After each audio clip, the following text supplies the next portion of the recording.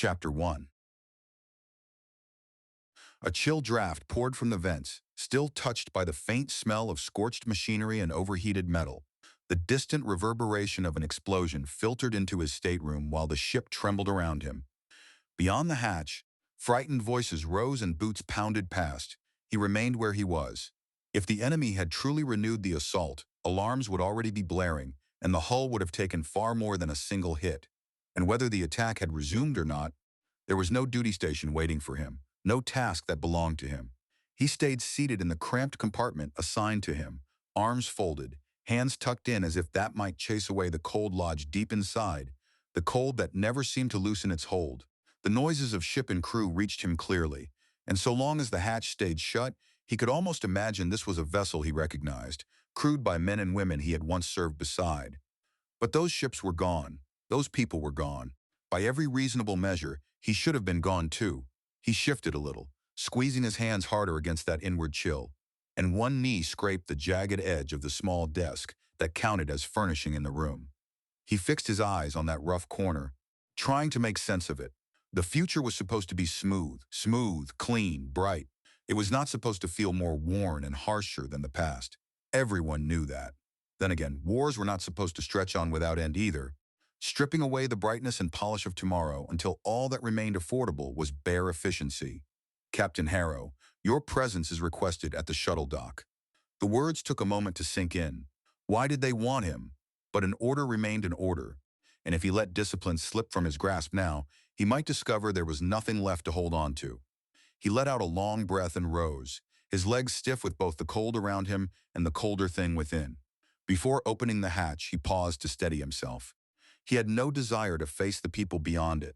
At last, he jerked it open and stepped into the passage.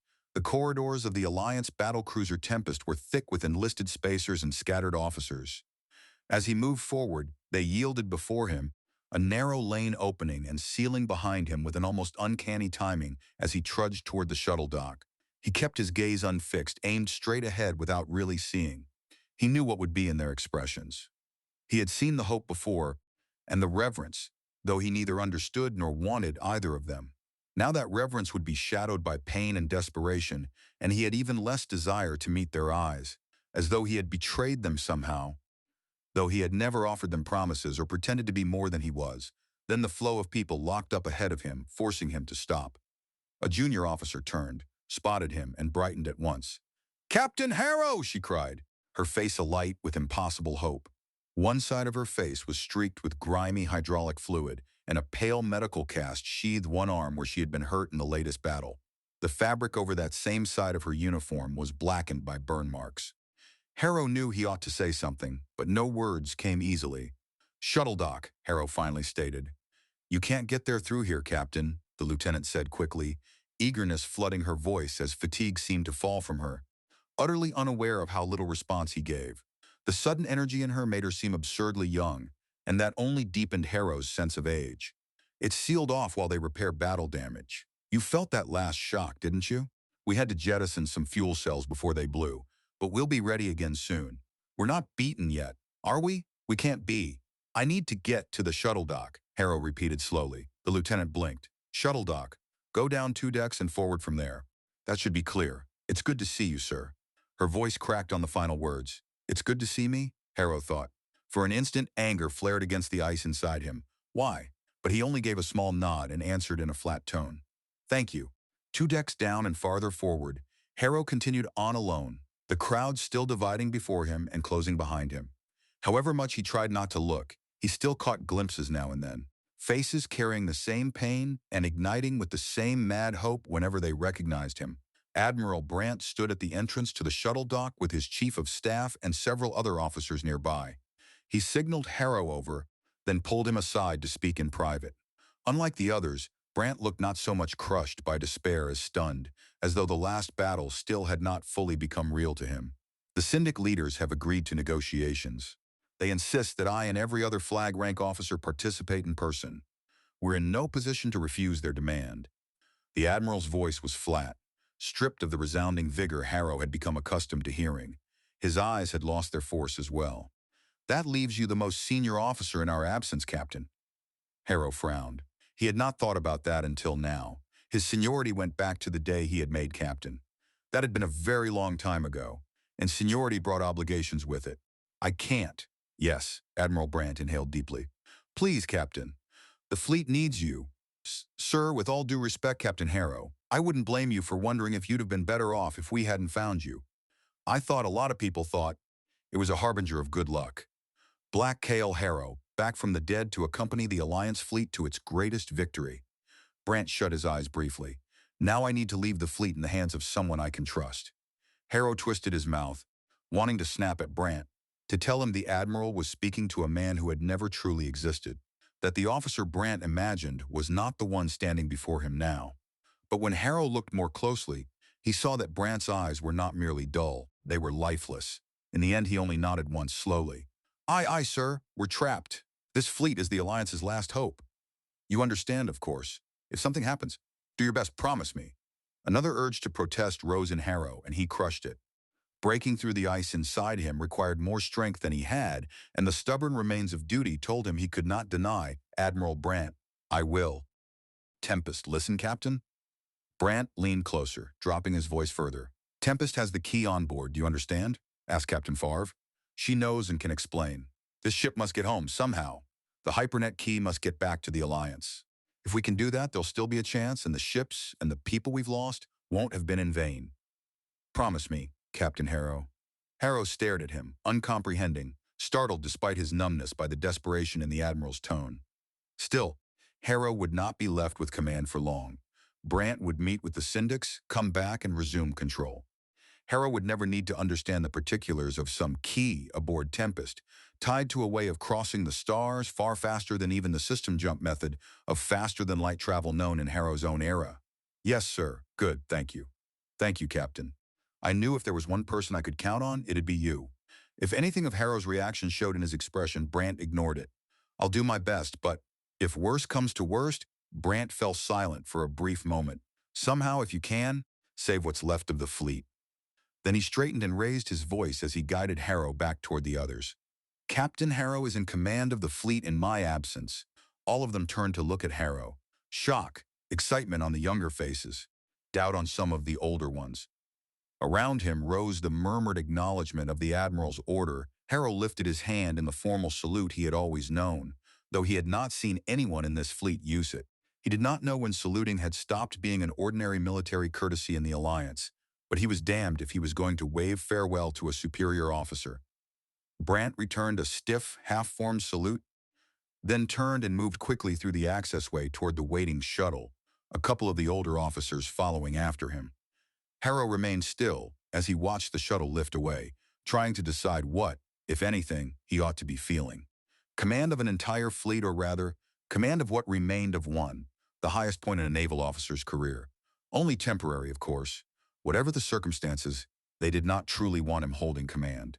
Admiral Brandt had merely offered a token courtesy to the legend of Captain Black Kale Harrow, a ceremonial nod before returning with whatever arrangement he could wring from the enemy.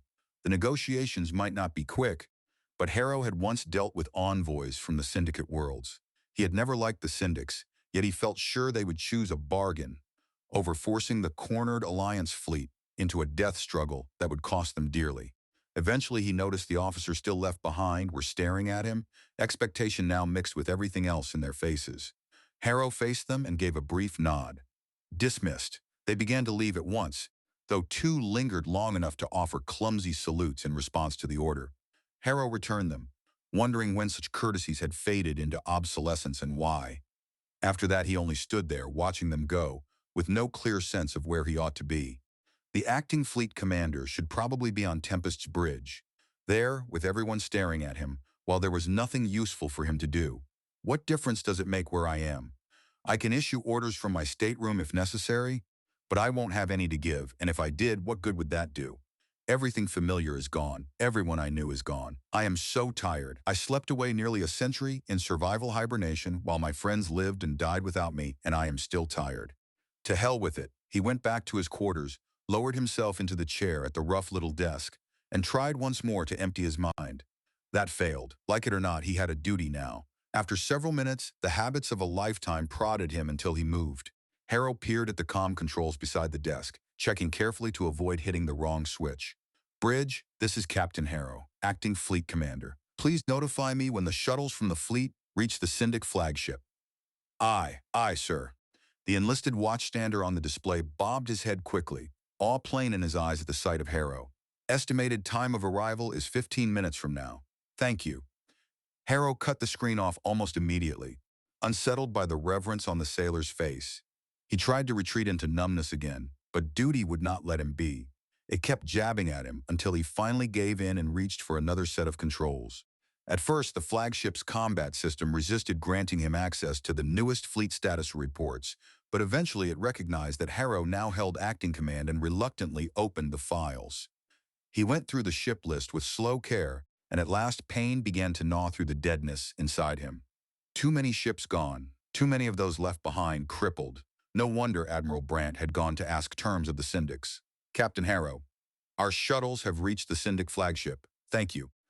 Harrow did not want to picture Admiral Brandt being escorted through an enemy vessel, forced to plead and posture for whatever mercy he might extract from a triumphant foe. Harrow had never admired the Syndic's treatment of their own people, much less anyone else. Still, they had always seemed capable of reason. Captain Harrow, this is the communications watch. Harrow turned toward the display. The officer visible there looked shaken beyond anything Harrow had seen so far. Much worse than shaken. What is it? A message from the Syndic flagship. Captain. They sent it to all our ships. Show me. The communications officer vanished from the screen. In his place appeared Admiral Brandt and the other senior Alliance officers, standing beside a bulkhead aboard what had to be the Syndic flagship.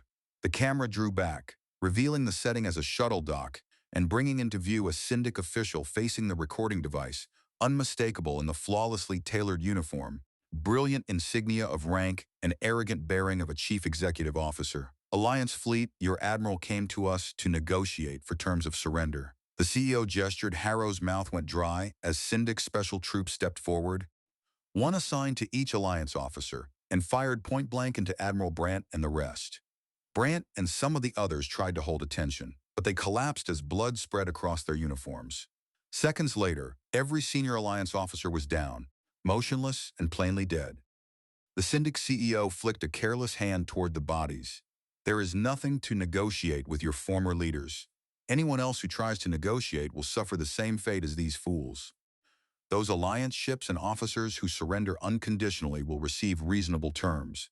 We have no quarrel with those who were forced to fight us by misguided leaders such as these. Even through the shock, Harrow found himself wondering whether the CEO realized how hollow that sounded. But those who attempt to negotiate will die, though perhaps not as quickly as your admiral. You have 1 hour to surrender your ships. After that, we will move in and crush any resistance.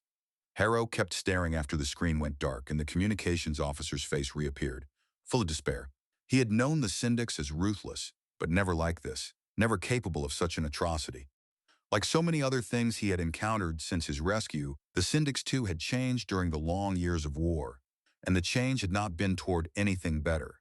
It took time for one fact to settle fully into place. His command of the fleet was no longer provisional. He now held a shattered force, trapped after defeat, hemmed in by overwhelming enemy strength, with only 1 hour before the deadline expired. And this communications officer and countless others across the fleet were looking to him, hoping, praying, that he could somehow do something. Harrow inhaled deeply, aware that the emptiness that had lived in him since his rescue was helping keep his expression steady. Get me, Captain. What was the name Brandt had used? Favre. Captain Favre. Now, yes, sir. She's on the bridge, sir. On the bridge. Only then did Harrow remember that Favre commanded Tempest. Had he met her before? He could not recall. A moment later, Captain Favre appeared on the display, perhaps middle-aged. Her face had been worn down by years' experience and the catastrophe of the recent battle, so much so that Harrow could not have imagined how she might look in a life shaped by peace instead of strain. I was told you wanted to speak with me. Captain, are you aware of the recent Syndic message? She swallowed before replying. Yes, it was sent to all ships, so every commanding officer saw it. Do you know why the Syndics killed Admiral Brandt? Favre's lips curled. Because they're soulless scum. A flicker of anger touched Harrow. That's not a reason, Captain. She held his gaze for a heartbeat. They decapitated our leadership, Captain Harrow. A Syndic fleet would be crippled if left leaderless, and they assume we function the same way. They want to break our morale by showing us a massacre, and by publicly killing all of our leaders, they're trying to ensure we can't organize any further resistance. He stared at her, unable to answer immediately. Captain Favre, this fleet is not leaderless. Something changed in her expression. Her eyes widened. You're in command. That's what Admiral Brandt said. I thought you'd have been aware of it. I was informed, but I was uncertain how you'd respond, Captain Harrow. But you will exercise command? Praise the living stars. I need to inform the other ships. I was monitoring their discussion about what we should do when I was notified to call you. Whatever Harrow had meant to say next vanished as the meaning of that reached him. Discussing? What are the other ship's captains discussing? What to do, sir. They're discussing and debating what to do following the death of Admiral Brandt and all of the other flag rank officers. They're what? Something cracked in the ice inside Harrow. Weren't they also informed I'd been placed in command of the fleet by Admiral Brandt? Yes, sir. Haven't any of them contacted the flagship for instructions? The hope that had just brightened Favre's face was now edged by something else. The caution of a seasoned officer who realizes a superior may be on the verge of detonating. No, sir. There have been no communications addressed to the flagship. They're arguing over what to do, and none of them have even contacted the flagship. Harrow found the notion almost impossible to comprehend. Letting salutes disappear was one matter, but captains of individual warships disregarding superior command entirely. What had become of the Alliance fleet he had once known? Captain Favre watched him closely, plainly braced for the outburst she expected. Instead, he answered in deliberate calm, the proper words rising from somewhere deep within him, unwinding like an old recording, suddenly set playing again. Captain, please contact the commanding officers of every ship. Inform them that the fleet commander requires their presence at a conference on board the flagship. We have less than an hour left before the Syndic deadline, Captain Harrow. I'm aware of that, Captain Favre. And I'm increasingly aware that I need to show these people I'm in command before this fleet falls apart, and I need to learn something about them before I seriously misjudge anything critical. I know too damn little about everything. Admiral Brandt showed me his conference room.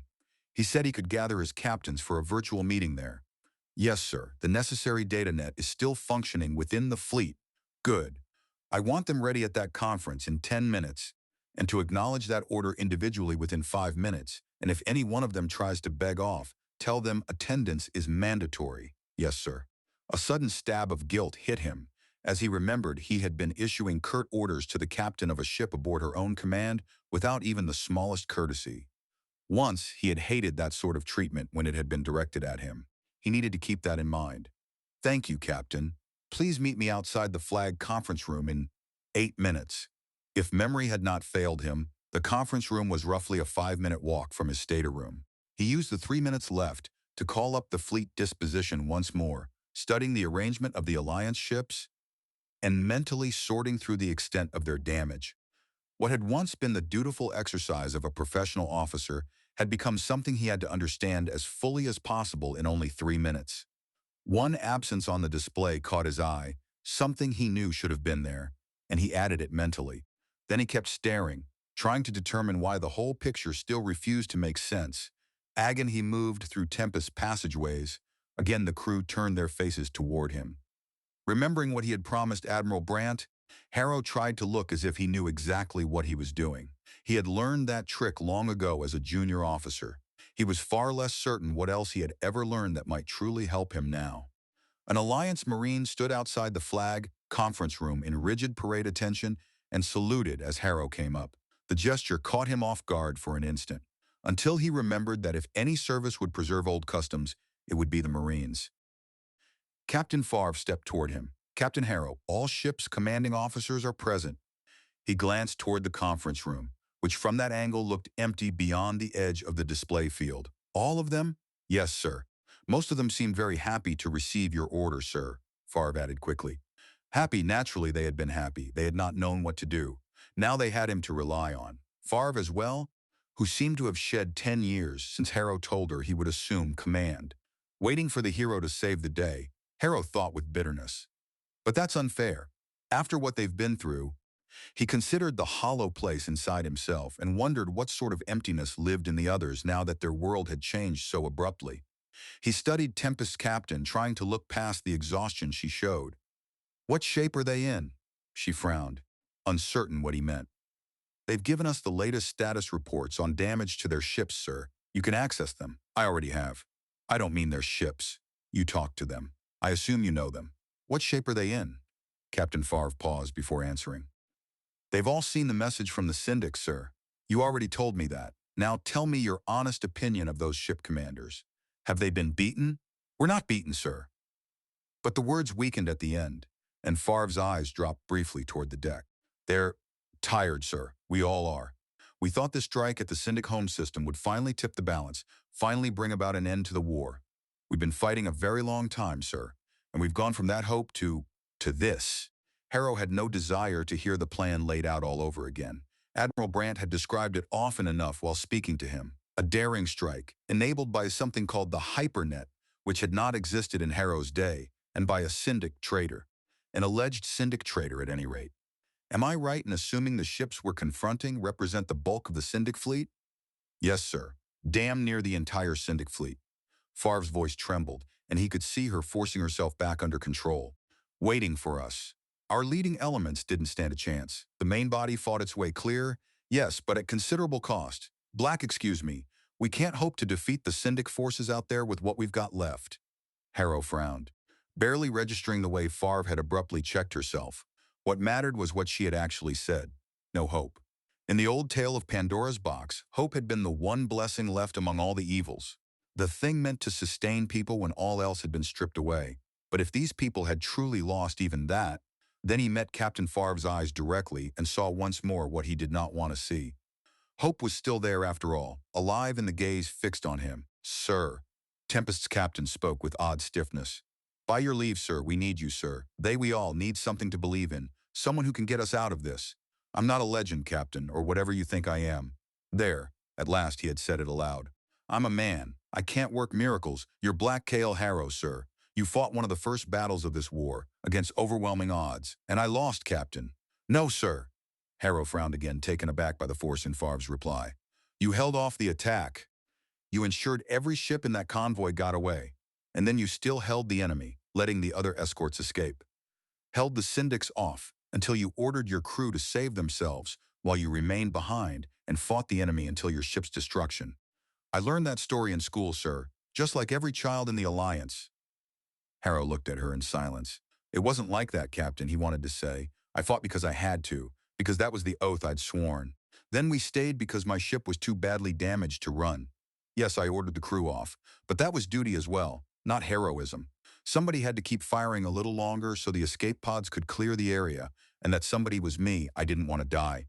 When the last combat system aboard my ship was knocked out, I rigged the power core to self-destruct and tried to escape in one of the surviving pods. A damaged pod, made worse when my ship exploded. No functioning beacon.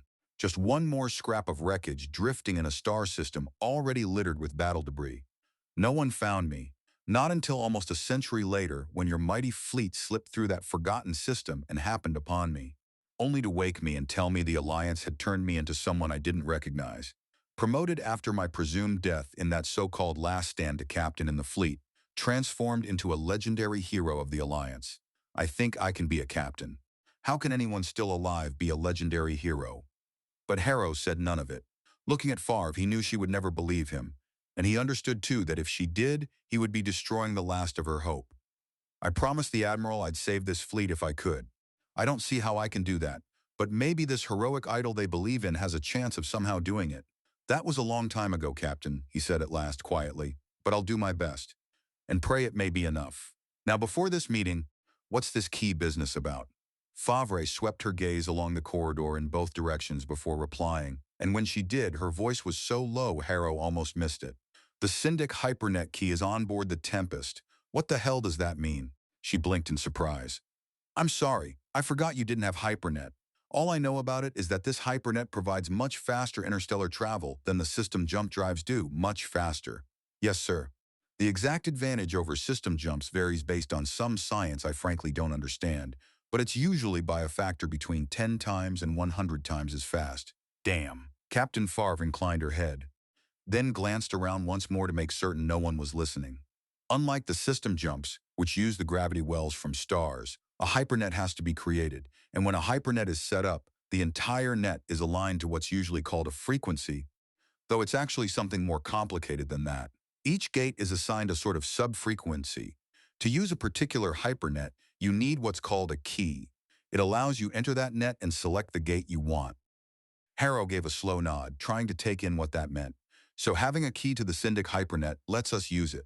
Where'd Tempest get a Syndic key? We got it from the trader. Her face hardened with revulsion. The double trader. It made our strike at the Syndic home system possible. I see. They gave you the means to get here and then waited for you. Guessing you'd never be able to resist such an opportunity, Favre's expression tightened. Yes, sir. Then the Syndics know we have this key. Why's the fact it's on Tempest so important? Because they know we had it, but they don't know what ship it was on. They don't know if it's been destroyed already. They don't know if one of the surviving ships still has it. If they knew it was on Tempest, they'd immediately throw everything they had at her to make sure the key was destroyed. Yes, sir. They can't just change the frequency of their hypernet? Favre shook her head. That's impossible, Captain Harrow. Once the net is constructed, its fundamental characteristics can't be changed. Harrow paused, acutely conscious of how little he understood and how little time he had before facing the assembled captains. How big is this key? Too big for someone to carry, if that's what you mean. It's large and heavy. Can we duplicate it, make copies, and give some to other ships? No. Copying a hypernet key is beyond the capabilities of any ship in the fleet. Back home in Alliance space, there are worlds with that capability. He considered that for another moment, thinking of what returning that key to Alliance space might mean. Another burden for the great hero to bear. Let's go meet the ship commanders. Men and women who wore the same uniforms he did, yet clearly did not think the way he did. How long would it take him to understand what a century of war had done to them? He would need to hear them very carefully. Wait, one more thing. A few moments ago, when you said we didn't have any chance of defeating the Syndic fleet here, you started to say something else. What? Favre looked uneasy, her eyes slipping past Harrow instead of meeting his. I started to say that Black Kale himself couldn't defeat this Syndic fleet.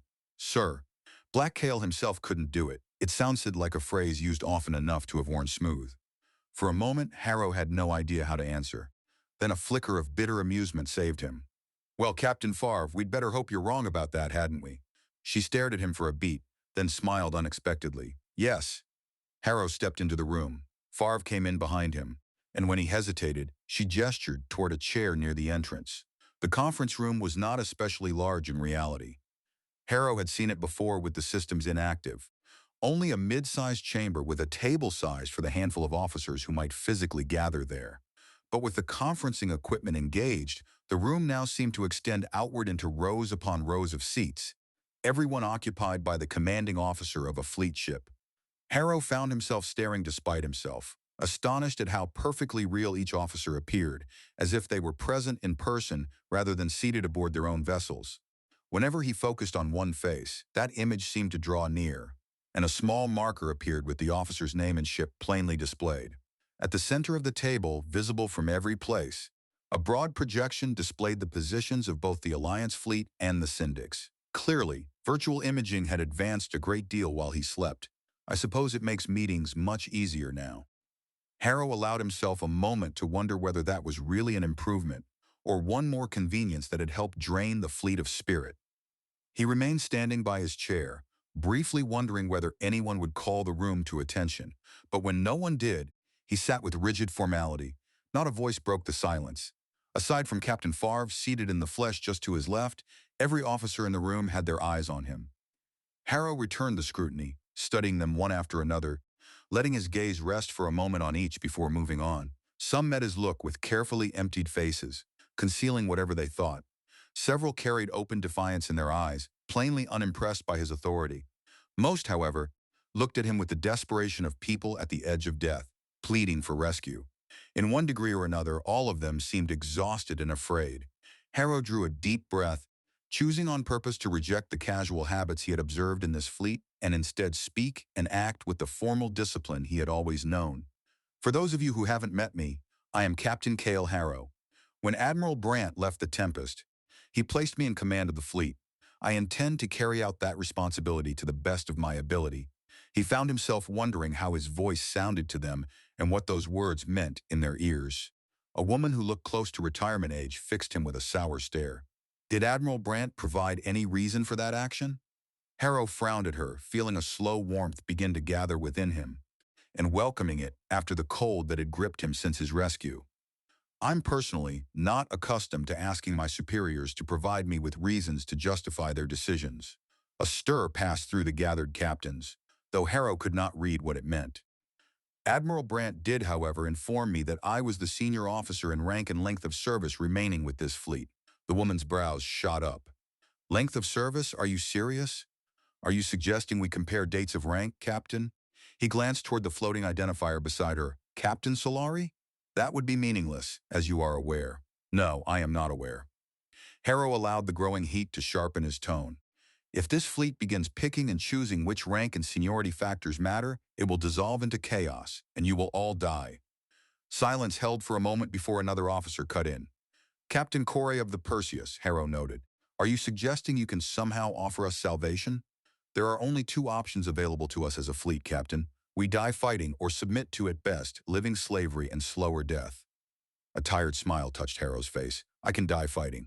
I imagine it's easier the second time around. Captain Calder of the Valor laughed.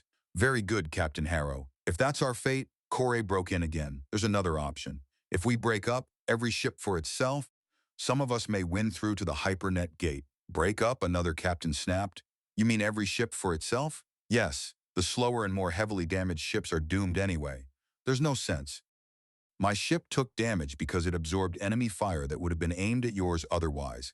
And now you want to leave us to Syndic labor camps? If there's no alternative, quiet. Only when every face turned toward him did Harrow realize he had spoken aloud.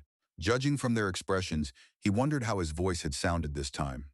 This fleet will not abandon any ships. Cora spoke once more, and Harrow noticed several of the other officers giving small nods to what he was saying. That's not a reasoned judgment because you're not qualified to command this fleet. You know that. Your knowledge of weapons and tactics is hopelessly outdated. You lack understanding of the current situation, here and at home. Inside Harrow, something ignited completely, heat surging through him in a sudden blaze. Captain Core, I am not here to debate command issues with you or any other officer of this fleet. You're not qualified to command.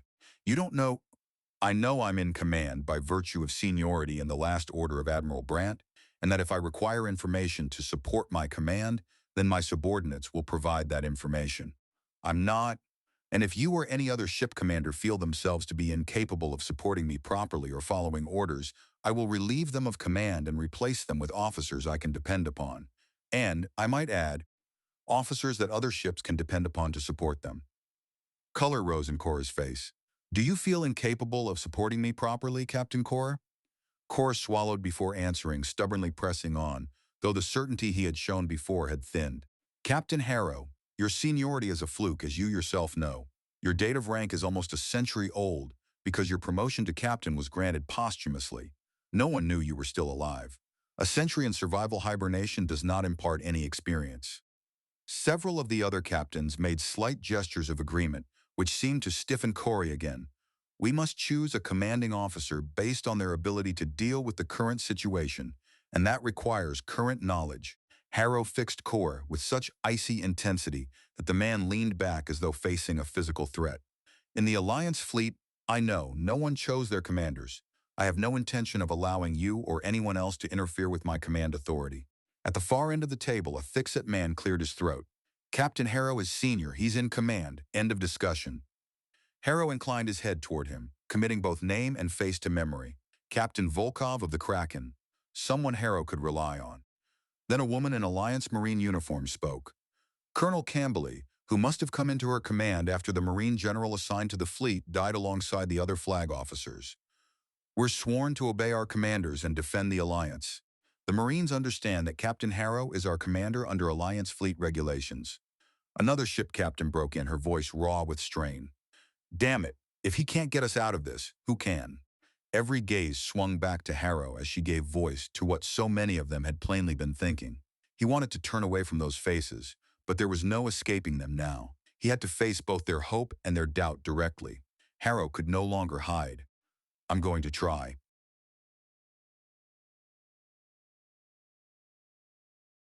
Chapter 2. Silence lingered in the chamber for another beat before Captain Solari spoke once more, her tone as sharp as the look on her face. How, Captain? What magic will you use?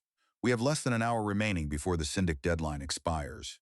Harrow met her with the same hard expression, yet as he looked down the line of ship commanders, he could tell his authority was balanced by the thinnest margin. Only then did he truly register how young so many of them were. Far younger than the captains he had known a century earlier, and plainly less tempered, less seasoned. Too many sat poised and uncertain, ready to lunge whichever way events pushed them. If they started breaking in different directions, the fleet would come apart, and the Syndics would harvest the pieces with ease. Then we'd better use that time thinking instead of hurling barbs at each other, shouldn't we? He gestured toward the display at the table's center, where the Alliance formation was shown. The worst damaged ships had clustered into a crude sphere. Between that core and the immense Syndic force ahead, Alliance warships formed a crescent-shaped wall, broad and rectangular, curved toward the enemy. At first glance, it looked formidable. Then you counted hulls and understood that the Syndic hammer waiting beyond would smash through that crescent as though it were fragile glass. Captain Calder pointed to the display as well. Unfortunately, this display is accurate, and neither the realities of war nor the laws of physics have changed since your last battle, Captain Harrow. We're here, the Syndics are here, only 2.5 light minutes away from our leading elements. And the Hypernet gate is, his hand swept toward the far side of the enemy formation. Here, 30 light minutes from us, on the wrong side of the enemy. If we could have a few more hours to repair our damaged ships, someone offered. A few more hours or a few more days wouldn't help, another replied immediately. The Syndics are repairing their damage too, and they can count on reinforcements and resupply coming through that gate behind them. Calder inclined his head toward Harrow. I agree. Time is not on our side, even if the Syndic deadline is not enforced. Harrow returned the nod, his gaze moving again over the officers seated around the table. We can't stop an attack, and we can't launch one with any reasonable expectation of surviving it. Cor spoke again, his face still flushed. Individual ships might be able to what, Captain? Reach that gate, and then what? Harrow heard the shared intake of breath around the room. This fleet has a Syndic hypernet key, I know that. But I assume the ships using it must go through together. A low murmur confirmed it. I repeat, an every ship for itself plan will not be followed by this fleet, and any commanding officer who tries it will be court-martialed by me if I can catch them, or killed by the Syndics when they reach that gate alone and can't get through it. Silence followed. Harrow leaned back and rubbed at his chin. That's what we can't do, but it isn't every possible choice. Perhaps one of you can explain this to me. He fumbled briefly with the display controls before finding the correct setting. Here. Harrow indicated a point somewhat behind and offset from the Alliance position, 20 light minutes away from the nearest Alliance ships. Why isn't this guarded? The room frowned and leaned forward to examine it. At last, Captain Solari turned that corrosive stare of hers on Harrow again. Because it's meaningless, meaningless. Harrow let the word linger, wondering as he did whether there might be any proper way to avoid ever having to look at Solari again. That's the system jump point. His remark was met with shrugs. Damn it, why can't we use that to get out of this? Calder answered carefully. Captain Harrow, there's likely only 1 or 2 stars within jump range of that point. There's only one, Harrow said bluntly. That much had been simple enough to check. Corvus? Then you see the problem, sir. The system jump method is too limited in range. The Corvus system is itself only a few light years away and still deeply buried within Syndic territory. I know that. But from Corvus we could jump to any of, he checked the figures, 3 other systems. Harrow watched the other officers glance at one another, though none spoke. From one of those systems we could jump to others. Captain Solari shook her head. You aren't seriously suggesting getting back to Alliance space by using system jump drives, are you? Why not? It's still faster than light. Not nearly faster than light enough. Do you have any idea how deep in Syndic space we are? Harrow gave her an unhidden glare. Since the shape of the galaxy hasn't altered appreciably since my last command, yes, I do know how deep we are in Syndic space. So we've got a long haul out of here. It's a chance. Do you prefer dying here? Better that than commit slow suicide? We don't have the supplies to sustain that kind of journey. It would take many months, perhaps years depending on the route. But that's irrelevant, because the Syndic fleet will simply get there ahead of us and destroy us as we arrive. Harrow was still forcing down his anger enough to answer when Captain Favre began speaking. almost as if she were thinking aloud. Corvus' system isn't on the Syndic hypernet. The Syndic fleet couldn't beat us there. Favre looked around the room. They'd have to follow us through the same system jump point. That'd take time. Captain Calder nodded at once. Yes, we'd have a free window to transit Corvus to our next jump point. Not a long one, but time enough. Then the Syndics would have to guess what our next destination would be. We don't have the supplies, Solari insisted. Calder shot her a glare that made it obvious affection between them was non-existent. Who even knows what's at Corvus? It can't be that important, someone suggested. Not if the system isn't on the Syndic hypernet. We don't know what's there, Captain Solari. She swung her glare back toward Harrow as he motioned toward the projected Syndic fleet. We know what's here, don't we? Can anything in Corvus be worse? We'll face better odds no matter what, and we'll have the transit time and jump space to repair internal damage to the ships. Heads began to nod. A few smiles appeared. But supplies, Solari tried again. I assume there's something at Corvus. Harrow bent toward the data. This says there was a Syndic self-defense base. Do those still stock supplies that Syndic ships passing through could draw on? They used to. They'll have something. And there's an inhabited planet in that system. There'll be some off-planet facilities, in-system traffic, stuff we can get parts and food and other essentials off of. Harrow kept studying the display, caught up for a moment in the calculations and briefly forgetting the officers around him. It'd be a snatch and grab through Corvus. The Syndics will be coming out of that jump point behind us as fast as they can, so it'll be a race to get our slower and more heavily damaged ships through the system before we can be caught. He looked up and saw hesitation written across many faces. We can do this. Captain Volkov spoke again. Captain Harrow, I must warn that getting to the jump point here will not be easy. It's not guarded, no, but the Syndic fleet is close, and they have some very fast ships. They can leave their slower ships behind to catch up. We can't. Harrow nodded. Very true. Ladies and gentlemen, I will stall the Syndics as long as I can. But as soon as we start moving, Captain. A short woman with intense eyes leaned forward. We could maneuver the fleet, look like we're reorganizing to meet an attack, and get those damaged and slow ships closer to the jump point under cover of those movements. Harrow smiled. Commander Linney of the Maelstrom. He would need to remember her as well. Do you have some ideas? Yes, I do. Let me see them as soon as you can work them out. It'll be a pleasure, Captain Harrow. Linnea leaned back, her contemptuous gaze aimed squarely toward where Corey and Solari sat. Harrow studied them all once again, still unsteady. But I'm giving them something to do. Something that might work, even if it looks like such a desperate long shot, they would never have considered it without being forced to. Face it, Harrow. Without you, they would never have thought of it, because they were all fixated on that hypernet gate, helping the enemy by cutting off their own options. Then let's get going. Rather than replying, the other captains simply exchanged startled looks. What's wrong? Somebody tell me. Captain Favre answered with obvious unwillingness.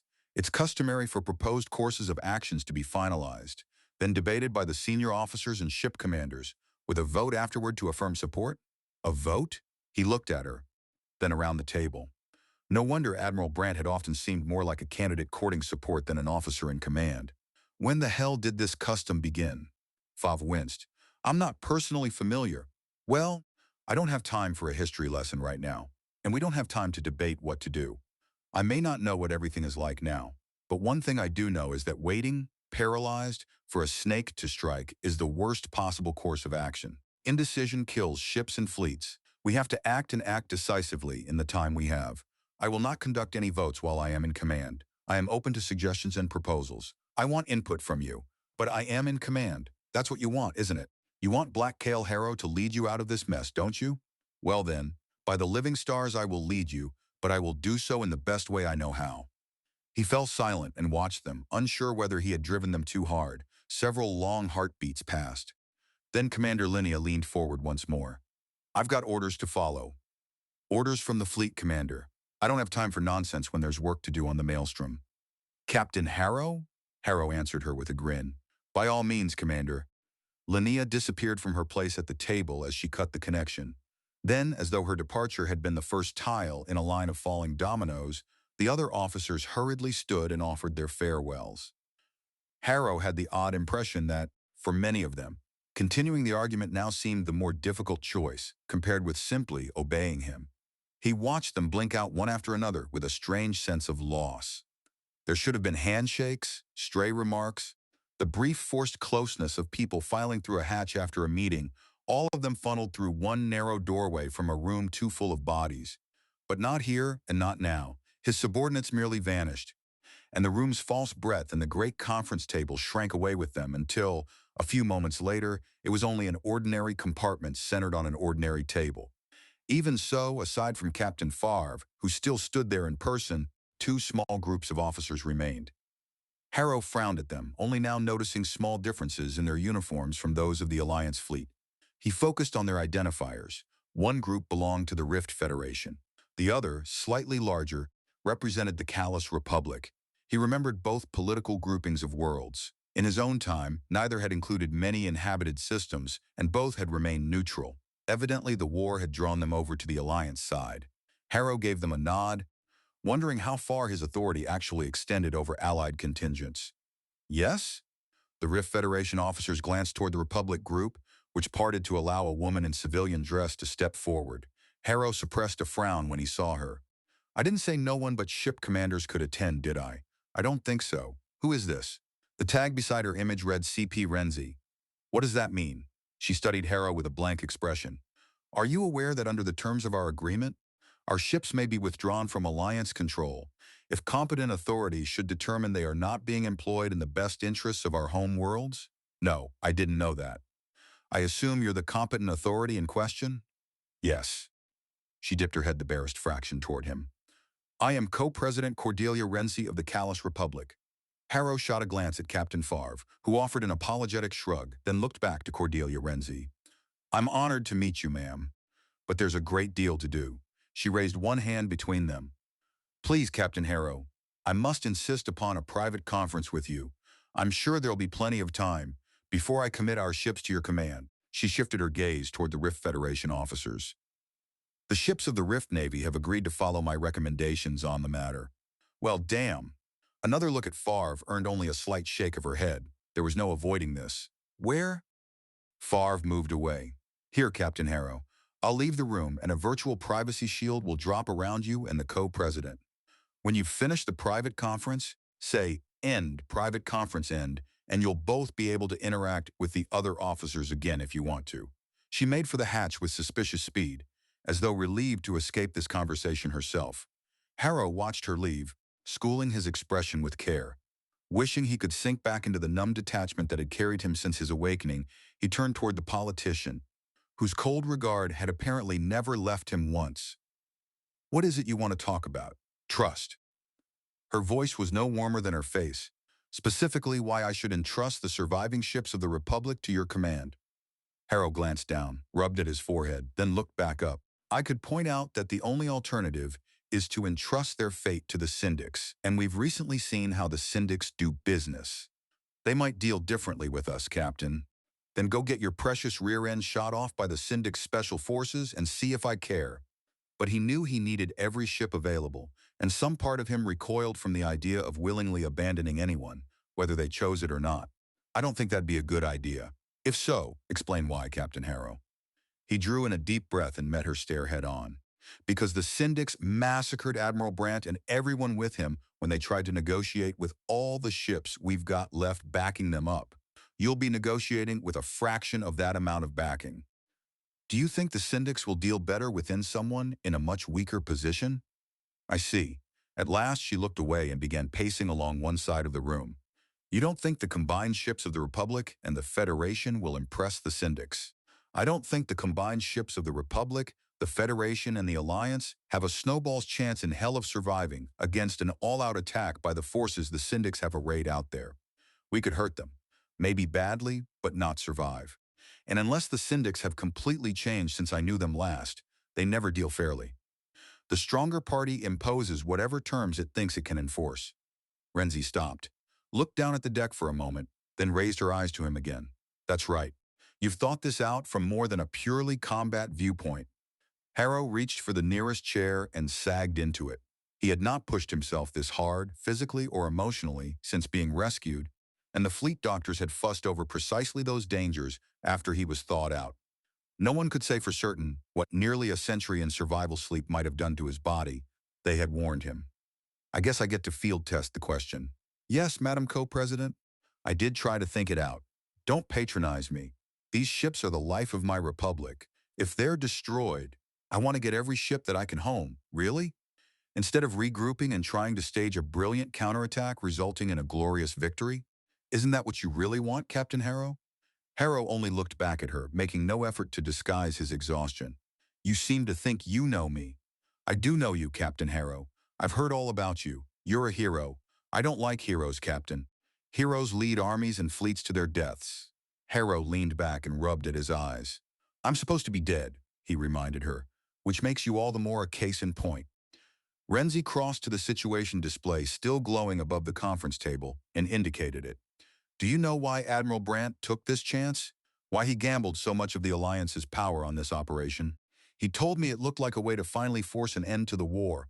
Oh yes, Renzi nodded, still looking at the display. A daring and bold blow. An operation worthy of Black Cale Harrow himself, she added quietly. That's a quote, Captain. Harrow stiffened. He never said anything like that to me. Of course not.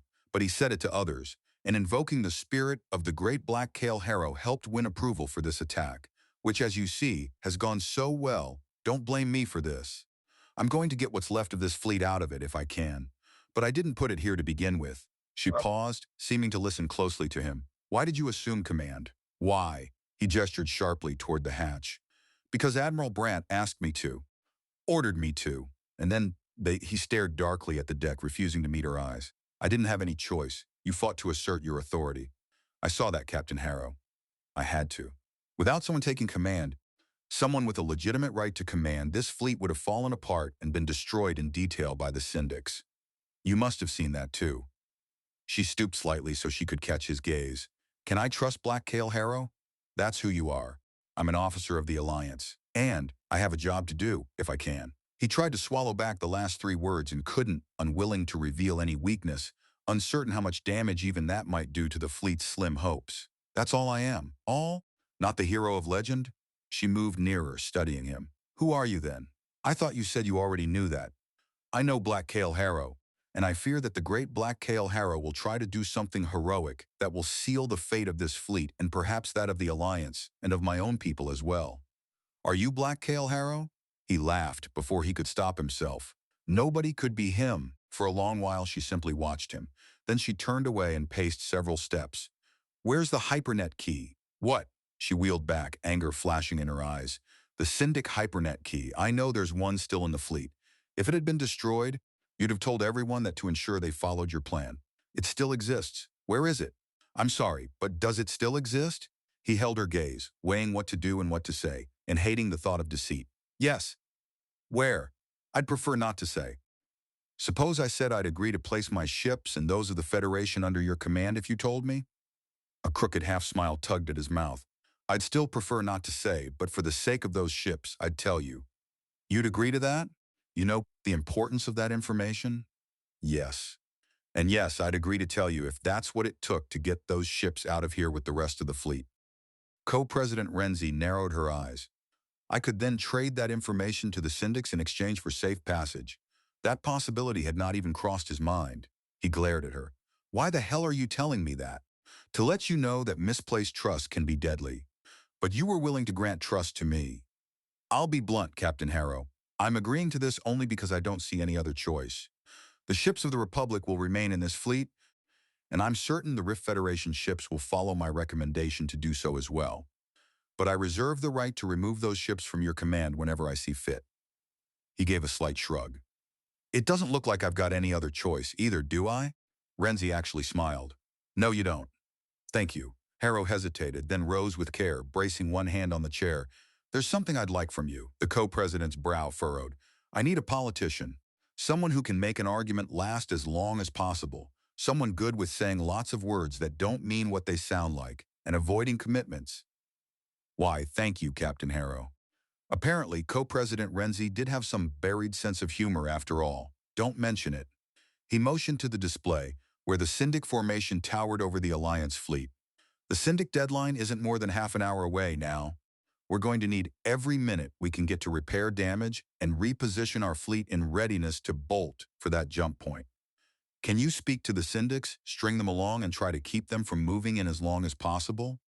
You mean on behalf of the Republic and the Rift, or of the entire fleet? Whatever works. Whatever will keep them talking. Just buy us some time, Madam Co-President. As much as you possibly can. She nodded. That's a reasonable request, Captain Harrow. I will open the talks with the syndics as soon as I board my shuttle. He stared at her. Shuttle? You're not going to the syndic flagship? No, Captain Harrow. I'm coming here, to the Tempest. I want to keep a personal eye on you. And on a certain very important piece of equipment. Oh yes, you told me nothing. But I believe I can best safeguard the interests of my people by being on your ship. Harrow drew in a deep breath, then inclined his head. I'll notify Captain Favre you're coming. Thank you, Captain Harrow. She smiled again, her expression every bit as challenging as her eyes. Now I shall attempt to frighten the syndics into giving us all more time. Then her image disappeared. For a moment, Harrow remained seated, staring at the place Renzi had seemed to occupy. Maybe she can frighten the syndics into holding off a little while longer. She sure scares me. Captain Favre received the news of Co-President Renzi's impending arrival as though it were merely one more malignant turn in a day overflowing with them. At least we've still got those ships with us. Yes, Harrow glanced around. Captain Favre, where's Admiral Brandt's staff? His staff? Yes, all the officers assigned to him as fleet commander. Where are they? I'd think they'd have sought me out. Favre looked momentarily confused. Then understanding came to her face. Oh, I understand. You're thinking of the old days. I'm sorry, she added quickly, apparently reacting to whatever showed in Harrow's expression. But much has changed. We've been short of experienced officers for a long time. The staffs you knew have been cannibalized, so those officers would be free to be assigned to ships. Harrow shook his head slowly. Losses have been that bad? Bad? Favre hesitated. We've lost many ships over the course of the war. The syndics have lost more, she added quickly. I was wondering why many of the ship commanders seemed so young. There's not always the luxury of allowing officers a long career before they're needed to command ships. I understand, Harrow said, though in truth he understood very little. All those youthful commanding officers, all those new ships. For an instant he felt the ice inside him return as he realized that every vessel whose data he had reviewed was new or nearly so. He had assumed the older ships had simply been left behind as less capable.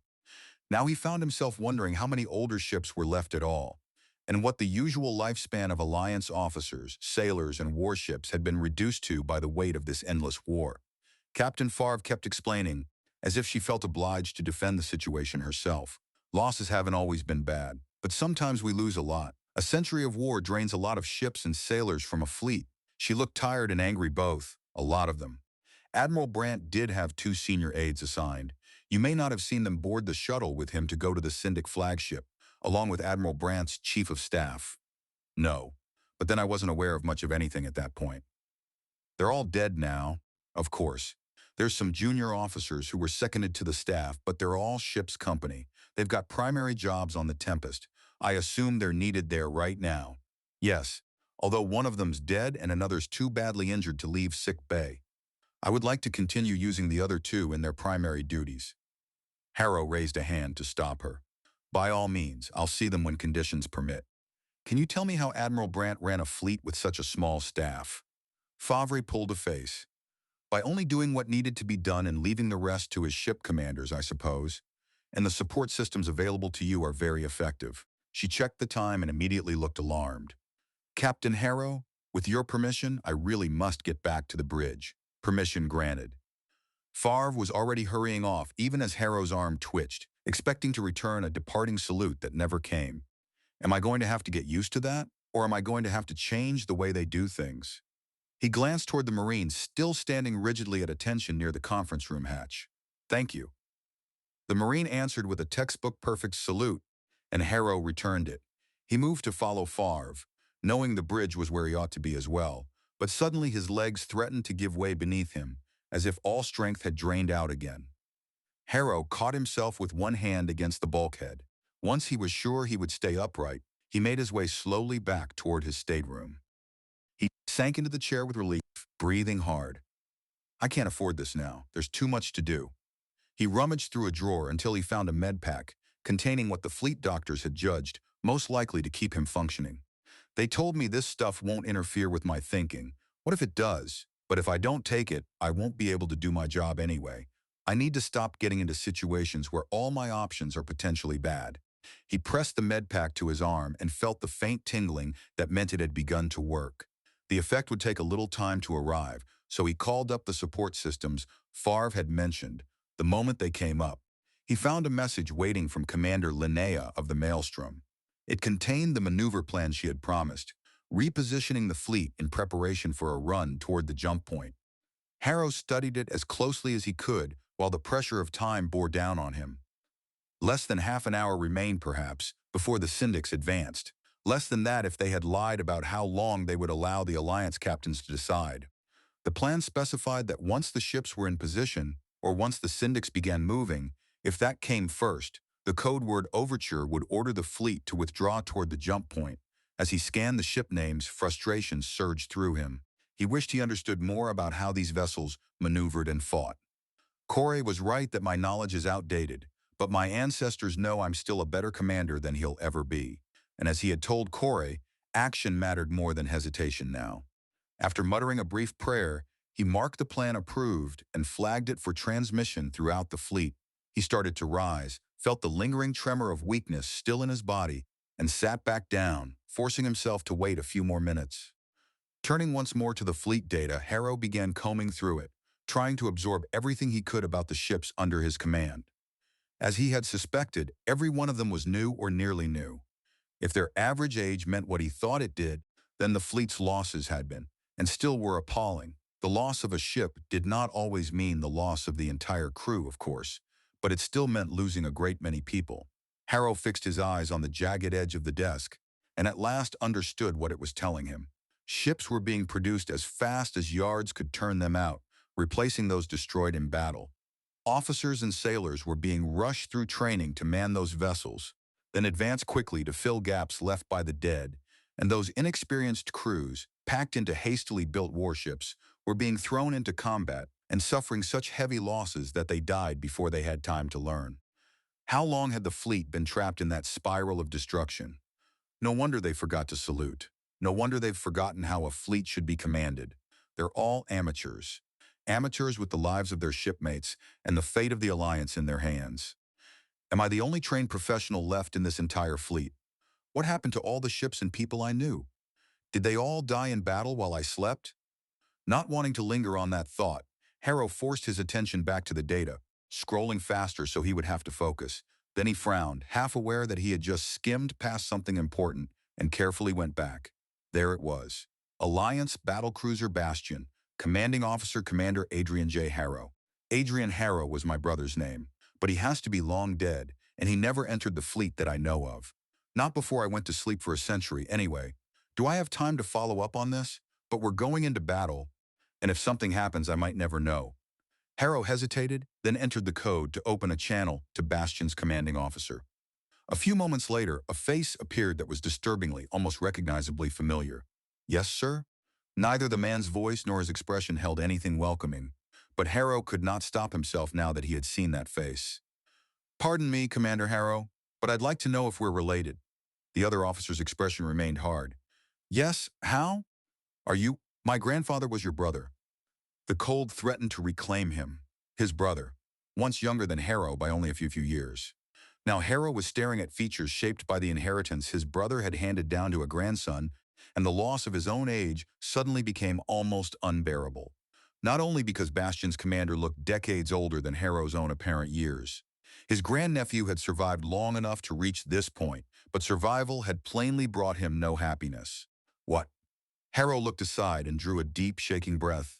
I'm sorry, I don't know anything about you and my brother. What happened to him? He lived and he died, Harrow's grandnephew replied in a flat voice. Something in that hostility stirred Harrow's temper. I know that. He was my brother, you cold bastard. Do you need anything else, sir? Harrow glared at the man, seeing both age and the marks left by long, powerful emotion on his face. His grandnephew was easily a couple of decades older than Harrow, and those years had not treated him gently. Yes, there is something else. What the hell did I ever do to you? The other man actually smiled, though no humor touched it. You? Nothing. Not to me. Or to my father, or to my grandfather. Grandfather used to say he'd have traded the honors for having you back, but then he lived in the glow of Black Kale Harrow, hero of the Alliance, not in the shadow of that hero. Harrow heard the capitals in every word Bastion's commander spoke and let his anger show plainly. That's not me. No, you were human. I figured that out. But to the rest of the Alliance, you weren't human. You were the perfect hero, the shining example to the youth of the Alliance. Commander Adrian Harrow leaned nearer his screen. Every day of my life has been measured against the standard of Black Kale Harrow. Do you have any idea what that's been like?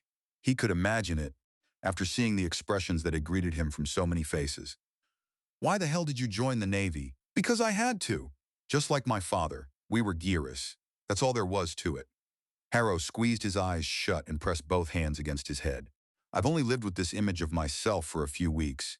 To live a lifetime in its shadow, I'm very sorry. You didn't do it, his grandnephew said again. Then why do you so obviously hate me? It's hard to break the habits of a lifetime.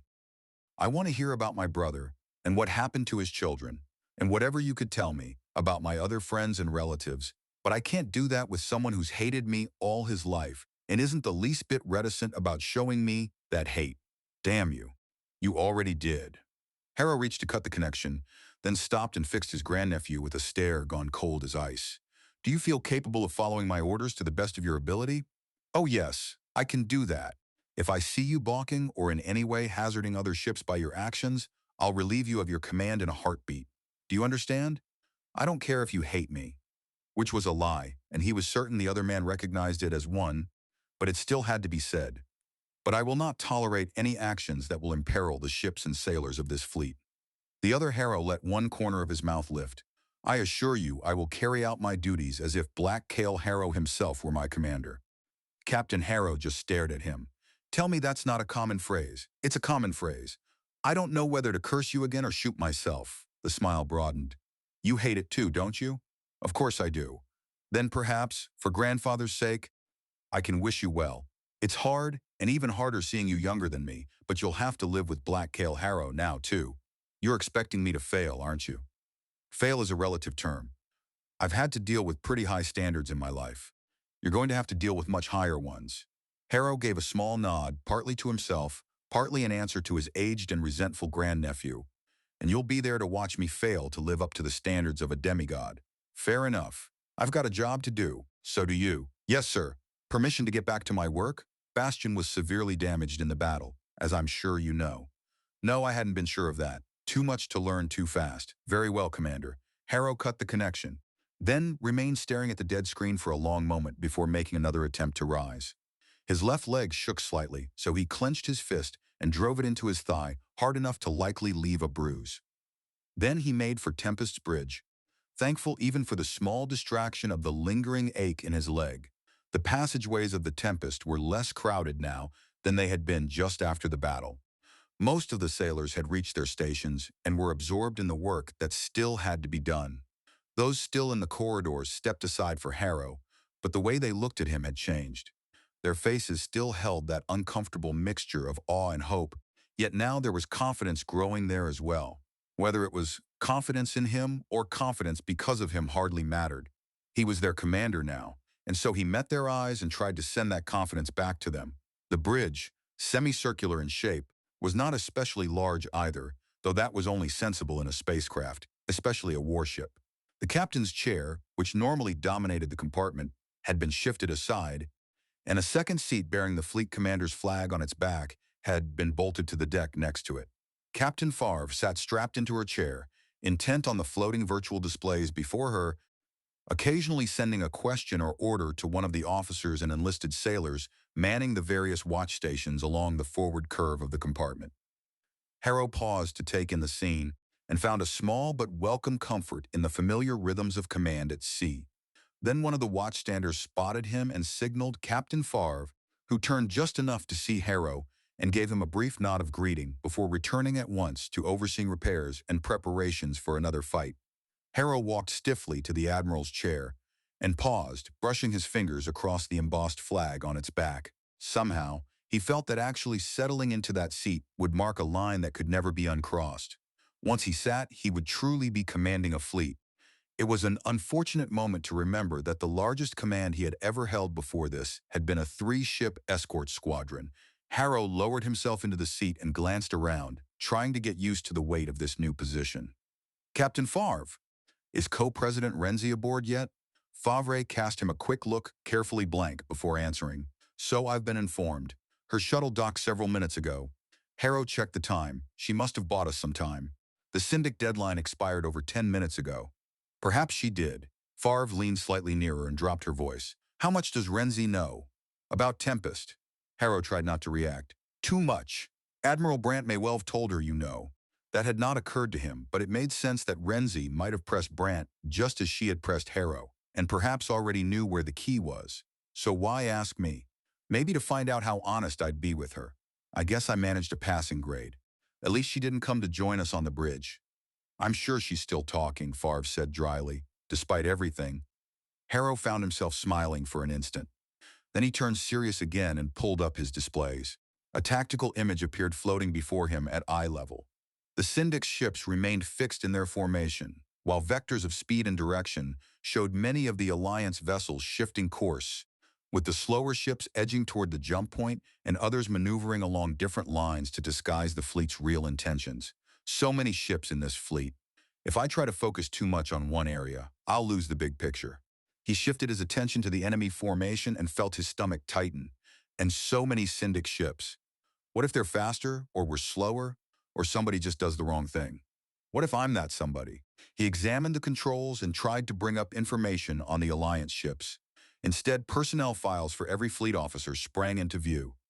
Muttering in annoyance, Harrow tried a different command. This time a set of statistics appeared for each ship class. Not what he had wanted exactly, but useful all the same. If only he had a few more minutes to learn more about these vessels and the ways they differed from the ones he had once known. He gestured toward Favre.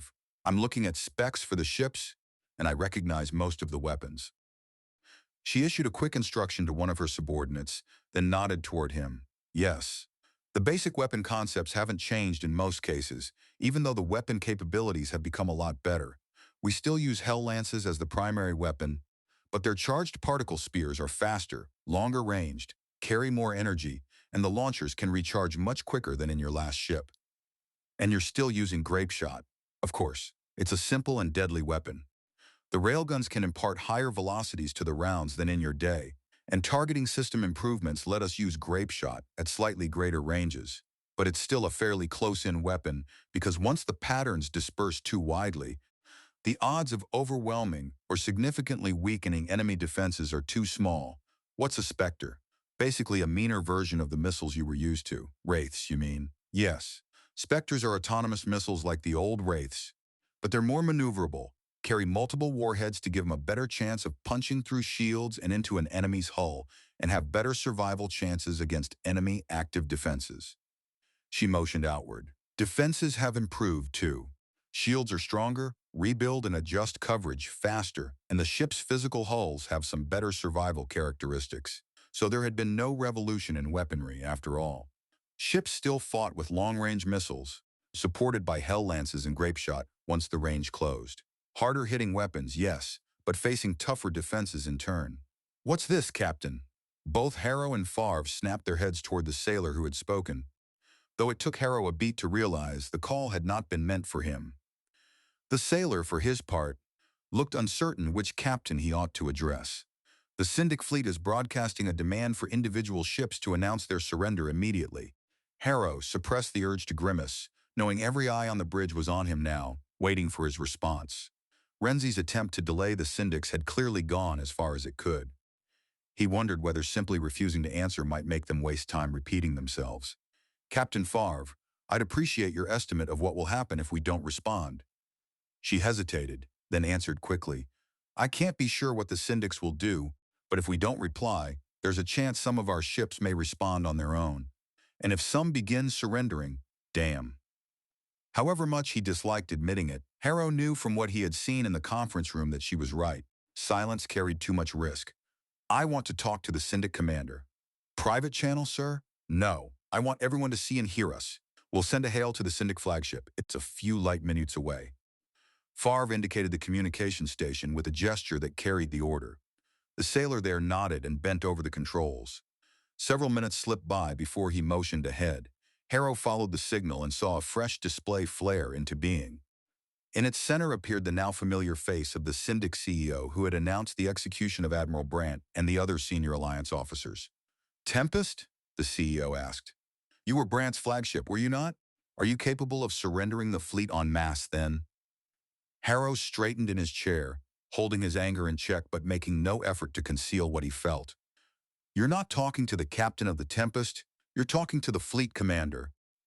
The Syndic flagship sat somewhat behind the foremost enemy ships, which put it nearly 3 light minutes from Tempest. Harrow kept his answer as brief as prudence allowed, then waited for the transmission to cross the gap, knowing the inevitable delay alone would help steal more time for his fleet. 3 minutes from Tempest to the enemy flagship, then 3 minutes back. Roughly 6 minutes after Harrow had spoken, the CEO's eyes finally shifted with irritation. "I don't care what you style yourself. I've been very generous out of humanitarian concern for the well-being of fellow humans, but your time is up. Broadcast surrender, drop your shields, and deactivate all offensive and defensive weapon systems immediately, or you will be destroyed." Harrow emphasized his answer with a shake of the head. "No." 6 minutes later, the Syndic fleet executive frowned at that curt refusal. "Very well. Tempest will be destroyed. Now, if you don't mind, I'm sure other ships will be trying to surrender. The ships of this fleet are under my command, not yours, and they will fight under my command," Harrow said, forcing every shard of the old ice inside him into his voice. He knew his own fleet would hear his words far sooner than the more distant enemy flagship would, and he hoped that would stop any Alliance captains still tempted to trust surrender. "The Alliance fleet is not beaten and will not surrender." He prayed the words sounded more confident than he felt.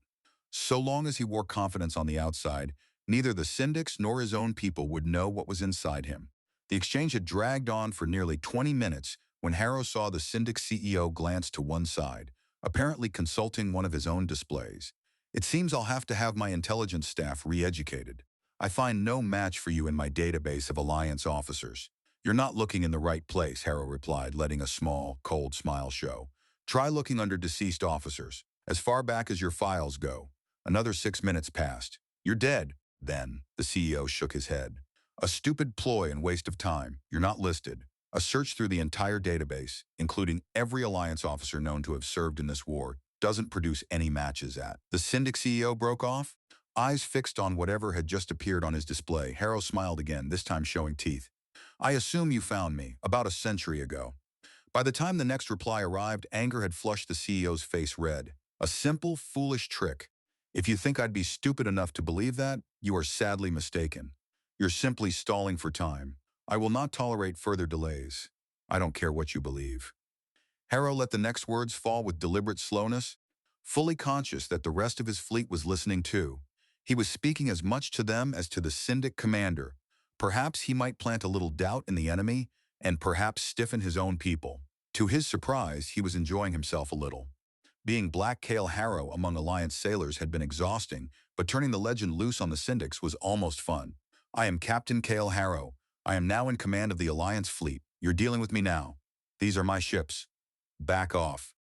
When the next message came through, the CEO was glowering. "Even if you were that person, there's nothing you can do. You're outnumbered, outgunned, and cut off. You have no options but surrender. I repeat, I will tolerate no more delays. My patience is at an end." Harrow did his best to appear unimpressed. "I beat the Syndics once, and I can beat them again." He knew what had to be said. He was still addressing his own fleet as much as the enemy flagship.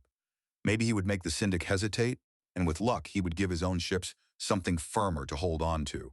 There's always something a good commander can do.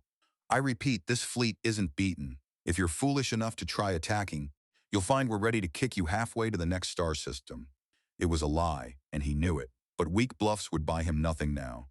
Another 6 minutes slipped past. The Syndic CEO watched Harrow with visible caution now, though he still tried to wear arrogant certainty. If Harrow was reading him correctly, that was excellent. Shaking an enemy commander's confidence could help decide a battle before it began. At the same time, Captain Favre and the Tempest crew, within Harrow's view, seemed divided between delight at the way he was baiting the Syndic commander and unease that the taunting might trigger an immediate attack. Harrow waited, keeping one eye on the slow repositioning of the Alliance fleet. How much longer could he delay matters before every ship was ready to break for the jump point?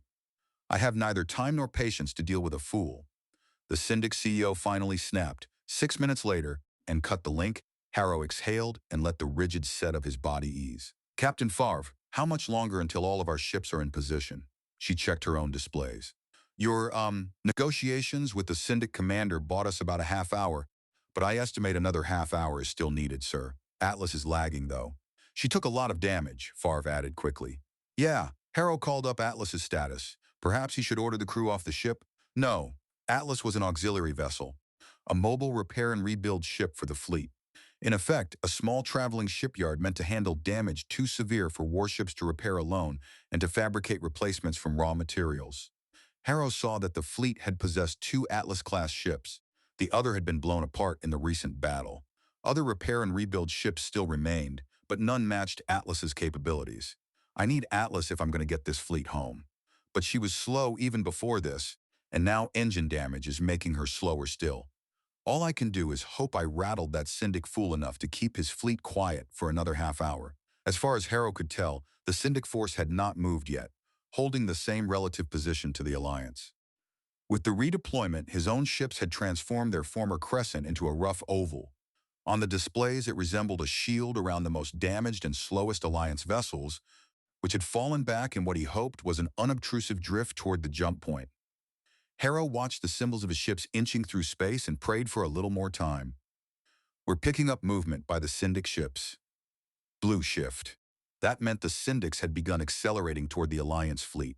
Harrow swore softly and fixed his attention on the display, tracking the enemy. Their formation had not altered at all. That same broad wall of firepower remained intact. But even as he watched, Tempest's long-range optical systems marked more and more ships with vectors showing acceleration toward the Alliance.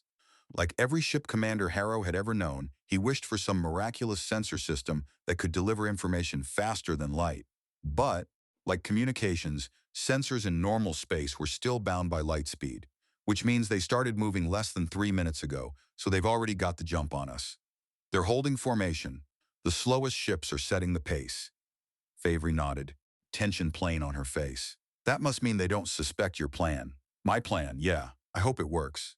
How do I call the fleet? He asked Favre. She touched several controls. You're on. Harrow drew a deep breath. All ships, this is the fleet commander, Captain Cale Harrow.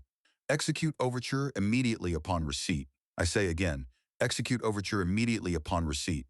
There was no longer time for a cleanly timed maneuver, one arranged in advance so every ship could receive the signal and move in perfect unison. But the fleet was not spread too far apart. Each ship ought to hear within a minute and begin moving the instant the order arrived. On his display, green lights flashed over ships as acknowledgments came back, a spreading wave of color racing outward from Tempest in every direction as the order reached each vessel and was confirmed. Then, in the same pattern, beginning with the ships nearest Tempest, the Alliance formation lurched into ragged motion toward the jump point. Tempest's own drives came alive, angling the flagship toward the center of the formation. Harrow watched his ships build speed, saw faster vessels drawing in around the slower ones as escorts, and kept his eyes on the advancing Syndics for the first evidence that they had understood what he was doing. That the Alliance was not merely withdrawing to postpone an unavoidable fight inside this system, but was instead attempting to escape immediate danger through the jump point. Atlas is still lagging. Harrow nodded at Favre's words, his gut tightening as he watched the huge cumbersome ship crawl onward. I wish she could have gotten closer to the jump point. Given the amount of damage she sustained, Atlas got as close as she could in the time available and given the plan's constraints. Harrow clenched his teeth, not in anger at Favre. She was doing exactly what she ought to do, telling him the truth as she saw it. But he had approved the plan. He had seen Atlas in it, in the short time he had to review it, and had not understood the great repair ship would become such a problem, had not realized just how slowly she moved. There had not been much time to reposition her, and they could not afford to make the effort too obvious, but still, he had approved the plan. They had failed to delay the Syndics long enough, and now Atlas was in real danger. Because now the enemy reaction had become visible. At last, the Syndics had recognized that the Alliance fleet was not drifting into a defensive posture but fleeing for the jump point. The delayed images of their wall of warships showed it stretching out of shape toward the Alliance as their faster ships started to outrun the slower vessels behind them. 3 minutes for them to see what we were doing, some time more for them to understand it, And then 3 more minutes before we see them act on it. They'll be closing on us now, and the information will get more and more timely. But that's not a good thing since it means the enemy will be getting closer to being able to engage our rearmost ships. He could not honestly think of those ships as a rear guard, since they occupied that position from necessity rather than design. He found himself yearning for hidden squadrons waiting in impossible concealment, ready to spring out and strike the Syndic formation at the head. But he had no such force, no way to hide one, and any ship he dispatched against those exposed leading enemy ships would never get back to safety before the main Syndic body bore down on it. Harrow kept tracking the ships and their vectors as they slid across the display, and he did not need to perform the mathematics. Long experience with relative motion gave him the answer while the minutes dragged past. The Syndic interceptors are coming on too fast. Atlas won't make the jump point before some of them get within engagement range of her. Favre nodded. Concur, can Atlas's escorts stop them? She considered that for a moment, then shook her head. Not just with their stern weaponry, they'd have to turn. And then they'd be doomed. I might have to do that. Might have to order that. I don't want to lose those ships, those crews, but if it's them or Atlas, and Atlas is necessary for everyone else to get home. Captain Favre nodded again. We can abandon Atlas. Try to pick up some of her crew. We need that ship. Favre hesitated, then gave him a third nod. Yes, then we can't abandon her. She looked at him with growing concern, trying to figure out how the legendary Black Kale Harrow can get out of this mess. If you do figure out how, let me know. How to buy time for Atlas. Harrow glared at the displays, trying to will the laws of physics into changing and arriving, every time at the same answer. Trade at least a ship for a ship. Either a squadron of lighter ships, or one vessel strong enough to hold back the oncoming Syndic lead ships by itself, yet less important than Atlas. I can't use Tempest. Wouldn't it be a relief if I did? Another last stand, and this time end it all for certain. No more burden of command, no more crowds of desperate people looking at me as their last hope. No more fate of the Alliance, perhaps, weighing on my shoulders, and no more hearing about Black Kale Harrow, hero of the Alliance. But I can't. The key's on board. I made a promise. Even without that, I can't walk away from my duty to all these people. But then which ship do I choose instead? Who do I send to die? His eyes moved across the ships, trying to make a choice he loathed. Then he noticed something else. What's Bastion doing? She's falling back. Favre signaled her crew, then waited for their answer. I'm informed Bastion has notified the fleet that she'll be maneuvering independently. What? Get me their commanding officer. Bastion was only 30 light seconds away, so Tempest's signal and Bastion's reply required only a minute each way. Soon the now familiar face of Bastion's commander appeared before Harrow. What are you doing? Harrow demanded at once. You're going to be overtaken by Syndic ships soon unless you get your speed back up? Return to your place in formation. A minute later, rather than answering directly, Commander Adrian Harrow gave him a triumphant grin. You screwed up, Great Uncle Black Kale. You know that, don't you? Atlas is in trouble. Linea's not a bad officer, but she's not as experienced as she'd like to think, and she can be a hothead, jumping without thinking first. You should have checked her plan better. It takes a lot of time sailing around Atlas to realize what a slow tub she is under the best of conditions. That means there's only one option if Atlas is going to saved. Harrow pressed his fingertips against his temples, trying to push back the growing ache there. I understand Atlas is in trouble. I know we need to do something, but there's different ways of executing that option. Another minute passed while the Syndic pursuers closed the distance. Harrow watched them, unwillingly impressed by how rapidly these modern warships could accelerate. Bastion's commanding officer shook his head. All of the options come down to the same thing, and you know it. Well, I'm going to do you a big favor. Great Uncle Black Kale, I'm going to save you the trouble of choosing who dies. Bastion is close to the line between the closest Syndic ships and Atlas. My ship's well positioned for this action, and she's got the necessary firepower. She's also got damaged main drives that I've been pushing too hard and are threatening to fail. So she may not be able to keep up with the fleet regardless. Feel better? Harrow felt the cold return inside him, but only one word came out in reply. No. The grin on Bastion's commander spread broader at Harrow's answer, taking on a grotesque cast. Because of your mistake, I'll finally get to live up to the legacy of Black Kale Harrow, my ship holding off the entire Syndic fleet. My ancestors, our ancestors, will be proud. How long do you think my ship will survive, Great Uncle Black Kale? Harrow almost bared his teeth in frustration. A ship was going to die because of him. At least one ship, because if Bastion did not delay the enemy long enough, Atlas still would not reach the jump point in time unless Harrow sent additional ships back to shield her, and the man he longed to claim as a last tie to his dead brother still clung to his bitterness even now. Hold them off as long as you can. They'll try to slip some ships past you. A minute later, Adrian Harrow shook his head once more. They won't make it. I'll have clean shots at their flanks when they try. At last, the grin faltered and disappeared. This isn't easy, is it? I understand a bit now. I truly didn't want this. You do what you have to do, though, and it's up to your ancestors how it all turns out. You just have to. The Syndics will capture any of my crew who get off before Bastion dies. I know you can't wait around to pick them up now. Promise me that someday you'll try to get them out of the Syndic labor camps. Don't forget them. Another promise. Another weight laid on him by someone who knew perfectly well he was no demigod and yet still needed faith in him. I swear to you I won't forget them, and I'll do everything I can to someday get them home. I'll remember that. And our ancestors heard you as well. Adrian Harrow gave a short, sharp laugh, his eyes flicking rapidly off-screen as he checked something on Bastion's bridge. It's going to get very hot any moment now. I need to go. Get the fleet out of here, damn you. He paused. I've got a sister. She's on the Halberd, back in Alliance space. Tell her I didn't hate you anymore. Then the connection vanished, leaving Harrow staring at the afterimage of his grandnephew's face. Only then did he realize Captain Favre was watching him, plainly wondering what had passed in that private exchange with Bastion. Harrow addressed her, forcing his voice into flat control. Bastion is going to attempt to hold off the Syndic ships long enough for Atlas to get to the jump point. Favre hesitated, her eyes widening. Sir, you should know, the commanding officer of Bastion is. I know who he is. Harrow guessed his voice sounded raw and rough and had no idea what the Tempest Bridge crew would make of that. At the moment, he did not care. Favre looked at him for several seconds, then turned her eyes away. After that, every minute seemed to drag forever. Harrow watched Atlas inch ahead in agonizing slow motion while the vectors of the Syndic warships showed mounting speed as they closed.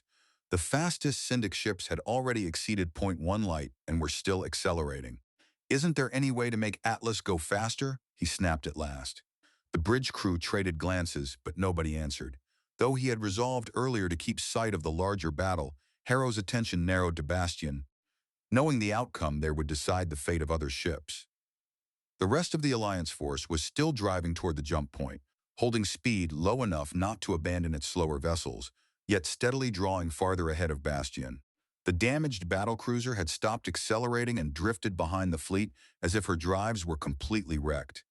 She was nearly 45 light seconds behind Tempest now and falling back every moment.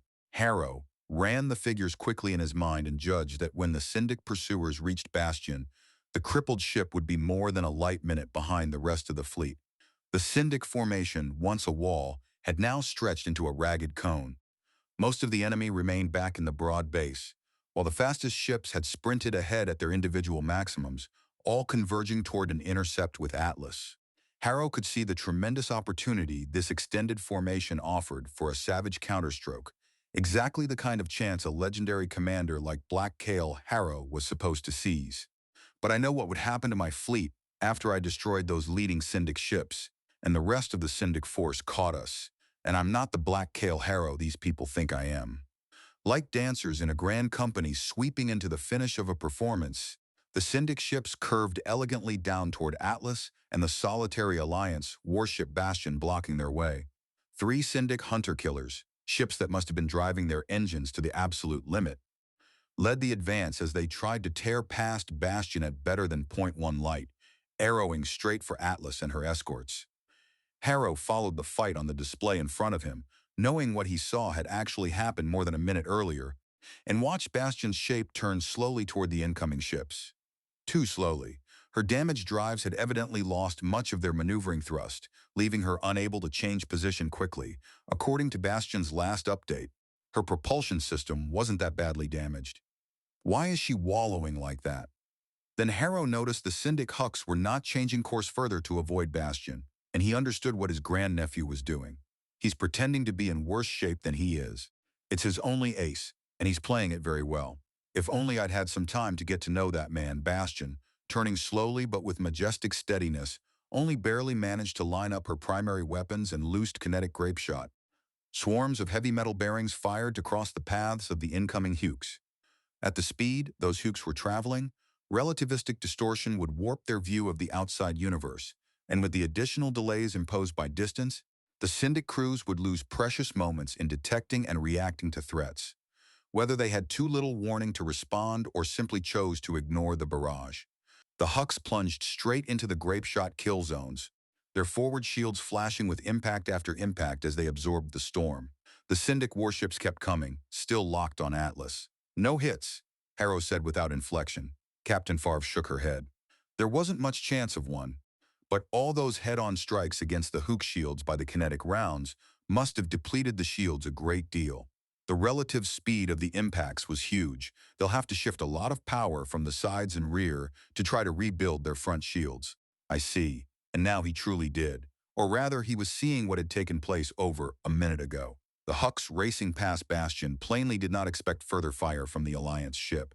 But before their projected tracks carried them beyond Bastion's position, the battle cruiser rolled with abrupt speed and precision, shifting her aspect so her main batteries could target the points the Hucks were about to cross. The Syndics likely had not seen the maneuver in time and held course, allowing Bastion to aim not at where they were, but where they would be an instant later. A volley of hell lances burst from the Alliance cruiser, streaking to a point in space just as one of the Syndic warships crossed it. The charged particle spears ripped into the Huck. Then Bastion kept rolling, bringing her weapons to bear on another intercept point, and a second volley hammered into the next Huck. At that relatively close range, the energy bolts tore through the weakened side shields and the thin armor beneath them, then ripped the Syndic ships open from within. Still traveling at better than .1 light, the wrecks of the two Hucks hurtled onward, no longer accelerating, no longer crude warships, no longer a danger to Atlas or any other Alliance vessel. But Harrow's gaze stayed fixed on the third Huck as Bastion hauled her bow around in a brutal turn to meet it. A familiar tightness gripped him, as if the display were unfolding live instead of showing light from events already more than a minute past. On the screen, what looked like a huge glowing sphere sprang from Bastion and flew directly into the Huck's path. For an instant it seemed to pause, flaring against the Huck's shields, then it drove through the weakened barrier and into the ship. At the point of impact, the Huck simply ceased to exist. A full third of the vessel erased in a blink, the rest spinning away while secondary detonations tore through it. "What the hell was that?" Harrow whispered. Captain Favre showed her teeth. "A null field. It does exactly what the name says, temporarily nullifying the strong force that holds atoms together." "You're joking." "No." She pointed toward what remained of the Huck. "Inside the null field, atomic bonds fail. Matter simply falls apart." Harrow looked at her, then back to the display. Matter. Matter forming a ship, and matter forming the people inside it. Coming apart and disappearing. Not merely dead, but undone into nothingness. Does every ship have one of those null fields? No. Just the capital ships, and not all of them. Favre's fierce smile vanished. They're fairly new, short range, and they take a long time to recharge. I know why he fired it when he did. It was the only way to stop that Hook, but he may not get off another shot from it, and I doubt any Syndic capital ships will let him get close enough to nail them. Can a shield stop those things? A powerful enough one, yes. Now she looked irritated. Null fields can't be charged if you're too deep in a significant gravity well, and the charge can only be held for a very brief time before you have to fire. As a result, we haven't been able to employ them against Syndic planetary targets. Yet, planetary targets? You mean planets, don't you? Her irritation sharpened before she deliberately smoothed it away. Of course. Of course. Striking an inhabited world with something that would tear pieces of it apart into particles was just a matter of course. What's happened to these people? How can they sound disappointed that they haven't been able to destroy planets that way? His attention snapped back to Bastion. Another pair of Hucks had tried to slip by, but the Alliance cruiser swung again, moving with an agility that seemed impossible for her mass, so that most of her Hell Lance batteries could rake the path of one Huck. Charging headlong into that focused storm, the Hook's forward shields flared and collapsed, and the Hell Lances gutted the ship from end to end, reducing it to fast-moving wreckage. Captain Favre pointed, making Harrow notice that Bastion was firing Spectre missiles as quickly as her launchers could cycle them out. The surviving Hook destroyed the first wave of Spectres with its defenses, but then more torpedoes began slipping through, slamming into its shields and punching through the hull. In moments, that vessel too had been knocked out of the fight. "That was most of her remaining Spectres, Captain Harrow," Favre said. Bastion's captain is using everything he's got to stop the leading Syndic ships. Harrow nodded slowly, careful not to betray what he felt. He's leaving very little for the Syndic ships behind them. But then that won't matter, will it? Not in the larger scheme, where getting Atlas out intact matters more than anything else. Damn the larger scheme and damn the Syndics. He studied the vectors again, feeling out their pattern now that the first 5 Hucks were gone, and saw the answer. He might have done it, but not yet, Favre cautioned. The next wave of Hucks ran into another storm of grapeshot and hell lances. Here and there a Spectre slipped through the chaos and slammed into Syndic shields, but 4 of the 5 Hucks got past. 3 of them, however, had been slowed noticeably, their speed cut by grapeshot impacts and their acceleration reduced by damage. The 4th had plainly spent much of its weaponry just surviving the passage past Bastion. "He's done it," Favre said, her voice lifting with sudden excitement. "I recommend that you tell the Atlas's escorts to hit that leading Huke with a half-dozen Spectres fired out of their stern launchers. The Huke won't be able to survive that, after everything it tossed out to get past Bastion, not unless it deviates from its course, and if it does that, it won't be able to get to Atlas before Atlas jumps." "Very well. Order them to do that, if you please." He barely listened as Favre relayed the command. His attention stayed on the display as more Hucks arrived, this time with light cruisers supporting them, and lashed Bastion with fire while racing by. Even though the Syndic ships were moving too fast to see the universe without distortion, Bastion had already taken so much punishment that she could no longer maneuver quickly enough to escape fire aimed at her projected position. Bastion loosed another nullfield shot, but the light cruiser targeted by it skipped aside and suffered only a grazing hit on its shields. The battle had drifted 70 light seconds from Tempest now. The displays could only show Harrow what had been happening 1 minute and 10 seconds earlier, yet he knew exactly how things would feel aboard Bastion at this instant. He had lived through much the same, though against better odds. The expendable weapons grapeshot and Spectres would run out. Shields would be flaring almost non-stop on every side as incoming fire drained and shredded the outer defenses. Then the first occasional hull impacts would come when the shields failed in isolated spots, random hammer blows from a blind giant, until the shields collapsed completely. The Hell Lance mounts would continue firing, then fall silent one by one or in clusters as they or their power feeds were smashed. And faster, metal shot and lances of superheated gas would punch through the hull from side to side, stem to stern, wrecking everything and everyone in their path. Bastion is launching survival pods. It was becoming difficult to read the action clearly now. So much debris had been thrown out by the fighting that parts of it were masking the view. But Tempest systems could still pick out the beacon signals as pods blasted away from Bastion. Automatically, the systems computed possible interception courses, telling Harrow what he would have to do if he meant to attempt rescue of Bastion's survivors. He stared at those tracks and saw them cutting straight through the densest mass of the advancing Syndic fleet, and knew he could do nothing for those sailors now. Once the battle ended, the Syndics would recover them, and labor camps would be waiting. "But I won't forget my promise to you, Adrian Harrow. If it's humanly possible, I'll get them out of there someday." Syndic ships were streaming past Bastion almost without pause now. None slowed to engage her directly. They simply fired as they passed, relying on weight of numbers to crush the lone Alliance ship. Then heavy cruisers began sweeping through as well, adding even more punishment to the blows hammering Bastion. As of 75 light seconds ago, Bastion was no longer firing. All weapons appeared to be disabled or destroyed. Harrow only nodded. He did not trust himself to speak. Survival pods still emerged now and then, but far too few. "We've received a core destruct initiation signal from Bastion. How long until the core blows?" At first, Harrow did not recognize the voice, then understood it was his own, uncertain. "The same for the intensity of the overload. We don't know how much damage the core has already taken," understood. Bastion might already be gone. With the light of it still not arrived at Tempest, he would know soon enough. For a moment, Harrow pulled his attention away from the fight and looked at the Alliance fleet, whose ships were plunging into the special region of the star's gravity well, where conditions allowed the transition into jump space, where other suns lay only weeks or months away. Commander Linnea's plan said ships today can make jumps at up to 0.1 light speed. "That's correct," Favre said. "The jump drive systems reached that capability before the hypernet stopped further research and development."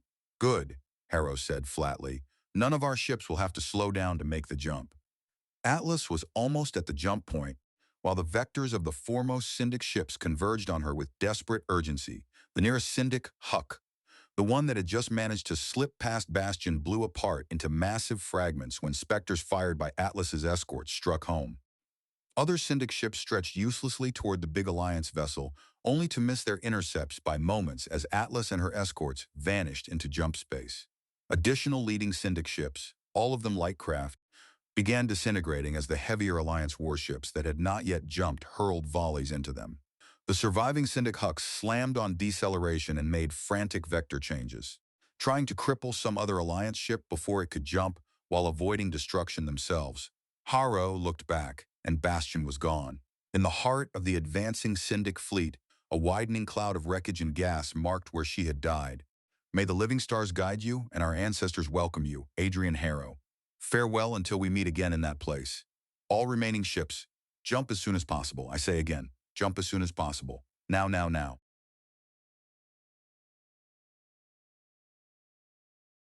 Chapter 3. Jump space had not changed at all. Harrow knew he should not have expected otherwise. What was a single human century against the lifespan of the universe? But he had still been shadowed by the thought that the newer hypernet systems might somehow show themselves, threading through the void. Instead, jump space offered only the same view it always had, an immeasurable, dull black that always seemed on the verge of becoming the darkest gray. Scattered across that emptiness were the occasional splashes of light, sparse and patternless, standing for something that remained unknown even now. The sailors say the lights are the homes of our ancestors. Harrow turned his head toward Captain Favre. They said that in my time as well. He had no desire to talk, but he felt he ought to. She had made the effort to come see him in the large stateroom that had once belonged to Admiral Brandt and now belonged to him. He did not mention that ever since his rescue, the gray infinity of jump space had made his bones ache, as though the cold of hibernation had settled into them forever. Favre studied the display for a moment before continuing. Some of the sailors are saying you've been there, in the lights, that you were waiting there until now, when the Alliance needed you. He began to laugh, unable to stop himself, even though strain roughened the sound. I think if I'd had any choice in the matter, I wouldn't have come back now. Well, they're not saying it was a time you chose. They're saying you were needed. I see. Harrow let the laughter die and looked at her. What do you think? The truth. That's all I ever want from you. Favre smiled. Fair enough. I think that if our ancestors were to intervene directly in events, and if they had chosen to bring you to this fleet when they did, then it was a very good thing. Captain, in case it hasn't become clear to you yet, I'm not that black Kale Harrow you heard about in school. No, she agreed. You're better than that. What? I'm serious. Captain Favre leaned in, punctuating her words with one hand. A legendary hero can inspire, but they're not much help when it comes to concrete actions. I'm not sure the black Kale Harrow I always heard about would have led this fleet out of the Syndic home system. You did. Because you all think I am black Kale Harrow. But you are that man. If you weren't, then any of us who'd survived would currently be on our way to Syndic labor camps. You know that's true. If you hadn't been there, the fleet would have been destroyed. Harrow pulled a face. You're assuming no one else would have risen to the occasion. You, or Captain Calder, for example. Captains Solari and Core are both senior to me in length of service, and to Captain Calder as well. They wouldn't have followed us. Maybe a few of us would have thought to try fleeing through the jump point, but not enough to have a chance of surviving the long trip home. No, the fleet would have fallen apart and died ship by ship. Favre grimaced, then smiled once more. You prevented that. Harrow only shrugged, sidestepping a direct answer to her words. You told me you had something for me? Yes. You've received a message from Commander Linnea on the Maelstrom. He frowned at her in confusion. Transmitted just before we jumped? No. A means to transmit messages in jump space was developed quite a while ago. We can't run high-rate data streams, but we can send simple messages. Oh. He let quite a while ago occupy his thoughts for only an instant before remembering the point. What does Commander Linnea want? Favre handed him a notepad. He lowered his eyes to it and read the brief message. She's offering her resignation? Favre shook her head when Harrow looked up. I didn't read the message, Captain Harrow. It was personal for you. Oh, I've got to stop saying that. Well, she is. She's offering to resign because of Bastion. Just saying the ship's name struck him like a blow to the stomach. But you ordered, the captain of the Bastion volunteered, Harrow said, and even to himself his voice sounded hollow. No, because the plan she made required sacrificing another ship to make sure Atlas reached jump. Harrow sagged in his seat, staring at the notepad and wondering whether he needed more medication or whether this was simply the strain of thinking about what had gone wrong and what it had cost. She tried. When nearly everyone else was sitting around planning their funerals, Linnea offered to work that plan. Adrian Harrow liked her, I think, and I approved that plan. Me, I don't think there was any other way to get Atlas out of there. Not with what she had to work with. Favre only watched him in silence. Can I write my response on here? Yes, she said. The shorter the better, of course. Harrow took the stylus and wrote, To Commander Linnea, ASN Maelstrom, request denied. You retain my full confidence. Respectfully, Cale Harrow, Captain ASN. He gave the notepad back. Favre looked a question at him. Harrow motioned for her to read it. She did nodded, then gave him a faint smile. Just what I'd have expected of you, sir. Harrow looked at her, feeling the same hollowness inside. Everything I do, they interpret as being what they'd expect of Black Cale Harrow. Or someone even better than the legendary Black Cale Harrow. Ancestors help us all. Why can't they just know me as I really am? But then, how much do I know them? He studied Captain Favre again, as though trying to see her for the first time. What's your first name? Anyway? She smiled briefly. Mira. I don't think I've known anyone named Mira before. The name became fairly popular at one time. You know how that goes. There's a lot of women in my generation named Mira. Yeah, names do come and go, don't they? Where are you from? Kasatka? Really? I've been to Kasatka. Favre looked skeptical. In-system or landfall? Landfall. The memory came spilling out, bringing with it an unexpectedly pleasant warmth. I was just a junior officer then. My ship got sent to Kasatka as part of an official alliance representation for a royal wedding. Some really big deal. The whole planet went sort of manic over it, and they fell over themselves being nice to us. I've never gotten so many free drinks and meals. Harrow smiled at her, then caught the lack of recognition in her expression. I guess it didn't make history. No, I suppose not. Favre offered him a polite smile. Kasatka doesn't pay nearly as much attention to the royal family as it used to. Harrow nodded, trying to keep his own smile in place. Yesterday's unforgettable pomp and circumstance got forgotten pretty quickly, I guess. But still, I'm not sure anyone remembers you were on Kasatka. That's something special. Did you like it? This time his smile became real again. Yeah, I don't remember any spectacular scenery or anything like that, but it seemed like a real welcoming, comfortable place. Some of the crew talked about going back there to live once they'd retired. He forced a laugh. I bet it's changed, though. Not that much. I haven't been home in a long time, but that's how I remember it. Sure you do. It's home. Silence settled between them for a little while, then Harrow let out a long breath. So how is home? Sir? Home. The Alliance. What's it like? It's still the Alliance. She shook her head, suddenly seeming older and more worn than she had a moment earlier. It's been a very long war. So much has to go into the military to build new ships, new defenses, new ground forces. And so many of the young have to go into those same things. All of our worlds have such wealth when combined, but it's being worn away. Harrow frowned down at his own hands, unwilling to look at her face just then. Tell me the truth. Are the Syndics winning? No. The answer came so fast that Harrow thought it sounded more like faith than analysis. But neither are we, Favre admitted. It's too hard. The distance is involved, the ability of each side to recover from losses and field new forces, the balance in weaponry. Favre sighed. It's been a stalemate for a long time, stalemate. It fit for exactly the reasons Favre had given. The Alliance and the Syndicate worlds were both too vast to be brought down in anything less than centuries of war. Why the hell did the Syndicate world start an unwinnable war anyway? Favre gave a small shrug. You know what they're like. A corporate state run by dictators who call themselves servants of the people they enslave. The free worlds of the Alliance were a constant threat to the dictators of the Syndicate worlds, living examples that representative government and civil liberties could coexist with greater security and prosperity than the Syndics could ever dream of. That's why the Rift Federation and the Callous Republic ended up joining with the Alliance in the war. If the Syndics succeeded in crushing the Alliance, they'd go after any remaining free worlds next. Harrow nodded. The Syndic leadership was always worried about revolt by some of its worlds. That's why they attacked us when they did, because turning the Alliance from an attractive alternative to a wartime threat was the only way to keep control of their own populace. This time Favre's brow furrowed slightly before she shrugged once more. I suppose, sir. To be honest, the war started a very long time ago. I never really studied the exact circumstances. All that matters to me, and to everyone else in the Alliance today, of course, is that the Syndics launched an unprovoked attack on us, or rather on our ancestors. We can't allow them to benefit from that. Have they? Harrow asked. Not that I know of, Favre replied, flashing a fierce smile. Then it faded away. Nor have we, needless to say. Nobody's benefiting, and no one can win. Why not end the thing, then? Negotiate. Her head came up sharply, and she stared at him. We can't. But if neither the Alliance nor the Syndics can win, we couldn't trust them.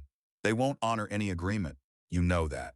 The attack you held off so long ago was a surprise blow, an unprovoked stab in the back. No. This time anger drove the movement as she shook her head. Negotiations are impossible with creatures like the Syndicate worlds. They need to be crushed so that their evil won't spread further, won't result in the murder of more innocents, no matter what it costs. He turned his gaze away again, thinking of what 100 years of war could do, not only to economies but to minds as well. I guess Favre's right that the exact reasons the Syndics attacked a century ago aren't that important anymore. But I'll have to try to remember to look it up sometime. Try to find out what exact reasons caused this war, instead of just laying it at the feet of the immoral nature of the Syndic leaders. Not that the Syndics haven't already shown themselves to be capable of horrible acts. Admiral Brandt could certainly testify to the futility of negotiations with them.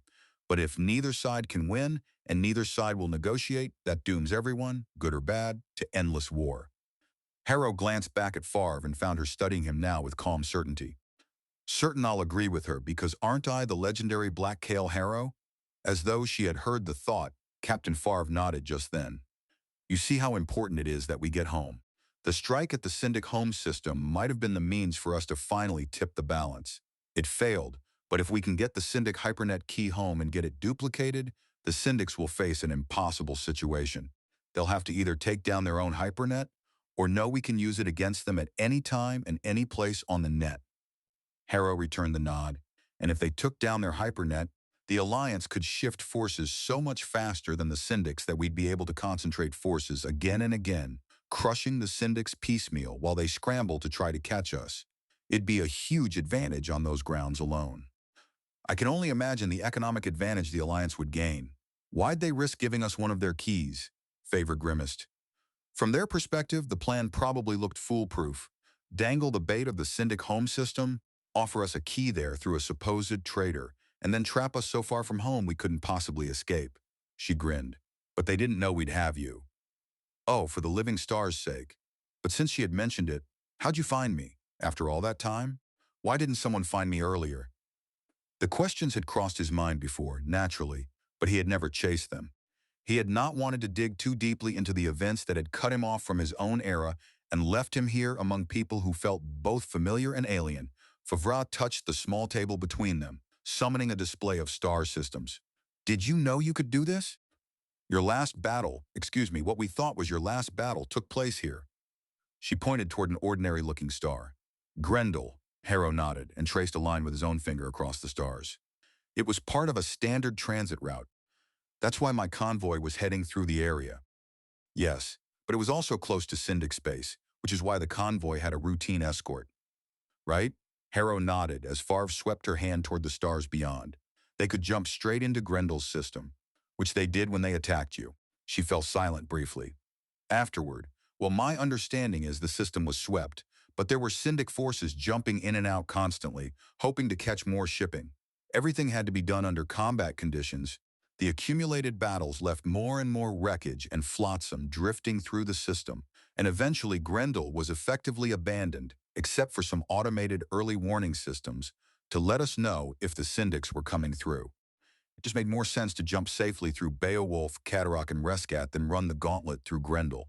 Another shrug. And once the hypernet was set up, nobody even needed to do that. Harrow stared at the display, feeling cold seep through the bulkheads around him as he imagined the decades his survival pod had spent tumbling through a system emptied of everything except the debris of war. But you went through there. Yes, we needed to jump into a Syndic system where one of their hypernet gates existed, and Grendel offered a perfect jumping-off point. Isolated, quiet, empty. She moved one finger slowly through the image of the solitary star. Our sensors are better, more sensitive than they used to be. They picked up the power being used in your survival pod and the tiny amount of heat that it was generating. It might have been power leakage from a Syndic spy drone, so we investigated. Favre pressed her lips together. The fleet physicians estimated you had only a few more years of survival time left, at best before power in the pod was exhausted. The cold seemed to drive deeper into him, threatening to lock his breath in his throat. I hadn't heard that. They're not supposed to keep anyone alive that long, you know. The only reason it kept going all that time is because you were the only one aboard. If there'd been even just 2 survivors drawing down power to sustain hibernation, lucky me. Favre's gaze fixed on him again. Many believe it wasn't a matter of luck, Captain Harrow. An awful lot of things had to work out just right for you to end up alive on this warship just when the Alliance needed you. Just when we needed you. Great. More proof to the believers that I've been sent by the living stars to do what? Are they only expecting me to somehow lead this fleet to safety? Or is that just the start of their dreams? How do I tell them otherwise? And what happens when they learn I'm just a very fallible man upon whom fate played a lot of nasty tricks? Harrow became aware that she was watching him with concern. What? Is something wrong? No. It's just you were silent a long time, not looking at anything. I did get a bit worried. The last dose of medication must have been wearing off, or perhaps recent events had simply become too much for even the medication to blunt. I guess I need to rest some. There's no reason not to now. It's 3 weeks transit time to Corvus in jump space. Plenty of time to recover. Favre looked briefly embarrassed. The fleet physicians want to see you again as soon as possible. I'm supposed to tell you that. I bet they do. Am I better off avoiding them or seeking them out? Thanks. And thanks for everything else, Mira. I'm glad I'm on Tempest. It was remarkable what a smile could do to Captain Favre's face. As am I, Captain Harrow.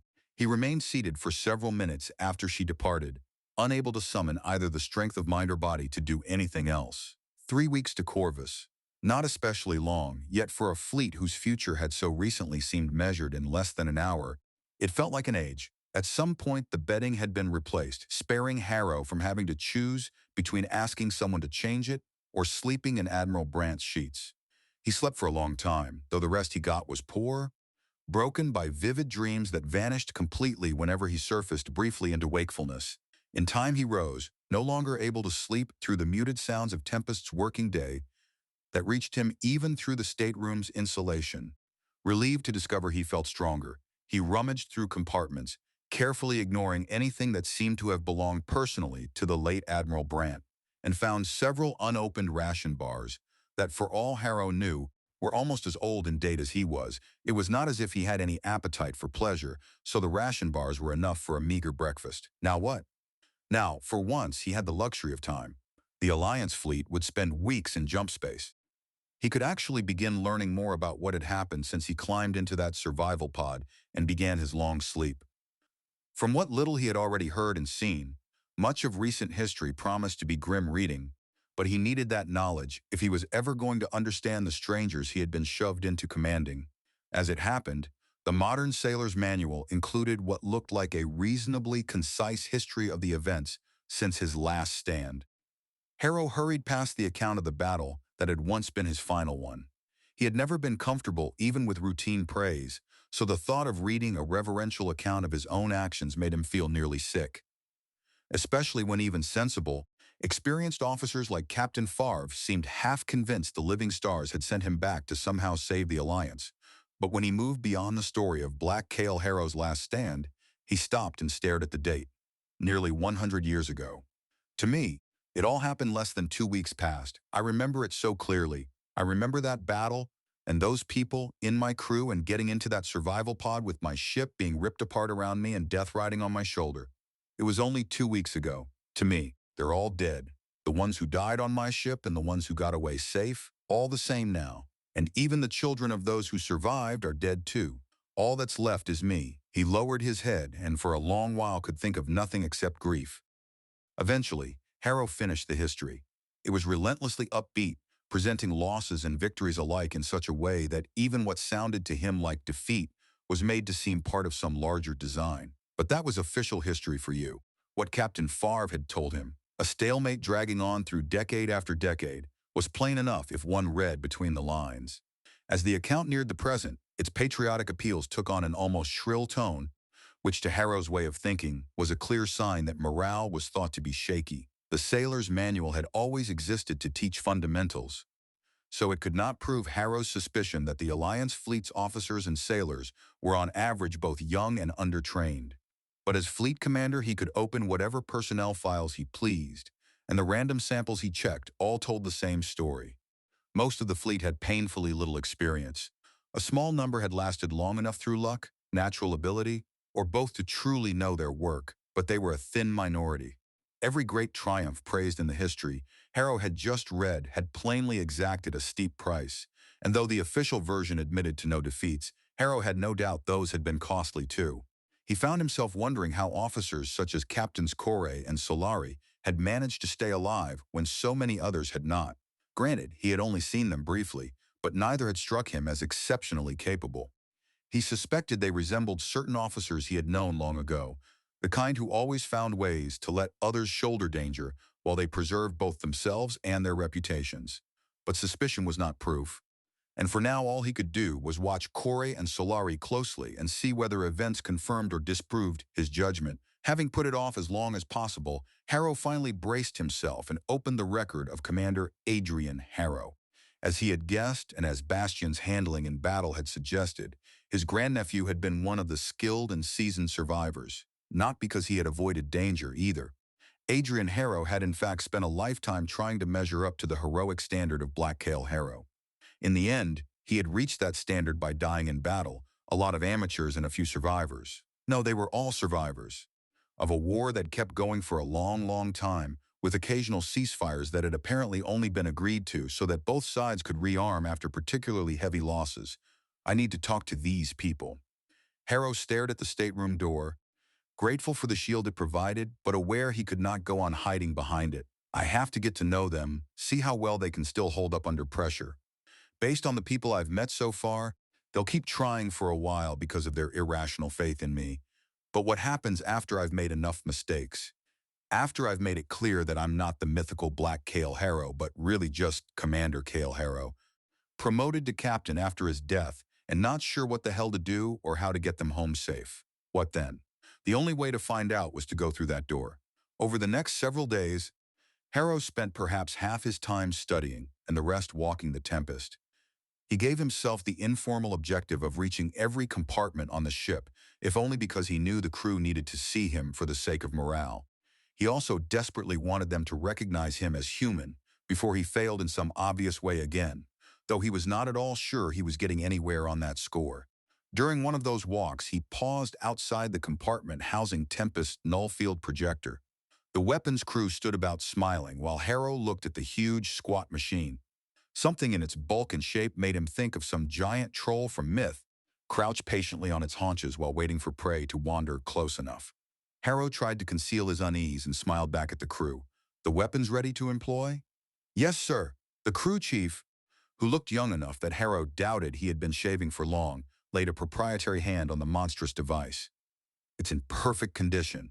We run checks every day, just like the manuals say, and if anything looks even a little off, we make sure it's fixed. Another member of the Nullfield team chimed in, pride in her voice matching the crew chief's. We'll be ready, Captain. Any Syndic warship that gets within range is going to get fogged real good. It took Harrow a moment to work out that fogged must mean what remained after a Nullfield shot reduced everything, and everyone inside the target area to subatomic particles. Somehow he managed a nod and a smile in response to the boast. Gunners loved their weapons. They always had and likely always would. That was why they were gunners, and his ancestors knew the fleet needed competent gunners. The next time we get up close with the Syndics, we'll see if we can give you that shot. The crew beamed and thrust their fists into the air. I don't have the heart to tell them that Tempest can't be risked if I can help it. But there's all too great a chance we might end up getting close to Syndic warships, whether I like it or not, before this is all over. The Helllance crews were not nearly so exuberant, though that made sense. Unlike the Nullfields, these were not brand new marvels they had been the first to handle. Harrow recognized the Helllance projectors immediately. Even if these were 3 times the size of those he had once known, a veteran chief petty officer stationed at one of the batteries gave the weapon an affectionate pat. I bet you wish you'd had one of these girls along on your last battle, eh, Captain? Harrow managed the same courteous smile again. It would have come in very handy. Not that you needed one, sir, the chief added quickly. That battle of yours, everyone knows about it. This stuff today is great, but they don't make ships or sailors like that anymore. Harrow knew one part of that was true, but he knew something else as well. He looked at the dull metal of the Hell Lance for a moment, then shook his head. You're wrong, Chief. He raised one eyebrow at the others nearby. One of the advantages of being fleet commander is that I get to tell a chief he's wrong. They all laughed, then quieted when Harrow spoke again in a measured tone. They still make great ships and great sailors. You all saw Bastion. His voice caught on the final word. But that was all right, because the expressions on the sailors' faces told him they understood and felt it too. We'll repair the damage to our ships, reload our expendable weapons, and the next time we meet the Syndic fleet, we'll make them pay 100 times over for Bastion. They cheered. He felt like an imposter, speaking words he did not truly believe.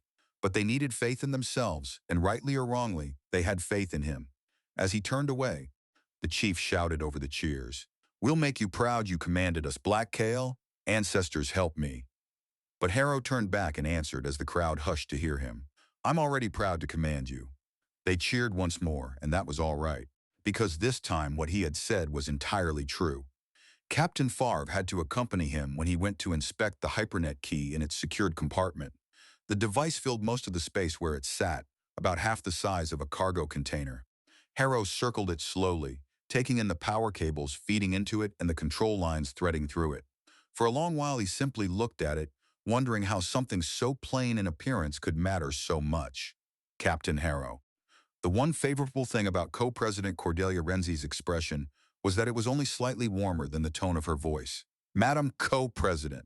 Harrow stepped aside so she could enter his stateroom. He had been trying to break himself of the meds and had taken none that day, which left him feeling worse than usual and in no mood at all for visitors. But with her authority over part of the fleet, he could not very well refuse her. To what do I owe the honor of this visit? Apparently, he failed to keep all of the irony out of his voice because Renzi's expression cooled several more degrees toward absolute zero. Still, she entered the compartment, waited while Harrow shut the hatch, and then regarded him in silence. If she's trying to unnerve me, she's doing a good job.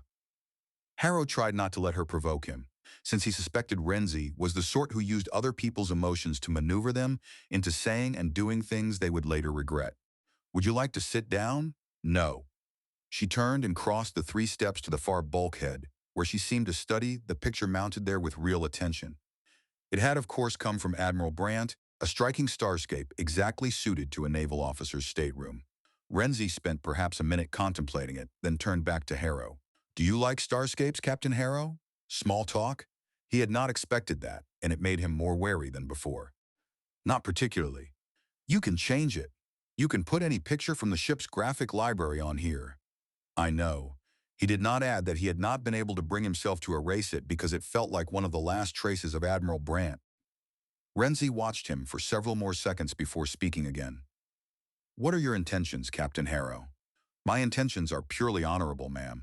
The absurd thought arrived completely uninvited, and Harrow had to pretend to cough so he would not laugh.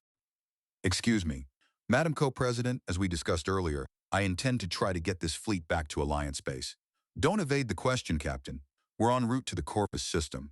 I want to know what you intend doing next. If I knew for sure, I'd tell you. But perhaps her visit was not altogether unwelcome after all. She seemed to be one of the few people aboard Tempest who did not worship the vacuum he traveled through. She had already shown she would speak her mind, and from what he had seen before, she possessed a clear intelligence.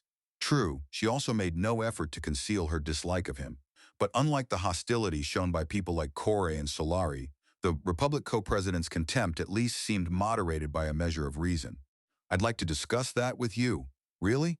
Both her face and her voice made her skepticism plain. Yes, though I ask that our discussions remain confidential. I hope you understand. Of course.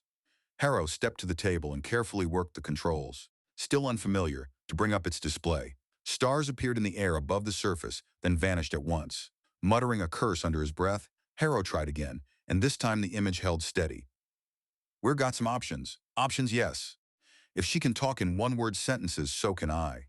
Harrow manipulated the controls with care, and the stars gave way to a miniature depiction of how the Alliance fleet would presently look to some godlike eye. We're likely to have a head start through Corvus before any syndics come through the jump exit behind us. A few hours at least. Renzi frowned and moved closer, one arm nearly brushing his, though she seemed about as personally responsive to his presence as she would have been to another wall. The Syndic fleet was in very close pursuit when we entered Jump. Surely they'll still be right behind us when we enter the Corvus system. I don't think so. Harrow indicated the display. We'll emerge from Jump disposed like this. It's a respectable formation. More importantly, we've got a great deal of heavy firepower toward the rear. Heavier than the Syndics? Sarcasm suited co-president Renzi rather poorly. Harrow decided. Locally, yes. When we entered Jump, the Syndics were concentrated on slowing or crippling some of our larger units long enough for their own heavy ships to catch up and destroy them. But the situation would be different on the far side if they came through immediately behind us. Their force would be badly strung out. Their light units would hit our main strength head-on. We could send our own slow ships ahead, while our best units held at the Jump exit and tore apart the lighter Syndic ships as they emerged. He paused, then shook his head. No, they won't have followed us through right away. They'll need time to pull their forces back together. They can't make a jump in that wall formation of theirs because it's spread so widely that the outer elements wouldn't fit within the jump point.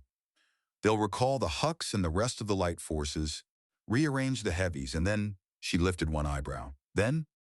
That's a big question. Harrow looked at her, trying to decide whether he could trust Renzi or her judgment. Trust them or not, she may think of something I haven't. I'd like your thoughts on something. Renzi gave him a guarded look, skepticism still written all over her. My thoughts? Yes. On what we do next. Then before you say anything else, let me say this. Don't misjudge your strength, Captain Harrow. He frowned, feeling again the weakness in his body and resenting both it and what he thought might be her reference to it. What exactly does that mean? I'm physically capable of. No, not your personal strength. The strength of this fleet. Renzi dismissed the projected image of the Alliance ships with one casual motion of her hand. Those give you a surface picture. They don't tell you what's inside. Are you saying I can't trust my information?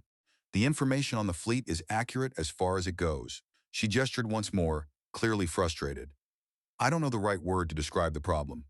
This fleet is like a piece of metal that seems very strong, but when struck, it breaks fairly easily. Do you understand?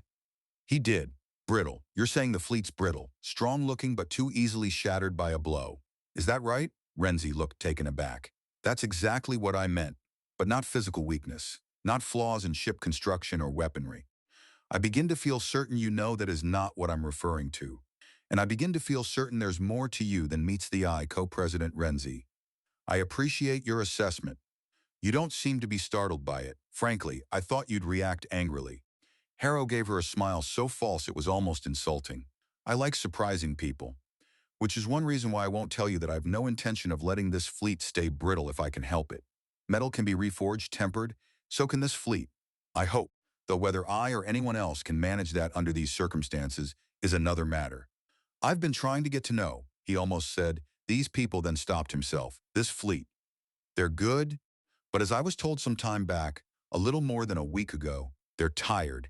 This isn't the type of tiredness that can be cured by a good night's sleep, Captain Harrow. I know that, Madam Co-President. If you commit these ships to a major battle, even under the conditions you describe, they may fail you. Harrow lowered his gaze and bit his lip. That's exactly what I'm afraid of, but I don't know what she might repeat to others. I don't intend seeking a major fleet engagement at this time. That is not a reassuring statement. It is critically important to the Alliance, as well as to the Callous Republic and the Rift Federation, that these ships return to Alliance space. I know that, Madam Co-President. We must avoid losing more ships. Harrow scowled at her. Madam Co-President, contrary to whatever you appear to believe, I am not in the habit of spending ships and the lives of sailors as if they were loose change rattling around in my pocket. Her eyes narrowed, but Renzi said nothing yet. I don't intend to seek out a fleet engagement. I have no idea whether or not the Syndics will be able to force such an action, but I will do all I can to maximize the odds in our favor, no matter what. Renzi remained quiet for a few moments more before replying. That's hardly a promise, Captain Harrow. I don't make promises I can't keep. I can't control what the Syndics do, and I can't be certain what kind of situations we'll face. Surely you understand military realities enough to know that sometimes units must be risked? Units like Bastion? Harrow glared at her. Yes, he rasped. Rather than answer immediately, Renzi simply studied him for several seconds. Very well, Captain Harrow. I must add that in the case of the Bastion, I have been remiss. She dipped her head slightly toward him. May I offer my personal condolences on your family's loss, as well as my official condolences, and thanks for your family's sacrifice, on behalf of the Callous Republic. He looked down at the deck, gathering himself, then nodded in return. Thank you, Madam Co-President. I didn't know you were aware I was related to the commander of the Bastion. He knew his voice sounded rough, and knew there was nothing he could do to smooth it. Yes, I should have expressed my sympathies much earlier and beg your forgiveness. That's all right. He straightened and drew a slow breath. There have been many, many sacrifices. Renzi still did not look warm, but perhaps she had thawed by a degree or two. The last thing he wanted just then, though, was more talk of the dead, so he changed the subject without trying to hide the shift. As I said earlier, I'd appreciate your assessment on something. Turning his eyes away from her, Harrow focused on the table controls and once again summoned a display of stars. We're jumping in here, inside Corvus system. We'll swing through, picking up whatever supplies we can grab in the time available. He marked the jump exit, then moved his finger to another area. This is the jump point out of Corvus. We've got 3 possible destinations. He highlighted 1 star. Yon's one of them, and it's pretty near along a straight shot back to Alliance space. Another star, Voss, which goes a bit back the other way, deeper into Syndic territory. Then the third, Caliban, which just sort of carries us along inside Syndic space, but sets us up to potentially jump to 4 other stars. He paused. Suppose you were the Syndic commanders, Co-President Renzi. Where would you expect us to go? She answered without hesitation. Yuan, because we're running, Captain Harrow.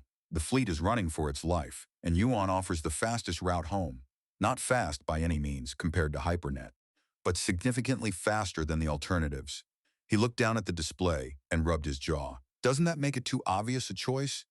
Too obvious a place for the Syndic fleet to jump into and wait for us? I repeat, our fleet fled the Syndic home system. We're in hostile territory. Running is the only reasonable option. All right, I agree we need to run. We also need to avoid getting caught, which means we need to steer clear of an obvious route. In theory, yes, but we're constrained by the realities of our condition. The Syndics will know you want to go to Yuan, Captain Harrow. Harrow gave her a crooked smile. But I don't want to go to Yuan, Madam Co-President. She went rigid, and Harrow could almost imagine frost forming in her eyes. Voss! You're planning on jumping back toward the Syndic home system, then jumping in again, hoping the defenses will be surprised and the fleet off chasing us. Harrow raised both hands, palms out. No. No? Renzi stepped sideways as if circling him with caution, her eyes fixed on his face. No. In a perfect world, maybe. In a perfect world, we wouldn't be fighting a war that's a century old. But I can read those damage reports on our ships, and I can total up the weapons we've expended and the state of our supplies, just as well as I can guess at the current ability of this fleet to handle another major battle. Harrow shook his head. It'd be an insane risk. I agree. Renzi said it carefully, as though she still expected Harrow to spring some trap. But the Syndics will have to defend against that chance, won't they? That means putting a blocking force in Voss and keeping some reinforcements for their home system close at hand, just in case I'm insane, he added dryly.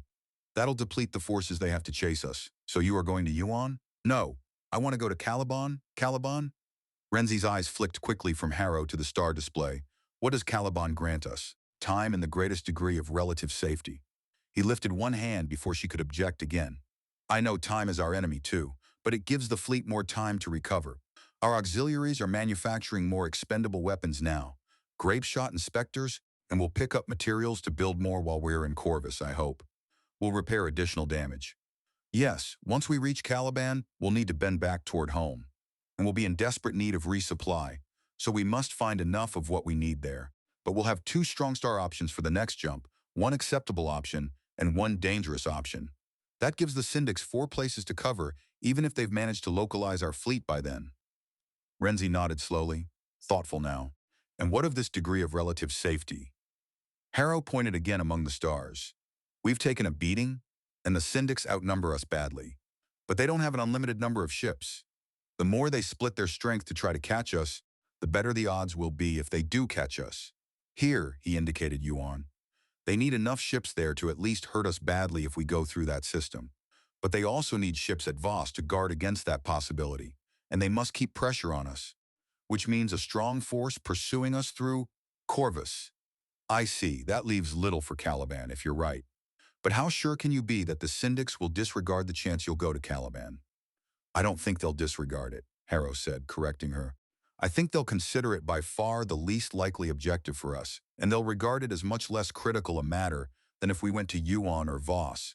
Going to either of those stars would create an immediate problem for the Syndics. If we go to Caliban, we're still a problem, but one they'll think leaves them time to deal with us. His gaze remained fixed on the image of Caliban. I just wish I knew what the Syndics had at Caliban. The little intelligence we have is more than a half-century old. Hell, I wish I knew what they had at Corvus. Why are you explaining this to me? He shot her a brief look. As I said, I want your opinion. You sound like you've already made up your mind.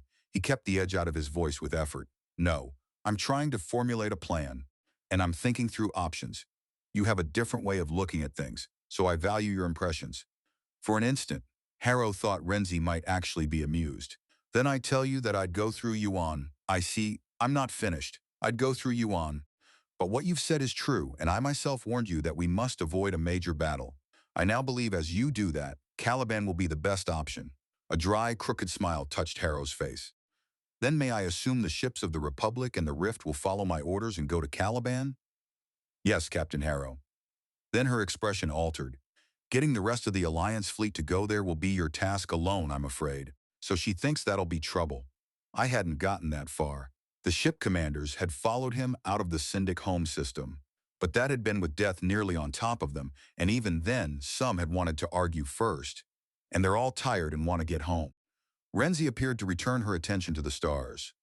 I regret to say I know little of your personal life, Captain Harrow. Did you leave anyone behind? He considered before answering. It depends how you mean that. My father and mother were still alive. My brother was married. He didn't have any kids yet, though. Strange that he could say it so plainly while keeping emotionally separate from the memory of the elderly man who had been his brother's grandson and who had died aboard Bastion. No life partner? No. He became aware of her watching him and wondered how much one word could betray. Nothing that worked out. A blessing, perhaps? In light of what happened to me, yeah. Harrow gave a small shake of his head. I always thought they'd have finally figured out how to extend the lifespan by now. Alas, no. Renzi seemed to be studying the stars again while she spoke. You know what's happened every time they've tried. Nature will let us keep humans healthy and strong nearly up to the end, but come the end still does. Even though scientists have taken the human body apart down to the quantum level and rebuilt it in an effort to change that. Weariness washed over him again. Harrow sat and leaned back, shutting his eyes briefly. It's enough to give someone religion. It's certainly enough to make someone think about it. She turned her eyes toward him. Is there an ancestral home? Not unless they've built one since the last time I was back. Where will you go when we return to Alliance space? I don't know. He looked into emptiness, thoughts drifting. There's somebody I need to look up on the Halberd, wherever that ship is. Renzi showed her surprise openly. You know someone on a ship back in Alliance space? Not really. I have a message for her, though, that somebody asked me to deliver. Harrow sat with that thought while Renzi waited in silence, then gave a slight shrug. After that, maybe I'll go to Kosatka. Kosatka? It was a nice place once. I hear it's still nice, Kosatka, Renzi said again. I do not think your fate lies on Kosatka, Captain Harrow. Do you foretell the future as well as read minds? All I read are people, Captain. Co-President Renzi walked back to the hatch and stopped in the doorway. Thank you for your time and for your confidences. You're welcome.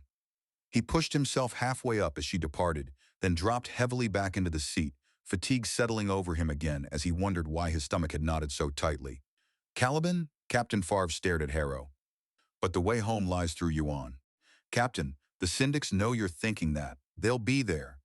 But not in enough strength. How can you know that? Harrow heard the sharpness in his own tone and forced it back under control.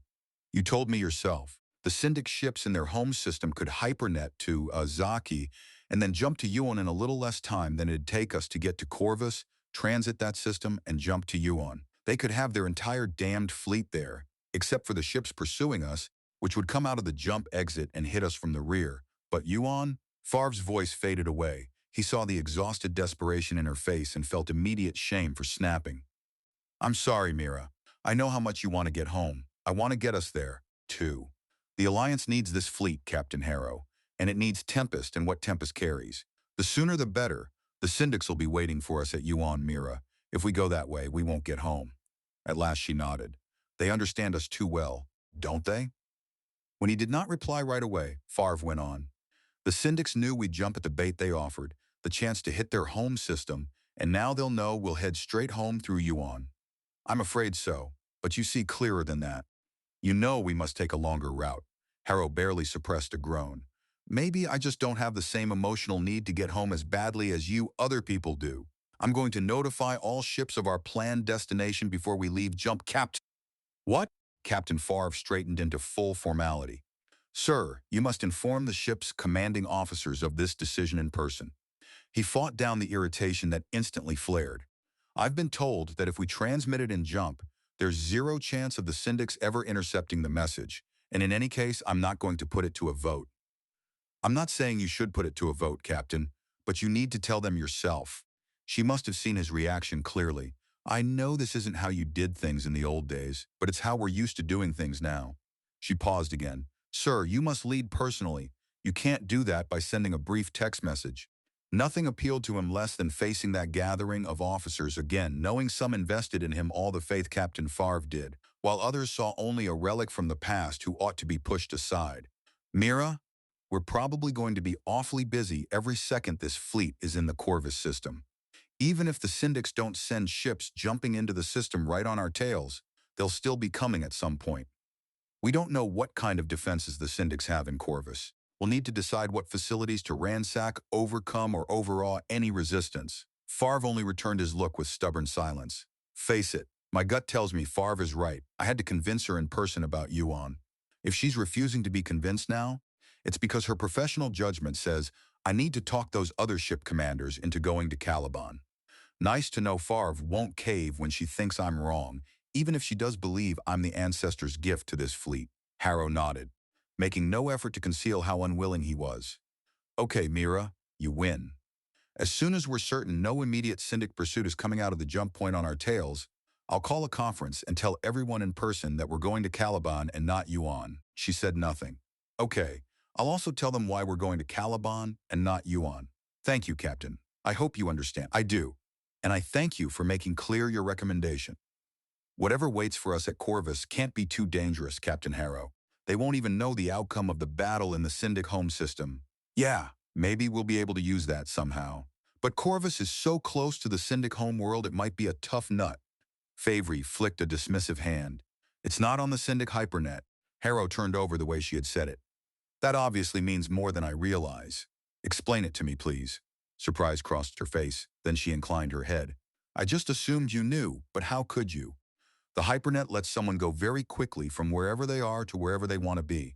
They don't have to go through other places to get there. Oh, damn, I said it again. With the system jump drives, you have to jump through systems within range to eventually reach where you're headed. Yes.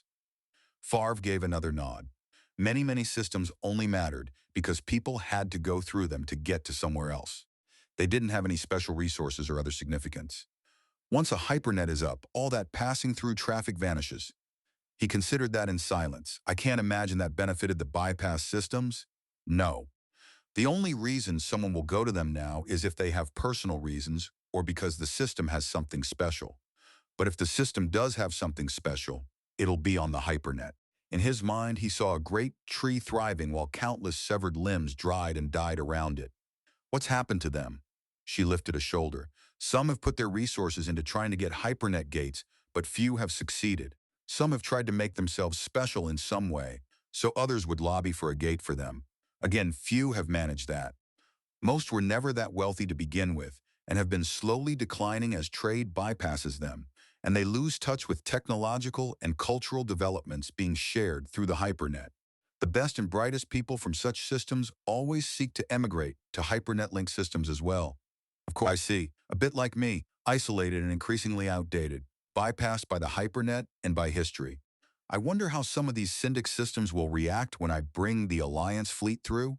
At least they'll be part of history again. Another week remained before they would come out of jump at Corvus and discover what had become of that system after the syndic hypernet had rendered it irrelevant. He needed to prepare what he would say to the ship commanders. and keep hoping the Syndics had not been cunning enough to leave a trap waiting inside Corvus for any Alliance ships that escaped their home system.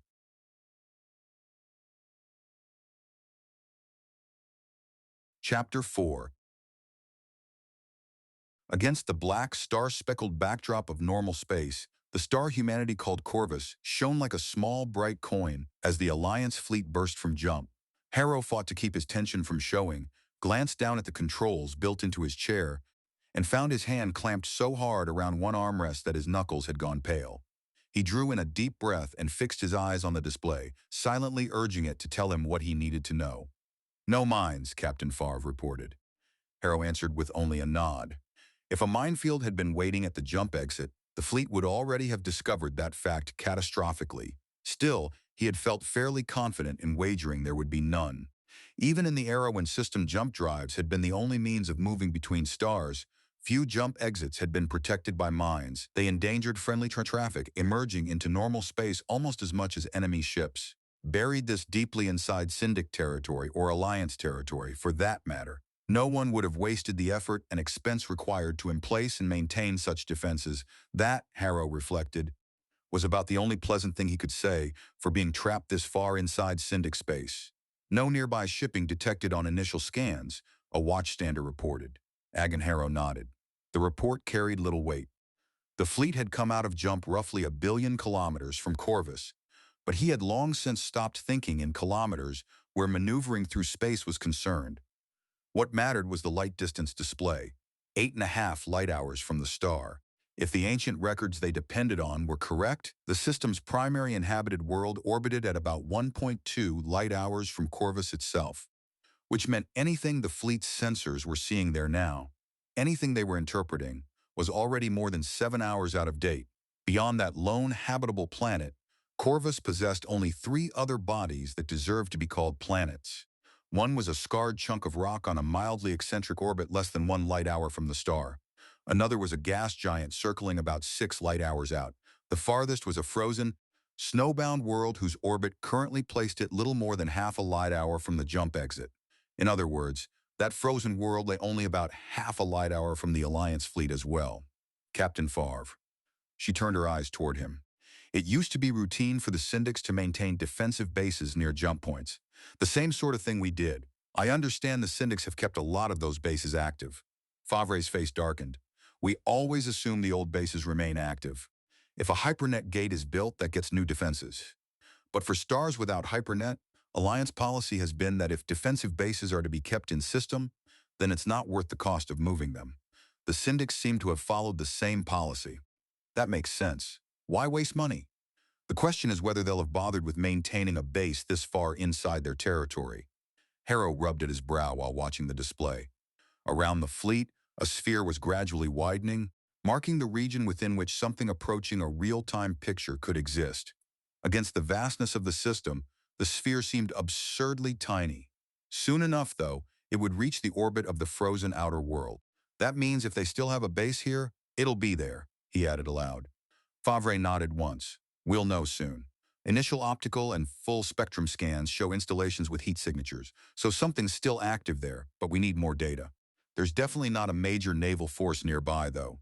We'd be seeing some signs of that by now, even if the information was time late. Thank the ancestors for not-so-small blessings, Harrow thought with irreverence. The amount of traffic in the system also appeared light. Expecting without realizing it, the old pattern of interstellar shipping threading from jump point to jump point, he instead saw nothing of the kind vessels merely passing through Corvus on their way elsewhere.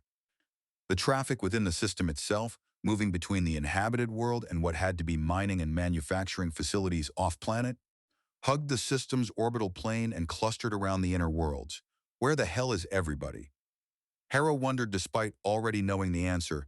Thanks to the hypernet, everybody no longer needed to come through Corvus or places like it.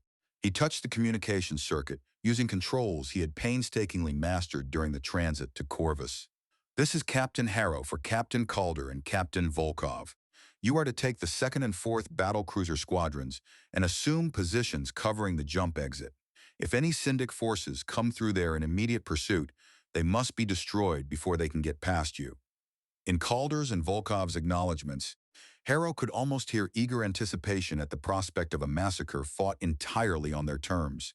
On the display, he watched the heavy ships of both squadrons wheel about and accelerate back toward the jump point. For vessels of their mass, battle cruisers could build speed rapidly, but they paid for that ability with relatively weak defenses. The extra propulsion came at the expense of defensive screen strength. He would need to keep them there long enough to smash any Syndic pursuers emerging on the Alliance fleet's heels, but not so long that they wound up stranded as the main body continued inward. Simple enough except that 7 massive warships and every life aboard them depended on his getting the timing exactly right. Mines. How could I have forgotten that until now? I don't care how much Syndic shipping gets disrupted. Captain Calder, have your ships lay a minefield around the jump exit, slave to the local star so it maintains position. Calder acknowledged at once, and this time there was no mistaking the relish in his voice. The Alliance had suffered heavily from mines during the ambush in the Syndic home system, and Harrow felt no urge to fault any sailor in the fleet for wanting repayment in kind. He opened another circuit, this one to the fleet at large. All units, with the exception of the 2nd and 4th battle cruiser squadrons, are to assume standard fleet attack formation Alpha 6 immediately upon receipt of this message. The battle in the Syndic home system, followed by the chaotic dash through the jump point, had left the fleet's units in disarray. There had been no way to reform in jump space. Now they had to claw their way back into something resembling organized order. Harrow watched ships and squadrons acknowledge the directive one by one, the signal taking several light minutes to reach the most distant vessels, and tried not to grimace at how badly scattered they still were. The fleet is still proceeding in system at .1 light speed, Favre reminded him. It's going to take some of those ships quite a while to reach their assigned positions. Yeah. Harrow kept studying the display, which still contained almost no real-time information about threats. If we slow the fleet, individual ships will have an easier time taking station.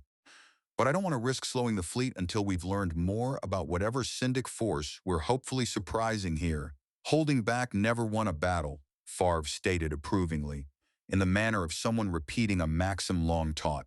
He was still inwardly disagreeing with that neat certainty when a chime drew attention to the display. Time-late data from the inhabited world began to scroll past. Analysis of imagery, atmospheric byproducts, and related indicators suggested the planet still supported an industrial economy, though one marked by idle facilities and apparently a population thinner than expected for a human-settled world of that age. It fit what he had heard. Systems bypassed by the hypernet did not collapse all at once. They simply declined, slowly and steadily, until they were little more than remnants. Around the planet orbited about 20 objects. 7 were flagged as cold and likely mothballed. 2 were assessed as probable military installations. In the picture already over 8 hours old, there was no visible military shipping. The installation on the 4th world is active and assessed military, the Reconnaissance Watch reported. 2 minor combatants are active near the base as of 41 minutes time late.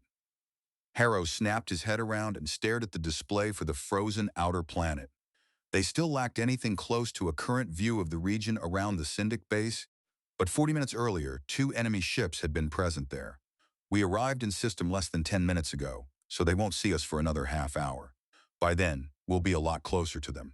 Is the identification of those Syndic ships accurate? We're sure that's what they are. Favre's frown deepened, as if she had taken his doubt about the display as a personal slight against her ship. The IDs on the ships near the base? Yes, Captain Harrow. Type and class ID is certain, model is tentative. I'll be damned. When Favre gave him a puzzled, almost curious look, he gestured toward the display. We called those things nickel Corvettes in my time. Nickel? Yeah, like the coins. They're useful, but they don't last long if you need to use them. Those ships were half obsolescent when Harrow let the sentence die, uncertain how to name what had happened to him in that battle a century earlier. When I was last in combat, he finished instead. Favre gave a short snort of astonishment.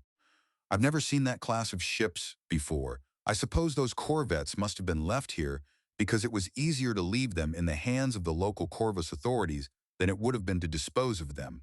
Probably. For a moment, his imagination placed him on that Syndic base, or aboard one of those corvettes, watching the Alliance fleet erupt from jump. If the age of those ships meant anything, Corvus barely counted as a forgotten corner of the war. It had likely been decades since this system had mattered in the conflict between the Alliance and the Syndicate worlds, beyond forwarding taxes, and no doubt, periodic shipments of conscription-age youth. For a little longer minutes for some, hours for others depending on where they were in system, Corvus would go on believing itself remote and unimportant. Then the light of the fleet's arrival would finally reach Syndic eyes, one warship after another appearing as the evidence arrived. And for a little while they would refuse to believe it, wouldn't they? Refuse to believe that the war had come to them at last, sudden and immense. Fleet communications crackled to life. Captain Harrow, this is Commander Marek on the Cleaver. We're within weapons range of an active radar emitter focused on the jump point. This is Harrow. Take it out. He cut his eyes toward Favre. I know that's just a navigational aid, but it's probably sending contact reports to that base. I concur, she agreed. Though the reports will be going at light speed, so they won't get there before visual sightings of us can take place from the base. Every couple of minutes helps. Is the base itself sending out any active sensor emissions? He was already scanning the display as he spoke, aware the answer ought to be there if he found the right field. No, sir. Favre indicated the relevant portion of the data. Did you expect that? No. Harrow almost bristled at the question, then found himself faintly amused by his own reaction. Even in my primitive time, it was obvious that radar would take twice as long to spot something as a visual sensor would, since the radar pulse has to go and return while the light from the object only has to travel that distance once. On a planetary surface, the difference was trivial, but in a battlefield measured in light hours, it became enormous. Favre swallowed hard enough for him to notice. I didn't mean any disrespect, I know that. I also know I'm out of date in a lot of ways, so I'd rather you keep on assuming I don't know something. We're safer that way, and frankly, Captain, I trust you with knowledge of my fallibility. Yes, sir. Favre smiled.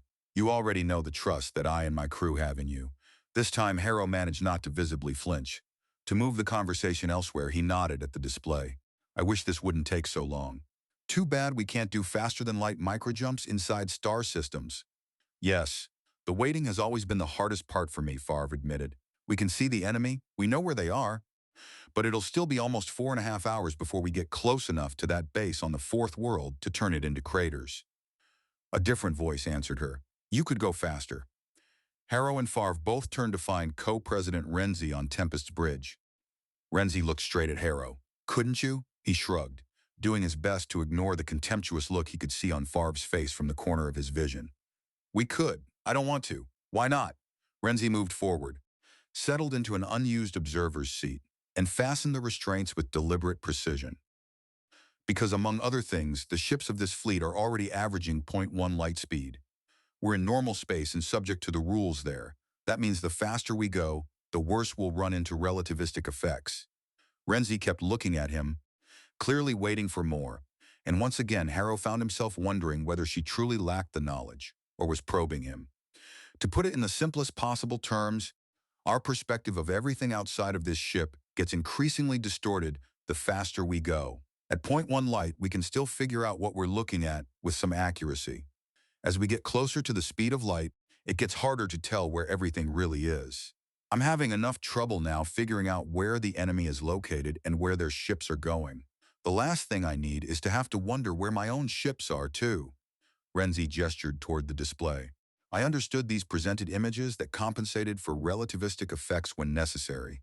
Captain Favre, once again reacting as if the honor of her ship were under examination, answered for him. Madam Co-President, the systems can fairly accurately compensate for relativistic effects on this ship because they know what this ship is doing. For any other ship, the systems can only estimate from what it can observe. We'd get a time-late and distorted picture of the other ship, and the resulting corrections vary in accuracy. The image we get could differ significantly from where the other ship is actually located, and from what its actual course and speed vectors are at any moment.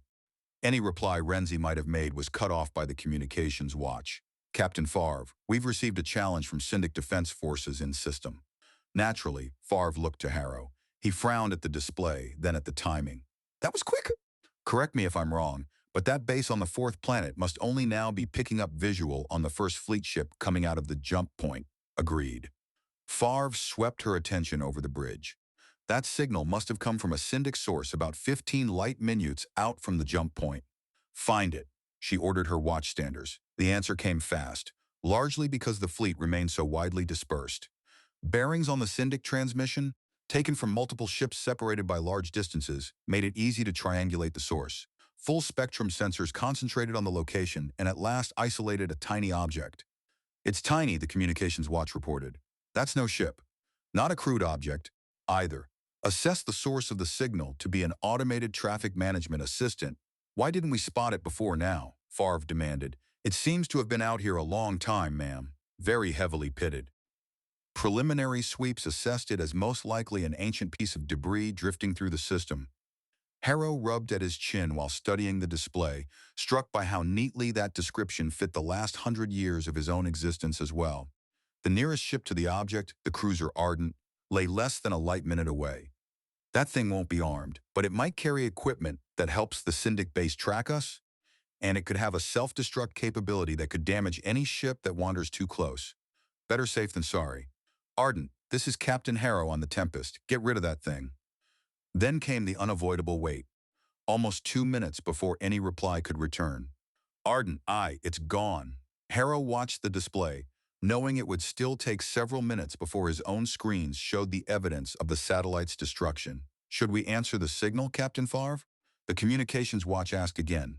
She turned to Harrow once more.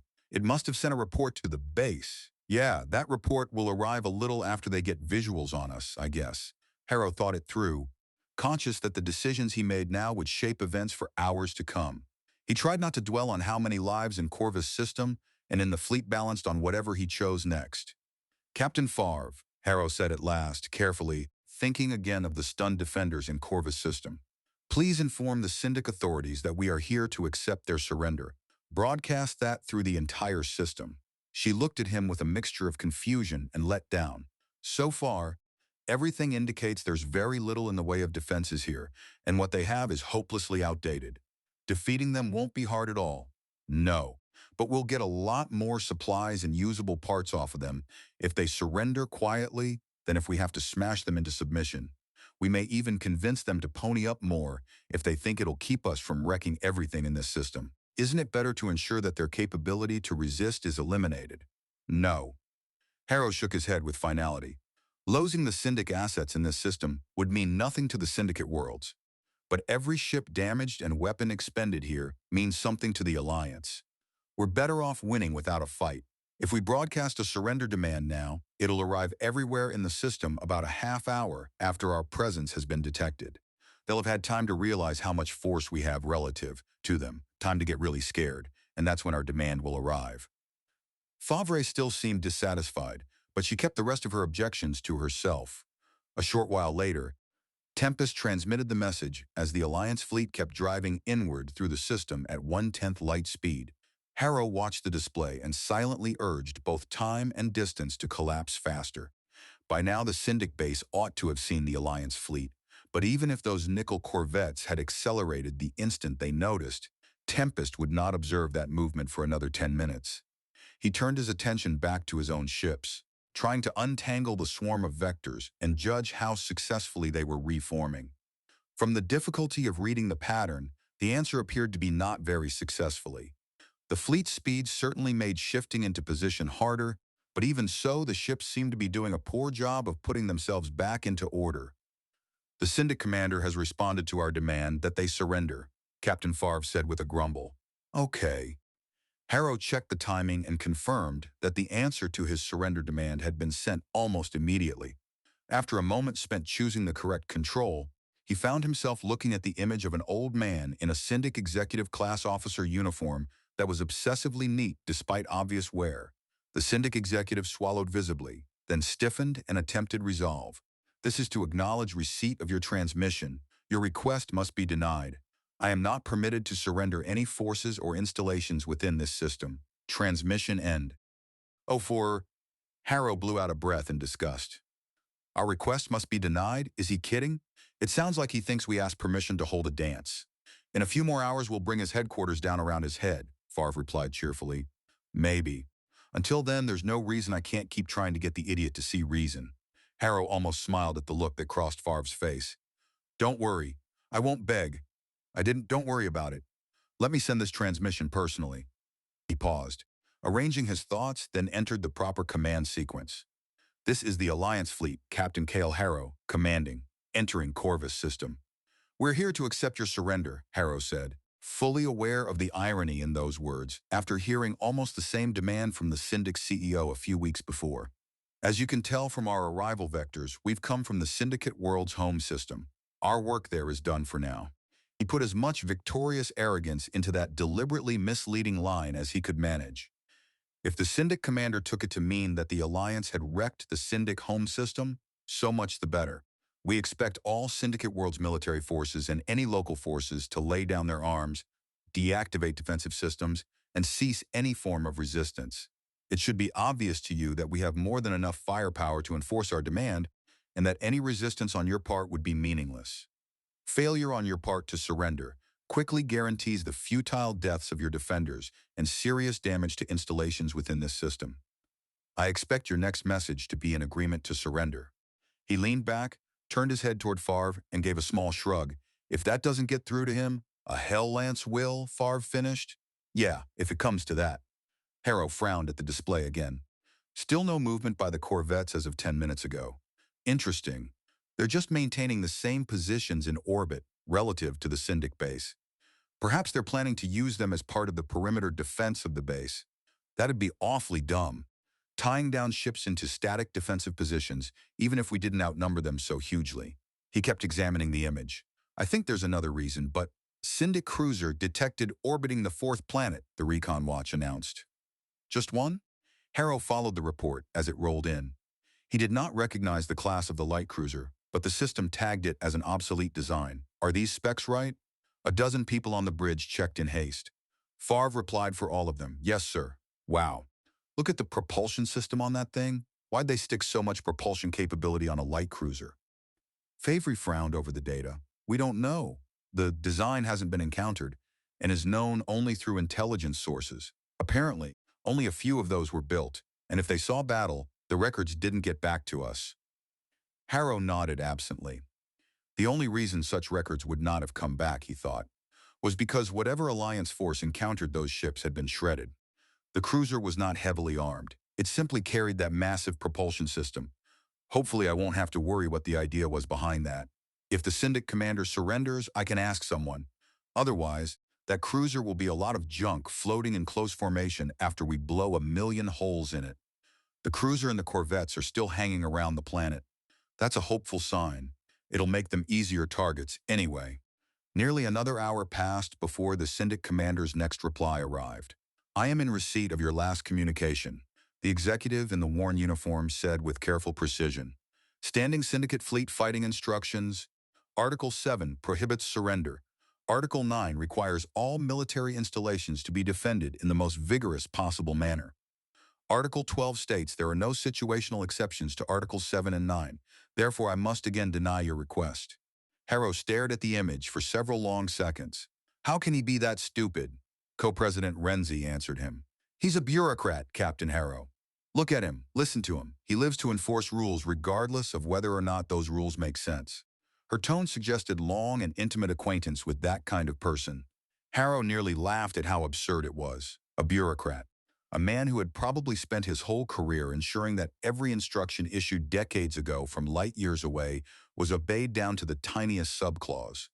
The sort who believed rigid compliance with petty regulations mattered more than any living reality. Who else would wind up commanding a system where the war was never meant to arrive? Who else would want to keep such a posting through year after empty year? Then the consequences returned to him. Because of this bureaucrat's frozen devotion to Syndic fleet fighting instructions, Articles 7, 9, and 12, Harrow would have to kill enough of the men and women under his authority to break resistance. Damn him. Harrow struck the communication controls hard. To the Syndicate commander and Corvus system, surrender is your only option. If you force us to destroy your defenses, I assure you that I will make every effort to ensure that you personally share the fate of your frontline personnel. He cut the connection and looked over at Captain Favre. Have your communications people try to ram some messages directly through to the corvettes and the cruiser telling them we'll accept their surrender. For a moment, Favre let her disapproval show, then she nodded and passed along the order. Give it a rest, Mira Favre. There's no glory in smashing people facing impossible odds, 3 more hours remained before the fleet would be close enough to engage the base's defenses. Favre's gaze drifted toward the portion of the display that showed the battlecruisers stationed around the jump point, and Harrow had no trouble understanding what she was thinking. Calder's and Volkov's ships might get the chance to kill something, but Tempest seemed destined to do little more than collect the surrender of a few obsolete vessels. Favre did not like that at all. The Alliance fleet drove farther inward through Corvus, while its individual ships edged toward their assigned places relative to the flagship with wildly uneven levels of speed and competence. On Harrow's display, the time-late images of the Syndic corvettes continued to jitter near their base. The Syndic light cruiser kept circling the Fourth World, and all of it slowly worked him into deeper irritation. At first, he tried marking every Alliance vessel that lagged in taking station. But before long, he had to abandon that and instead identify the comparatively few ships moving into position with anything like promptness. There were simply too many stragglers and far too few doing well. The intended formation for the lead elements of the fleet was a vast rectangle presented broadside toward the enemy. Behind that should have been the main body, arranged in an even larger rectangle. Farther back, the auxiliaries and their escorts were supposed to form a cube, with 2 smaller cubes stationed off either flank to act as screening groups against enemy moves from those directions. What Harrow actually saw was nothing of the kind. To his eye, the entire Alliance force had collapsed into something like one misshapen wedge, its broad, blunt end aimed at the enemy. Then an alert flashed, and fresh symbols lit across the display. Harrow stopped breathing for an instant as Tempest detected Syndic ships coming out of the jump point. These were not relics. They were modern ships and moving hard. Adrenaline flooded him, despite knowing the events he was watching had already happened 10 minutes ago. Whatever fight his battlecruisers had fought had also been over for 10 minutes. He scarcely had time to register a Syndic formation. A squadron of hunter-killers clustered around a single heavy cruiser before concentrated short-range fire from Calder's and Volkov's battlecruisers tore the Hucks apart. A heartbeat later, the Alliance barrage overwhelmed the cruiser's defenses and riddled it through before it managed more than a handful of return shots, all of which splashed harmlessly against battlecruiser screens. As soon as the sight of the action reached Tempest, the first reports from the battlecruisers followed, merely confirming what Harrow had already witnessed on the display. He waited for more contacts, but none appeared after those first ships. The force had been expendable, sent through in case the Alliance fleet had continued its flight in disorder and left the jump exit uncovered, expendable. Harrow had always found the word repellent and the idea behind it worse. The Syndics apparently had no such objection. On Tempest Bridge, cheers broke out as the crew watched the small enemy force be slaughtered. The noise scraped at Harrow's nerves until he found himself needing something to direct his anger at. He keyed the fleet circuit once more. All units not yet in standard attack formation Alpha 6 are to expedite their movement. Favre shot him a startled glance, then smoothed the reaction away at once. Not that Tempest had reason to worry. As flagship, the reference point every other ship had to align on it was considered in position the instant the order had been given. "Do you think that's their entire fast pursuit force?" she asked so promptly that Harrow suspected she was trying to divert him. "How the hell would I know?" he wanted to say. Instead, he made himself considerate. "I think so. If they were sending through more, why leave an appreciable gap between their arrival times?" He paused again. "That wasn't a big force, though. They should have been able to get it through the jump point right on our heels. They were just over an hour behind us." Favre thought a moment, then nodded to herself. "They hesitated, then sent through a small force just in case it might find us unprepared."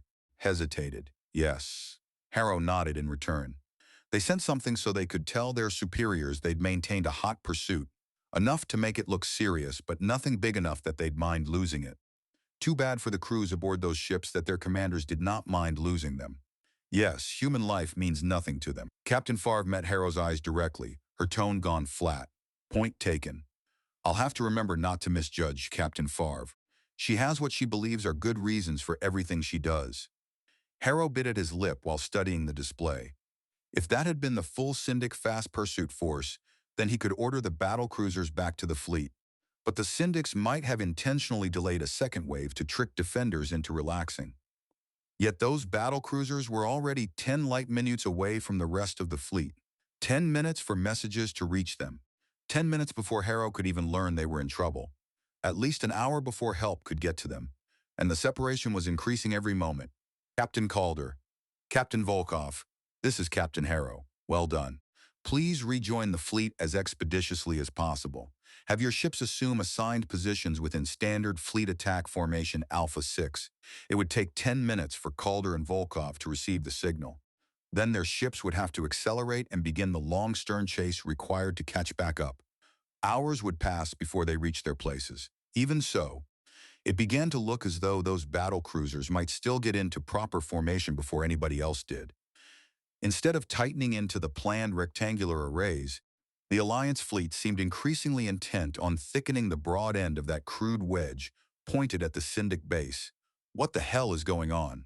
Harrow pulled the display back, searching for some larger pattern he might have missed while focused on detail. No, it still refused to make sense. Only the slowest units, such as Atlas, appeared to be where they belonged, and battered Atlas had no real option anyway, trudging slowly across the system behind the swifter warships. Then he noticed, by degrees, how alarmingly alone Atlas was. Where are the ships that are supposed to be acting as close escort on Atlas? He widened the display again. All the support craft accompanying the fleet are missing their escorts. Where the hell are the escorts for the auxiliaries? No one on Tempest Bridge answered. He had refrained from lashing out verbally at the ships still slow to take formation, partly because he suspected his irritation might be temper rather than sound command judgment. But the escorts should have had one of the simplest jobs in the entire maneuver. Falling back to cover the auxiliaries ought to have been quick and easy. If they had truly been heading for station, they should already have been there. This was too sloppy careless? Or something else? Harrow studied once more the drawn-out alignment of his ships, then zoomed the view out enough to include the two Syndic corvettes. It took him far too long to understand what he was seeing, but when realization finally struck, it hit hard. Ancestors save us all. Favor stared at him, plainly unsure whether this latest outburst was aimed at her ship as well. Captain Harrow? He kept his eyes on the display, forcing his anger and his voice under control before answering. At last, he pointed to the Alliance movements. Those fools aren't getting into formation because they're all trying to get in on the kill when we make contact with those corvettes. Now that he understood, the pattern was plain enough. Nearly the entire Alliance disposition had warped toward the point where the fleet would intercept these Syndic corvettes. Most of Harrow's ships had discarded or ignored both their assigned stations and their proper roles in the broader plan merely for the chance to land a shot when the corvettes were destroyed by absurdly overwhelming force. Favre looked reluctant to speak, then finally did. Aggressiveness is the primary. Aggressiveness. That's what you call this? Close with the enemy. Favre said in a tone that once again sounded like a quotation to Harrow. Then she made it explicit. That was one of the final orders given at Grendel. Favre held his gaze, knowing he would understand the connection, and Harrow remembered, keeping his face still by force of will. For everyone else, Grendel had happened a century ago. For him, those events were barely more than a month in the past. During that fight in the Grendel star system, his ship had lost contact with the other units of the convoy while battling the Syndics. But before communications had failed, one of the last orders he had given his own ship an order that would have gone out over the command net had been close with the enemy. You're not seriously telling me that? That? Favre nodded, glowing now with pride. Pride in herself, in the fleet, and in Harrow. That's our primary rule of engagement in the Alliance fleet. Be aggressive, never hesitate, never delay. Close with enemy, just as Black Kale Harrow ordered long ago, Favre declared, her face glowing. Harrow wanted to seize her by the shoulders and shake sense into her. You idiot, all of you idiots. That's not a one-size-fits-all solution to every tactical situation. It's not even smart a lot of the time. By every ancestor of every sailor in this fleet, Captain Favre, discipline matters as much as aggressiveness. A few frigates can take down those corvettes. I was going to send a single squadron of them to do it. They know they're fighting under the eyes of Black Kale Harrow, sir. They want to show you how good they are. They're not. They're acting like an untrained mob. They're ignoring my orders. Harrow cut off whatever else was surging upward. Favre and the rest of Tempest's bridge crew were looking at him as though he had struck her. Look, aggressiveness is all well and good in its place. But if it's not matched to intelligent tactics and coordinated, disciplined actions, it's a recipe for disaster. The pride in Favre's face had hardened into stubborn resistance. It served us well, sir. The Alliance fleet is proud of its fighting spirit. Instead of answering with another sharp retort, Harrow drew a long breath. Yeah, it served you well. No wonder the fleet had lost so many ships. No wonder the fleet had lunged so eagerly at the Syndic bait and nearly been destroyed. And they were doing it all because of a grotesquely twisted understanding of Harrow's own beliefs. I don't even know whether or not to feel guilty. Is it my fault if the example of Blackcale Harrow they're blindly following isn't actually true and never was? This won't be changed quickly. I can't just tell them they're wrong. If they believe me, it'll break their spirit. If they don't, then nothing changes, and my authority becomes even weaker than it already is. He inclined his head to Favre with deliberate control. Fighting spirit is immensely important, Captain. From what I have seen, the Alliance fleet is right to be proud of its spirit. Relief spread across her face in the form of a grin. Looking about the bridge, Harrow saw the same easing of tension on other faces as well. But we do need to apply that spirit properly to make sure we do. What's the right phrase? Maximum damage to the enemy. It's like aiming a weapon to make sure it hits the target dead on. He gestured toward the display. Right now, this fleet isn't as well aimed as it could be. And aren't I the master of understatement? We'll work on that. Yet even as he said those words, he saw the lead Alliance ships accelerating past .1 light speed, discarding even the pretense of formation as they effectively raced one another for the privilege of helping destroy the two Syndic corvettes. Strangely, the now 5-minute-old imagery from the area around the Syndic base still showed the corvette's holding position rather than fleeing, maintaining a blocking posture near the base. Harrow was still trying to decide whether that meant bravery, stupidity, or simple paralysis when the explanation appeared. A courier vessel launching from the base and accelerating away. The Syndics were trying to send a report through one of the Corvus jump points. I wonder what Syndicate Fleet Fight Instruction article mandates sending a report? Harrow thought bitterly. That idiot in charge of them wouldn't do it if it wasn't spelled out as a requirement. The foremost Alliance ships were still accelerating, pushing beyond the speed at which they could effectively target enemy vessels. That's it. It's past time I tried to regain control of this goat rope. Harrow drove his thumb down on the communications control. This is Captain Harrow. All units of the Alliance fleet are ordered to return to their places in formation. All units are to reduce speed as necessary to ensure they are not exceeding .1 light. He hated issuing such an order in the midst of approaching battle, when ship commanders ought to retain flexibility in managing speed. But he saw no other way to slow the crush of ships rushing for the corvettes. He swallowed another curse. The displayed positions of many of his own ships were becoming more and more uncertain, and the farthest vessels would not even receive the order for several minutes. Ships of the 3rd Frigate Squadron are ordered to engage the Syndic corvettes. Any unit in a position to intercept the Syndic courier vessel is ordered to make every effort to stop it. Then he could do nothing but wait. Several minutes would pass before he learned whether anyone had decided to obey him this time. At least the battle cruisers were clearly turning back. They would not reach even the rear elements of the fleet for 3 hours, but at least they were carrying out the orders they had been given. Over the next 15 minutes, it became clear that a little more than half of the Alliance ships that had been charging the corvettes had, somewhat belatedly and almost sheepishly, begun complying with Harrow's command. The trouble was that as some ships reduced speed while others continued to accelerate, whatever remained of fleet order disappeared entirely. The broad front of the wedge had degenerated into a twisted mass in which the positions of many Alliance ships were anything but certain. On the display, the outer margins of the fleet flickered almost like a strobe as successive time-late images updated and jumped. Nearly 20 Alliance ships appeared to have wheeled about and begun accelerating to intercept the Syndic courier.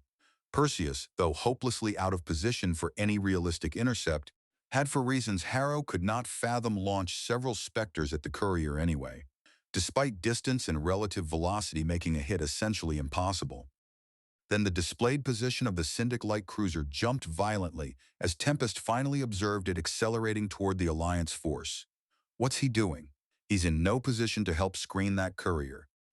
The amorphous Alliance blob had now stretched in 3 separate directions, one narrow extension reaching up and off to the side along the courier's path, another larger mass still driving toward the Syndic corvettes and base, now under an hour from contact, and a widening cloud at the rear where ships were at last falling back toward assigned stations. The Syndic light cruiser, having rounded the 4th planet, seemed to be using its oversized propulsion system to accelerate on a track that would skim along the lower edge of the Alliance mass. Harrow stared at the display, trying to make sense of the cruiser's intentions. The estimated speed and directional vectors for the Syndic ship kept jerking all over the display as it exceeded point 1 light and continued to accelerate. It also seemed to be making repeated slight course changes, so that every time Alliance sensors picked up another distorted, time-late sighting and the systems tried to compensate for relativistic effects, the cruiser's apparent position jumped and its projected course swung crazily across space. Only two facts looked solid. The cruiser was still accelerating, and it was still coming toward the Alliance fleet. Why? If he's just running away, why run away through the Alliance fleet? But how is he planning to engage us? As close as he is and going that fast, he'll shoot past our ships with no better idea of where they are than they can tell where he is. Even with his propulsion system, by the time he'd be able to slow down to fighting speed, he'd be, damn! Harrow's violent oath drew some reaction on Tempest's bridge, but he did not notice it. I should have seen it. I should have figured this out a long time ago. A ship built with that much propulsion capability must be intended for a special kind of attack. He slashed a hand toward the portion of the display where the Syndic cruiser's image kept flickering from one estimated position to another. He's headed for Atlas. What? Captain Favre tracked the motion of Harrow's hand, shock plain on her face. How could it? He'd never be able to figure out exactly where Atlas was at the speed he's going. It's what he's designed for, Captain Favre. I should have known as soon as I saw it. Harrow stabbed a finger at the display once more, tracing an arc across the front of the Alliance formation and ending at Atlas. Major propulsion capability so he can accelerate quickly to speeds high enough that the relativistic effects make targeting him damn near impossible. Once he's dashed through defending units that can't target him worth a damn, he'll spin around and use that same propulsion power to brake hard enough that he can slow down to a speed that allows him to engage whatever soft targets the warships are protecting. Favre actually growled as she studied the display. Ancestors forgive me. He'll be at maximum velocity when he pierces through our lead units. We'll have very little chance of achieving hits on him unless we can fix his course exactly. We can't. We can't exactly project his course because we don't know exactly where he is now. Harrow broke off, then showed his teeth in something that was not quite a smile. But we know exactly where he's going. Atlas? Favre's fingers moved rapidly over her controls. A massively stretched cone appeared, its broad end centered on the system's best estimate of the Syndic cruiser's current position. Here, if that cruiser is headed for Atlas and has to break down to a velocity low enough to get high probability targeting data on Atlas as he passes within weapons range, he'll have to start braking about here, and that'll mean he'll intercept Atlas's course here. She indicated the point where the cone narrowed into a thin spike. Harrow nodded, a brief flash of satisfaction running through him. That was why the Syndics had not mass-produced ships like that light cruiser. Once you identified the intended target, escorts behind the main body could move to intercept before it got there. But the satisfaction vanished almost immediately as he studied the region around the course Favre had plotted. There's nothing in place to stop that cruiser. Atlas's escorts are still too far off. From chasing after those worthless corvettes, the reserve squadrons are scattered all over the place, and Atlas has fallen even farther back because the fleet has been accelerating away from her. And the commander of that Syndic light cruiser had been clever enough to read the situation and pick out Atlas as the vulnerable spot in the Alliance fleet. Smarter than me, Harrow admitted. That's a very good sailor out there. Too bad I have to do my best to kill him or her. The immediate need was to give the cruiser other problems to think about. All ships in cruiser squadrons 8 and 11 are to pursue the Syndic light cruiser. It was more ships than should have been necessary, but Harrow had no reliable sense of how many vessels in those squadrons were actually positioned close enough to threaten the enemy cruiser. None of them could catch it before it reached Atlas, but if he could force it to slow, they might still matter.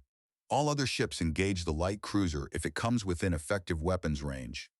He spared a glance for the corvettes. Their screening mission for the courier finished, the Syndic corvettes had turned and begun to run. Harrow shook his head. They're too slow, and they waited too long. Alliance ships were already less than half an hour behind them, and the corvettes accelerated like bricks. Captain Favre, please inform those two corvettes that if they do not surrender immediately, they will surely be destroyed. Yes, Captain Harrow. Favre kept whatever she thought about that to herself this time. Above and off to one side, the Syndic courier had been relying on speed and relativistic confusion to slip past the Alliance ships racing toward it. But one Alliance destroyer had found itself in exactly the right place and came in from below on a perfect intercept. Harrow had only an instant to realize he had never offered the courier a chance to surrender before the destroyer fired. Hell lances stitching across the courier's path. The Syndic ship flew straight into the barrage. Its thin defenses offered almost nothing. The engines blew, and the courier vanished in an explosion that tore it into fragments. Pity. Good intercept, though. Who was that destroyer? Foyle, one of the Sword-class ships. I'll need to remember her. One of the corvettes has broadcast surrender. Tempest Communications Watch announced, unable to entirely hide the note of dismay in her voice. Tell Harrow check the display quickly. Saber to overtake and board the corvette and ensure it's stripped of anything we can use. He hesitated, thinking of how poorly prior orders had been obeyed, then touched his own controls. All units in the Alliance fleet, this is Captain Harrow. I have personally accepted surrender of the Syndic corvette PC-14558. Favre's eyes widened as she stared at him. Harrow avoided meeting her gaze and kept his own fixed stubbornly on the display. By doing that, he had effectively placed the surrendered corvette under his personal protection. It was extreme, but he had a nasty suspicion that otherwise some overeager ship commander might decide a surrendering enemy was still fair game. His eyes shifted back to the battle cruisers far behind, uselessly wishing they could simply appear beside Atlas, then searched for the Syndic cruiser again, and found it already racing past the foremost Alliance ships. Harrow watched, feeling helpless, as the nearest Alliance vessels scrambled to intercept. One after another they failed. The cruiser's speed now above point 2. Light so thoroughly disrupted Alliance targeting solutions that every prediction was wrong. A few Spectres came close, trying to run straight up the cruiser's path, but all of them were trapped in stern pursuit with too little relative speed. They vanished in bursts of light as the Syndic cruiser's defenses killed them, firing aft with perfect confidence that any pursuer would be directly behind. Every eye on the bridge had turned to him now. No one spoke, but he knew the question in their minds. What do we do, Black Kale? How do you get us out of this mess? Because they believed he could. Fools. If they kept putting themselves into tactical disasters, how long before Harrow faced one he could not solve at all? Damn and damn again. That Syndic commander spotted the weakest point in the fleet. If we lose Atlas, our chances of getting home go way down.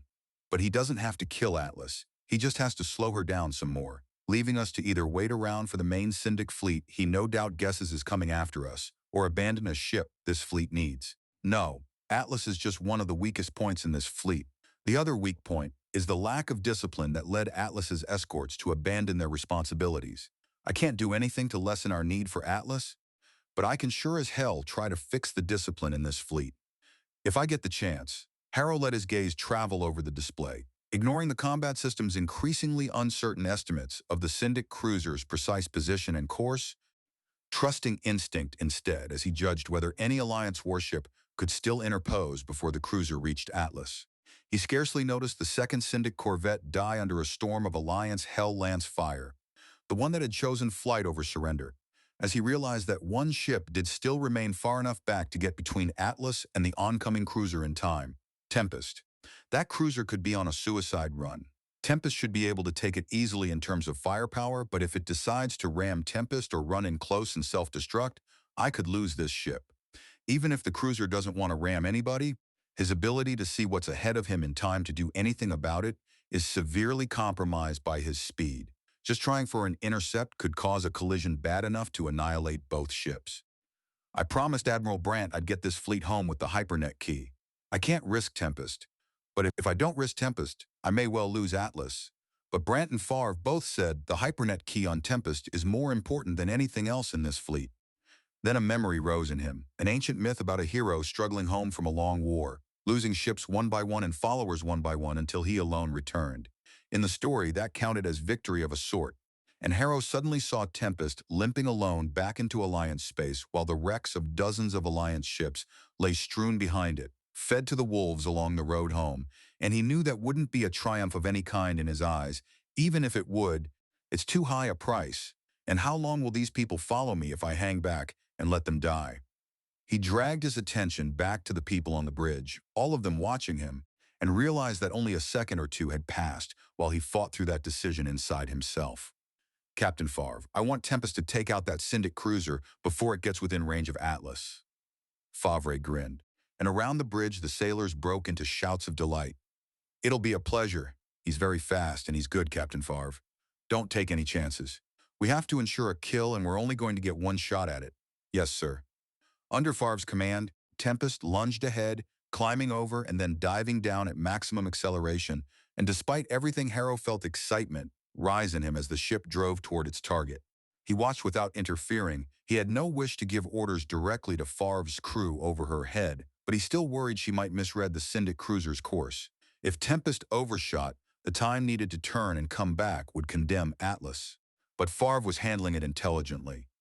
As Harrow followed the course she was forcing on Tempest, he realized she was disregarding the combat system's estimates. Instead, she was taking Tempest to an intercept point well ahead of the path the cruiser had to follow if it meant to come within weapons range of Atlas. At the velocity the Syndic ship was making, it likely would not detect Tempest's movement until far too late. Unless that Syndic commander guesses Tempest will move to an intercept. But what can they do? If they alter course, they won't pass close enough to Atlas to engage her. If they slow down to screw up the course projection, my other ships will be able to get close enough to throw enough junk at the general location of that cruiser that something will be bound to hit. And they can't speed up more because they wouldn't be able to break down to engagement speed in time to shoot at Atlas and have any reasonable chance of a hit, I hope. Harrow watched Tempest's path bend on the display toward the point where it would cross the cruiser's projected track, and with surprising force he felt a flicker of kinship for the officer commanding the enemy ship. Whoever that person was, they plainly knew how to handle a warship and had a crew trained to match. How many years had they spent marooned in Corvus system, waiting for the wildly unlikely day an Alliance force might actually appear? It would have been so easy to let standards slip, to trust that combat would never come, to let ship and crew decay from neglect. But they had not done that. Whoever commanded that cruiser had kept both vessel and sailors sharp, and the effort had very nearly paid off. Might still. The cruiser's estimated position jerked again. He's going to have to start braking soon, Favre noted. Harrow gave a brief nod. Do you think he's seen us yet? Unlikely, sir. He's got old combat systems. They'll be severely stressed by all the ships out here and trying to compensate for relativistic distortion at the speed he's going. But even if he sees us, he won't get past us, Favre promised in a quiet voice. I know. A fierce grin flashed across Favre's face at that simple declaration of faith, but she kept her eyes on the combat display as she drove Tempest down toward the charging cruiser. Harrow frowned. Tempest had to score hits, but at the combined velocities of the two ships, they would flash by one another in an eye blink, too quickly for ordinary targeting solutions to be effective. Had Favre accounted for that? Or was she so intent on reaching the enemy that she had missed the problem? Should he warn her? Override her in front of her own bridge crew? The two projected courses kept drawing together. The range to the Syndic cruiser dropped at a staggering rate. Harrow finally cleared his throat. Captain, Favre lifted one hand without looking away from the display, palm outward. I have it, Captain Harrow.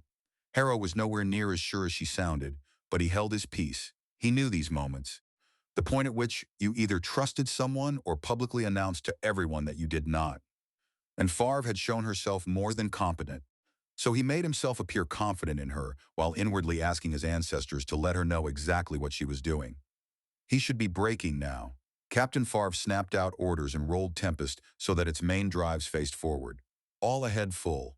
Tempest shivered as her engines began bleeding off velocity, the hull complaining under the strain, and Harrow felt the force shove him hard into his seat. A thin, high keening filled the bridge as Tempest's inertial dampers struggled to keep the loads on ship and crew within survivable limits. Tempest's projected course changed rapidly, curving downward toward the route the Syndic cruiser had to be following to reach Atlas. Closer. Harrow swallowed carefully, hoping it did not show. Favre never took her eyes from the display. He should be down below .2 light now if he's braking to engage Atlas. The image of the Syndic cruiser, now only light seconds away. The nearest thing to real-time most naval battles ever got looked to be almost exactly where Favre had anticipated. Set grape shot to fire in sequence as we cross the cruiser's estimated path, Favre ordered. Charge null field and stand by. Still decelerating hard, Tempest slashed across the projected path of the Syndic cruiser at an angle while its grape-shot launchers spat streams of ball bearings into that path, each burst timed in millisecond succession as the ship crossed. Fire 4 Spectres, 2 to starboard and 2 to port. The missiles flared away, each one braking more heavily as its onboard sensors hunted for an undistorted fix on the cruiser through relativistic confusion, then accelerating again toward the target. Favre waited a beat. Fire null field. On the display, Harrow saw the huge glowing orb that marked the null field round launch up and aft from Tempest, rising toward the lower edge of the Syndic cruiser's present course. Then suddenly, the cruiser was there. The range indicators unwound downward with impossible speed as it swept in, either still blind to Tempest's maneuver or counting on sheer velocity to carry it past Atlas's final defender. Although he knew the cruiser had to be braking, Harrow was still caught off guard by the realization that he was looking at its stern as the great propulsion system fought to slow the ship. Lights flashed across the display as the Syndic cruiser slammed tail first into the grape-shot barrage, each ball bearing striking shields and vanishing in a burst of vaporized light. The combined impacts checked the cruiser's speed, as if it were smashing through a series of tightly spaced walls, while at the same time hammering down its aft shields. Harrow watched with his jaw locked, thinking that the extra deceleration was probably more than the cruiser's inertial dampers could properly absorb, and imagining what that must be doing to the people aboard her. But too many lives in the Alliance fleet depend on stopping that cruiser. I can't let the fate of the cruiser's crew affect my decisions. And, damn, but that was a nicely done intercept. Very nice job, Captain Favre. Pleasure actually colored her face, but when she answered, her tone remained controlled. He's not dead yet. An instant later, the cruiser slammed into the null field. Its shields, already battered and thinned by the repeated grape-shot impacts, flared once and collapsed as the weapon carved down one side of the hurtling ship like a blade through soft flesh. The Syndic light cruiser lurched off course while the charge gouged a long trench through the hull and deep into its interior. Through the luminous cloud of gas matter that had been part of the cruiser only moments earlier, Harrow watched with grim fascination as the wrecked enemy ship tore past above Tempest. In that fleeting glimpse, he thought he saw secondary blasts flashing within it, an atmosphere venting from compartments that had abruptly been laid open to vacuum. He was just considering whether Tempest would have to chase down the crippled cruiser and finish it, when the Spectres launched earlier swept in from both sides, their target now slowed enough to catch. Somehow one of the cruiser's defenses was still functioning and scored a lucky hit, turning one Spectre into a burst of light. Its partner jinked through evasive maneuvers, but at the same moment the other two Spectres, coming from the far side, curved directly into the cruiser's path. Two explosions flowered along the hull about 2/3 of the way aft, and the ship snapped apart. A heartbeat later, the smaller rear section vanished in an even greater detonation as its power core annihilated it. The forward section, mangled and crippled, spun away until the last surviving Spectre struck it and blasted a vast chunk free. Only then did Harrow fully register that Tempest's bridge had erupted in cheers. He drew a slow breath, watching the remains of the Syndic cruiser cartwheel away into the dark, then forced himself to look elsewhere and found Captain Favre watching him with a wide, victorious smile. "Why aren't you cheering, Captain Harrow?" she asked. Harrow shut his eyes briefly. "I never feel like cheering when brave people die, Captain Favre. Those Syndics had to be stopped, but they fought well." She only shrugged, her smile still in place. "They'd be cheering if the shoe was on the other foot? Maybe, but I don't model myself on the Syndics." He tipped his head toward the display without meeting her eyes. "You did an outstanding job on that intercept, Captain Favre. There are no more Syndic combatants active. I'd like your recommendation on the possibility of getting boats over to the wreck. It'd be hard to intercept, and after what we did to it, there's unlikely to be anything left salvaging. There might be survivors, Captain Favre." For a moment she said nothing. "I'll see what can be done." He heard the disagreement still present in her tone, but found that he did not especially care.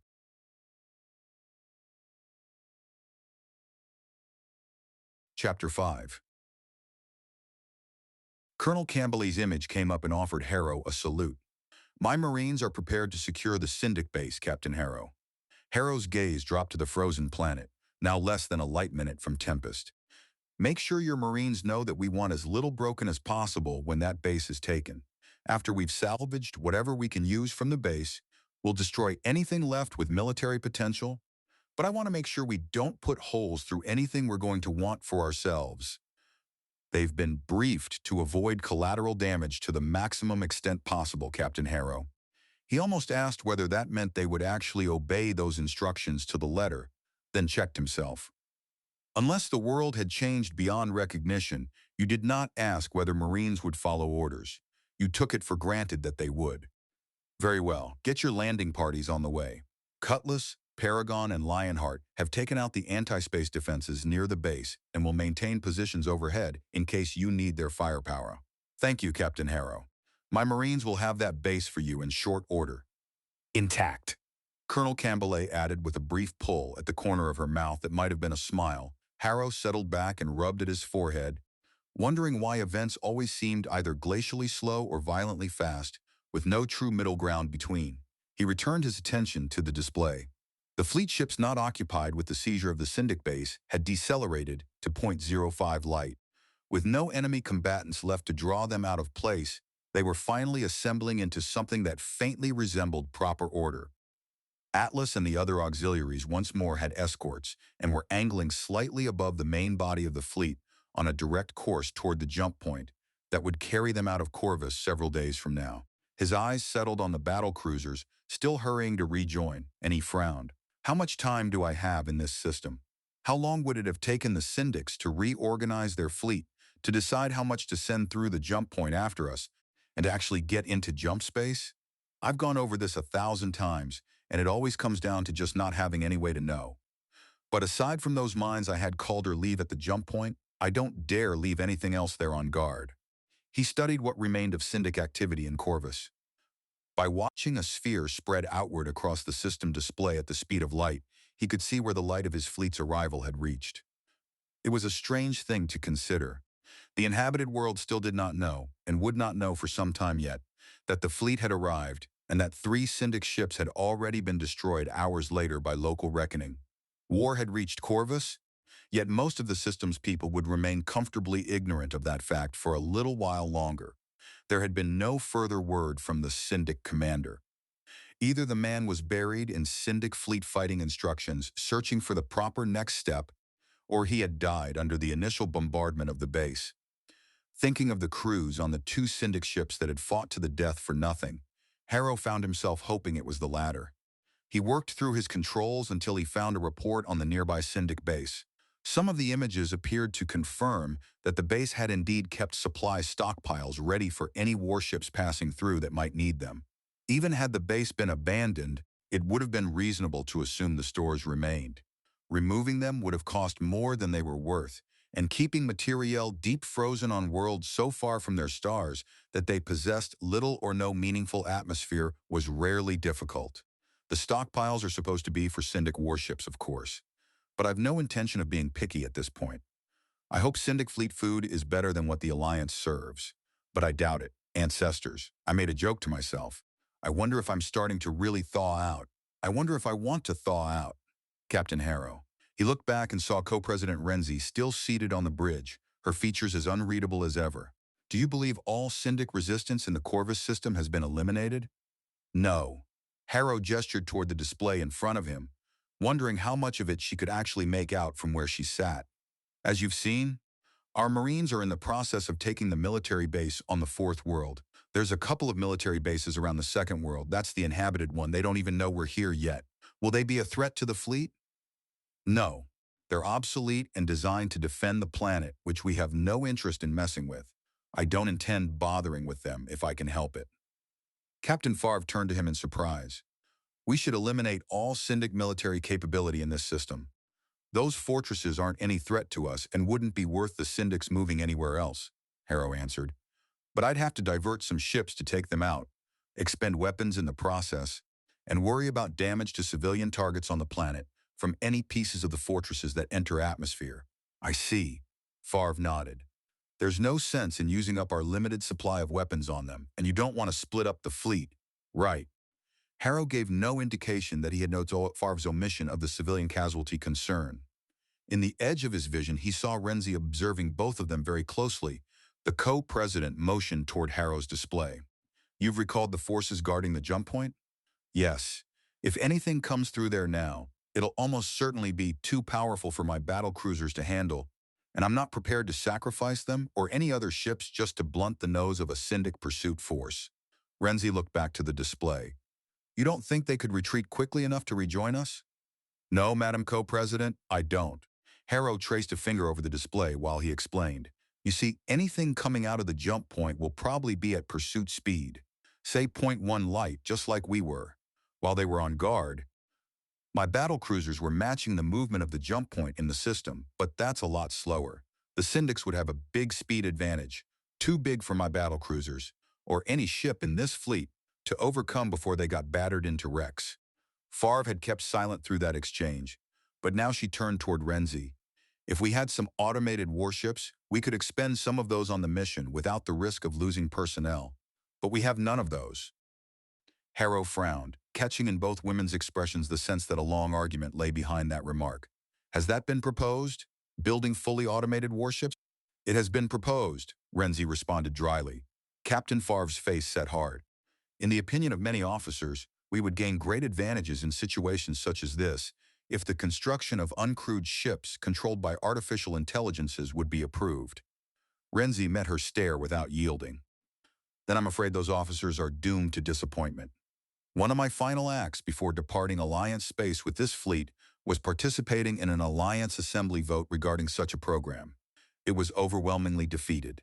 The civil leadership of the Alliance is not willing to entrust weapons and weapons employment decisions to artificial intelligences, especially when those AIs are to be given control of warships capable of inflicting great harm on inhabited worlds. Color rose in Favre's face. If oversight AIs were also installed, they'd be subject to the same potential failures, instabilities, and unpredictable behavioral development. Install an override. Renzi shook her head with absolute finality. Any AI capable of controlling a warship would also be capable of learning how to bypass an override. And what if our enemies learn to access this override through experimentation or espionage? I've no wish to give them control of warships we've built. No, Captain. We don't believe we can trust AIs to operate independently. I assure you the Assembly is in no mood to bend on this point. Not now, and not at any point in the foreseeable future. Still glowering, Favre gave the bare minimum of a respectful nod and turned back to her display. Anyway, Harrow went on, acting as if the exchange had never taken place. Now that we've taken out the Syndic naval forces in the system, I'm going to threaten the inhabited world into sending us some cargo ships full of stuff we need, food mostly. Maybe some power cells if we can adapt some of the Syndic stuff to work with ours. An officer to Harrow's right, his hair marked with gray, shook his head. We can't, sir. They're deliberately designed to be non-compatible, just like their weapons. But if we can get the right raw materials, Atlas and Wraith can manufacture more weapons. Atlas can also build more power cells, and so can Banshee. Thank you. Harrow tried to show how much he appreciated a briefing that was both concise and immediately useful. Can those ships tell me what they need? We've got the information on board Tempest, sir. Assuming their last updates to us are accurate, of course. Your supply. The officer saluted in a stiff, rusty way, as if he had not done that often in recent years. Engineering, sir. I want you to make sure we know what the highest priorities are for each of those ships. Yes, sir. The man lit up, as though being personally tasked by Harrow was an honor. Harrow looked toward Favre. At least that way I'll be sure to demand the right tribute from the Syndics in this system. Co-President Renzi rose, stepped close, and bent enough to speak quietly so that only Harrow and Favre could hear. By so making your demands, Captain Harrow, you'll also be telling the Syndics exactly what your greatest needs are. Favre made a face. Harrow thought there was unhappiness in it too, but Renzi's point was sound. Any suggestions? He murmured in return. Yes, include some misleading demands. The Syndics will not know which demands represent real needs for us and which are luxury items. For want of a better term, good idea. Harrow gave her an uneven smile. Would you by any chance also have any suggestions as to who should present our demands to the authorities here? Are you drafting me, Captain Harrow? I wouldn't want to say that, Madam Co-President, but you do have the necessary skills, and it'd be nice if you agreed to volunteer before I gave you the job. I'll consider it. Renzi tipped her head toward Harrow's display once more. I understand most of what's happening now, but not that activity around the surrendered Corvette. It's being stripped for any useful parts, Harrow told her. Then he examined the data more closely himself and frowned. He gave Favre a questioning look, but she indicated she saw nothing unusual. and that in itself disturbed him. He keyed communications.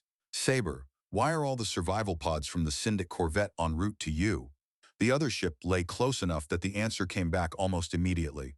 There are materials on the Syndic survival pods we can cannibalize, sir. Emergency life support and emergency rations, mostly. Do you intend leaving the corvette intact? It was hardly much of a threat, but Harrow had never meant to leave any enemy warship behind in working condition, even one whose combat systems had been wrecked. No, sir, Saber answered. The corvette will be destroyed by triggering a power core overload after we've finished stripping it. Harrow waited for more, but when nothing followed, he touched the communications key again. Saber, how do you intend disposing of the corvette's crew? He did not want to divert one of his own ships to ferry prisoners down to a planet or some other safe haven. They're on the corvette, sir. The voice from Saber carried surprise, as if the question made no sense. Harrow paused, expecting the answer to continue. He was reaching to key the circuit once more when, with mounting horror, he understood that Saber had already finished answering him. How do you intend disposing of the crew? They're on the corvette, sir. The same corvette that was to be destroyed by overloading its own power core. He looked down at his hand, at the finger still hovering over the communications control, and saw that his forearm was shaking. He wondered how much of the rest of his body had also begun to react. They're going to simply blow up the prisoners with their own ship. Ancestors, what's become of my people? He turned his eyes toward Captain Favre. She was speaking to one of Tempest's watchstanders and appeared entirely unconcerned by the exchange with Saber. Renzi had apparently resumed her seat somewhere behind him, out of sight. Harrow shut his eyes, forced his thoughts into order, then opened them again. At last, moving with deliberate care, he keyed communications. Saber, this is Captain Harrow. You're about to commit mass murder, you bastards. Return the survival pods to the Syndic corvette. Several seconds went by. Sir, Saber asked, you want the survival pods destroyed too? We could use some of their components. Harrow stared forward and made his voice flat and level. What I want, Saber, is for the crew of that corvette to be allowed to evacuate that ship in their survival pods prior to the destruction of the corvette so they can reach safety. Is that absolutely clear? This pause lasted longer. We're supposed to let them go? The captain of Saber sounded stunned. Harrow became aware that Captain Favre was staring at him. He ignored her and spoke again, each word dropping with the weight of iron. That's correct. The Alliance fleet does not murder prisoners. The Alliance fleet does not violate the laws of war, but, we've... Captain Favre had leaned toward him and was whispering urgently. The Syndics, Harrow's control shattered. I don't care what's been done before, he thundered, the words aimed at the open comm circuit and at Tempest's bridge alike. I don't care what our enemies do. I will not allow any prisoners to be massacred by any ship under my command. I will not allow this fleet and the Alliance and the ancestors of all aboard these ships to be dishonored by war crimes committed under the all-seeing eyes of the living stars. We are sailors of the Alliance, and we will hold ourselves to the standards of honor our ancestors believed in. Are there any further questions? Silence took over. Captain Favre stood looking at him, expression locked in place, shock bright in her eyes. At last, Saber answered, her captain's voice subdued now. The survival pods are on their way back to the corvette, Captain Harrow. Harrow fought to steady his own voice. Thank you. If you wish my resignation, no. Several days had passed since the last wave of weakness had swept over him, but another one seemed to be breaking now, and he tried to master it without reaching for a med patch. I don't know everything that has led to this. I have every reason to believe you were carrying out your duties as you understood them, but I must emphasize that whatever violations of the laws of war that took place before this must stop. We are the Alliance. We have honor. If we hold to that, we will win. If we don't hold to it, we don't deserve to win. Yes, sir. The captain of Saber gave little away in tone, but at least obedience was no longer in question. Harrow sagged back into his chair, feeling as though the past few minutes had aged him the century he had slept through. Captain Favre stared down at the deck, troubled now. She's a good officer, like the captain of the Saber, just misguided. Somewhere along the line, a lot of important things got set adrift. Captain Favre, sir. Favre swallowed and shook her head. Forgive me for interrupting you, sir, but while you were speaking to Saber, the Marines reported they have taken the Syndic base and are conducting mop-up operations. Thank you, Captain Favre. I wanted to, sir. The Marines have taken prisoners of most of the garrison of the base. Harrow nodded, still not understanding why she kept cutting him off. The rest of the fleet heard what you told Saber. However, the Marines would not have been monitoring the communication circuit you used with Sabre. Then understanding hit. Prisoners, a great many of them. And Captain Favre, whether or not she agreed with him, was going to keep interrupting until he grasped what might already be happening on the ground. Get me Colonel Campbell? She's out of communications for some reason, sir. But we have an audio and video feed from the Ground Force Command and Control net. Give me a link to that! His display flickered, and the three-dimensional image of ships moving through the Corvus system vanished, replaced by a panel of at least 30 separate pictures arranged in rows and columns. It took Harrow a second to understand that he was looking at video feeds, probably one from each squad leader in the Marine Assault Force. He reached toward one image, and it expanded, shoving the others aside. He touched a second, and both resized to match, while the remaining feeds shrank and lined the borders, ready to be selected. Wow, that's a pretty neat toy. I wonder how many commanders have played with it while they lost track of the big picture. He swept his gaze across the feeds, hunting for evidence of prisoners, or for any obvious sign that one of them belonged to the officer commanding the assault. One view caught his attention. The metal wall of a corridor twisted as large solid rounds hammered through it in multiple places.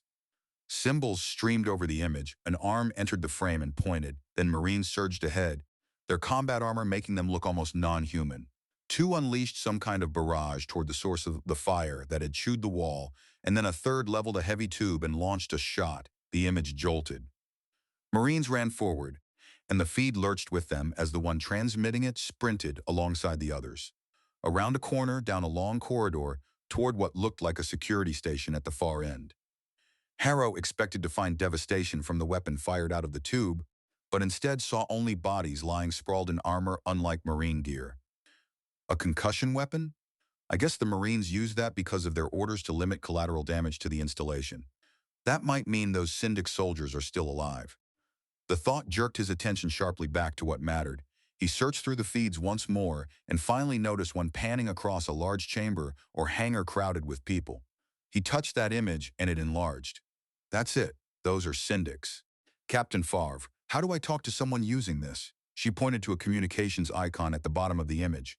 Just touch that. Have you reached Colonel Campbell yet? No, sir. Then I'll have to bypass her. Harrow pressed the symbol. This is Captain Harrow. The image jerked. Yes, sir. Who's this? Major Kessie, sir. Second in command for the landing force. Colonel Campbell ordered me to oversee mop-up operations to secure the main installation, while she checked for any pockets of resistance in outlying areas. Are these all the Syndic prisoners? Not yet, sir. The mop-up sweeps are bringing in some final holdouts. How do I ask this? What are Colonel Campbell's orders regarding the prisoners? I haven't received orders on final disposition, sir. Standard procedure is to turn the prisoners over to the fleet. That's interesting. Do the Marines know what happens to prisoners, or do they pretend everything's okay to keep their consciences clear? He was about to continue when the image jolted again. Everyone visible in the feed swayed with the shock. What was that? Major Kesey's voice changed instantly, sharpened by adrenaline. Some sort of heavy explosion, sir. There's another. Kesey added pointlessly as the image lurched once more. Somebody's hitting the area with heavy ordnance. Heavy ordnance? The Marines have already taken the surface around the base, and the ships overhead have taken out the anti-space defenses. Ancestors, the ships overhead. Captain Favre, are any of the ships positioned near the Syndic base firing? He watched Major Kesey's image shudder several more times before Favre answered. Cutlass is firing upon an area near the base, Captain Harrow. I don't know what the target is. Hold those prisoners until you get further orders from me, Harrow snapped to Major Kesey, then leaned back and glowered at the array of feeds. How do I get the fleet display back? Favre reached over and touched a control. Corvus returned to view, with Harrow's fleet scattered across it. He fumbled for the communications key, seething. Cutlass! Identify the target you're firing upon. No reply came. Cutlass kept pounding the surface near the base. Harrow's temper climbed higher. Cutlass, this is Captain Harrow. Ceasefire. I say again, ceasefire. The ship lay only a few light seconds away, yet a full minute went by without an answer. Harrow counted silently to 5 while sorting through possibilities. Captain Favre, Paragon and Lionheart. Which has the best commander? She answered without even needing to think. Paragon, sir. Commander Kareem. Thank you. Harrow keyed communications. Commander Kareem on Paragon. Do you copy? Yes, sir, came the reply in under half a minute. Can you identify the target being fired upon by Cutlass? This pause was longer. No, sir. Have you, Lionheart or Cutlass, received requests from the Marines to fire upon any targets on the surface? No, sir. Not Paragon. And I overheard no request to Lionheart or Cutlass on the coordination net with the Marines. I don't know what that idiot on Cutlass is doing, but if that ship keeps throwing heavy weaponry at the surface, she's liable to hurt our own Marines, not to mention damaging supplies at the base. And now I know for certain that Cutlass is not responding to any threat to her or the Marines. Thank you, Paragon. Harrow swept an angry gaze over Tempest's bridge crew. Can I control Cutlass's weapons? Do we have a way to remotely override local control? Everyone shook their heads, but only Favre gave voice to the answer. No, sir.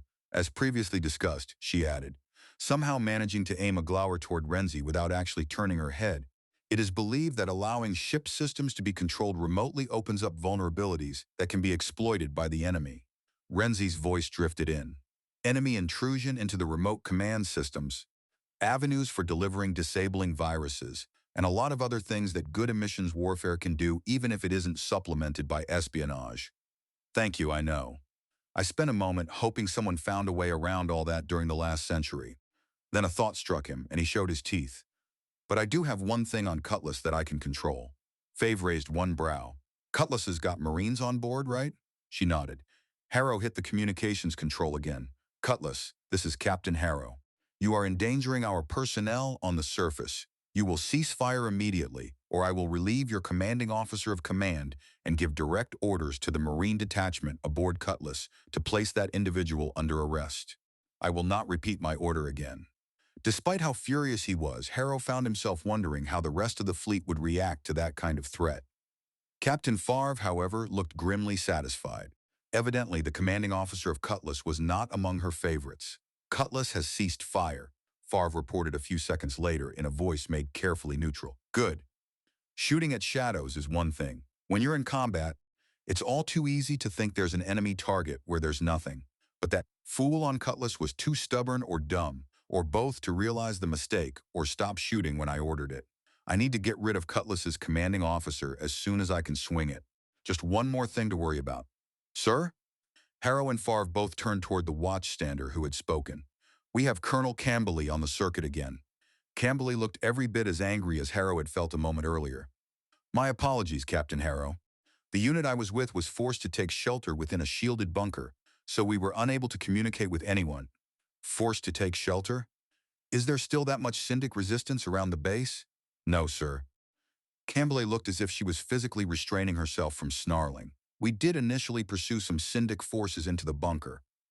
But as we were preparing to leave it, the area we were in started being bombarded by one of our own ships. Cutlass, firing on a location occupied by our own people. That stupid sorry excuse for a ship commander. Did you lose anyone? By the grace of our ancestors? No, sir. Good. Although if you had lost someone, I could have hanged that fool on Cutlass. Any idea what Cutlass was shooting at? I was hoping you knew, Captain Harrow, she said slowly. Harrow nearly smiled at how carefully she had understated it, but he kept his face hard. The Marine commander probably was not yet in any mood to appreciate the black comedy involved. No. My apologies for the time required to get Cutlass to cease fire. I will ensure steps are taken to make certain this sort of thing isn't repeated. Thank you. Captain Harrow, Major Kesey tells me you were in communication with him regarding the prisoners. That's correct. Harrow hesitated, searching for a way to phrase what came next. Were you planning on murdering your prisoners, Colonel? I don't know what the standard procedure has been regarding prisoners. Campbell's eyes narrowed. Standard procedure has been that we turn them over to the fleet, sir. Her tone and posture conveyed the rest clearly enough. I'm certain you know what the fleet does with them once they're out of our hands. The exchange rekindled Harrow's anger. How dare she take that tone? The Marines had apparently avoided direct participation in prisoner killings simply by not looking too closely. That was hardly moral purity, though at least they kept their own hands clean. I have to give them credit for that much. Aloud, he said only, that's changed. You will maintain responsibility for the prisoners and make arrangements to ensure the prisoners are confined in an area with adequate life support and the means to call for rescue once we depart. Campbell's expression altered. I understood the base was to be totally destroyed, sir. Sufficient living space, food, water, and life support to keep the prisoners alive until rescued will be kept intact. along with one primary and one backup means of basic communications with the inhabited world in this system. The requirements came to him effortlessly. Once, every officer had known them. Every officer had been expected to know them and to obey them. The prisoners will be kept under guard and treated in accordance with the laws of war until we depart. Are there any questions? Campbell studied Harrow as if trying to read something beneath the words. I understand these orders are to me personally, that they cannot be overridden by any other fleet officer without your concurrence. Yes, Colonel. I have every confidence that you will faithfully execute the spirit as well as the letter of my orders. Thank you, Captain Harrow. I understand and will obey. Campbell gave him an exact Marine salute and the image vanished. Harrow leaned back and rubbed his eyes before turning toward Favre again. Thank you, Captain Favre. I just did my duty, sir. Favre kept her eyes turned away, unwilling to look at him. He glanced around the bridge. The other officers and sailors were equally intent on studying anything except his face. Captain Favre's standard procedure, she interrupted softly. Harrow stopped, inhaled, and held it a moment. How long? I don't know. Official? This time she paused before answering, then shook her head without turning toward him. Never official. Never in writing, just understood. So you all knew it wasn't right. Couldn't be right. Or you'd have written it down. But as long as you didn't write it down, you could pretend it really was okay. Just unwritten. Favre spoke again, and her voice had gone thin. We heard your reaction, Captain Harrow. We saw your reaction. How could we have let this happen? We've dishonored our ancestors, haven't we? We've dishonored you. Though she still would not meet his eyes, Harrow found himself looking away from her. They did. They've done something horrible. They're good people, and they've been doing something horrible. What do I do? Captain Favre, all of you, your past actions are between you and your own ancestors. Ask them for forgiveness, not me. I wish to remind you all that someday we will be judged for our actions. I will not judge you. I don't have that right. But I'll not permit dishonorable actions by forces under my command. I'll not permit some of the finest officers and enlisted personnel I've ever met to sully their own service. And you are fine officers who command fine sailors. Sailors in the Alliance fleet. All of us are together. There are things we don't do. From this moment forth, let us all ensure our every action reflects well on us and our ancestors. Let us live to the highest standards, lest we win this war only to find ourselves staring in the mirror at the face of our late enemy. A low murmur answered him. When Harrow looked around again, people met his gaze this time. It was only a beginning, but it was one. For the first time, it occurred to him that missing the last 100 years might, in some ways, have been a blessing. Once more, the conference room seemed occupied by that endless table, with every commanding officer in the fleet seated around it, though Harrow knew that only Captain Favre was physically present with him. The other ship captains existed here only as images, and at the moment they were all staring at him with expressions ranging from devoted to openly antagonistic, with a large amount of surprise in between. Caliban? Captain Solaris' harsh voice cut across the room. She flicked a dismissive hand toward the navigational display of nearby stars hanging above the table. You actually want us to jump to Caliban? Harrow nodded. Forcing his temper back under control, it had become far too easy for even the thought of Captain Solari or Captain Core, for that matter, to annoy him. He could not afford that. More than that, it was unprofessional, and he had no right to demand professionalism from others if he was not making every effort to maintain it himself. I explained my reasons. Captain Core shook his head in a way that reminded Harrow unpleasantly of the bureaucratic Syndic commander. I cannot agree to such a rash and senseless course of action. Captain Volkov cut in with a frown. It seems to make a great deal of sense to me. That's hardly surprising, Cora said with contempt. Volkov reddened, but kept his tone level. Captain Harrow has analyzed the likely enemy reactions to our current situation. I can't fault his reasoning. The Syndics are not fools. They'll have a major force waiting for us at Yuan. Then we'll deal with them. This fleet is still recovering from what happened in the Syndic home system. Our losses can't be replaced until we reach home. Surely, even you realize we can't risk getting caught by superior forces again. Timidity in the face of the enemy. Cora began. We aren't in this situation because of timidity. Captain Favre cut in, disregarding the furious glance Corey threw her way. We're here because we were more concerned with acting aggressively than with thinking about what we were doing. She fell silent again while the rest of the officers stared at her in disbelief or blank confusion. Captain Solari adopted what was apparently meant to be a condescending tone. Are we to understand that the commanding officer of a ship in the Alliance fleet regards aggressiveness as a negative quality? Harrow leaned forward. No. You are to understand that aggressiveness without forethought is a negative quality. That's my opinion. Captain Solari. Solari's eyes narrowed. Her mouth started to form a reply, then stopped. Harrow watched her without allowing any amusement to show. You were going to cite fleet traditions, weren't you, Solari? Maybe even quote Black Kale Harrow. But I'm the one person you can't use that against. Farther down the table, one commander spoke in a rush. It's common knowledge that prolonged survival sleep affects people. He faltered as every eye shifted toward him, then hurried on. This isn't the officer whose example has inspired this fleet for a century, not anymore. All attention turned to Harrow. He realized that the man had spoken aloud what his opponents had surely been muttering in private ever since he assumed command. To his own surprise, he did not feel anger. Perhaps that was because he disliked the legend of Black Kale Harrow so thoroughly that he did not particularly mind hearing himself separated from that myth. He could also read the reactions around the table. Most of the officers clearly disapproved of the outburst. Many still plainly revered Black Kale. Others seemed offended simply by the commander's lack of professionalism. Harrow hoped at least a few of them had begun trusting him for what he had actually done. So, rather than answer with anger, Harrow deliberately leaned back in his chair and fixed his opponent with a steady look. A name tag instantly appeared, identifying both the officer and his ship, Commander Renko of the Cutlass. Of course. Commander Renko, I don't claim to be more than human. I am, however, the officer who led this fleet out of the Syndic home system when it was threatened with imminent destruction. I know how to command a fleet. I know how to give orders. That's because I learned how to take orders, a necessary skill in any officer. Don't you agree, Commander? Renko blanched at the pointed allusion to his conduct in bombarding the Syndic base, but he pressed on regardless. Other officers could have done better. Captain Kor, he'd have us halfway home by now. He'd have us in Syndic work camps by now, Captain Calder remarked dryly. Though he was willing enough to try to get away alone in Perseus while the Syndics were busy finishing off our damaged ships. Now it was Kari's face turning red with fury. I will not. Harrow brought his hand down flat on the table, and the room dropped into silence. I do not wish to have my officers publicly malign other officers, he said. Captain Calder rose and bowed his head slightly toward Cora's place at the table. My apologies to Captain Harrow and to Captain Kore. Harrow returned the gesture.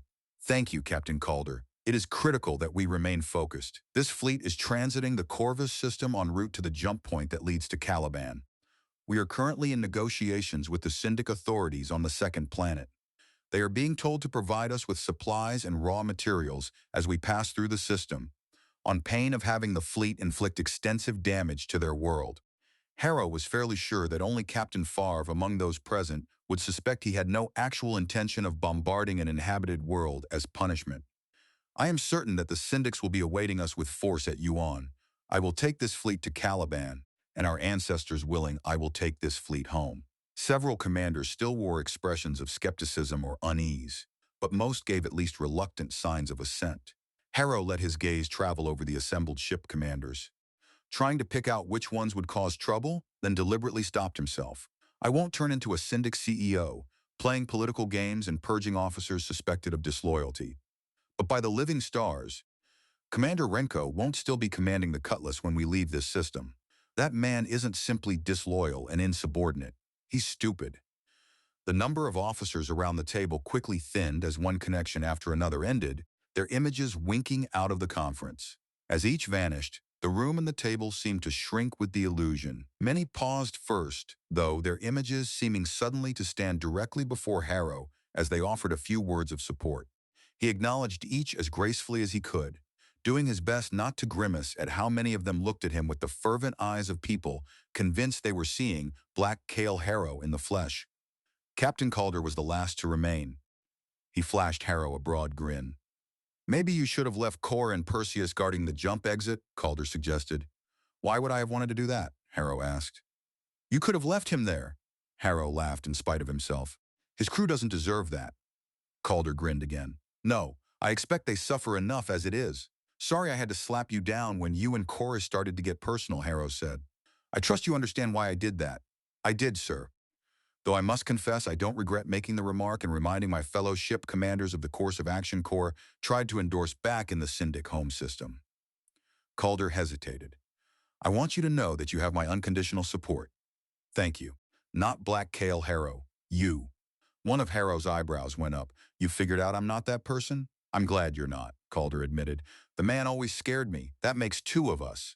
Captain Favre is a very good officer. You can trust her. I already know that.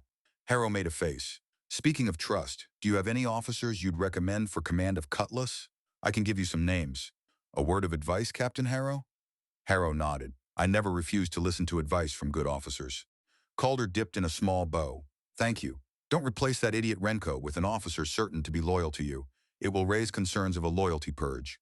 Harrow bit his lip, trying not to reveal too much surprise at hearing Calder echo his own thought from earlier. Surely that hasn't actually happened in the Alliance fleet. For the first time, Calder lost his humor. Captain Harrow, I know that you have already learned of some of the things that have happened in the Alliance fleet. Damn, Harrow whispered, then shook his head. Loyalty purges in the Alliance fleet. Unbelievable. When? Where? I don't really want to know. Thank you, Captain. I'll remember your advice. It's very good to have officers like you and Favre, whom I can trust implicitly. We can always trust in our ancestors as well, Calder said. I do not regard myself as an overly religious man. Nor have I subscribed to the belief that the dead Black Kale Harrow would somehow return when he was most needed, but it is nonetheless heartening even to me that you came to us when you did. Harrow gave a snort. I suppose I shouldn't complain about being found since I'd have been dead for real before much longer. But I'm not sure even my ancestors can help me much with this situation. Calder swept one hand out and smiled. Then perhaps mine can assist with avoiding the enemy fleet and looting bystanders. By dint of experience, that is. My ancestors include a few pirates, do they? I guess there are some skeletons in everyone's family closet. A few of my ancestors were lawyers. Ah! My condolences. We've learned to live with it. Calder stepped back and saluted.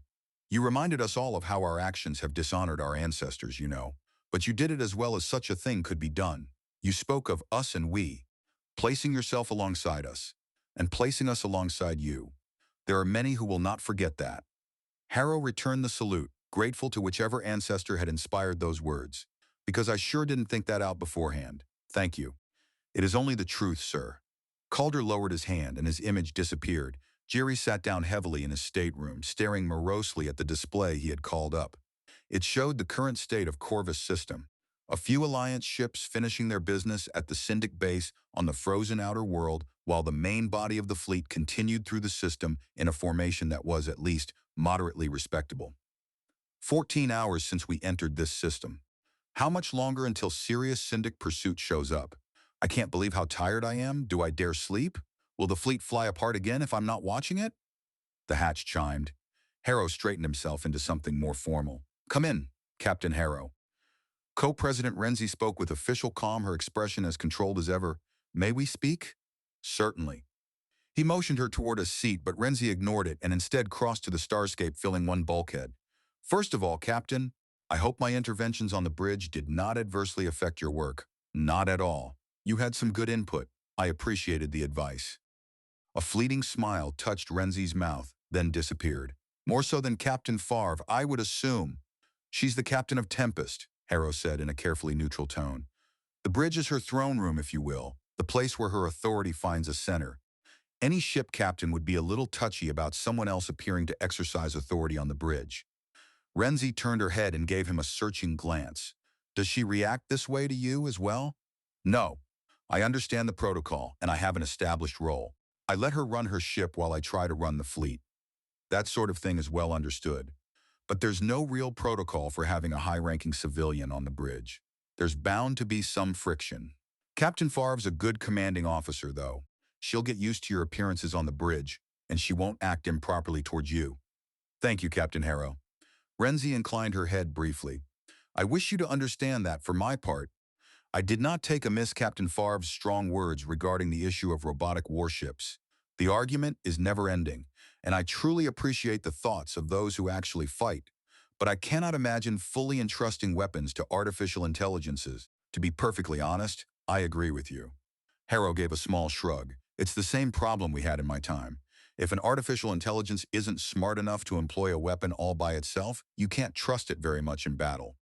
If the AI is smart enough to employ a weapon all by itself, you can't trust it at all. The faintest smile touched Renzi's mouth again.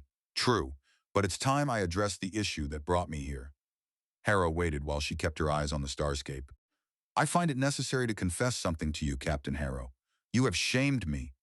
If this is about the prisoner thing, it is. I suppose you're tired of hearing us express our feelings? That's not how I meant it. No, I didn't think so. Renzi appeared to study the stars once more. Captain Harrow, I'm not one of those who believes that the past was always a better place, that the old ways were necessarily better. But I have known for some time that the pressures of this war have warped those who fight it. How much so is easily overlooked. We have forgotten some very important things. Harrow frowned down at his hands, pretending greater interest in them than he felt. You've all been through a lot. That's an explanation, but it's not an excuse. Renzi had lowered her head again, and her mouth had become a hard, narrow line. It is all too easy to become like the enemy you hate, isn't it, Captain Harrow? That's why we have the laws of war. That's why we try to teach honor to those who have to fight. The laws of war mean nothing if those charged with following them do not believe in them. Honor can be twisted, turned upon itself, until it appears to justify the most evil actions. You know this, Captain Harrow. Harrow nodded with weary gravity. I'm in no position to judge anyone, Madam Co-President. I had the luxury of avoiding the many years of war that led to this state of affairs. Luxury? You don't appear to have enjoyed the experience. Renzi lifted her head, though she still did not turn to face him. In the last few hours, as time permitted, I've gone back through my classified archives, studying the true history of the war and trying to determine how we reached this state. I want you to know it wasn't the result of any deliberate process. I could see where the rules got bent here and there, always for what seemed good reasons. The next time they got bent some more? For the best of reasons, Harrow said tonelessly. Yes, step by step over the course of time, we grew to accept things. We grew to believe that the deplorable actions of the syndicate worlds justified deplorable actions on our part. Even I accepted this as an unfortunate reality of the war. At last she looked at him, her expression unreadable. And then you reminded us all of what our ancestors would think of those actions. Only you could do this, because no one else could speak so clearly from the past to us. You reminded us that this war began because we were different than the syndicate worlds. Because there were things the syndicate worlds would do that the Alliance would not. Harrow nodded again, uncomfortable beneath her gaze. I never believed that the Alliance somehow made a decision all at once to start violating the laws of war. I guessed it had been like you said, starting down the slippery slope and ending up at the bottom without even realizing how you got there. All because of the old argument that we had to do some bad things to win because it was important to win. An old argument and a false one, isn't it? I think so. If the Alliance starts modeling its actions on those of the syndicate worlds, I'm not sure what the point of winning would be. I heard you say that. I agree. Renzi bowed her head toward him. You reminded us of who we once were, Captain Harrow, and you had the courage and fundamental decency to stand by the truly honorable things you believed in, even at the risk of alienating those in this fleet who believe in you and follow you. Harrow shook his head. I'm not a courageous man, Madam Co-President. I just acted on instinct. Then I hope that you will continue to do so. When first we met, I told you that I had no use for heroes and expressed my concern that you would lead this fleet to ruin. I freely admit that thus far you have proven me wrong. Renzi inclined her head again and departed. Harrow rubbed his forehead and turned her words over in his mind. She didn't exactly give me unconditional approval, did she? Thus far, I haven't lived up to her worst expectations. But that's okay. She'll help keep me honest. I don't want to end up believing I deserve all those worshipful looks I keep getting from people in this fleet. He considered returning to Tempest's Bridge, then imagined having to face everyone there and abandoned the thought. I think I've had enough drama for now. Instead, he paged the bridge, told them he intended to sleep, and made certain they understood he was to be awakened if anything significant occurred. 7 hours later, a harsh buzzing yanked him out of sleep. Harrow here. He fought to become fully alert, startled by how long he had slept and how exhausted he still felt. Plainly, he had not recovered from his long survival sleep nearly as much as he had been pretending.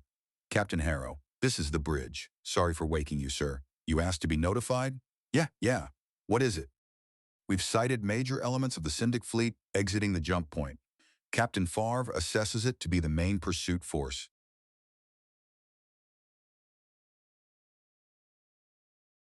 Chapter 6. Captain Favre, I'm afraid I have to agree with your estimate. Harrow added up the ships so far identified emerging from the jump point. A cloud of Hucks was coming first, with several squadrons of heavy cruisers close behind. Because the Alliance fleet was looking almost directly back toward the jump exit, the ships in front masked many of those behind, but enough had been confirmed to show battle cruisers and battleships trailing the force. There's a lot of junk blocking the view of the jump exit. Favre smiled. You ordered mines placed at the exit, sir. Oh yeah. Harrow studied the display again. How many did we get? They swept the mines with Hucks and light cruisers, sir, the hard way. We estimate they lost or suffered severe damage to about 15 ships. The debris fields we can see correlate to the destruction of most of those. Bursting out of jump and straight into a minefield. They probably never even understood what hit them. Do you think what we can see is everything? Favre gave him a look that suggested she suspected him of wishing for additional enemies, then checked her display. There could be a follow-on wave. But if this is it, we can take this force. Harrow noticed that her voice carried both eagerness and unease. Every instinct her training had put into her urged immediate attack, but the last major Syndic force the Alliance fleet had faced had mauled it badly. We could, Harrow said with a confidence he did not actually feel. After seeing what his fleet had done to a much smaller enemy force, he was not at all eager for another major battle. But he knew better than to let any doubts show. If the word spread, and it certainly would, that he had even hinted the fleet might not be able to win, the damage to morale could be crippling before a shot was fired. But we'd have to turn back to engage them. I don't see any reason to do that. He tried to make it sound as if the pursuing Syndics hardly merited the effort. I hadn't planned on any more battles in this system. To some degree, at least, the performance worked. Favre and the watchstanders on Tempest Bridge all nodded as if the matter were obvious. Harrow worked at his controls, trying to get the display to estimate the likelihood of the Syndics catching the Alliance fleet. Have I got this right? He muttered to Favre. She leaned over, studied the numbers, and after a moment nodded. Yes, we're only about 4 light hours from the jump exit now. 40 hours of transit time if we stay at .1 light speed. But even if we had to slow for some reason, we've got a very big lead. We'll be at the jump point to Caliban well before they can catch up to us and delay us further. Favre smiled. Some of the fleet captains questioned why we didn't take more time to loot this system. This should answer them. Harrow returned the smile briefly, though unease tugged at it. Favre's tone once again carried that certainty in Black Kale's infallibility and the casual mention that some of his captains had complained openly enough for even someone as loyal as Favre to hear it troubled him. Then something else on his display caught his eye. What's this? Who are these guys? He pointed to a cluster of ships approaching at a nearly leisurely rate from the direction of the inhabited world. Though they were moving more slowly than the fleet, they were coming from ahead and therefore set to intercept the Alliance course. They're Syndic, but they are marked as non-threatening. The corners of Favre's mouth twitched in a fleeting smile. That represents the fruit of our co-president's efforts at diplomacy. 20 merchant ships, supposedly loaded with food and other materials we asked for. 20 ships? Harrow could not help grinning this time. That'll be a decent amount of supplies. Yes, Favre agreed, visibly unenthusiastic at the thought that co-president Renzi deserved credit. How are we set up for the rendezvous? They're merchants, so they can't accelerate worth a damn. But they've been told to use their propulsion systems without regard for economy, and they appear to be doing so. By the time we meet up with them, they should have been able to get up close to our speed. If we have to brake, it won't be by much. Favre traced details rapidly across the display with her finger. The merchants are headed to join up near the positions of our big auxiliaries. That'll minimize the time needed to transfer the supplies over. She paused. We've confirmed their identity as merchant transports by visual and full-spectrum scans. No weapons are visible. Harrow nodded, relieved that things had been managed competently while he was unconscious to the world. What about security? I took the liberty of contacting Colonel Camberley. Detachments of Marines will take boarding shuttles to each of the merchants, conduct searches for hidden weapons, and maintain a watch on the crews. Very good. That's exactly what I'd have told the colonel to do. Favre brightened at the praise in a way that seemed oddly youthful for someone of her age. Where's co-president Renzi now? I believe she's resting. Favre somehow made resting sound faintly disreputable, apparently overlooking the fact that Harrow had just spent hours doing exactly that. She did record a report for you, thanks. Harrow opened the file. In the recording, Renzi looked tired. Captain Harrow. After substantial negotiations, Hindered by our distance from the inhabited planet, I convinced the Syndicate World's authorities that we would be willing to forbear from annihilating them if they would provide suitable tribute. Captain Favre's crew provided me with an estimated number of large cargo ships in this star system, as well as how many had been seen in time-late images near the inhabited world. This information enabled me to insist on 20 such ships carrying supplies listed on both our real and false needs lists. The Syndicate World's authorities provided remote signing of an agreement not to attempt any action using the cargo ships against the Alliance fleet in exchange for our promise not to launch further attacks within the system before our departure. The text of that agreement is attached. Please do not hesitate to contact me if questions arise. Harrow read through the agreement and found nothing immediately troubling. Renzi appeared to have covered everything he would have thought to include. Then it's just a matter of trusting the Syndics at this point. And I'd be crazy to trust the Syndics. But what can they pull with Campbellese Marines breathing down their necks? He looked back to Favre. Those merchant ships are a little farther from the jump exit than we are, but they must have seen the arrival of the pursuit force by now. But they're not altering course, Favre agreed, answering what he had left unsaid. Perhaps they're afraid we'll run them down if they try. They're close enough and cumbersome enough that by the time they manage to get turned and going away from us, we could have destroyers all over them. Or perhaps they're afraid that if they run, it'll provoke an attack on the inhabited planet. Good possibilities. In spite of the Syndic pursuit force, matters seemed under control. Unfortunately, it's usually just when you think everything's under control that everything and its brother starts going to hell in a handbag. So what can go wrong, Atlas? She looks like she's not in trouble for once. Sir. Harrow and Favre both turned toward the operations watchstander who had spoken. Atlas reports she has another primary propulsion unit back online. Praise our ancestors. Harrow had gone tense the moment Atlas's name came up on the heels of his thoughts. It took him a heartbeat to understand this was not bad news. He checked Atlas's figures and saw her top acceleration had improved notably. But she's still too damn slow. What idiot labeled those ships fast fleet auxiliaries? The only thing fast about them is how quickly they can get into trouble.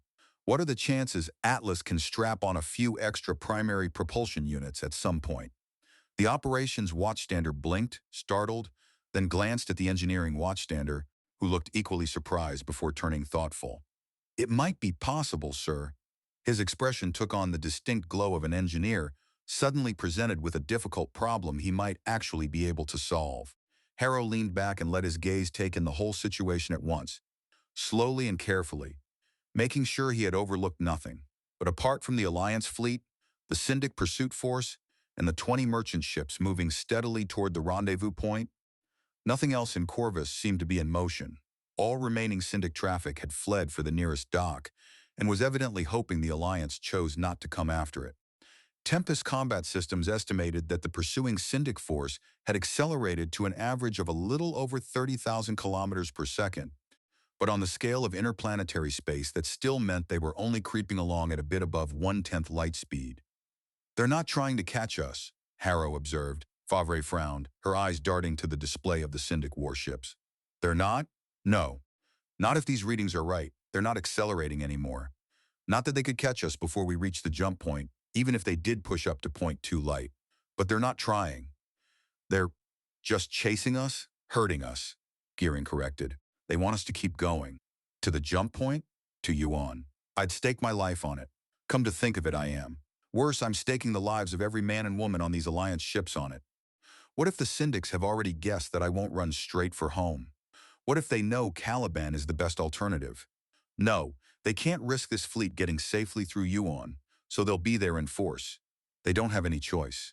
But they still might have seeded Caliban with enough mines to rip this fleet to shreds. Has there been enough time for that? Would the Syndics have that many mines close enough to Caliban to get them there before we get there? Have they even considered the possibility that we'll go there? There's no way to know. I can't afford to second-guess this. I can't afford to let the possibility of disaster keep me from making and acting on decisions, because no matter what I do, there'll always be that possibility. He drew in a slow, deep breath and shut out the bridge for a moment. When Harrow opened his eyes again, Favre was watching him with approval. I don't know how you can be so relaxed at times like this, she admitted, but I know it impresses my crew. It's something I work at. It became clear by degrees that nothing immediate was going to happen. Harrow checked the timeline for the meeting with the Syndic merchants and saw that the Marine shuttle detachments would not launch for another 2 hours. Resisting a thoroughly irrational urge to remain on watch simply because things might somehow fall apart if he stopped looking at them, Harrow rose from his chair. "I'm going to get something to eat," he told Captain Favre. She nodded. As he left, he noticed that Tempest's watchstanders were all looking at him with open admiration. "Ancestors, help me if I ever start to believe everything I do is as perfect as these people think. If I tripped and fell on my butt, they'd probably think it was Black Kale Harrow's way of preparing for action, and they'd all start doing it." Still, his exchange with the bridge crew reminded him that being seen mattered. What he had truly wanted was to retreat to his stateroom, gnaw on a ration bar, and avoid both the people who practically worshipped the deck, Black Kale Harrow walked on, and the ones who thought Kale Harrow was an ancient artifact hopelessly out of his depth. Instead, he went to one of the mess spaces, got in line, took a meal, and sat down at a table already occupied by several sailors. They stared at him with wide-eyed intensity as he bit into something bland. "How are you folks doing?" Harrow asked. Instead of answering, they all looked at one another.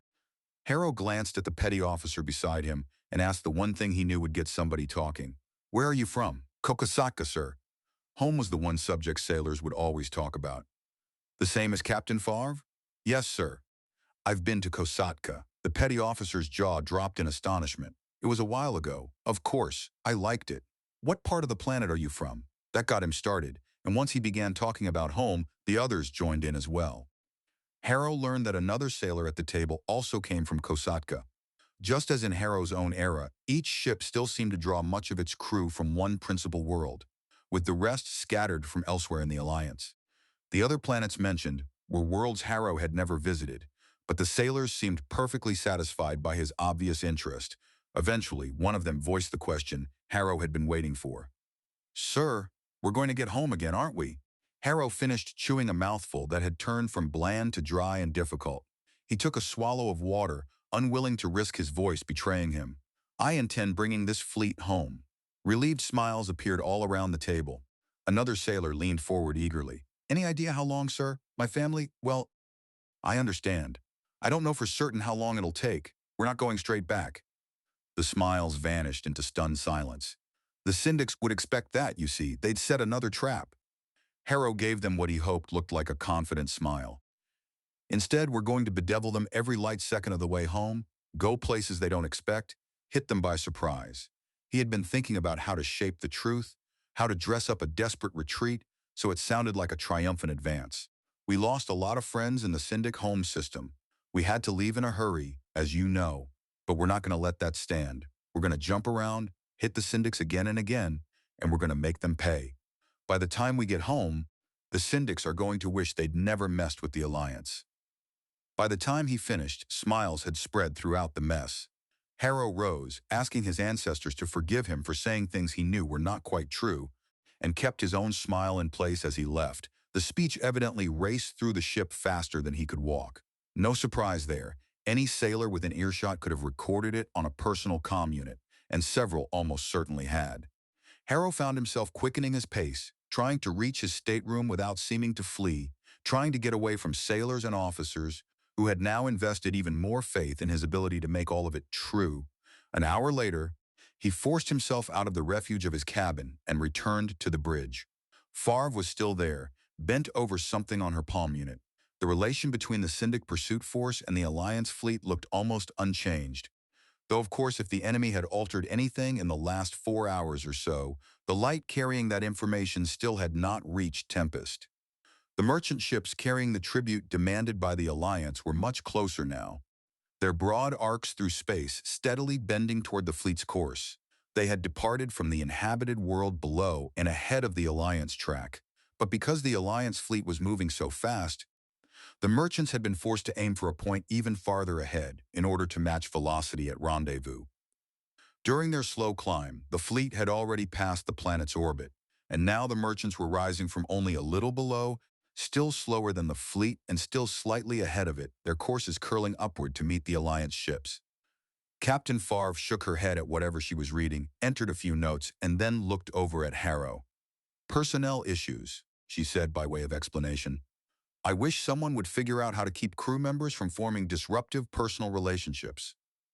My first commanding officer wished the same thing, Harrow said dryly. Not about me personally, though. Favre looked appalled. Of course not, sir. For a fleeting instant, Harrow entertained the idea of pouncing on Mira Favre then and there, simply to prove to her that he was in fact a human being. After all, more than a century had passed since his last physical encounter with a woman, and that counted as a very long drought, however you measured it. The absurdity of the thought amused him enough to lift his spirits a little. It could have been about me. There was this raven-haired lieutenant who I thought was hotter than a plasma field. Fortunately for good order and discipline, she thought I was a geeky young ensign without many redeeming qualities. Favre smiled with polite disbelief. Colonel Campbell asked that you contact her before the Marine shuttle's launch. I was just about to have you paged. Glad to know my timing is good. Harrow opened a link to the colonel, and for a moment was surprised to see that Campbell was not wearing combat gear herself. Then the reason became obvious. Her job is to command the teams going to the ships. She can't go along with one of them. Yes, Colonel. Captain Harrow, I wish to know if you had any special instructions for my Marines before their shuttles depart. I don't believe so, Colonel. My experience is that Marines know their jobs better than I know their jobs. I assume there's no need to say I don't trust the syndics. Campbell grinned. My people will be in full combat loadout. Even if those merchant ships are packed full of syndic assault troops, my Marines will be able to fight their way out. If that happens, Colonel, I assure you that my warships will make certain none of those merchant ships survives. But hopefully it won't come to that. I'd like to have those supplies they're carrying. Understood, sir. Campbell glanced off to one side. 10 minutes to shuttle launches. I'll keep you informed of any developments. Thank you. Harrow relaxed a little, reassured again by Campbell's calm competence. It's damn good to have the Marines backing you up. He studied the fleet display, marking which warships were best positioned to engage the Syndic merchant vessels if things went wrong. It looks like we're ready for anything. The thought brought back his old executive officer, long dead by now. Though in Harrow's own sense of time, the man had been alive only weeks ago.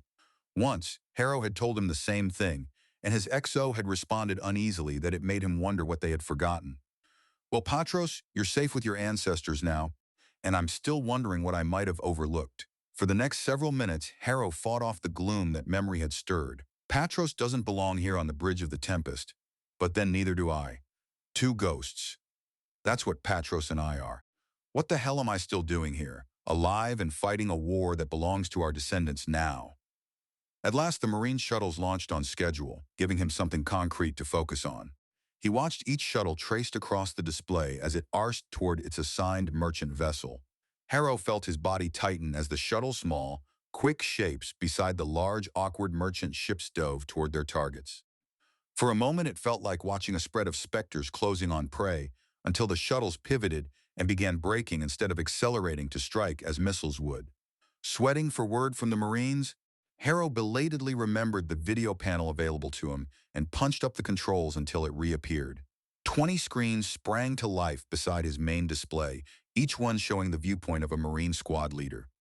This time, nothing else demanded his attention, so he watched in fascinated detail as the Marines boarded the merchant ships, searched them, and posted guards in critical areas such as engineering and the bridge.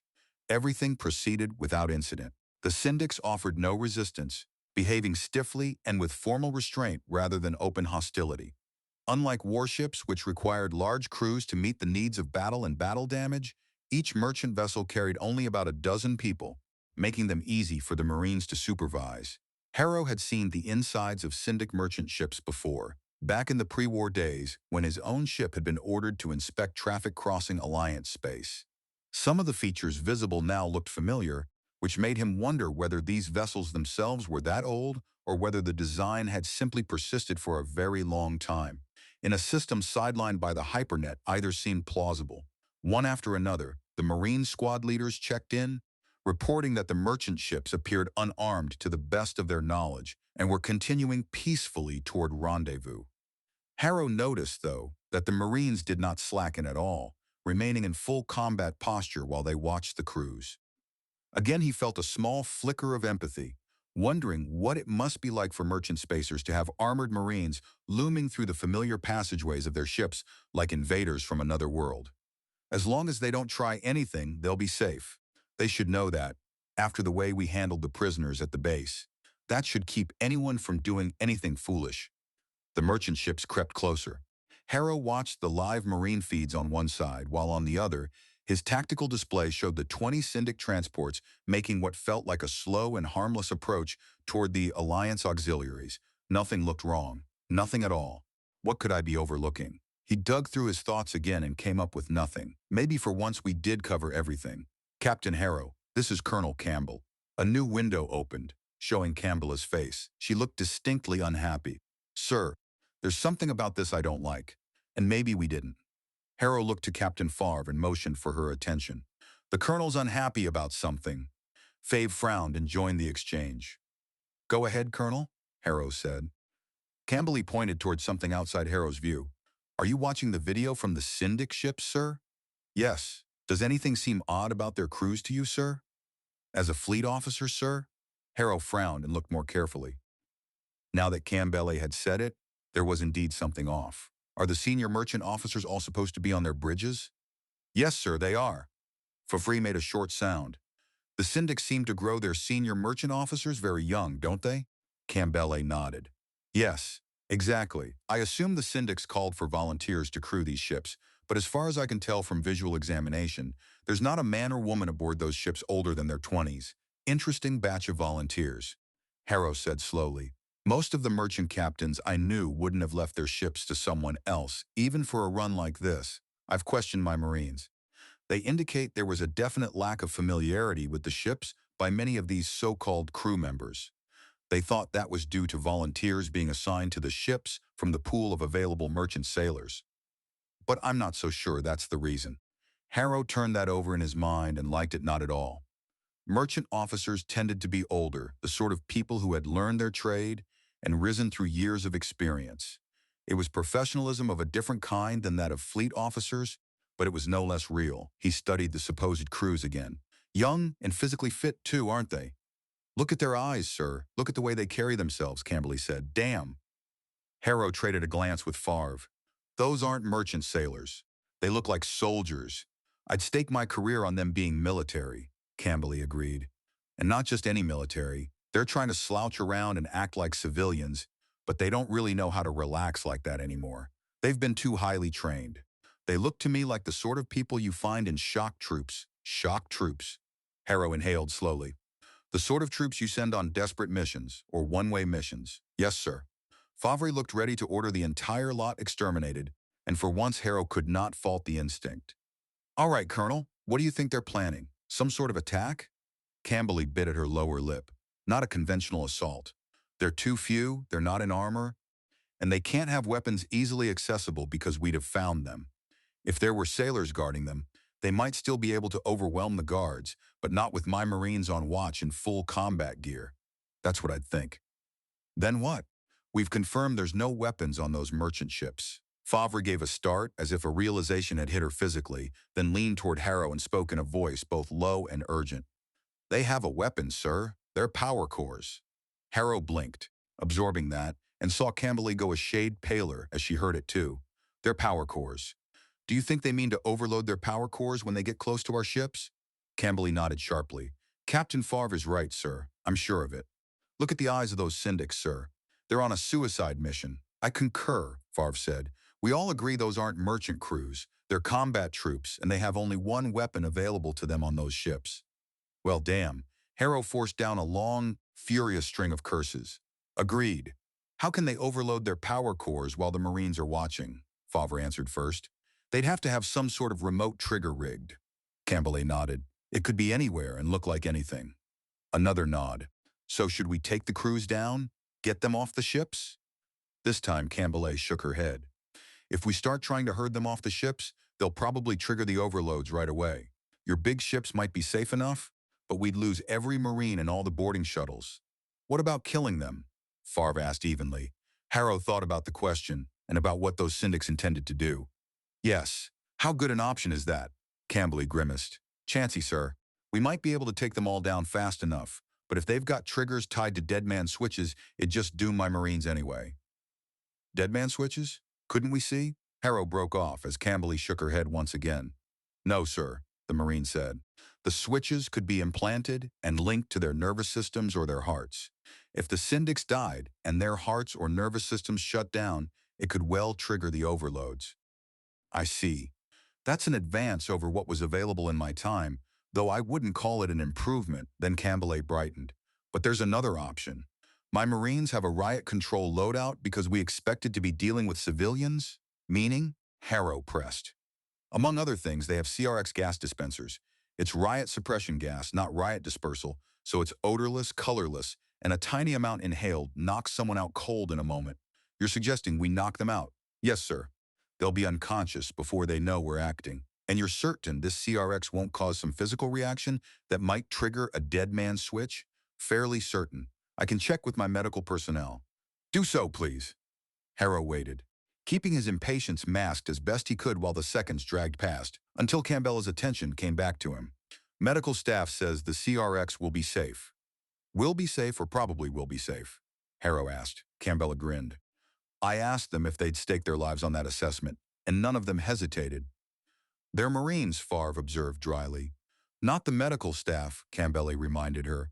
They're all seconded to the Marines from the fleet, so even though associating with the Marines so closely causes a bit of us to rub off on them, they're still not part of the same mindset. That exchange finally drew a grin from Harrow. All right then. We've established that the medical staff aren't quite as willing to die in the line of duty as the average Marine. So we can assume we can take down those alleged merchant sailors safely. That doesn't mean there still won't be a threat, Favre cut in.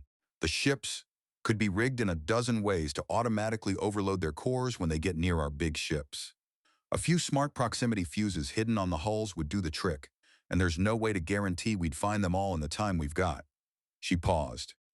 Merchant ships don't carry all the equipment that warships do, but they still have lots of different systems. There's no telling what else might have been rigged to set off the power cores. Like maybe if we change the course or speed of those ships without some special input from the Syndic crew? I've got 20 flying bombs heading for the most vulnerable and valuable ships in this fleet. Harrow weighed the problem. Okay, say we use the CRX. That'll leave us with 20 ships we can't let get close to our big units and 20 crews of unconscious Syndics. He knew Favre was watching him, waiting to see what he would decide, and no doubt wondering how he would reconcile it with everything he had said about prisoners. Certainly, he would have ample justification for any harsh action against people planning a disguised suicide strike. But that doesn't mean I have to do anything I don't want to. And what I do want to do is to make life difficult for the people who planned this, who sent those shock troops on a suicide mission while they're sitting safe and happy back near that inhabited world. How long do we have to work with? Campbell looked toward Favre, who moved rapidly over her controls. Large spheres blossomed around each Syndic merchant ship on Harrow's display. That's the estimated damage radius if one of those merchants blows its core. You can see the damage radius for each merchant bulged slightly to one side because of the movement vector of that ship. If our ships are farther away than that, their shields should be able to handle any debris that gets to them. Harrow judged the distances in the short time remaining before the merchants came too near the auxiliaries. It was not much time, but perhaps enough. Very well, Colonel. Here's what we'll do. 20 minutes later, Harrow watched via remote video as the last unconscious Syndic crewmen were dumped with no ceremony into their ship's escape pods. Since none of them had been strapped into their seats, they were going to be battered around when the pods fired clear. But since they were planning on dying, I don't think they'll have any legitimate grounds to complain about bruises and broken bones. As a precaution against traps, the pod hatches were left open, and the Marines hurried back to their boarding shuttles, where they were met at the airlocks by the rest of the boarding parties, returning from loading instructions into the merchant ship's bridge autopilots. Harrow only then realized he had been holding his breath and let it out as the shuttles pulled away from the merchants. He checked the time and silently urged them to move faster, wanting as much distance as possible between them and the merchants' projected damage zones before the programmed instructions the Marines had downloaded took effect. 30 seconds, Favre said, though the warning was not needed. Harrow merely nodded, his gaze jumping from the Marine shuttles to the damaged spheres around the merchant ships, to the Alliance auxiliaries still drawing closer toward what had almost been a rendezvous. Mark. Again, Harrow found himself holding his breath. waiting to see whether the first automated command sealing the escape pods would set off the ships. If their calculations were correct, the Marine shuttles should now be far enough away, but estimate means it can be wrong. Pods should be launching, Favre said. There. Harrow pointed to the display, where Tempest Systems had already marked the escape pods blasting free of the merchants. There followed another tense pause while they waited to see whether the act of launching the pods would trigger the overloaded cores. But once more the merchant ships held steady, still closing on the Alliance fleet in a calm, almost disturbing fashion. Let's see what happens when we play with the merchants' courses. A few moments later, the downloaded instructions ordered the merchants' maneuvering systems to begin turning them down and away. Heavy with the supplies demanded by the Alliance, the big slow freighters wallowed ponderously until their bows pointed below and away from the fleet. One more event left, Favre observed. The merchant main drives flared, shoving against the ship's mass and momentum to alter their course through space. Harrow watched their progress, judging how much closer they still seemed to be getting to some Alliance units. Should we maneuver Atlas and Wraith to make sure those things don't get too close? Favre pursed her lips while studying the relative motions, then shook her head. We should start seeing distances opening any minute now.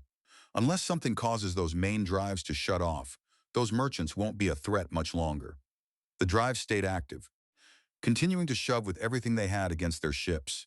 Gradually, the projected tracks of the awkward merchants began to bend away. At first, the shift was subtle, visible only as a growing separation from their original courses.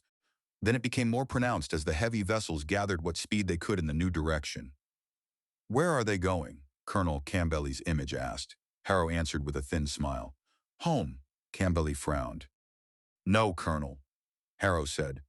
"We're giving the Syndics back their ships, but they won't appreciate the gesture. We had to do something with those 20 ships, and the people who launched the attack on us needed to get paid back. There are 2 military facilities orbiting the inhabited world. The orders we had your Marines download into the merchant maneuvering systems direct 10 of those merchant ships to keep accelerating as fast as they're able, aimed directly at the point where one of those facilities will be when the merchants get there. The other 10 are aimed at the other facility." The colonel's frown opened into a smile. 10 merchant ships packed full of cargo charging all out at one target in a fixed orbit? "The Syndics might have a little trouble stopping them all. They won't be able to stop them all, Colonel," Harrow told her. He gestured toward the displays of the plodding freighters. Under normal conditions, the merchants would be too slow to worry about and easily destroyed on approach. But these ships won't be slowing down as they approach orbit. They'll keep speeding up as best they can until impact. And Favre added, smiling now herself, any hits on the merchants will have a lot of mass to divert. If they manage to blow the merchants apart, they'll have to deal with all the cargo and wreckage still heading their way. Harrow smiled as well. After all, we do need to conserve our supply of long-range weaponry. If in the process of breaking their word, the Syndics hand us something that will do the job of punishing them, they'll just have to live with the consequences. He looked back to the display. We're just over 32 light minutes from the inhabited world. It'll take a half hour for them to see that their suicide attack didn't come off as planned. Give them at least another 10 minutes to track the merchants and figure out where they're headed. I'll wait a half hour to avoid tipping them off and then broadcast a message, which will reach them in about an hour. That's far sooner than the merchant ships can reach their targets. They'll have time to evacuate their orbital facilities, Favre said with a sigh. Can't be helped, Harrow replied with a shrug. They'll have no trouble seeing the merchants coming long before they get there. Besides, any CEOs on those facilities would have gotten off first anyway. Not that I think they'll get off free. They'll have to explain to their superiors how they lost every Syndic space military asset in this system and why they caused the destruction of the majority of the large merchant ships in the system as well, all without inflicting any losses on us or impeding our progress. Campbell's expression hardened into grim amusement. Perhaps they'll be trading their boardrooms for labor camps. Maybe, Harrow said. And wouldn't that be a damn shame? When the half hour had passed, Harrow straightened in his chair and checked the lie of his uniform, wanting to look proper but not polished into the likeness of one of the immaculate bureaucrats who ruled the syndicate worlds. Begin transmission.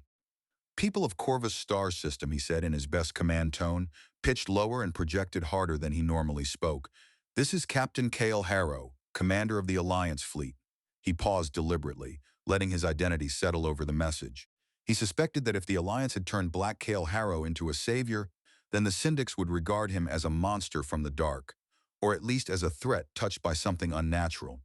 The idea made him uneasy, but he was not foolish enough to throw away anything that might help get the fleet home. I wish to inform you of two things. The first is that the merchant ships we arranged to meet us here turned out to be booby-trapped. We negotiated with your leaders in good faith. They broke their word, and as a result, those ships are forfeit. Even now, they are being returned with a vengeance to those who sent them. I want it clearly understood that even though we were betrayed by your leaders, we do not seek retribution against you. The other thing I must tell you is that the crews of the merchant ships were placed unharmed within the escape pods of the ships and ejected en route to your world. We did not sabotage or booby-trap those pods in any way. We did not turn them into weapons. They contain only your crew members. We could have killed the crews of those ships, who by planning a sneak attack while disguised as civilians placed themselves outside the protections granted by the laws of war. We could have retaliated against your world. This fleet had it within its power to wipe all traces of life from this system. We did not do any of those things. The Alliance fleet showed more concern for the lives of the citizens of Corvus' system than did your own leaders. Remember that. To the honor of our ancestors, Harrow recited, using the old closing formula even while wondering whether a phrase that had already sounded old-fashioned in his own time had by now become utterly archaic. This is Captain Kale Harrow, commanding officer of the Alliance fleet. End transmission. He eased back, and as he did, he noticed the slight smile on Captain Favre's mouth. That should give the Syndics something to think about until the merchant ships start slamming into their targets. Especially the fact that you use the old formal ending for your message. It isn't used anymore then? I've never seen it outside of historical documents. Favre nodded, her smile unchanged. Yes, it's the sort of small touch that'll scare the hell out of the Syndics, because it'll make it clear that Black Kale Harrow has returned. Harrow nodded too, while keeping the rest of his thoughts to himself. Yeah, great.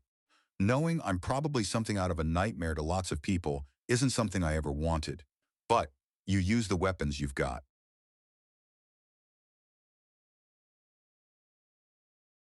Chapter 7. Roughly 9 hours later, Harrow made certain he was on Tempest Bridge in time to watch the Syndic merchant ships come home. They blew a couple of them to stardust using some really big missiles, Favre told him. Too bad you missed it. But the recording of the events are in the tactical library if you want to catch a late showing. What kind of missile would do that kind of damage? Harrow asked. My weapons techs say they must have been planetary bombardment weapons. No chance of hitting a warship, but the merchants were coming in on fixed courses and couldn't evade. Half the things still missed their targets, though. Planetary bombardment weapons? Why would the Syndics have needed those in a backwater system like Corvus? They must have been based on one or both of those orbiting facilities, since there's no big warships in the system, so the things were positioned here on purpose. Harrow rubbed his chin while pretending to study the fleet's positions, actually worrying at the puzzle instead. The only use the Syndics could have had for those weapons was against one of the worlds in this system. But why would... Oh, wake up, Harrow. You know how the Syndic authorities maintain control. By any means necessary. I guess holding planetary bombardment munitions in orbit was just one more way of making sure the local population didn't get any ideas about not following orders. I never liked the Syndic leadership. I'm starting to really dislike them. He looked at the image of the inhabited world. It was not an ideal human world. Too little water, for one thing, and the atmosphere somewhat thin, but it was more than adequate to support a sizable population.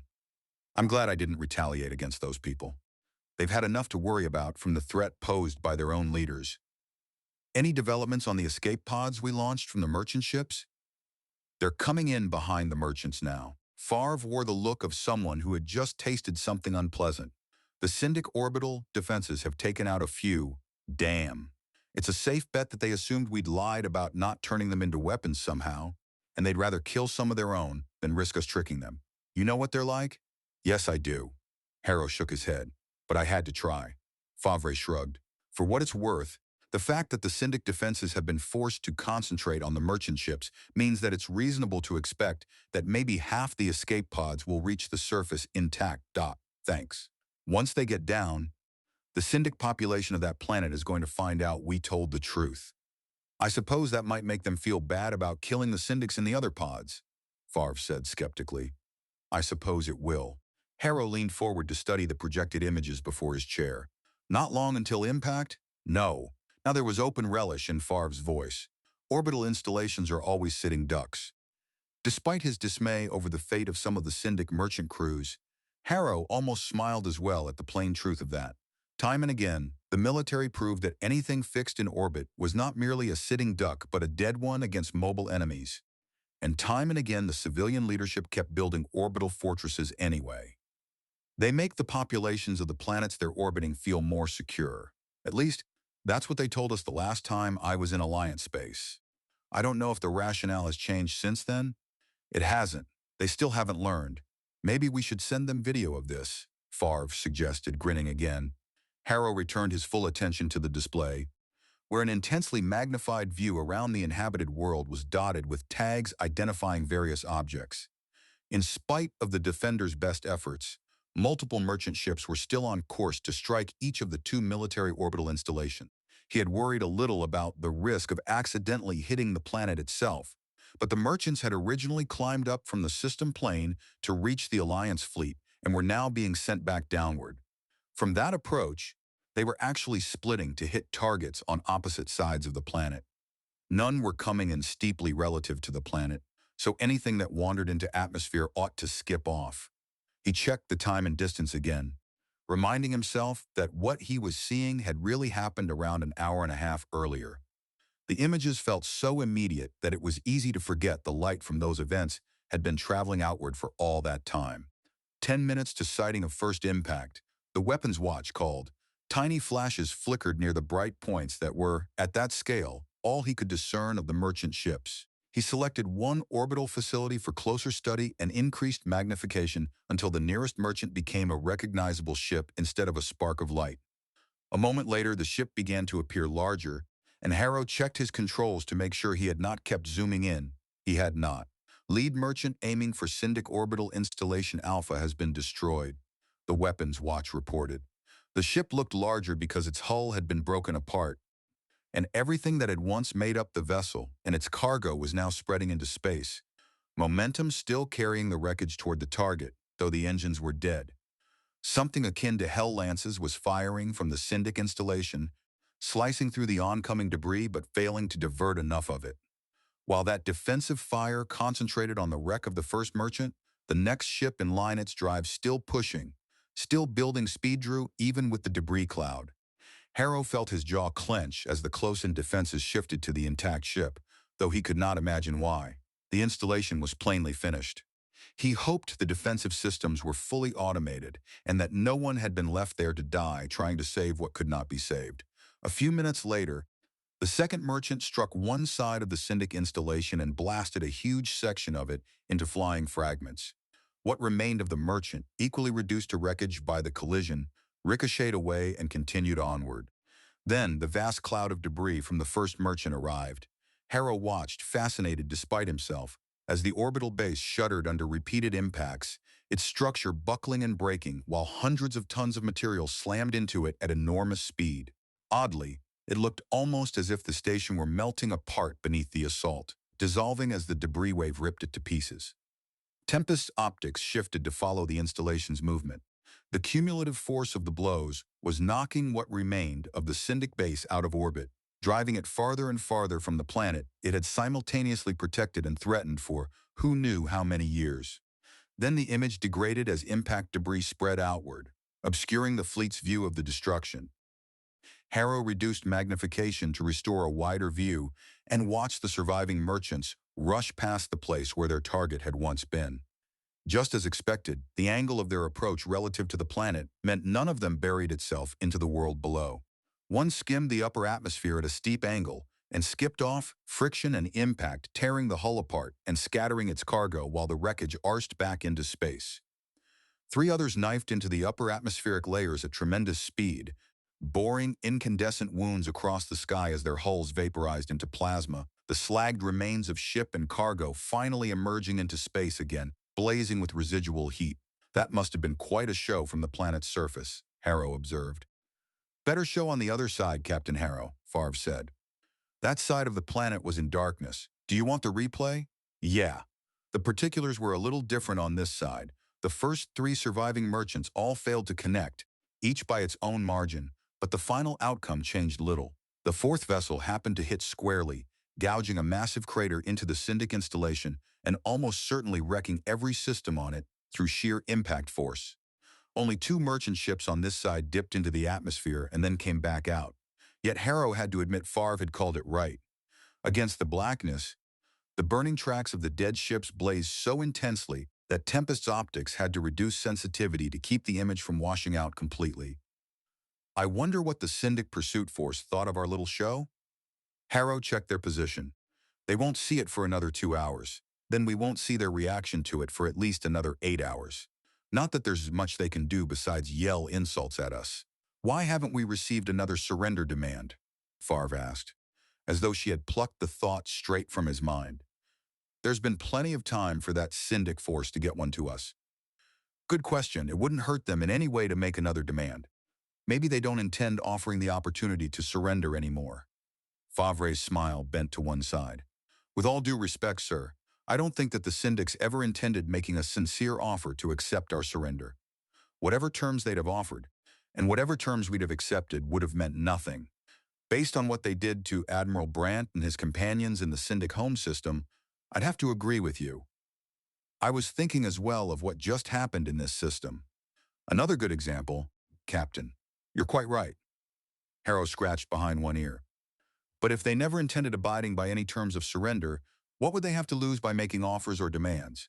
The answer came from Co-President Renzi. They don't want to appear weak by making demands they can't enforce. Harrow turned and saw Renzi seated in the observer's chair.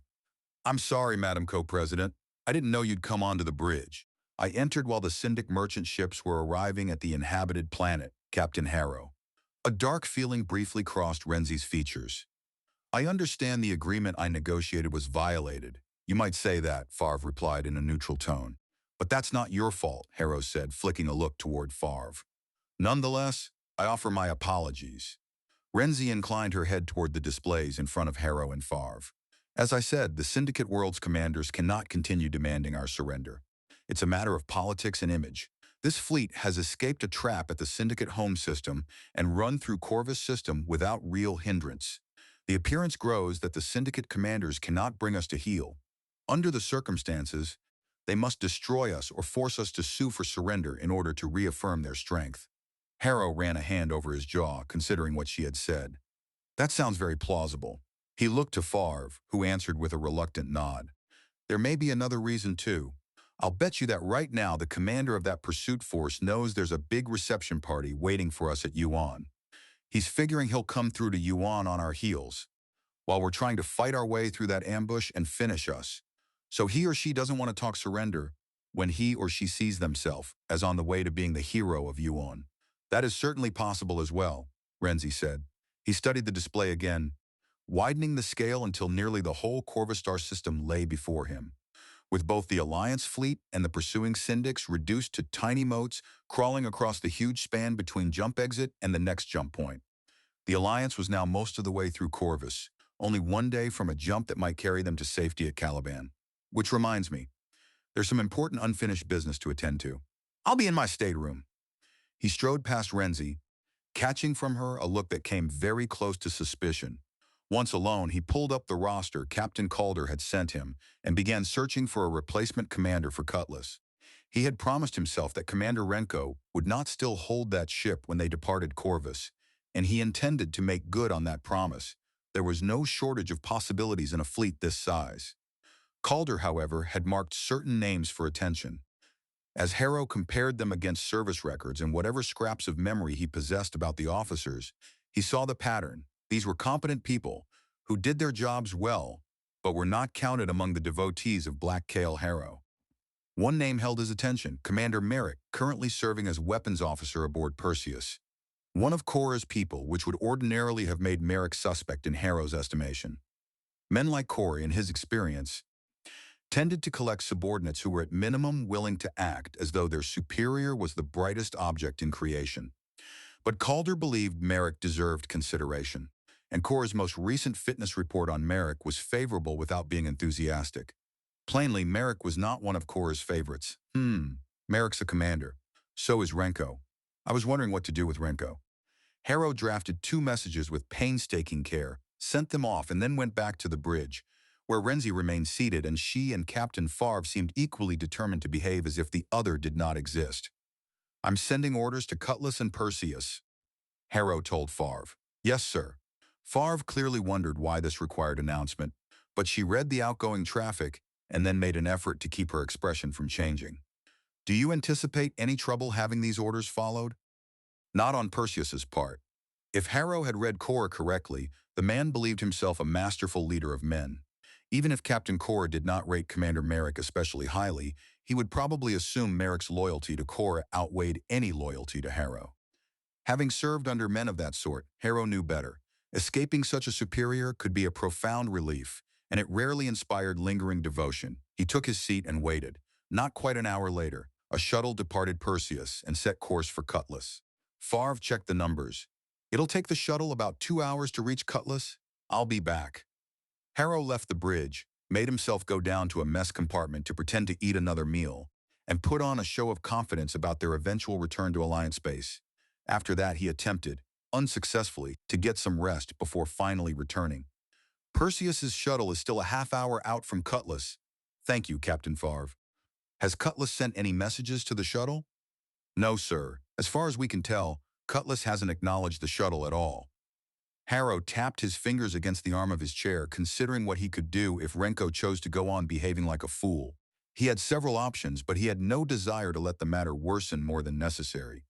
Once he settled on a course, he keyed in a communications channel that was becoming far too familiar. "Colonel Campbell, I have a shuttle en route to Cutlass from Perseus." "Yes, sir." Campbell studied him, plainly wondering why this should concern her. "The shuttle carries Commander Merrick to relieve Commander Renko as commanding officer of Cutlass. Commander Renko has orders to report to Perseus as that ship's new weapons officer." "Yes, sir." "You're familiar with the fleet tradition of sideboys, Colonel Campbell?" "Yes, sir. It occurs to me that it would be a nice gesture if your detachment of Marines on board Cutlass were to give the departing commanding officer a ceremonial send-off." Campbell, who had no doubt spent years fielding unusual requests from superior officers, still managed not to look surprised. "Sir?" "Yes." Harrow smiled what he hoped would register as harmlessly pleasant, like sideboys. "I think it would be a good thing if your Marines on board Cutlass reported to Commander Renko and informed him that they were there to escort him to the shuttle." Colonel Campbell gave a slow nod. "All of my Marines on Cutlass? You want them to find Commander Renko and tell him they're sort of an honor guard?" "Exactly, an honor guard, to escort him off the ship. And if Commander Renko declines to avail himself of that honor, what should my Marines do then? Should that happen?" Harrow said, "Have them maintain position around Command Renko while they contact you and you contact me. We'll decide on the proper way to persuade Commander Renko to accept the honor based on the exact situation." "Yes, sir. I will issue the necessary orders, sir. I assume there's no chance of weapons release authority being given?" Harrow had to work to keep his face straight. Campbell clearly had not forgotten that Renko had once ordered fire on her Marines. "No weapons, Colonel. If we have to, we'll frog march him off the Cutlass. But I think even Commander Renko will realize his options are limited when he's surrounded by Marines. Besides, he's going to Perseus." Understanding brightened Campbell's expression. "I see. Yes, that should help. I'll keep you informed, Captain Harrow."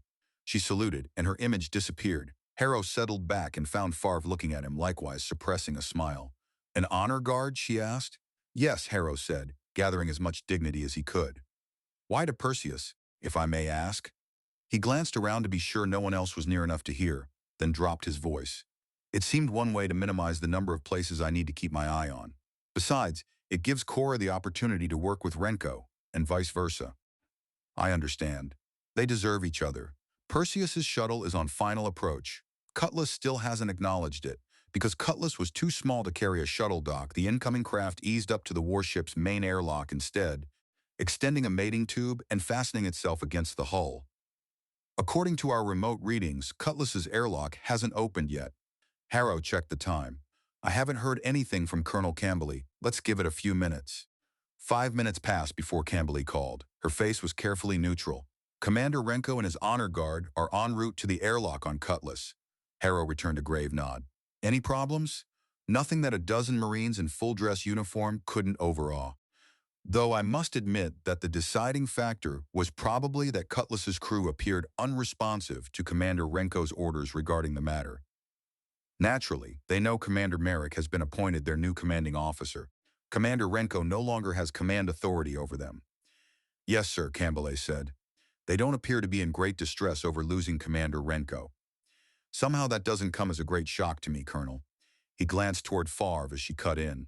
Cutlass's airlock has opened, Favre said. Commander Merrick is exiting. Commander Renko is being marched. Excuse me. Commander Renko is being escorted aboard the shuttle by his honor guard. A few moments went by. The honor guard is leaving the shuttle. Cutlass's airlock is closing. Harrow inclined his head toward Campbell's image. Thank you for the services of your Marines, Colonel. Campbell saluted. It was our pleasure, sir. The shuttle pulled free of Cutlass and turned back toward Perseus. For an instant, Harrow felt sorry for the shuttle crew, trapped in close quarters with what had to be a thoroughly furious Commander Renko until they could unload him. Then he zoomed his display back out, checking once more on the Syndic pursuers, who were still inching up on the Alliance fleet, and then ahead to the waiting jump point. If only everything I had to do could be as neatly and quickly done as removing Renko from command, another 7 hours would bring the fleet to the jump point and out of Corvus, provided nothing failed before then. Provided Atlas's engines didn't suddenly slam into full reverse and then drop off the ship and spiral down into a mini black hole and vanish forever. Harrow ran through that image twice, realized he was not only imagining it but halfway treating it as a real possibility, and understood how exhausted he truly was. I'm going to try to get some sleep. He rose and made for the hatch, mildly startled to notice that Co-President Renzi was still sitting in the observer's seat. As he passed, she gave him a sidelong, slightly amused look. An interesting show, Captain Harrow. You mean the bit with Renko? Yes. I assume that was meant to encourage the others? He frowned, groping for where he had heard that phrasing before. Not exactly. Renko demonstrated he isn't smart enough to be entrusted with command of a ship. That's not about me. It's about looking out for the crew of Cutlass, and looking out for anyone depending on Cutlass for anything. Renzi answered with a look that contained a faint trace of doubt. Harrow let the briefest hint of a smile touch his face, then continued off the bridge. Several hours later, after arranging for the bridge to wake him, he returned in time to see the Alliance fleet jump clear of the Corvus star system, leaving the Syndic pursuit force still well astern. He'd been sitting in his stateroom for some time, slouched in a chair and watching the uncanny lights of jump space, aware that 2 weeks of transit lay ahead before the fleet would learn what waited for it, if anything, at Caliban. So much I need to do, and so little ability to do it in jump, since I have only most rudimentary communications capability with the rest of the fleet until we return to normal space. I ought to just rest. Try to regain the strength I've never recovered since they woke me up from that survival pod. The fleet doctors, clucking disapproval over his condition, had prescribed medication, exercise, and rest. Avoid stress if possible, they had said. Harrow had only stared at them, trying to decide whether they understood how absurd that recommendation was for him. What made matters worse was that he still could not judge how much weakness it was safe to show anyone. Favre revered the very vacuum he moved through, but Harrow had no idea what she would do if she ever became fully convinced that he was not some hero returned from the living stars. It would have been different if he had years of trust built up with Favre or any other officer. But he had, in an almost literal sense, dropped into this fleet out of the distant past, and he scarcely knew any of them. Renzi, at least, did not worship him, and she would probably not be surprised by his concerns. She might even offer useful advice. So far, Harrow respected the sharpness of her mind, but he still did not know how far he could trust the co-president of the Callous Republic. The last thing he needed was a politician carrying his secrets and able to barter them to his enemies for political gain. No one he could talk to. No one he could share the burden of command with. No, that wasn't true. In fact, there was someone with whom he should have spoken already. Fine one I am to talk about honoring our ancestors when I haven't even paid my formal respects to them since I was woken up out of survival sleep. He called up a map to the proper section of Tempest, confident that whatever else had changed over the years, the place he sought would still exist aboard the ship. It did. After checking the time to make sure the area would be quiet, Harrow pushed himself out of the chair, straightened his uniform, drew a deep breath, and headed for the ancestral area. The compartment lay 2 decks below, near Tempest's centerline, deep within one of the ship's most heavily protected zones. Harrow paused outside the hatch for a moment, thankful that no one was there to witness his entrance, then stepped through into a row of small chambers that felt reassuringly familiar. He chose one that was empty, shut the soundproof door with care, and sat on the customary wooden bench, facing the little shelf that held a single candle. Taking up the lighter resting beside it, he kindled the candle and then watched the flame in silence for a time. At last he let out a breath. "Honored ancestors, sorry I've taken so long," Harrow said. Addressing the spirits said to gather where the candle's light and warmth called them. "I should have rendered honors to my ancestors some time ago, but as I'm sure you know, things have been busy, and I've been dealing with many things I never expected to have to face. That's no excuse, but I hope you'll accept my apologies." He fell quiet, then spoke again. "Maybe you've been wondering where I was all this time. Maybe you knew. Maybe Adrian Harrow has filled you in by now, if, as I fear, he died on his ship. Let me tell you, he did you proud. Please tell him I wish we'd had more time together. A lot of time has passed since I last spoke to you. There have been a lot of changes. Most, if not all of those changes seem to have been for the worse. That's what I believe, anyway. I can't pretend I don't need all the guidance and reassurance I can get these days. Whatever you can provide, I'll be grateful for. Thanks for whatever help you've provided in getting us this far." Harrow fell silent once more, not for the first time asking himself why talking to his ancestors so often steadied him. He would never have called himself deeply devout, yet whenever he sat like this, he could not shake the feeling that someone truly listened. And if a man could not trust his ancestors with what weighed on him, then who was left? "This is very difficult. I'm doing my best, but I'm not at all sure my best will be good enough. There's a lot of people depending on me. Some of them are going to die. I can't pretend that won't happen. Even if I somehow do absolutely everything just right, some ships are going to be lost before this fleet gets home. If I make mistakes," he broke off, thinking of Bastion. "If I make more mistakes, a lot of these people could die. It's a long way back to Alliance space. I can't even be sure what we'll find if we get there. Hopefully I can tie up enough of the Syndicate Worlds fleet trying to catch us that they won't be able to exploit our defeat at the Syndicate homeworld.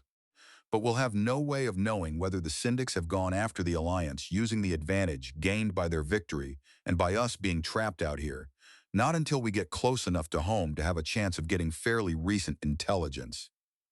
Again he paused. "It's not that I'm worried about what'll happen to me. I feel like I should have died a century ago. But I can't give in to that feeling, because I do care about what happens to the people who've placed so much trust in me.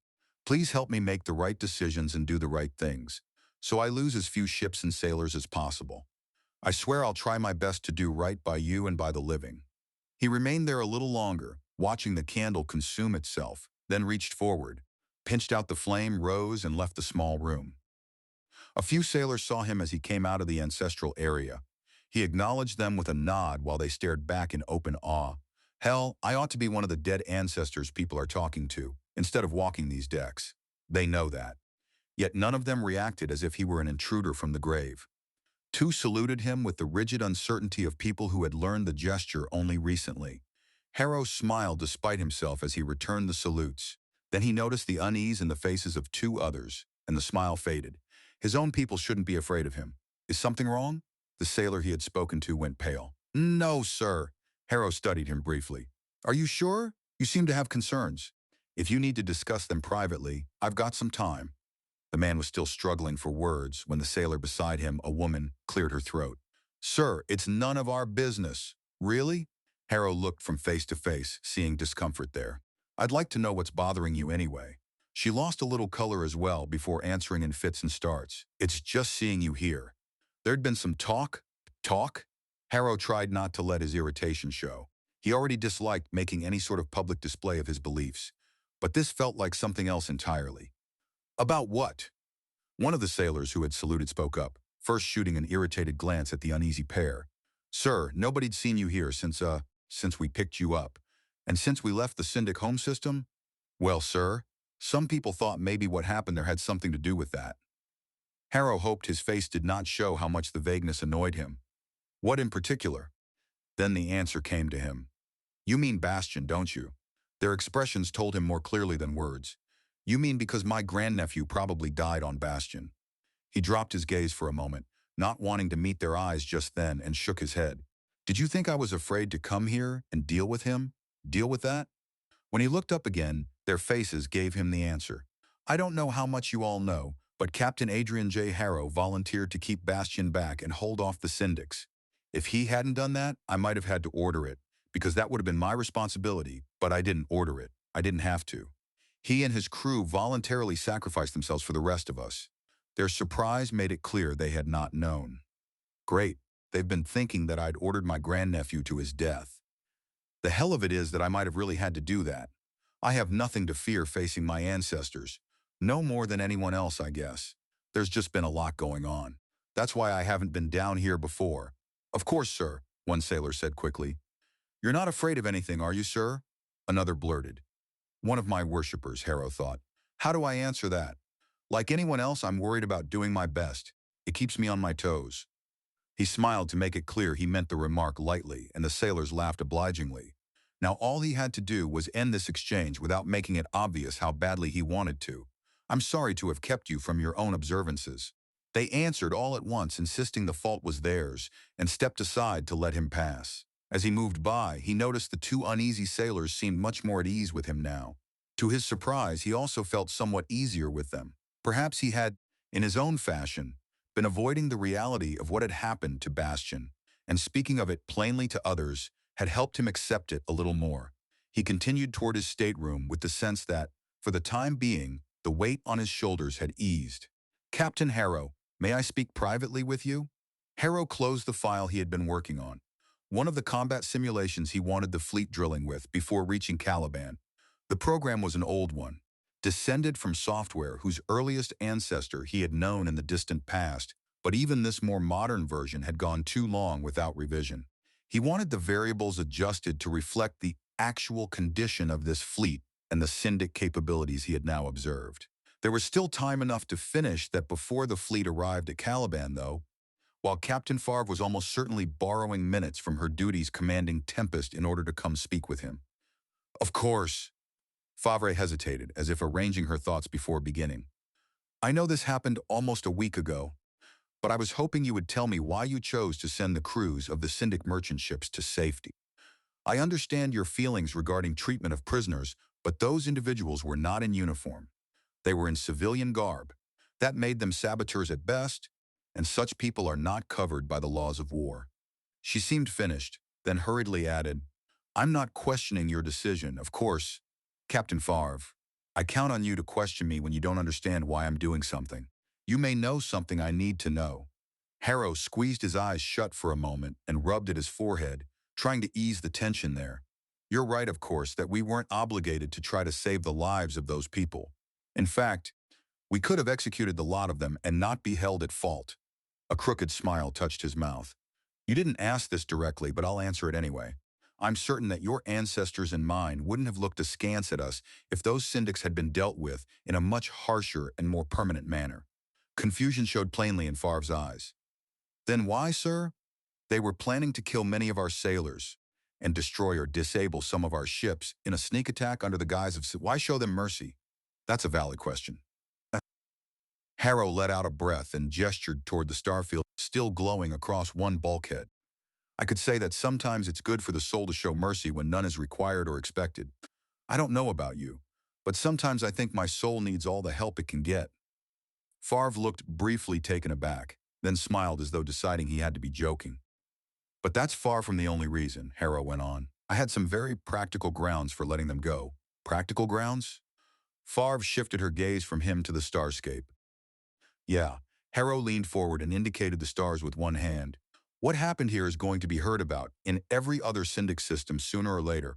Oh, there'll be an official version in which the Alliance fleet was planning to crater the hell out of every population center in the Corvus system, only to be repulsed by the gallantry of the Syndic defenders.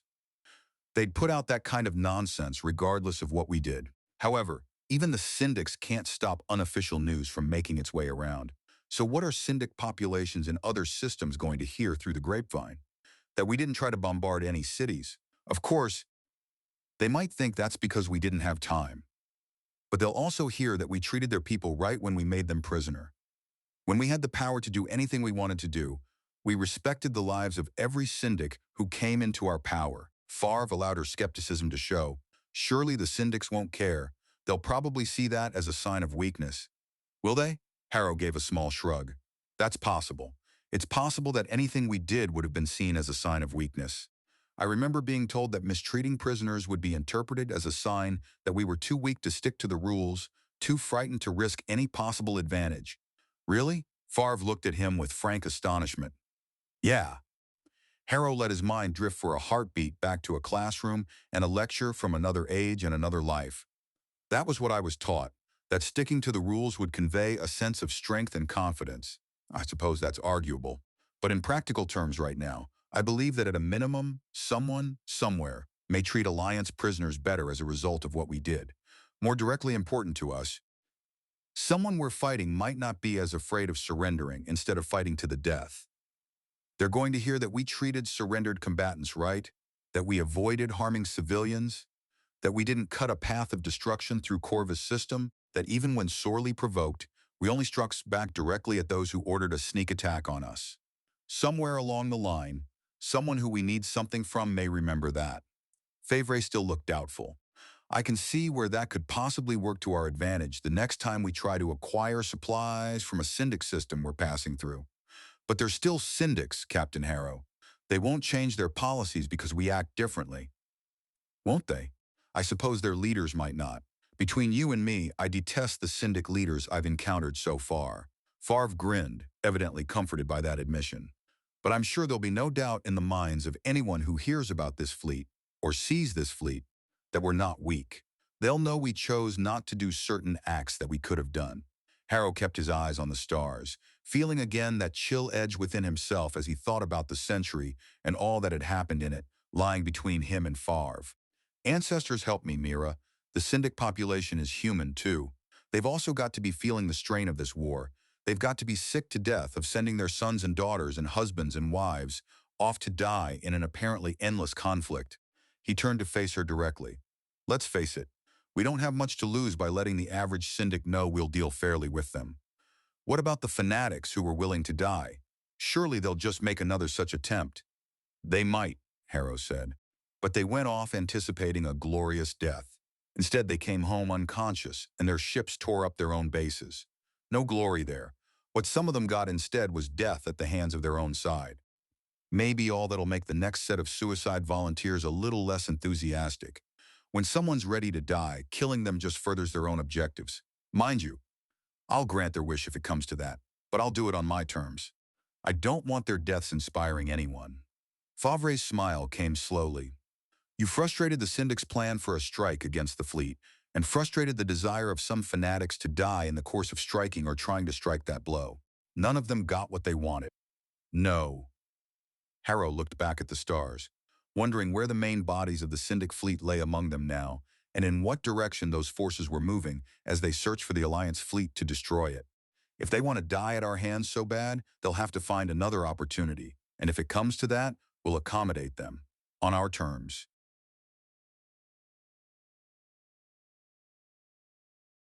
Chapter 8. They emerged from jump space at full battle readiness, braced for disaster, and expecting to find mines strewn across their approach with a syndic force waiting just beyond. Everyone knew they might have to cut their way through that force merely to live one more day. Yet when Alliance targeting systems searched the void, they found only absence. So far as the best Alliance sensors could determine, the Caliban star system was dead. No living thing showed on any scan, no ship moved anywhere in range, and not even the faint residual heat of equipment left idling on standby could be found. Human beings had once inhabited this system. Now every installation in Caliban was cold, and every part of Caliban was mute. No minds, praise our ancestors, Captain Favre said with obvious satisfaction. That means our arrival here was totally unexpected. You outguessed them, Captain Harrow. I guess I did. There was no point pretending otherwise. We came here because I said so, and only because I said so. Caliban's not much of a place now, is it? It never was much of a place. There were 5 planets in all, 2 so tiny they barely deserved the label. Every one of them was hostile to human life. Their temperatures far too hot or far too cold, and their atmospheres either poisonous or absent entirely. The system also held the usual scattering of rock and ice, though even those looked sparse and unimpressive beside what could be found in many other star systems. Still, people had once made lives here. Caliban had possessed nothing of note beyond the gravity well of its star, and that alone was enough to make jump points function. Harrow found it easy to imagine how human settlement here had unfolded. The story had repeated itself in countless systems. Before the hypernet, ships had no choice but to pass through Caliban on their way elsewhere.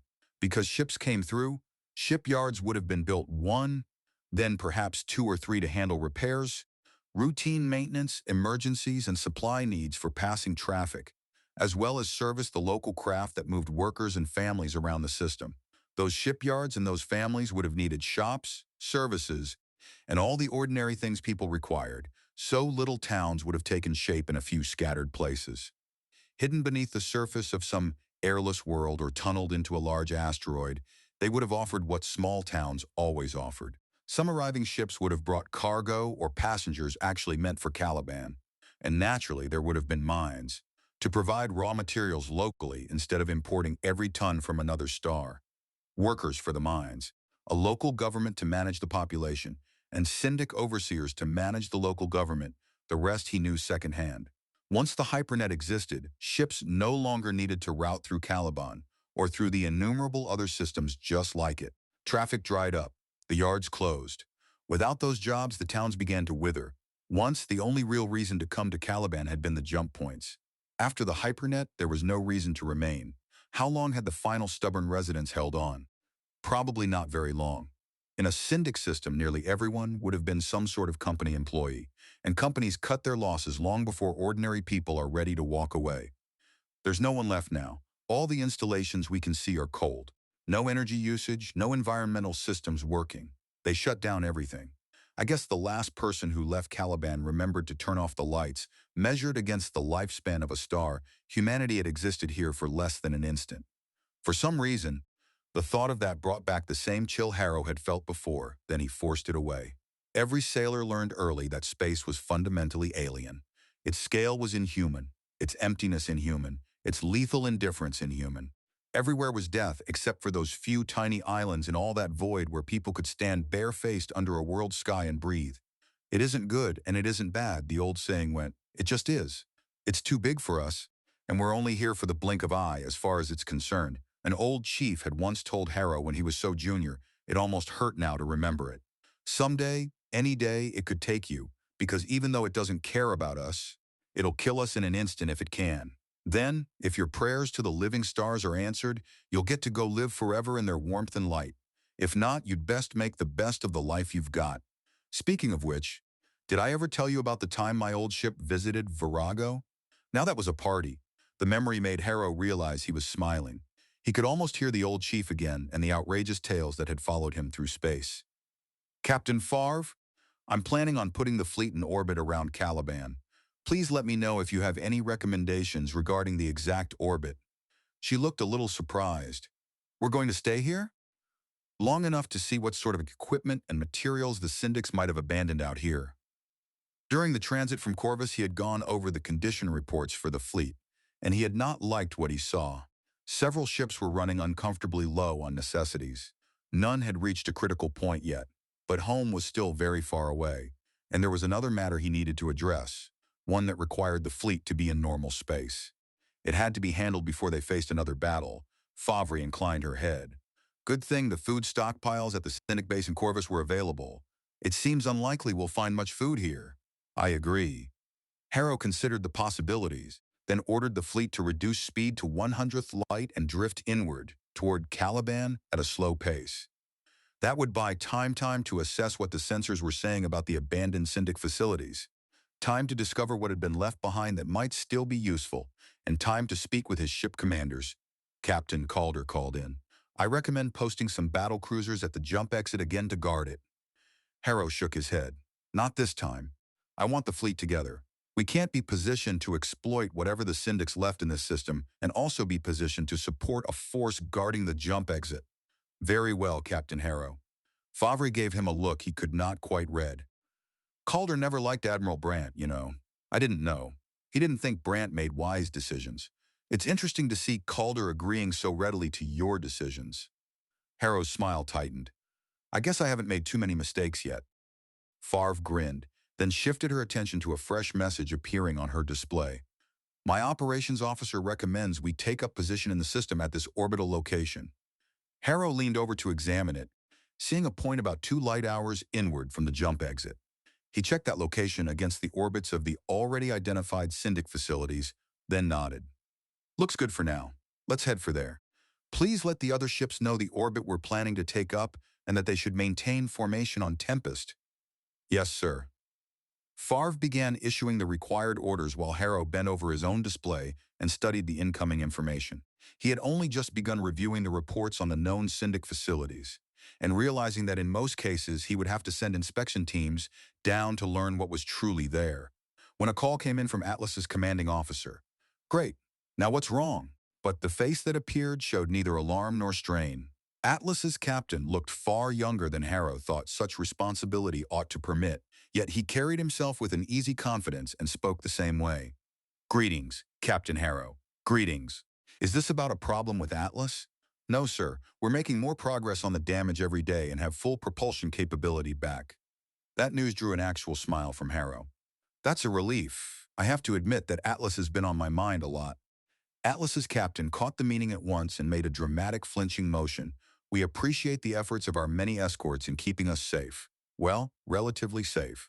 We had considerable damage to deal with and appreciated not having to add to the list of things that needed fixed.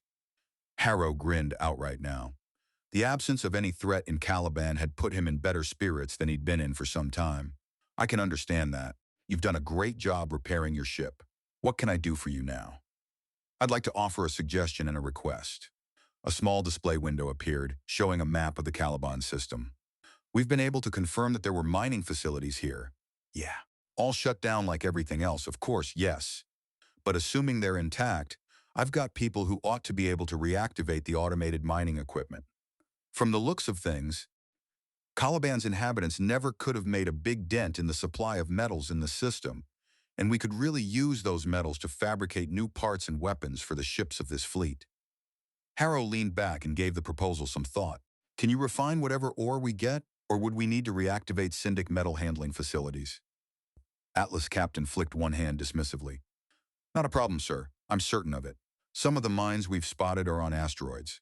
That means veins of pure metal. It won't need refining or purifying. We'd have to work it into alloys, but we can do that.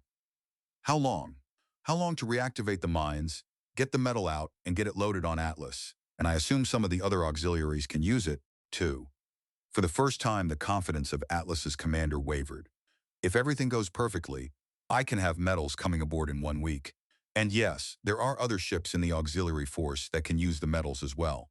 I know there's a risk involved in hanging around the system, but with that metal we could fabricate a lot of what we need to keep going. Harrow lowered his eyes and considered it. If everything doesn't go perfectly, and it probably won't, then it'll be more than a week.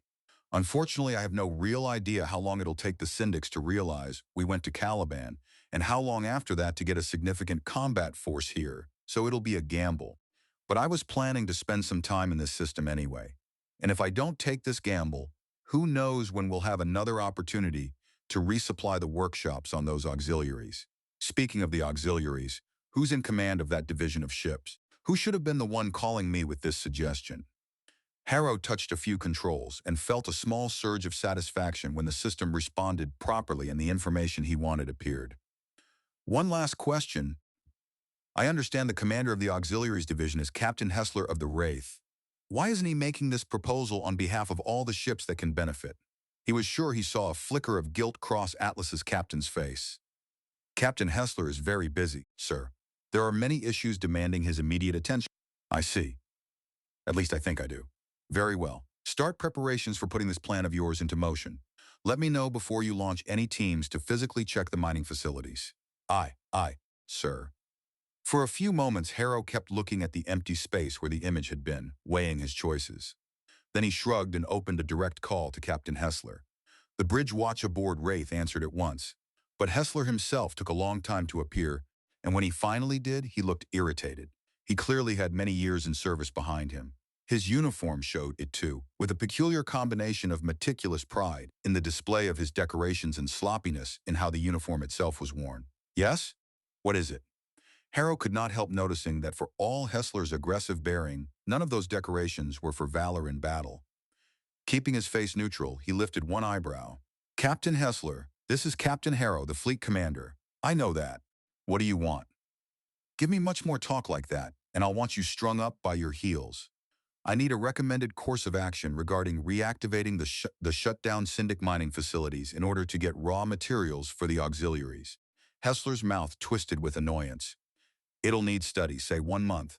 I may be able to complete a preliminary survey of those facilities and have a draft recommendation to you by then. I want it today, Captain Hessler. Today, impossible.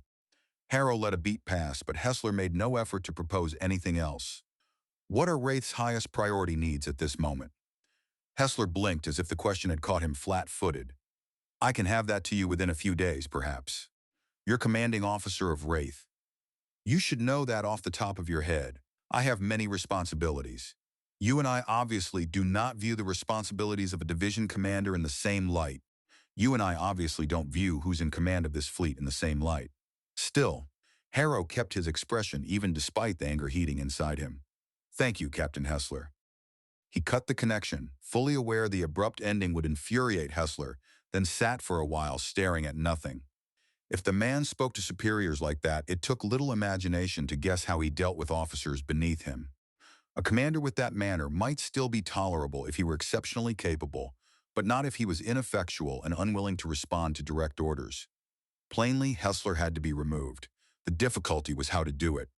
Relieving a senior officer like him needed to be handled in a way that gave men like Captain Core no pretext for stirring up more resentment against Harrow. Promote him out of the problem would be the cleanest and most diplomatic solution. But in this fleet, where was there a suitable position to elevate the old fool into? What would that old chief of mine have said? Besides, get drunk and see if it's better in the morning, that is. Wait, regulations. He said you could always find something in regulations to justify what you wanted to do. That advice always worked for me before Harrow pulled fleet regulations and began searching by keywords, skimming rapidly for anything that might support what he had in mind. To his surprise, the answer surfaced fairly quickly. But do I want to do that? He switched to the personnel files and brought up the commanding officers of the other auxiliaries in Hessler's division. Atlas's captain was, as Harrow had already suspected, rather junior for that level of responsibility, even allowing for how young officers tended to be nowadays. That explained both the man's enthusiasm and his impulsive decision to bypass the chain of command and bring the mining proposal straight to Harrow. Hessler, by contrast, was very senior to be commanding the comparatively small Wraith. The difference between a competent, ambitious officer who's eager to get things done and one who just wants to hide in a comfortable burrow. Then there was Captain Castellan of Banshee. Not unusually seasoned, but experienced enough. Excellent engineering evaluations, solid marks overall as an officer, senior enough to qualify for broader command. On paper she looked promising, which was never everything, but it was something. He placed another call. Captain Castellan was on her bridge and available immediately. She greeted him respectfully, though Harrow thought he detected caution in her eyes. Yes, sir? Proper etiquette. That gives her points right off. I'm just checking with auxiliaries commanders personally. How's Banshee doing? As our reports say, sir, we sustained little damage during the battle in the Syndic home system, so most of our work right now is aimed at rebuilding the fleet's supply of expendable weapons. How are you doing on supplies of raw materials? Captain Castellan answered, without the slightest pause. We need more. How long would it take you to give me a report on options for acquiring more? She regarded him with still more caution. Sir, I could produce that whenever you ask for it, but such a request should come through my division commander. Very good, Captain Castellan. You know what's going on, you're willing to do what you're told, and you're willing to remind me that I need to abide by the chain of command. Thank you, Captain Castellan. Harrow checked the time. Give it a decent interval. 2 hours. He used those 2 hours to keep working on the fleet's combat training scenarios, while the formation continued at an unhurried pace deeper into Caliban. Then he called Wraith again. Captain Hessler. Hessler looked even more sour-tempered than before. I have a lot of things I should be doing. Then you'll be happy to hear what I have to say, Captain Hessler. I've realized I need someone working on identifying the long-range needs of this fleet. Someone with the experience to put together everything that's needed into a comprehensive product, even if that takes a long time. Harrow smiled at Hessler, who appeared to be trying for an approving expression with a distinctly patronizing edge. But if that officer is constantly distracted by other responsibilities, they won't be able to focus on what needs to be done. Therefore, I'm appointing you to my staff, Captain Hessler, as Chief Engineering Advisor. Harrow smiled once more. Now Hessler looked stunned. Of course, Harrow went on in a tone of mild regret, you realize that fleet regulations prohibit having anyone in charge of a ship or higher-level command being also assigned to a staff position. Too much distraction, too many conflicting responsibilities. A professional like you certainly understands. So in order for me to have the exclusive benefit of your advice, you'll have to relinquish command of Wraith. You'll need a good working office to produce your report for me, and I know a smaller ship like Wraith doesn't have much to spare, so you'll need to transfer to Atlas. I'll make sure you get a good office on board her. And, also of course, since you'll not be in command of Wraith anymore, that'll make Captain Castellan of Banshee the Auxiliaries Division Commander. Hessler could only stare at him, dumbstruck. No questions then? Excellent. Since we're under time pressure here, please ensure you turn over command of Wraith to your executive officer prior to midnight. You'll transfer to Atlas tomorrow. At last, Hessler managed to speak. You can't? Yes, I can. Harrow let all warmth vanish from his features and sharpened his tone. My orders will be transmitted to Atlas, Wraith, and Banshee as soon as this conversation ends. I assume no officer of your experience would dream of balking at direct orders to proceed to a new assignment? He paused, quite deliberately letting the name of Commander Renko and the example of Cutlass suggest themselves in Hessler's mind. Then he gave the man another stretch of silence, long enough to consider the appeal of escaping command responsibility while disappearing into an endless research assignment without the stain of formal relief for cause. Harrow watched the moment understanding arrived. To an officer of Hessler's narrow ambitions, this was not punishment, it was refuge. Will there be any problems? No, not at all. Harrow saw Hessler's eyes flick aside again as he reviewed his choices one more time, then watched him nod to himself and recover his composure. A wise use of personnel. I deeply regret leaving Wraith. It goes without saying. Of course. But my executive officer has been well trained by me. He should be able to benefit from having watched my period in command and make a capable commanding officer for Wraith. That's good to know. I believe Captain Castellan has also benefited from observing me as divisional commander. Then there should be no drawbacks, Harrow said, anxious to bring an end to Hessler's seemingly endless self-praise. You realize, of course, that doing a proper job on the report you requested will be a lengthy process. You're to take however long it requires. The longer the better, since that'll keep you out of mine and everyone else's hair. Thank you, Captain Hessler. Harrow cut the connection before Hessler could begin again. With any luck, I'll never have to talk to him again. He can work on that report for however many years it takes until he retires and hands it to whatever poor sap has command of the fleet then. He sent the prepared orders and then personally contacted Banshee and Atlas to advise their captains of the changes. Captain Castellan looked nearly as astonished as Hessler had, but she accepted the directive to quickly develop a plan for exploiting the abandoned Syndic mining facilities. Her expression brightened noticeably when it sank in that she was now division commander and that Banshee had become the new division flagship. Harrow nearly sighed in relief after ending that call. He could work with Castellan. Atlas's captain, by contrast, was plainly delighted to be free of Hessler's authority, and just as plainly horrified at the thought of having the former division commander living aboard his ship indefinitely. He's no longer in your chain of command, Harrow said firmly. Keep him supplied with all the research material he asks for and give him a nice place to work. You'll probably never see the man. Yes, sir. Thank you, sir. Thank me, Harrow asked. For what? The younger officer hesitated. For not kicking me out the airlock for going over Captain Hessler's head to you, sir. If the Syndic mining facilities pan out, it'll be a very good thing for this fleet. You had good reason. But don't make a habit of it. I won't, sir. Several hours later, Harrow remembered to contact Wraith's new captain. He had intentionally shifted Hessler to Atlas, so the man could not linger over Wraith and torment his successor. The former executive officer seemed capable enough. In truth, Harrow strongly suspected he had been the one actually keeping Wraith functioning, while Hessler busied himself with the appearance of being indispensable. The new captain concealed whatever satisfaction he felt at no longer serving under Hessler. But then a man who had survived Hessler for any length of time likely had considerable practice in masking his reactions. Harrow checked the fleet's location in Caliban. They had been drifting deeper into the system for hours now. Even if the Syndic force that had pursued them through Corvus had somehow decided to jump for Caliban rather than Yuan, it was still many hours away from arrival. But the more he thought about it, the less worried he became about immediate pursuit. If the Syndics had possessed even the slightest suspicion that the Alliance fleet might choose Caliban, they would have placed something here, anything at all, to detect the fleet's appearance. The absence of even a single scout capable of spotting them and fleeing to report back told Harrow that the Syndics had been fully convinced the Alliance would head elsewhere and had concentrated everything on Yuan and Voss. Unfortunately, once he accepted that, he lost his last excuse for delaying a matter that had needed attention from the moment the fleet entered the system. With reluctance, Harrow sent the order for an immediate conference with every ship commander.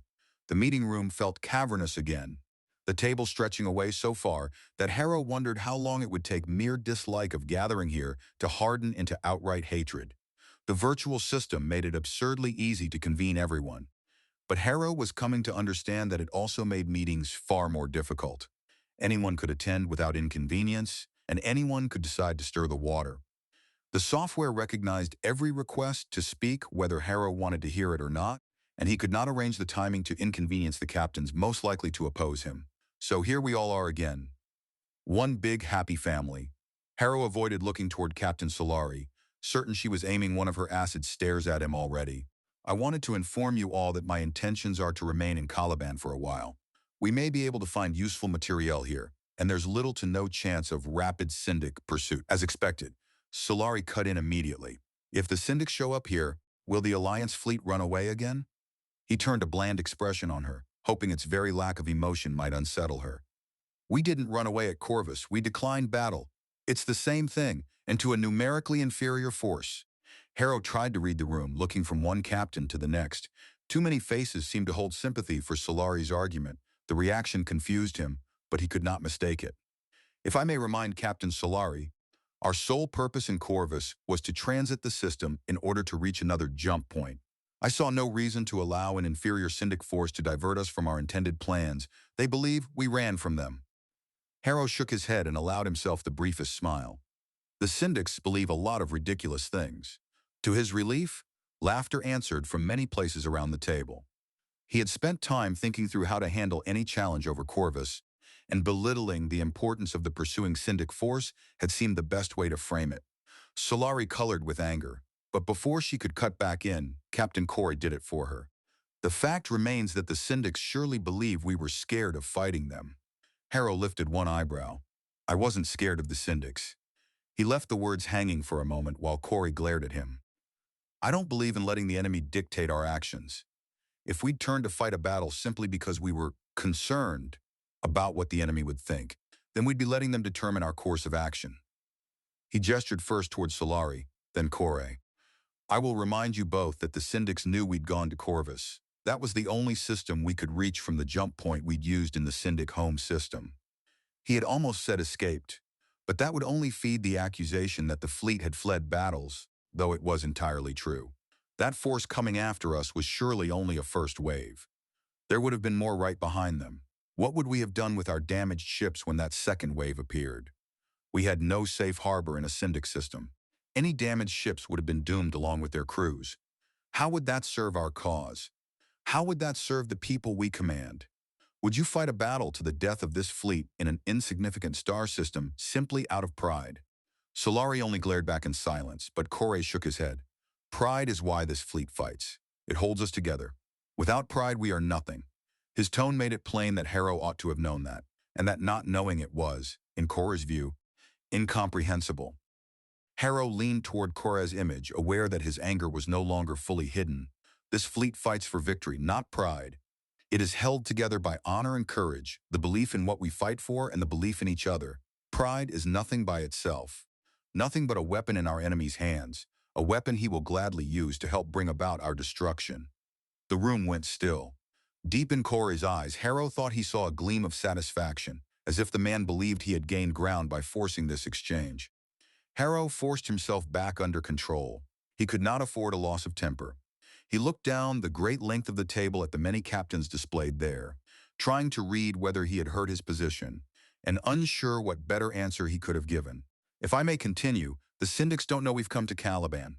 It'll be another few days before they even realize we didn't go to Yuan. Only then will they start looking elsewhere for us. We need to use that time to replenish whatever stocks we can.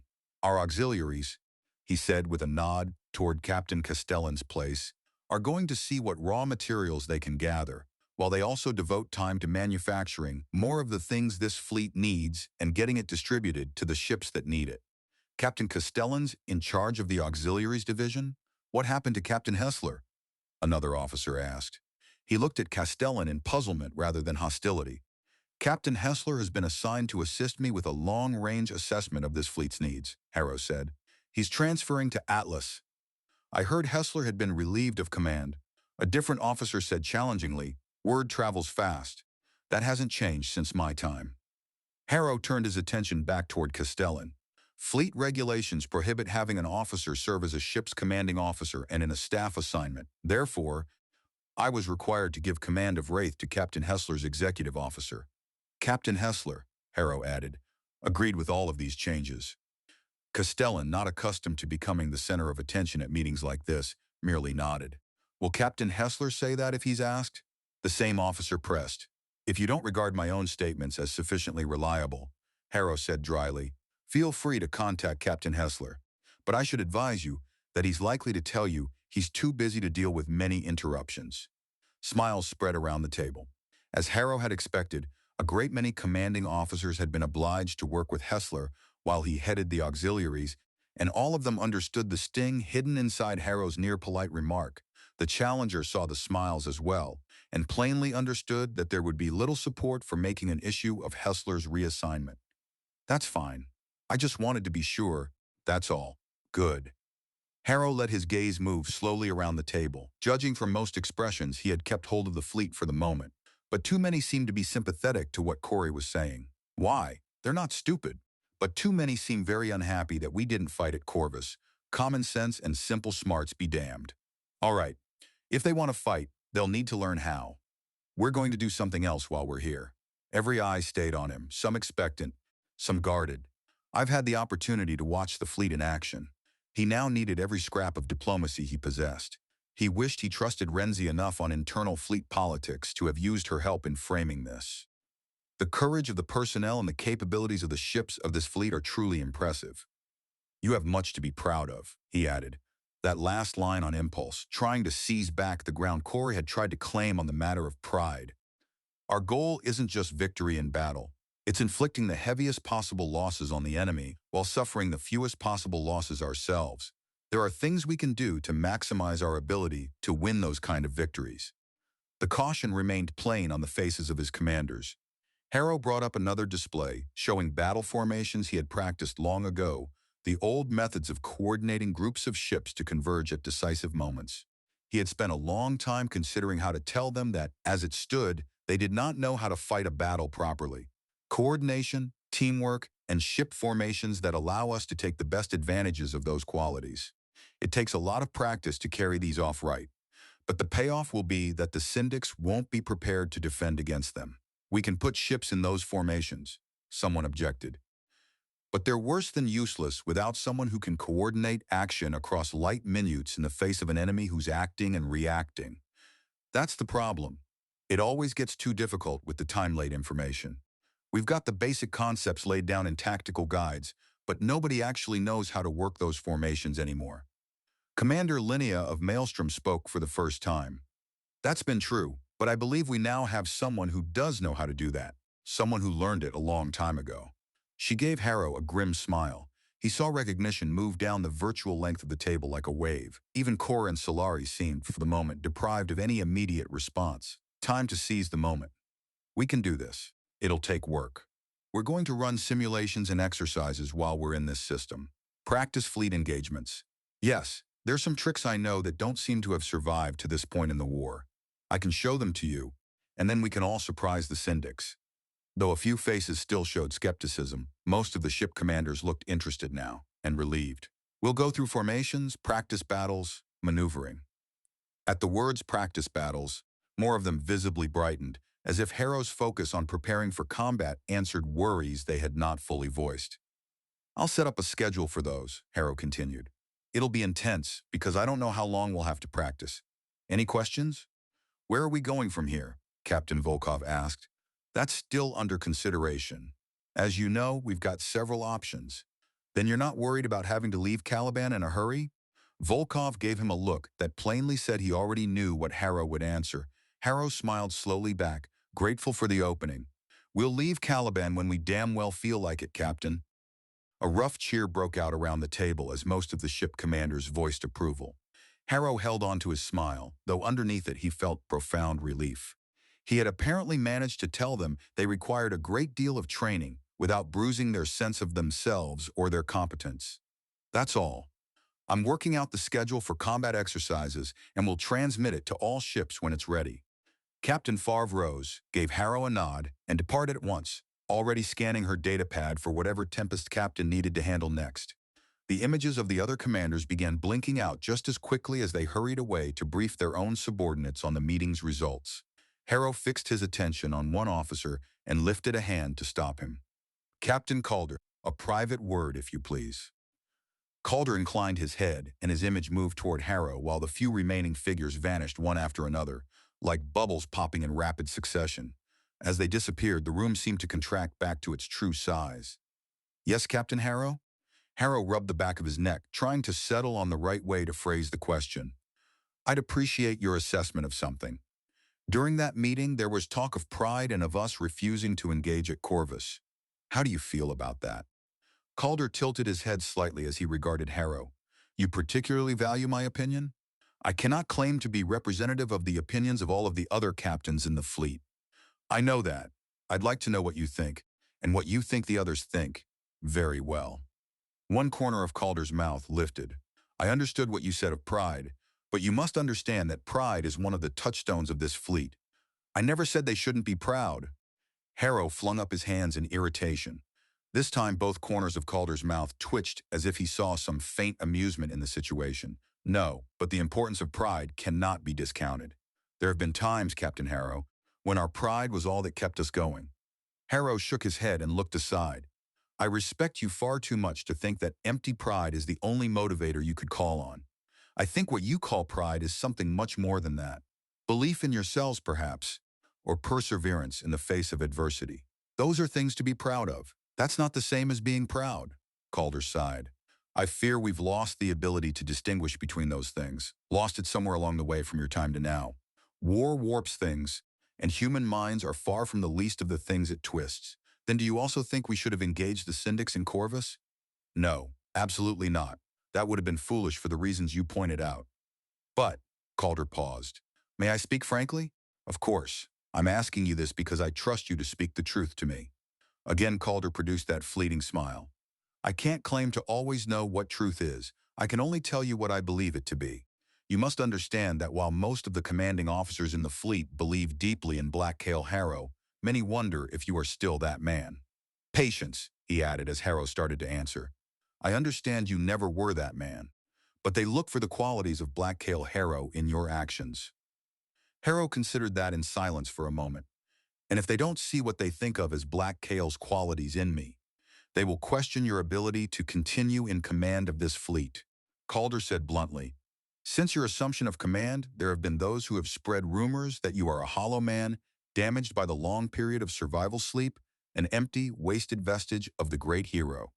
If you come to be perceived to be lacking in the will to engage the enemy, it will give great strength to those rumors that your spirit has fled your body. Hell. Harrow scrubbed both hands over his face. Much as he loathed being cast as some legendary figure, the alternative of being treated as a soulless walking shell did not strike him as an improvement. Worse, such stories could cripple his authority over the fleet. Is anybody contesting these rumors? Of course, sir, but words from such as me mean nothing to those who doubt you. Those who can be swayed are looking to your actions.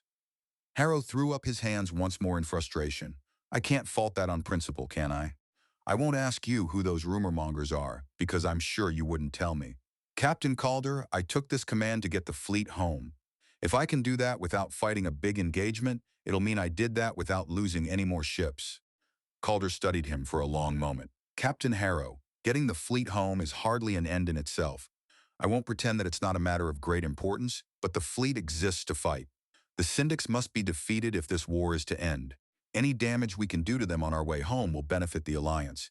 And sooner or later, this fleet must engage the Syndics again. For a long moment, Harrow stood there, his mind crowded by darkness, then gave a heavy nod. I understand. It's not that we want to die far from home, you understand. Calder even managed a dry, crooked smile this time. Actually, I do. Harrow tapped the left side of his chest, where only a few ribbons marked his own uniform, in stark contrast to the dense rows of combat decorations Calder wore.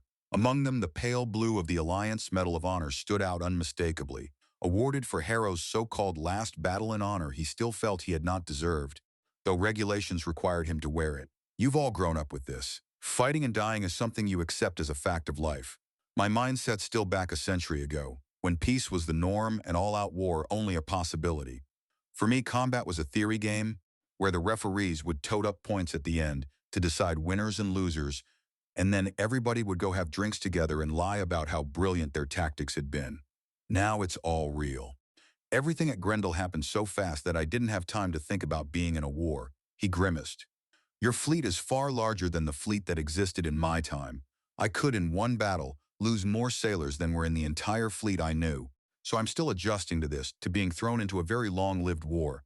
A shadow passed over Calder's face. I envy you, sir, he said quietly. Harrow nodded and offered him a thin smile. Yeah, I don't really have grounds to complain about that, do I? Thank you for your candor, Captain Calder. I appreciate your frank insights. Calder began to step back, preparing for his image to vanish, then stopped. May I ask what you will do if a Syndic force appears in Caliban?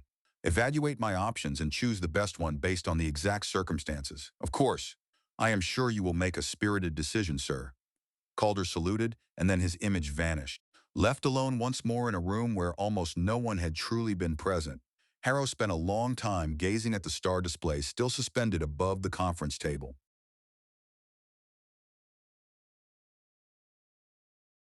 Chapter 9. Even the Alliance's engineering specialists had to admit that whoever had shut down the Syndic installations in Caliban had done the job with ruthless competence. Machinery had been powered off, energy sources disconnected or removed, everything else either packed away or stored properly, the interior air dried out as thoroughly as possible, and then the facilities had been vented to vacuum and sealed. Everything inside lay frozen, but also shielded from thermal cycling, corrosive atmospheres, and the rest of the usual long-term hazards. At first glance, the images coming back from those installations looked like nothing more than unlit rooms someone had departed after an ordinary shift. Only by noticing the unnaturally crisp visibility and the way light cut cleanly through space instead of blooming as it would in air could Harrow tell from the pictures alone that the interiors were vacuum empty. Look at that, Favre said. They sat in the conference room, though this time the table remained reassuringly small instead of stretching off into absurd distance. Above one end of it, a large display window floated, showing live video from whichever scout team they chose to follow as those scouts moved through the abandoned Syndic sites. The feed they were currently watching came from what had to be the former center of political administration on Caliban. Rank after rank of desks filled identical cubicles, everyone left in identical condition, with every object arranged in precisely the same position on precisely the same surface. They must have had people whose sole job was to inspect people's desks to make sure everything was left exactly right when they left. I've met people who'd enjoy doing that, Harrow said. Me, too. Favre's mouth curved suddenly into a grin. And here we come to the desks occupied by those who left last of all. Harrow smiled despite himself. In the final row, several workstations had been left untidy. Ancient drinking cups stood where they had dried out decades ago. Papers and forms lay scattered, and what might once have been snack food sat as desiccated relics in the cold. It does look like the inspectors left before those desk jockeys did, doesn't it? Ah, this might be interesting. The scout had entered the main office. A costly-looking chair remained there, along with a more elaborate cluster of displays and a workstation. I wonder what that'd be like. Leaving a place forever, some place you've worked at for who knows how long, and knowing odds were you'd never be able to come back. Knowing no one else would take your place because your place was gone. Sort of like being part of the decommissioning crew on a ship, I'd think, Favre suggested. Yeah, you ever done that? She paused briefly. We haven't had the luxury of retiring many ships while I've been in the fleet, sir. Heat rose into Harrow's face and he knew he was blushing. It had been a stupid question. Sorry. I should have known better than to ask that. In a fleet that needed every hull it could build simply to replace losses, no ship was being eased gracefully into retirement at the end of a full service life. Favre, though, already seemed to have let the matter go. She nodded toward the image again. You can see where personal items had been placed for a long time. Whoever occupied that office stayed there for many years. Harrow narrowed his eyes and picked out the telltale darker outlines on the surface. I guess so. I wonder where he or she went when they left Caliban? It hardly matters. Wherever it was, they went to help the Syndicate World's war effort. He did not want to answer immediately, but he knew she was right. Yeah, what's that?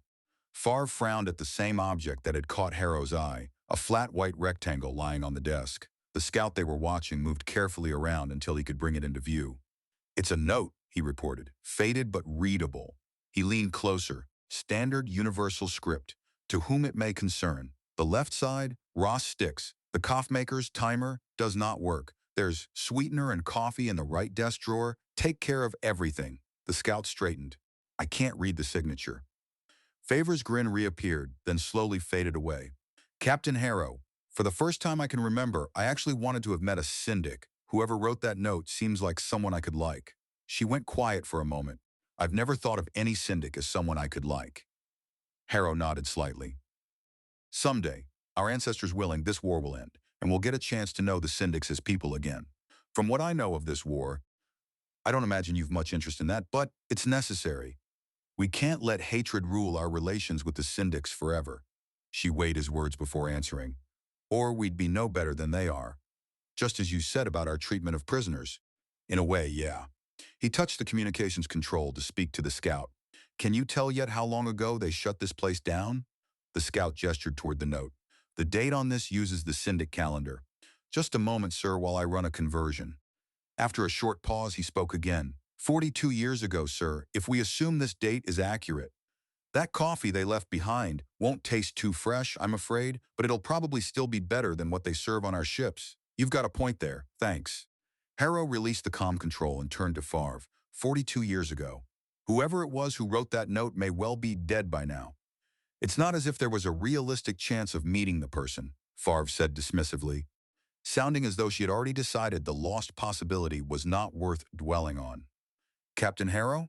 A second, smaller display appeared beside the scout's video, showing Colonel Campbell and a Marine Major in full armor standing inside some other part of a syndic installation. Harrow checked the accompanying system map and magnified their location. They were elsewhere in the same complex as the scout he had just addressed. There's something odd here. A heavy feeling settled into Harrow's gut. Dangerous? No, sir, we don't think so. Just odd. Campbell motioned toward the officer with her. This is Major Salazar, my best expert on syndic computer systems. Salazar snapped a salute.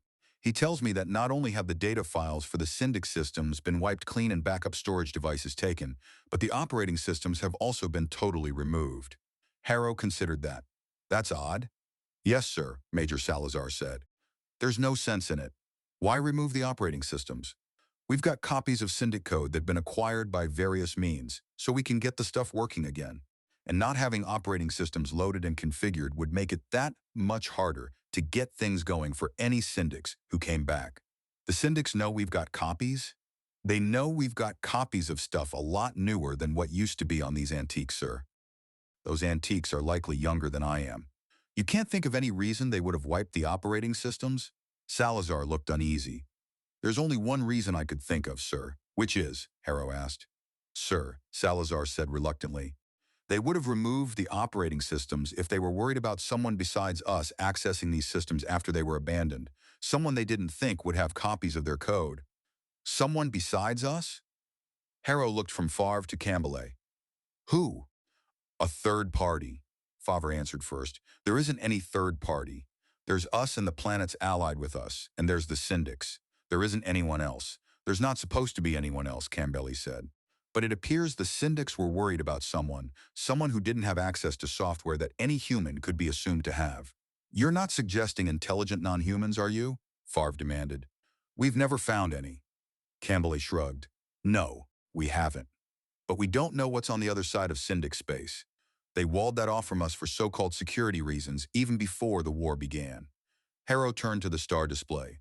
Systems like Caliban lay far from Alliance territory, but from the outer edge of syndic space they were not all that distant from the known boundary of the syndicate worlds. If this speculation was true, they'd have had to have known about these whatevers as of at least 42 years ago when they shut down everything at Caliban. Could they keep a secret like that for so long? Campbell gave another shrug. It would depend on a lot of factors, sir. Neither I nor Major Salazar are saying such beings exist.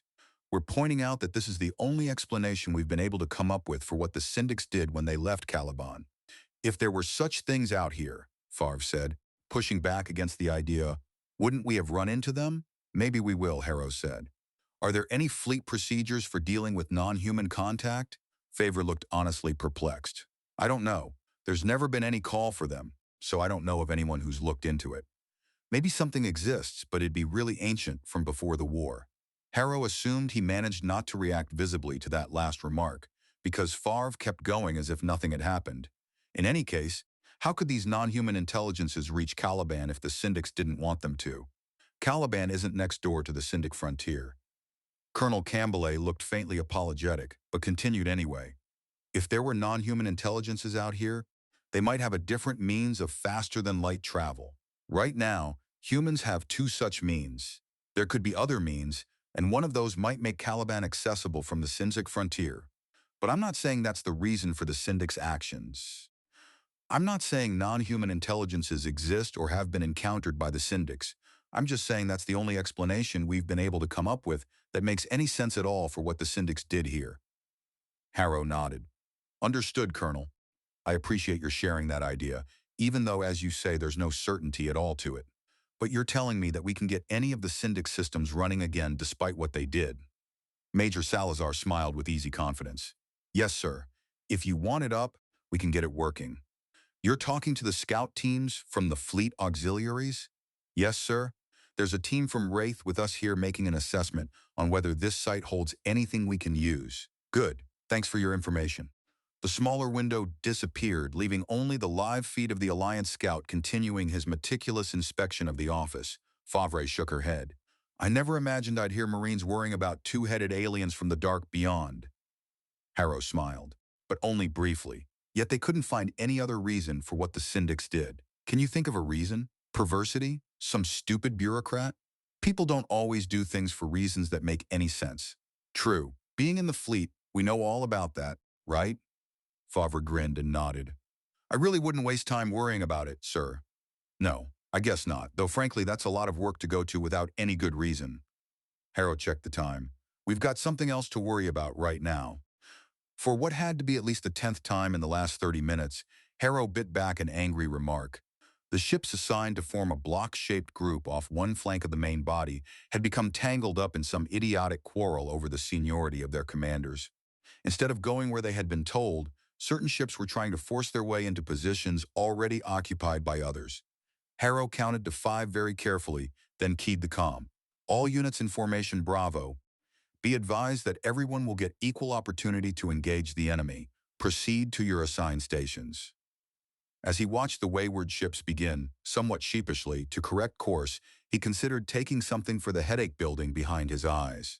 All except Sabre, which continued nosing toward Resolution, as if trying to shove the other ship aside and seize what only looked like a lead position.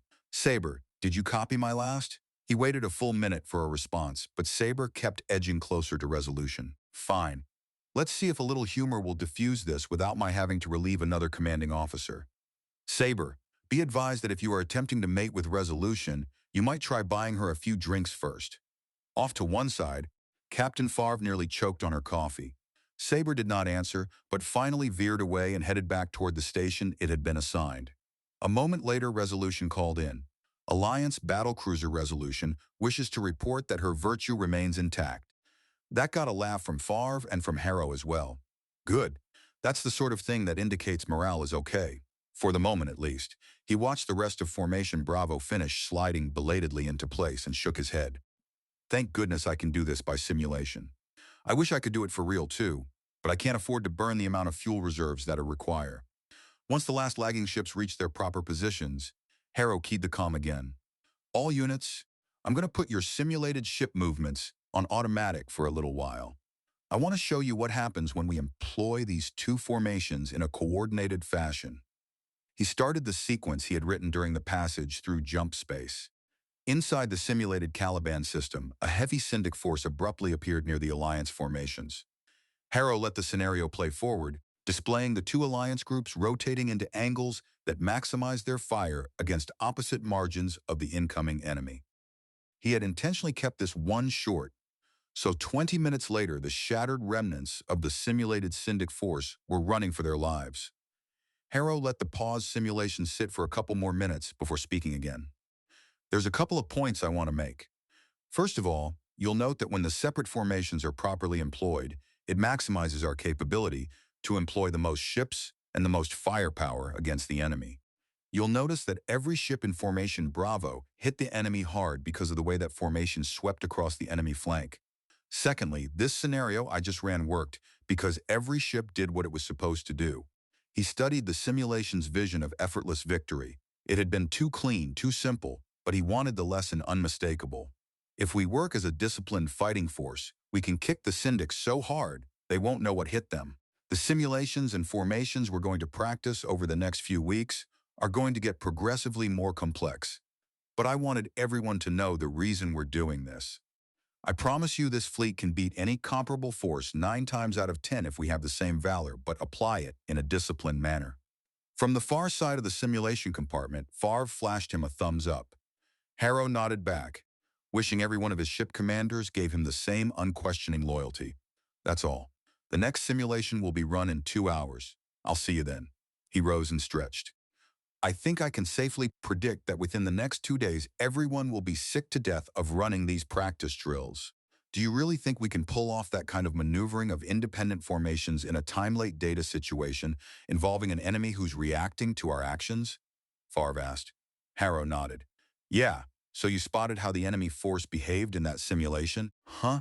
Yes, sir. As much as I hate the Syndics, I don't think they're quite as stupid as that attacking force acted. This time, Harrow grinned. Maybe if we're lucky, but no, I'm not planning on them actually acting that stupid. But yes, I think I can call the orders. I learned the skill under some very good practitioners of the art. Then he remembered how long ago those men and women had died, and the smile left his face. By late the following day, Harrow had to admit his prediction had been optimistic by a full day. Most of the ship commanders, already weighed down by their regular duties, were visibly tired of devoting large chunks of every day to simulated maneuvers and battles. It did not help that Harrow had deliberately made each new drill harder than the last. Listen up. Harrow told them after the final exercise of the day. We don't know how long we have before the Syndics show up here. We need to be ready. That means packing a lot of work into the shortest time possible. See you tomorrow. He let himself sink back into the seat, exhausted by the unending work of not merely managing the ships under his command, but also stroking and steering the vanities of the people who captained them. We have an update from Banshee, Favre said. The mining facility on Ashiki's Rock should be in working order tomorrow. They expect to be pulling out ore and sending it to the auxiliaries by late tomorrow afternoon. Great. Harrow leaned toward the message. Ishiki's Rock? Oh, that one, the asteroid mine. That isn't what the Syndics called it, is it? No. There didn't seem any reason to go to the trouble of finding out what name the Syndics used. Ishiki is the senior enlisted who did the first reconnaissance and evaluation of the mining facility there. Then it's as good a name as any, Harrow said. He opened a call to Banshee. Captain Castellan, if time permits, I'd like one of your machine shops to churn out a small plaque identifying the asteroid mining facility as Ishiki's Rock. We'll tack it up somewhere down there. Castellan looked taken aback for just an instant, then smiled. Chief Ishiki will surely appreciate that, sir. Do you want any ceremony when we put the plaque up? If you want to improvise something, feel free. Everybody in this fleet is working their butts off, and we can use an excuse for a little fun. Yes, sir. There's some good metal in that rock. How long will we have to exploit it? Harrow turned the question over for a moment. That's still undetermined at this time. Assume you have to work fast. But if possible, I want to top off the bunkers in the auxiliaries with raw materials before we leave. Castellan's brows rose. That's a lot of raw material, Captain Harrow. At the rate we can mine and transport it here, it'd take weeks. I can't promise weeks, but we'll take every day we can.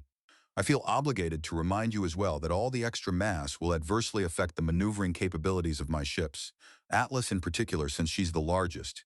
But Banshee, Wraith, and Gremlin will all get a lot more sluggish as well. That now familiar ache sharpened behind Harrow's eyes. How bad will Atlas's ability to accelerate be if her raw material bunkers are topped off? Castellan glanced aside, clearly calling up figures. Here's Atlas's performance at full load, Captain Harrow. Harrow breathed out as he studied the numbers she displayed. She'll be a real flying pig, won't she? We usually use the term flying elephant. A flying pig would probably be much more maneuverable than Atlas with a full load. Thanks. I appreciate the heads up. Castellan looked at him expectantly. Do you still want Atlas's bunkers topped off, sir? Harrow rubbed at the spot between his eyes, trying to dull the pulsing pain. Yes, if we can't manufacture what we need for the long haul, it won't matter how fast we can move for the short haul. If I have to choose, I want to be prepared for the long run. Yes, sir. You need it. We build it. The old saying of the fleet engineers, unchanged from his own era, made him smile. Thank you, Captain Castellan. I know I can always count on you and your ships.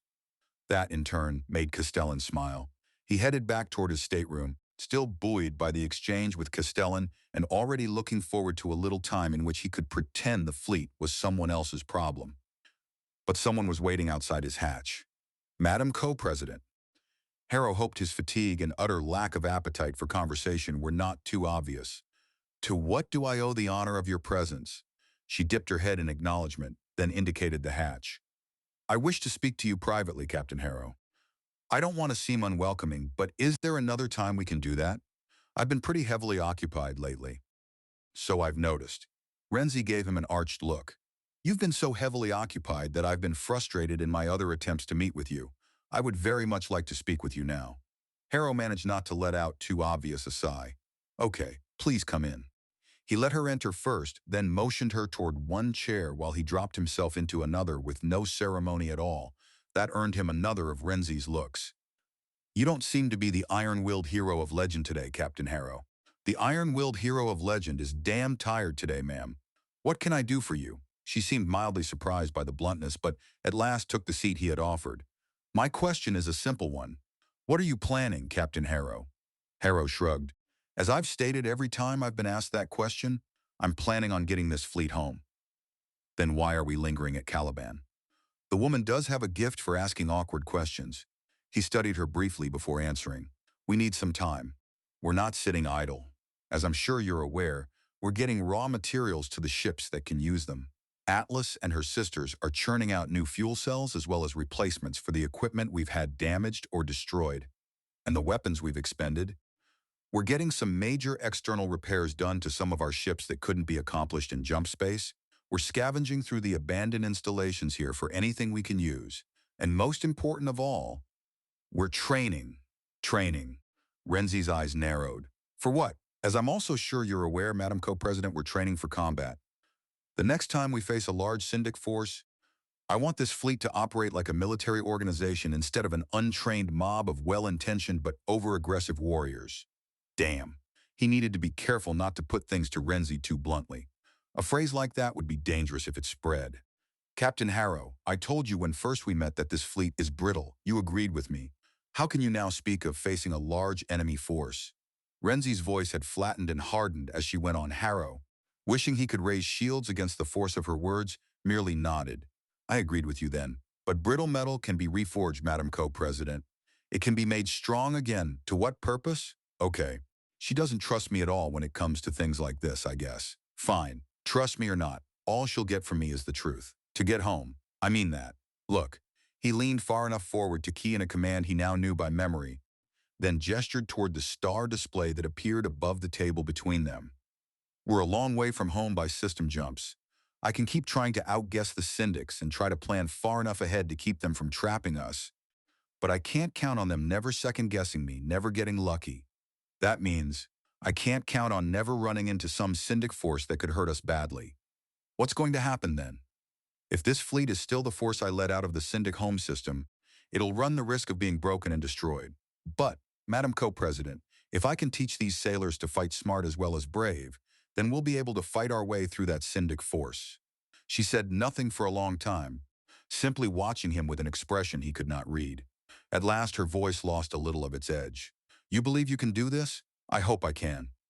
Harrow leaned forward, trying to make her see what he felt. "These are good sailors, good officers, good captains. For the most part, good captains. I'm sure you know there are some exceptions, but there always have been and always will be. All they need is someone they believe in, who they'll listen to show them how to win. Because they trust you. Yes, damn it. What the hell's the matter with that? I've yet to take one single action to betray that trust.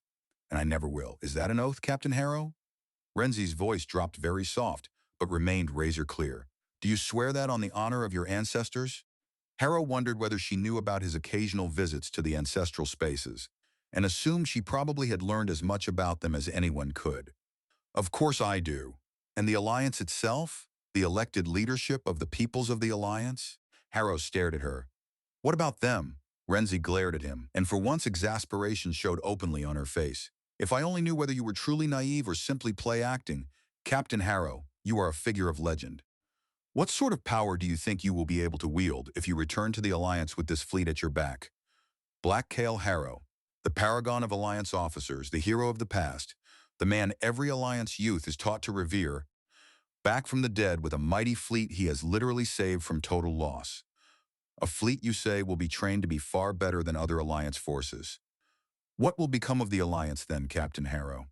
You will hold the Alliance within the palm of your hand, to dispose of as you wish. You know this is true. What will you do? Harrow turned his eyes away, made uncomfortable both by her words and by the force with which she meant them.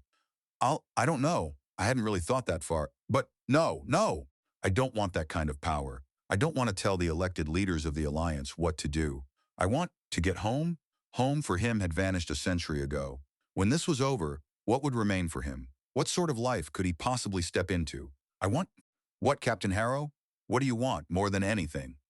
Worn thin in mind and body by the last several days, Harrow felt a wave of cold pass through him.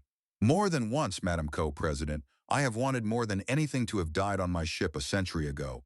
He regretted the admission the instant it escaped him words, and thoughts he had shown to no one else. Now breaking free through defenses weakened by exhaustion and strain. For a moment Renzi seemed genuinely startled. She regarded him in silence for some time, then gave a small nod. "Could you walk away from it, Captain Harrow? If we get home, can you walk away from the power to decide the fate of the Alliance?" He drew in a long breath and let it out slowly. "In all honesty, I think I have that power already. If I can get this fleet back with the device you know is on Tempest, the Alliance has a real good chance of forcing the Syndics to negotiate in earnest to end this war. But if we're lost out here, the Syndics will have a very large military advantage, and I can't imagine they won't press that advantage for all it's worth. So, one way or the other, what I manage to do is going to determine a lot about what happens to the Alliance." Harrow looked directly into Renzi's eyes. "I swear I'd walk away from it this instant if I could. But I can't. You know that, don't you? There's no one else here who has a chance of getting this fleet home. I've tried to tell myself I'm not indispensable, that there are other officers here who could get this fleet back. But I know it's not true." Renzi's face did not soften. "Democracies and republics cannot live with indispensable men or women, Captain Harrow. It's only until I get this fleet back. Once we get back to the Alliance, Madam Co-President, I fully intend turning over command to the First Admiral I meet, and then finding a nice quiet planet to hide on for the rest of my life." He got to his feet and began pacing despite how tired he felt. "That's all anyone can ask of me. That's all the honor of my ancestors can possibly demand. I'll resign this command and my commission and go to... Where, Captain Harrow?" Renzi sounded tired now as well, though Harrow could not imagine why she should be. "What planet do you think would grant you refuge against the ancient glory of Black Cale Harrow and the modern adulation for the man who saved the Alliance fleet and perhaps the Alliance itself?" He searched for a name. His homeworld would never do. It might be unrecognizable after 100 years, and he dreaded the thought of whatever memorials to Black Cale Harrow surely stood there. So he settled on the world he had heard mentioned most often in recent weeks. "Kosatka! Kosatka!" This time Renzi laughed, though disbelief outweighed any humor. "I told you before, Captain Harrow, your fate does not lie on Kosatka. Kasatka is a good world, but it is not a mighty world. Kasatka could not hold you now. I'm not no one planet could hold you now, regardless of where you believe your duty must take you. Renzi rose as well, her gaze never leaving him. But if it proves necessary to hold you, if someone must act to contain your power, then I will do my best. He stared at her, barely able to credit what he had just heard. Are you threatening me? No, I'm merely informing you that should you attempt to reach out and take what could be yours, I will be there to stay your hand. She turned as if to leave, then stopped and faced him once more. And lest you doubt, Captain Harrow, I am not indispensable. Even if I am lost, there will be others. I haven't done anything. There you are surely wrong. Don't mistake me. I'm not prejudging you. And what you have done are arguably things that needed to be done to save this fleet. If you hold to your vow to reject the power that will be yours, you'll have no truer ally than me. But you must not pretend there will be no temptation, Captain Harrow. You must not pretend that there won't be those urging you to take certain actions, allegedly, for the sake of the Alliance. Actions that may then appear justifiable to you, but that will destroy everything you claim to honor. He scowled at her. I'm not the kind of person who'd do that sort of thing. Is Black Kale Harrow that kind of person? What? He shook his head several times, as if physically trying to clear confusion away. He could hardly believe she had asked that. I have no idea. I don't know who that imaginary hero is. I don't know what he's like. All I know is he's not me. Renzi slowly shook her head in flat rejection of that claim. I regret to say that you are wrong. No matter who you think you are, you must realize that, in every way that matters in this universe, you are Black Kale Harrow. Then perhaps you'd care to explain to me why I have to work so hard to keep most of these commanding officers happy if they believe in Black Kale Harrow so damn much. Renzi's mouth tightened. You said it yourself. They believe in Black Kale Harrow, Captain. In their minds, that person must be exceptional in every way. If they come to believe that you are not Black Kale Harrow as they imagine that person must be, they would no longer believe in you. So you're saying I'm damned if I do and damned if I don't? That in order to save this fleet, I have to be exceptional in every way? I have to effectively become the person they think Black Kale Harrow is, or this fleet will be lost. But just how am I supposed to be exceptional in every way? I'm afraid I cannot help you there, Captain Harrow. Renzi inclined her head once more, then left. Harrow watched her go, then dropped heavily into the nearest chair, with two thoughts clashing inside him. What if she's right? And what the hell did I ever do to deserve this? All units in formation Sigma roll port, 20 degrees at time 3-4. Harrow waited, then covered his face with both hands as half the ships merely rolled in place while the other half behaved as if the entire formation were supposed to pivot 20 degrees to port. Listen to the message. Please listen to the message. It's not like you don't have time to think about it before the execution time. Outwardly, he kept his voice as level as possible. All units, take care to execute the order as given. He checked the time, rubbed his eyes, then transmitted again. All units. That's enough for today. Thanks for all your hard work. I just hope they're learning something. Not just about keeping formation either. If they're paying attention to how I'm calling the maneuvers to account for time-late data, they should be picking up some of that as well. Captain Favre looked tired herself, but gave him an encouraging smile. I've never seen our units actually maneuver like this under battle conditions. You still haven't, Harrow said, trying not to let too much bitterness into his tone. It's all simulated and not under the stress of actual combat. I still think we've seen a lot of improvement. Harrow considered that, then gave a slow nod. Yes, you're right, we have. Given the amount of time we've been working on this, everyone has progressed quite quickly. He studied the final arrangement of ships in the simulator, frozen where the exercise had ended. There's been a lot of progress for just less than 2 weeks of running drills. But then there's a lot of good ship handlers in this fleet. He nodded again, this time Favre's direction. Present company included. Thank you, sir. Favre looked both gratified and faintly uncomfortable under the praise. I mean it. You can really handle this ship. You can train some people in ship handling for a star's lifespan, and they'll still jerk a ship around like it was a sack of lead. But you've got skill. You feel the ship and work with her motion. Harrow pushed himself up from the seat. I'm going to take a break before I review the next simulation scenario. How about you? Favre shook her head. There's some things I need to take care of as commanding officer of Tempest. No rest for the wicked, as they say. I don't know about wicked, Mira, but I do know ship captains never get much rest. Thanks for all the help you've given me lately. It's my pleasure, sir.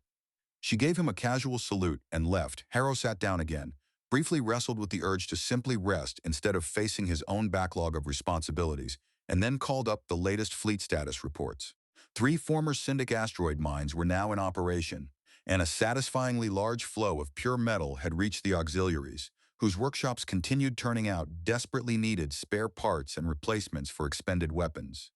They had also found food stores, still preserved by Calibans cold in the abandoned settlements where the Syndics had left them, no doubt because hauling the food away had not made economic sense when the system was evacuated.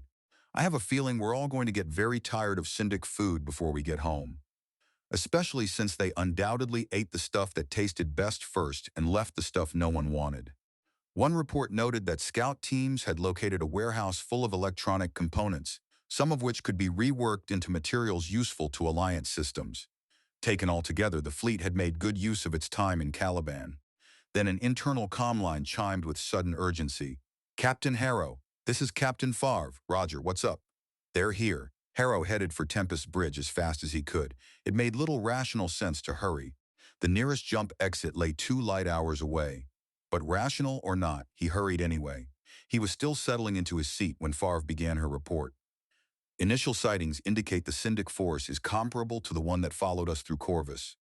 Harrow nodded, saying nothing about the fact that nobody aboard Tempest any longer spoke of the Syndics chasing the Alliance through Corvus. Now the Syndics had only followed. Give it another few weeks, and the fleet would probably talk as if the Alliance had driven the Syndics out of Corvus in the first place. If the change soothed wounded pride, Harrow saw no point in correcting it. It could actually be the same force. If it is them, they've gotten to Caliban the hard way around, and they're likely to be a little perturbed with us. Favre grinned. "Per your instructions, we've already ordered all shuttles and personnel back to their ships?" "Good. Have they initiated destructive shutdowns of all the equipment we reactivated?" "Yes, sir." Favre made no effort to hide her approval of that scorched ground policy.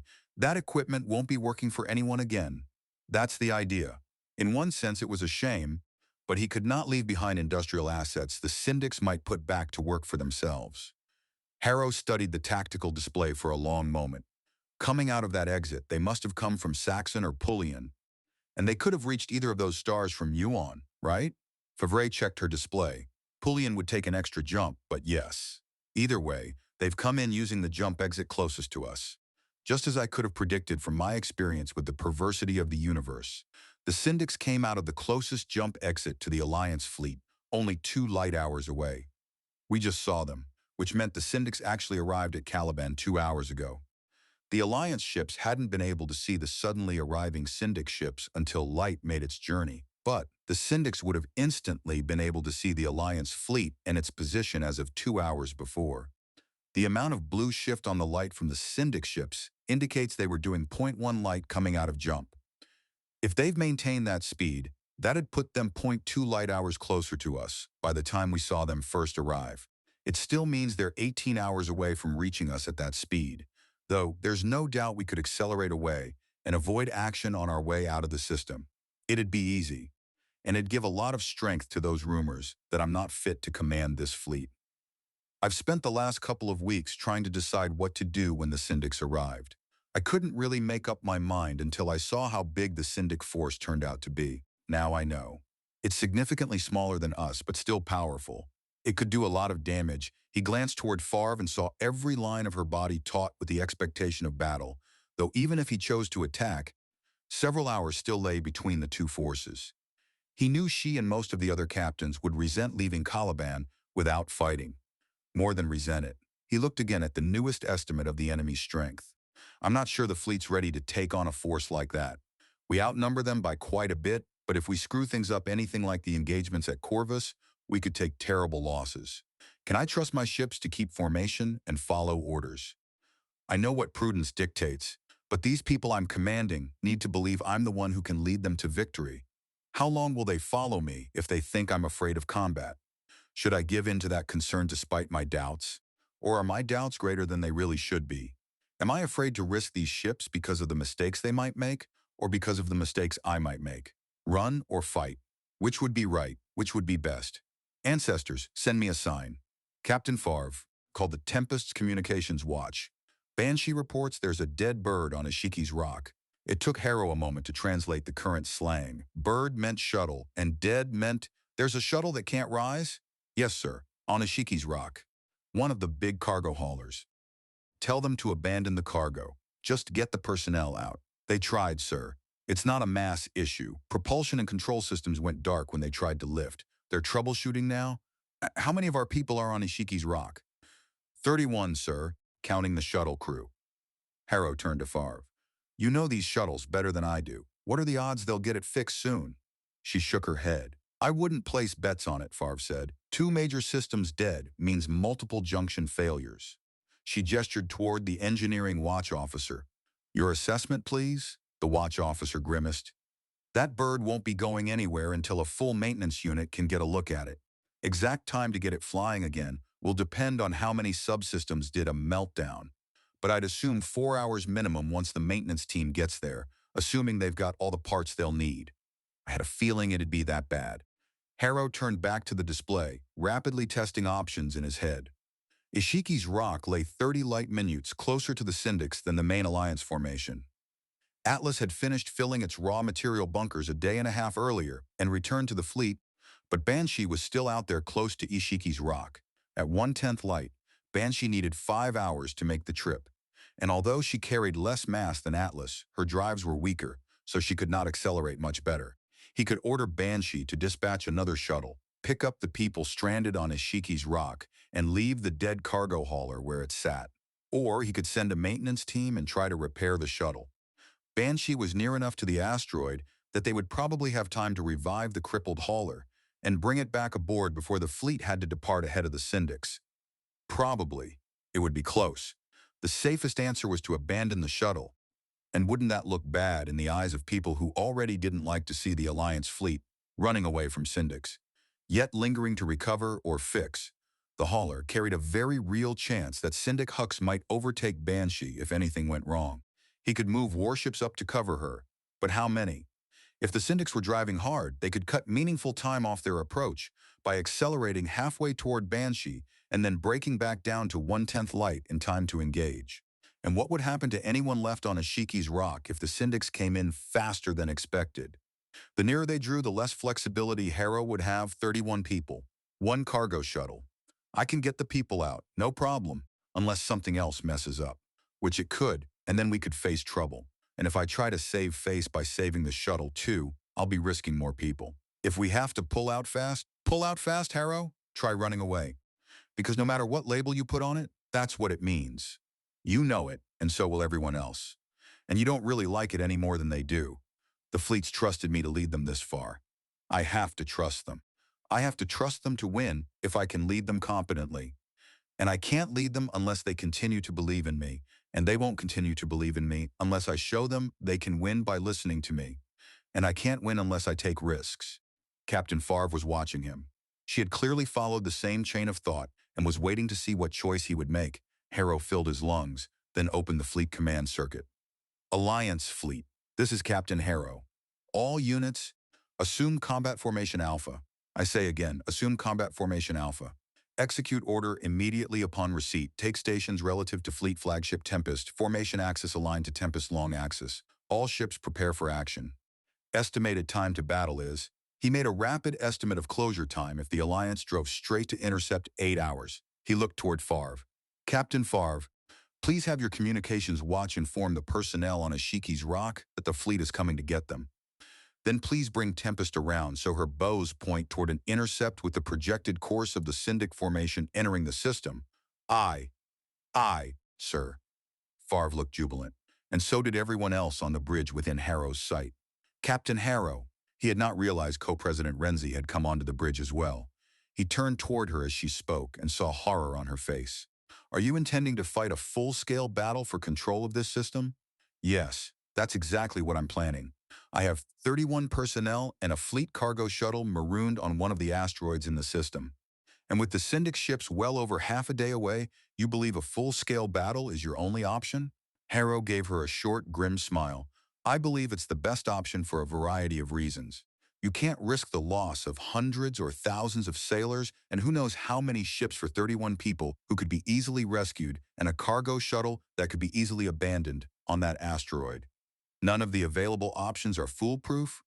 Madam Co-President, we don't know what the syndics are doing this very minute. Even a simple rescue, if delayed by other unforeseen events, could place Banshee or some other ship in peril. Yes, I'm risking the entire fleet to cover those personnel and that shuttle and the ships working to take them off that asteroid. It's a matter of responsibility and keeping faith. The Alliance fleet does not leave anyone behind. The eruption of cheering startled both Harrow and Renzi. He looked around to find Tempest Bridge crew thrusting fists upward and shouting their approval. He turned toward Favre and caught her just as she finished murmuring something into her comm controls. Pardon me, Captain Harrow. I was just transmitting the record of your statement to the fleet. Even after nearly 2 months in her company, Harrow still found the admiration blazing in her eyes unsettling. But she had judged correctly. Much as he hated admitting it, those words he had spoken on impulse would harden the fleet for the battle ahead, and no doubt be added to the treasured sayings of Black Cale Harrow, which, he prayed to every ancestor he had, he would never live to hear quoted back at him. Renzi looked as though she too might be praying, though Harrow suspected her prayers were for reason to reassert itself. Captain Harrow, what can I say to convince you that this fleet's survival is the most important factor to consider? Madam Co-President, I understand your concerns. I must ask you to trust my judgment that this fleet's survival will depend ultimately on many factors. Captain. Renzi stepped close and lowered her voice. You know how critical it is for Tempest to return safely to Alliance space. The item it carries is of incalculable value. I haven't forgotten that, Harrow answered just as quietly. Have you forgotten that I have it in my power to pull from your command the ship contingents from the Callous Republic and the Rift Federation? No, I'd strongly urge you not to do that. Harrow tried to project the sort of confidence he imagined a man in his position ought to show when aware of the stakes. I'd wanted more training time, but the fleet can handle this well. There are good reasons for why I'm doing this. I'd like to have your ships participate, and if I refuse to allow that, Harrow let out a heavy breath. There'd be nothing I could do about it, you know that. She held his eyes for a long moment while every part of him wanted to return to the developing tactical situation, but he knew this had to be settled first. Very well, Captain Harrow. Your actions thus far have earned you the benefit of the doubt from me. You have your battle and you have the ships of the Callous Republic and the Rift Federation. May the living stars grant that neither of us regrets our decision. Thank you. Harrow took another deep breath and turned back to his display. The two fleets would not meet for hours yet, but he had already put events in motion that made battle unavoidable. Now he had to spend the time remaining improving his odds of victory as much as possible, and preparing for what to do if everything went wrong and he had to somehow improvise yet another desperate retreat.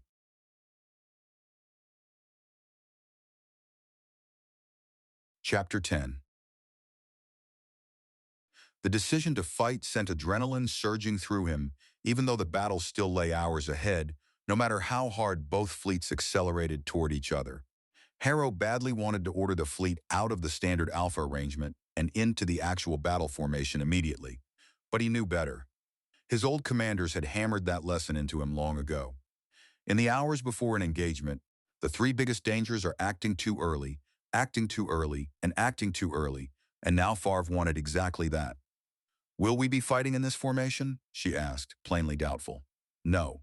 He saw the flash of disappointment on her face and softened a little. We won't move into the battle formation until shortly before contact. I want to leave just enough time, with a small margin of error, for our ships to reach their new stations and then be able to accelerate to battle speed. Why not do it now?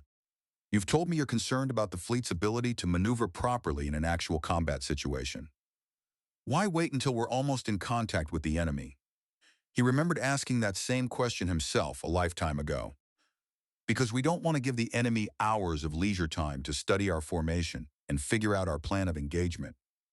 But we could be in one usable formation and then shift to another, couldn't we? Then we'd be ready even if the ships didn't get into the new formation in time. We could shift a lot and keep the enemy guessing as to our intentions. Harrow gave a quiet laugh, which earned him a puzzled look from Favre. I'm sorry, but I'm just remembering wanting to do the same thing. It took me a while to learn the flaw in that approach. He gestured toward the display, where the markers for the Alliance and Syndic fleets were still slowly closing across vast space. We decide to fight, and then usually have quite a while to prepare. There's a tremendous temptation during that time to keep messing with things. Keep changing formations, keep making minor adjustments, keep altering plans. And if you do that, you end up wearing out your crews and drawing down your fuel reserves before you even get into contact with the enemy. It's far better to discipline yourself to wait, to give your ships a chance to rest a bit before battle. I see. Favre shifted in her chair. Yes, I do understand. I want to do something now, but it'd be premature. That's how we fought, you know. Immediately assume battle formation, almost always something simple, and then charge straight at the enemy. I figured that. He looked once more at the tactical picture, where the Syndics appeared to be doing exactly that.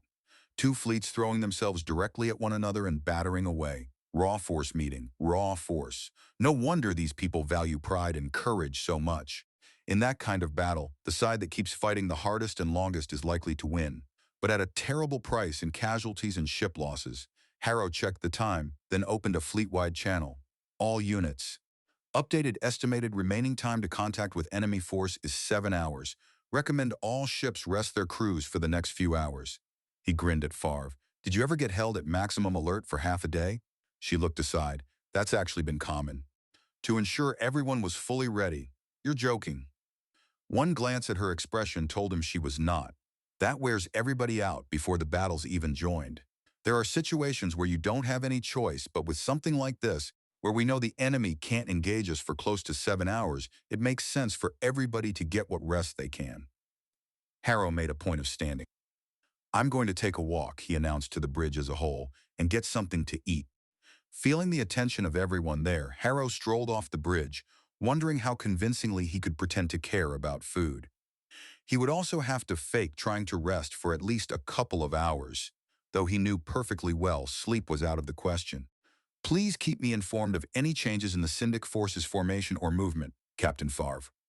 Of course, sir. Favre hesitated, but by the time Harrow was leaving, he heard her standing down a large part of Tempest's crew so they could eat as well. After hours of wandering through Tempest, stopping in compartments to speak with sailors, pretending to eat in 3 separate messes, and checking back with the bridge at intervals to make sure nothing had changed, Harrow finally gave up and returned. Favre was still in her chair, apparently having never left the bridge once during all that time. She gave him a sheepish look. Force of habit. You're a ship's captain, Mira. I know that means you have to be here even when you shouldn't have to be here. Harrow sat down, then made himself lean back and examine the display again. The two fleets were far closer now, though still hours from collision.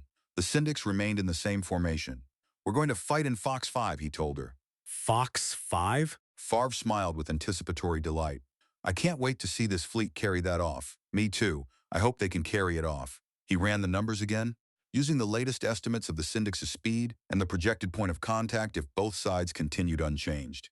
2 more hours. Too long. I can't order the fleet into Fox 5 yet.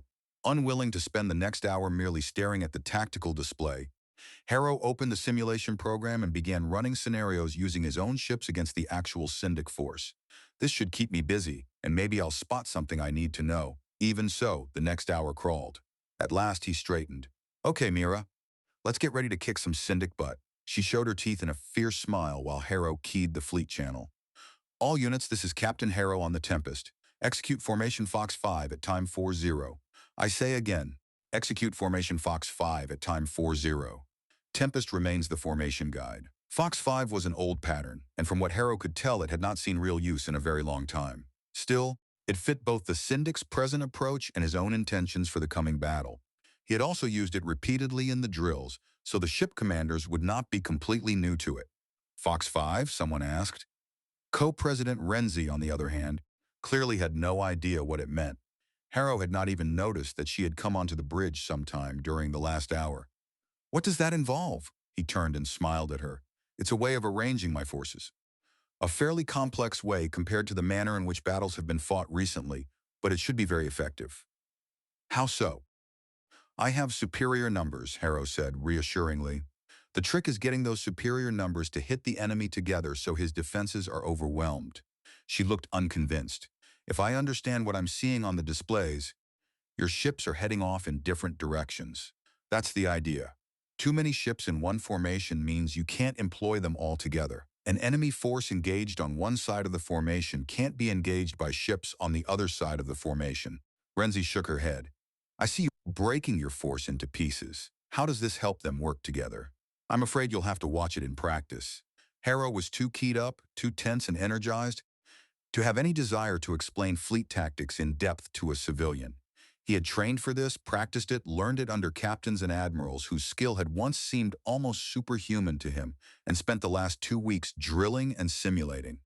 But this would be the first time he was doing it for real. The first time large numbers of ships would actually move and fight under his direction. The first time his orders would truly govern the fate of many ships and perhaps of the entire fleet. He fixed his attention on the display to steady himself. Under his orders, the fleet's main body was dividing into 3 parts. The central segment, built around Tempest, was much larger than the other 2, a flattened oval aimed at the approaching Syndics. 1,000,000 kilometers above and ahead of Tempest, just over 30 light-second ships were assembling into a flat circular formation that made up the second segment, while another flat circle was taking shape the same distance below and ahead.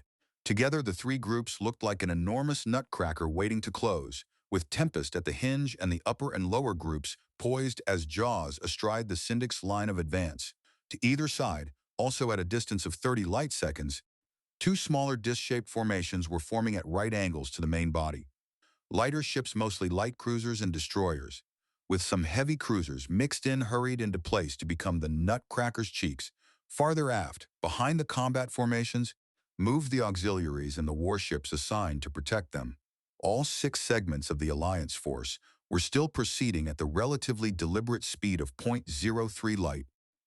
Following Tempest's course and pace after breaking the orbit around Caliban they had occupied for the past 2 weeks and heading into space toward interception of the Syndics, Harrow let out a quiet breath as he watched the ships complying cleanly with orders. No one was trying to bully into the wrong slot. No one was charging ahead in some idiotic rush to be first into the fight. But when he reviewed the formation, his expression tightened. There was one more order he had to issue: the command arrangements for the battle. And in one case, the decision had been unavoidable, in a way he deeply disliked. All units, this is Captain Harrow on the Tempest, confirming the command structure for the upcoming engagement. In addition to exercising overall command of the fleet, I will exercise direct command of the main body. He kept his eyes on the display as he continued, focusing first on the heavy formation above and ahead of the main body. Formation Fox 5-1 will be commanded by Captain Calder on the Valor. Then his gaze moved to the lower jaw. Formation Fox 5-2 will be commanded by Captain Corre on the Perseus. Favre gave him a look of sympathy. Captain Corre is a senior captain. Yeah, I didn't have any choice but to give him command of that formation. No choice, since I had no grounds for dishonoring him by bypassing him for that responsibility. But if he screws this up, I'll have those grounds and damn the consequences. Harrow keyed the comm again. Formation Fox 5-3 is under the command of Commander Linnea on the Maelstrom. Formation Fox 5-4 is under the command of Commander Maddox on the Stalwart. Those were the lighter cheek formations. Captain Volkov in Kraken is in command of Formation Fox 5-5. The auxiliaries needed an escort commander Harrow trusted absolutely, and Volkov was the obvious answer. A more aggressive officer, even one as dependable as Calder, might be tempted at some critical point to strip away the escort and throw it into the main engagement. Volkov, steady and unflappable, would stay with the lightly armed auxiliaries until the end. He studied the display once more with growing satisfaction, pleased by the way every part of the fleet was moving where it belonged. Then he noticed unease on Favre's face. "What's the matter?" Harrow asked quietly. She hesitated. "I need to know your thinking, Captain Favre. Candid and direct." "Very well, sir." Favre spoke with apologetic reluctance. "I know we've done simulations using this formation, but I'm still concerned about the distances between our forces. We seem to be spread out far enough to invite defeat in detail." He nodded. "That's a legitimate concern. Dividing the fleet and remaining passive would allow the enemy to hit each piece in turn and have local superiority when they did so. If we didn't move, that'd be exactly what would happen. But we're not going to be sitting still waiting for the Syndics to hit us. Or rather," Harrow amended, "the other formations won't be sitting still. The main body is going to offer itself as a target for the Syndic assault." Oddly, the reassurance that Tempest herself would be driving straight into the enemy seemed to settle Favre immediately. "Tempest is to hold this course until contact?" "Right." Harrow smiled again. "We're going to adjust the course as necessary if the Syndics don't head right for us, and we'll modify our speed at the right points. But when the syndics get to us, they're going to have a lot of other things to worry about, too. Trust me. She smiled back. We do, Captain Harrow. For some reason, hearing that nearly unsettled him all over again. The confidence some of these people placed in him was so complete that it could be unnerving. But he forced his attention back to the fleet, watching the separate discs come together beautifully. On impulse, he rotated the display so he could look sideways along the ranks of ships making up the main oval around Tempest. In a more conventional formation, destroyers would have led, cruisers behind them, and then the grim weight of battleships and battle cruisers. But Harrow had stripped the lighter ships away to the other parts of Fox 5, leaving the main body composed entirely of the heavy punchers battleships and battle cruisers in an open pattern with overlapping fields of fire ahead and to the flanks. Have the syndics seen what I'm doing yet? Do they understand? He checked the syndic alignment. Still some 6 light minutes away, the time-delayed images showed no change in response to the Alliance maneuvers. The enemy ships remained spread in a flat bar that stretched and tapered toward its forward edges. In its own way, it looked like a hammerhead driving down on the Alliance line. Harrow recognized the tactical logic at once. Crude but dangerous against anyone who failed to answer it properly, the hammer concentrated the blow onto a relatively narrow but decisive section of the defender, allowing successive close-packed waves to punch through the center and smash it again and again before the defenders could recover. Very simple, indeed. The Syndic commander would not need to issue maneuver orders until the force had passed entirely through the Alliance line, after which the whole formation could simply wheel around and come back for another pounding if necessary. Or the formation could be released into individual ships and told to hunt down the survivors of the first pass. Unfortunately for you guys, I have no intention of letting you get in that kind of blow. He waited until every ship had reached its assigned place. All units assume full combat readiness. At time 07, all units accelerate to 0.05 light speed and proceed along formation axis defined by Tempest. 2 minutes later, the entire Alliance fleet accelerated together, velocity climbing in flawless unison. Damn, that looks nice. It does. Farv grinned when Harrow glanced at her in surprise. Didn't you realize you'd said that out loud? No, but he was smiling again as he watched the display. The immense Alliance formation drove forward in perfect harmony, while the Syndic force continued charging directly at the center of the main body, and thus directly into the Nutcracker's waiting jaws. It never hurts to have an arrogant or foolish opponent, does it? Now came the truly difficult part. Giving the next orders at exactly the right moments and in exactly the right manner. Harrow watched the data and the tactical displays as the two forces hurtled together, trying to let training and instinct tell him when to call the next move. The nearest Syndic ships were still being seen 5 minutes late by the time the Alliance received their light. 5 minutes was not much, given the momentum carried by those great warships, but it was enough more than enough for the Syndics to spoil his carefully timed attack with last-minute maneuvers, especially if he shifted his own formations even slightly too early and handed them the warning they needed. Minutes slipped by. Once, he thought Farv might have said something to him, but he remained locked into the rhythm of the closing fleets, and she did not interrupt again. A few more minutes. Just a few more. Without taking his eyes off the display, Harrow reached for the communications control. Formation Fox 5-1. At time 4-5, accelerate to 0.1 light speed and alter course down 60 degrees. Align your formation axis perpendicular to the Syndic formation. Adjust course as necessary to enter the top of the Syndic formation about 1/3 of the way behind its leading edge. He waited a beat, judging the timing. Formation Fox 5-2. At time 4-5.5, accelerate to 0.1 light speed and alter course up 50 degrees. Align your formation axis perpendicular to the Syndic formation. Adjust course as necessary to enter the bottom of the Syndic formation about 2/3 of the way behind its leading edge. 40 seconds later, Captain Calder answered for Formation Fox 5-1, sounding almost cheerful. A minute after that, Captain Core acknowledged for Formation Fox 5-2 in a flat, unreadable voice. Harrow kept waiting, forcing his mind to stay inside the geometry of distance and delay. Formations Fox 5-3 and Fox 5-4. At time 50, accelerate to 0.1 light speed and alter course to intercept the leading edges of the Syndic formation on your sides. Align formations to maintain right angles to the Syndic formation. As those formations began their acceleration toward the enemy, he could almost feel the main body yearning to surge forward and join them. Main body, hold your formation. Reverse headings and prepare to execute braking maneuver. He may have caught a flash of astonishment on Favre's face, or perhaps only imagined it. He waited while the heavy ships of the main body swung through 180 degrees until their sterns faced the enemy.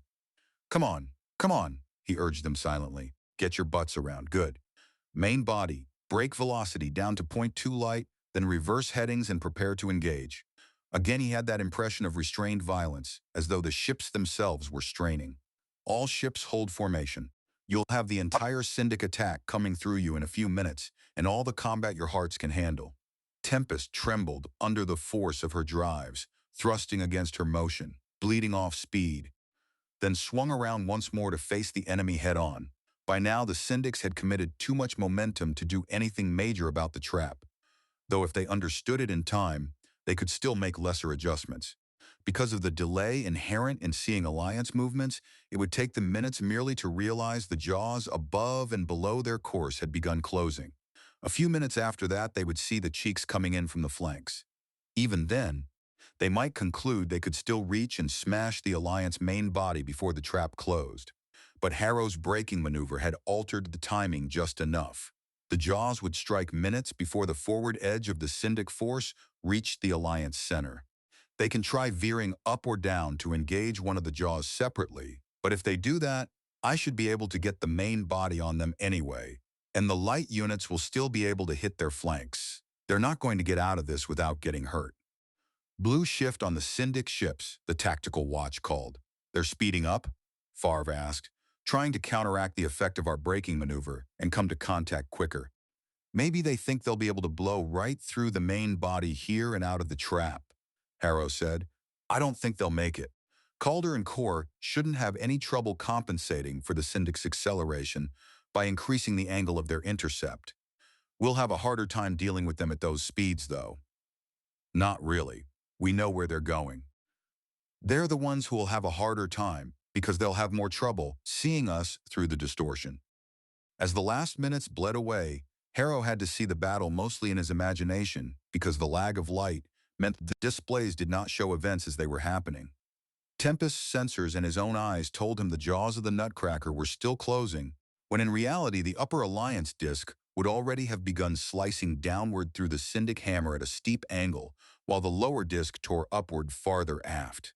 The Alliance ships were crossing the Syndic formation along its narrowest axis, which meant each ship remained in close contact with the enemy, only briefly long enough to flay every target within reach. Then race clear before its own defenses took too much punishment. But as one Alliance ship passed out the other side and gave its shields time to recover, another took its place, then another, the narrow discs acting like twin saws cutting through the Syndic formation. But he could not afford to lose himself in that mental picture. All units in main body open fire as enemy ships enter your weapon engagement envelopes. Ensure first volley is grape shot, followed by Spectres. For one long minute he feared he had waited too long, had cut the timing too fine in his effort to ensure that the already savage Syndic formation would be hit by a concentrated barrage at exactly the right instant. Then Tempest's weapons officer reported projected enemy tracks entering engagement range, and moments later reported that Tempest's weapons were firing. Even allowing for the delay between Harrow's order and receipt aboard every ship in the main body, they should all now be shooting at the optimum moment. The space between the Syndics and the Alliance centerline suddenly blossomed with rapid bursts of light as a Syndic missile salvo, fired at the main body, collided with the wave of Alliance grape shot and was annihilated. Moments later, the region ahead of Tempest flared across a wide front as the charging Syndic warships plowed straight into the grape shot barrage. The ball bearings flashing into vapor when impact with enemy shields converted kinetic force to heat and light. It looked as if someone had painted a band of space with fire, even before that immense flare had fully died. Larger and brighter bursts were going off like camera flashes. Harrow kept his face expressionless, knowing those lights marked the deaths of smaller Syndic combatants whose shields had collapsed under the assault, leaving them vulnerable to more grape shot, striking at murderous relative velocity. The Spectres came in right behind the grape shot, smashing into already strained shields and, in many cases, punching through to strike the ships themselves. Within moments, the leading edge of the Syndic force had ceased to exist. Harrow swallowed, fighting not to dwell on how many lives had ended in those flashes. He glanced at Favre. She was intent on the display, hands opening and closing. The following Syndic waves kept coming because momentum left them little alternative, battering through the wreckage of what had once been their van. Instead of striking a softened Alliance center with fresh ships, those follow-on attackers had already been mauled by the two Alliance saws before suffering further depletion in the debris cloud. On the Alliance side, Harrow's ships remained almost untouched, shields still effectively full. Then the Syndics came within Hell-Lance range of the Alliance fleet, and space filled with blazing beams converging on the projected paths of the enemy ships. Almost at once afterward, Harrow saw null fields hurled out as well to meet the oncoming charge. He could never be certain how much he had truly seen and how much his mind had reconstructed from fragments, because the instant of closest passage between the two fleets closing at well over .1 light combined flashed by too fast for human senses to follow. But by then the real damage had already been inflicted. The Alliance ships took a heavy pounding on their forward shields, but the Syndics already, outgunned, had slammed into a vastly heavier volume of fire from Harrow's force. Their shields, already stressed and with no time to recover, collapsed or failed to stop damaging hits. Null fields ripped abrupt holes through hulls while Hell Lances scourged the oncoming Syndic warships. Tempest sensors, processing destruction faster than any human mind could, reported that most of the Syndic ships racing past Harrow had suffered damage. Many looked barely better than wreckage, still carried onward by momentum alongside ships that remained functional. As the Alliance main body moved through the region the Syndics had just occupied, Harrow realized that many of the blows landing on Alliance shields were not enemy fire at all, but fragments of broken Syndic ships. He forced himself not to think about the people inside those shattered hulls. Even as he scanned the tactical display for damage summaries, he issued the next orders. Main body, reverse course at time 15, turning up through 090.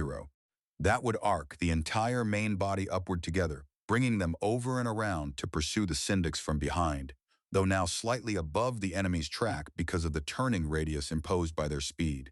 Of course, the ships would end up inverted relative to their previous orientation, but in space that meant nothing. The temptation to break formation and let the faster ships surge ahead was fierce. But until he knew the enemy had truly lost coherence, he could not risk it.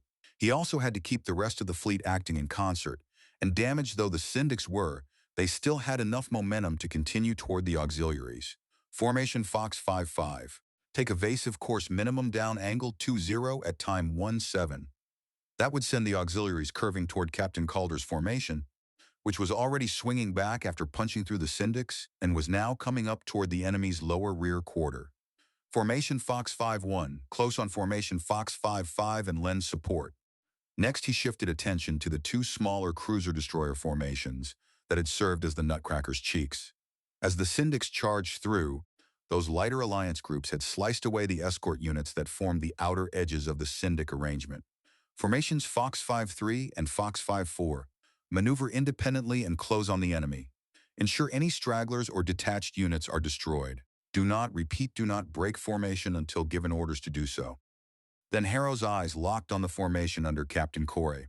After executing Harrow's original orders, Fox 5-2 should have been well above the path the Syndics had taken. Instead, it had flattened out too early and was now following the same track the Syndics had used, well behind them and still several light seconds short even of Harrow's own main body. Apparently, Corey had tried to pivot the formation during its crossing pass, bleeding off far too much speed in an effort to turn tightly, and as a result had struck far less heavily than he should have. He had fallen out of effective engagement range while trying to run up the enemy from the rear on his own. Idiot. Formation Fox 5-2. Continue pursuit and close with the enemy formation as soon as possible. That fool's handling of his formation kept a good chunk of my heavies out of contact during the first encounter and robbed me of some of my numerical advantage. He'll never command another formation under me unless the living stars themselves order me to let it happen. Now, are the Syndics going to continue charging at the auxiliaries before turning, or are they going to run for open space to buy time to recover from their pass through us? For the next several minutes, he could do nothing, but watch time-delayed images confirmed that the auxiliaries had shifted course exactly as ordered, curving downward toward Calder's incoming warships. Volkov's escorts around them had formed a slightly concave disk, the whole protective formations slowly pivoting to keep itself centered on the battered Syndic force. The two lighter alliance formations were still well behind, but turning in, knife edge on toward the enemy. Harrow's own main body was still deep in its reversal arc. As best he could tell, the Syndics had continued toward the auxiliaries, even though their formation was fraying more by the second. Damaged and wrecked ships drifting offline despite the momentum that still carried them along with the rest. The damage estimates and the increasingly ragged pattern told him they had lost many ships. But they're still sticking to their plan, apparently. Rigid thinking. What would they have been planning on doing after making a firing run through the auxiliaries? Course reversal and come back through us en masse. They'd turn about there, and they still have to do that if they're going to get out of here. There are no jump points anywhere near their current course. Their only near-term chance to escape us is if they can blow through us again, going back toward the jump point they used to enter the system. The main body completed its turn and steadied on a vector back toward the Syndics, though it remained well slower than the enemy force. But now that we're through the turn, I can crank up the engines on this force and go get those bastards. Main body, accelerate to point 1 light at time 30. He turned to Favre. Captain, please adjust Tempest course to keep this formation headed for an intercept with the projected path of the Syndic force. Favre looked almost stunned, but nodded. We'll never catch them at point 1 light. Assume they'll turn here, Harrow said, indicating the point he had already identified. They'll come back toward us. Understanding and bloodthirsty anticipation lit her face. Yes, and that'll be the last maneuver any of them will ever manage. Harrow looked away, then keyed the command circuit again. All units remain in formation, he ordered once more, still haunted by the memory of his fleet disintegrating into chaos at Corvus. Formation Fox 5-5, increase down angle by 20 at time 38. That should bend the Syndic's pursuit enough to help bring all his forces together properly. Formation Fox 5-1, alter course 10 down at time 38.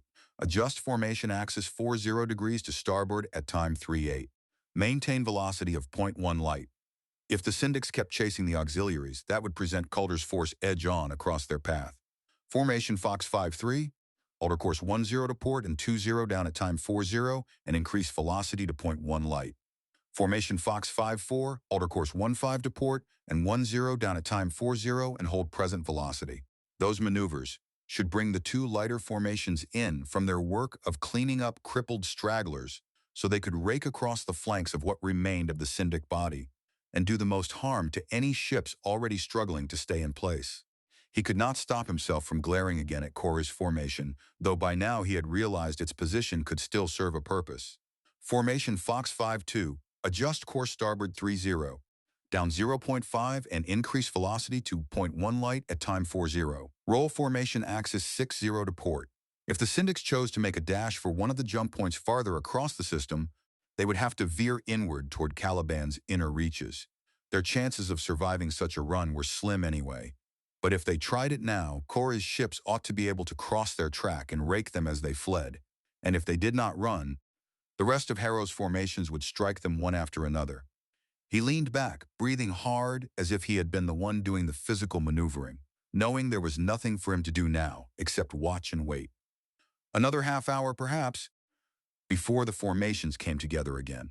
Captain Harrow, he turned and saw that Co-President Renzi was still on the bridge. She appeared composed, but her eyes were very sharp. Do you have one moment? Yes, ma'am.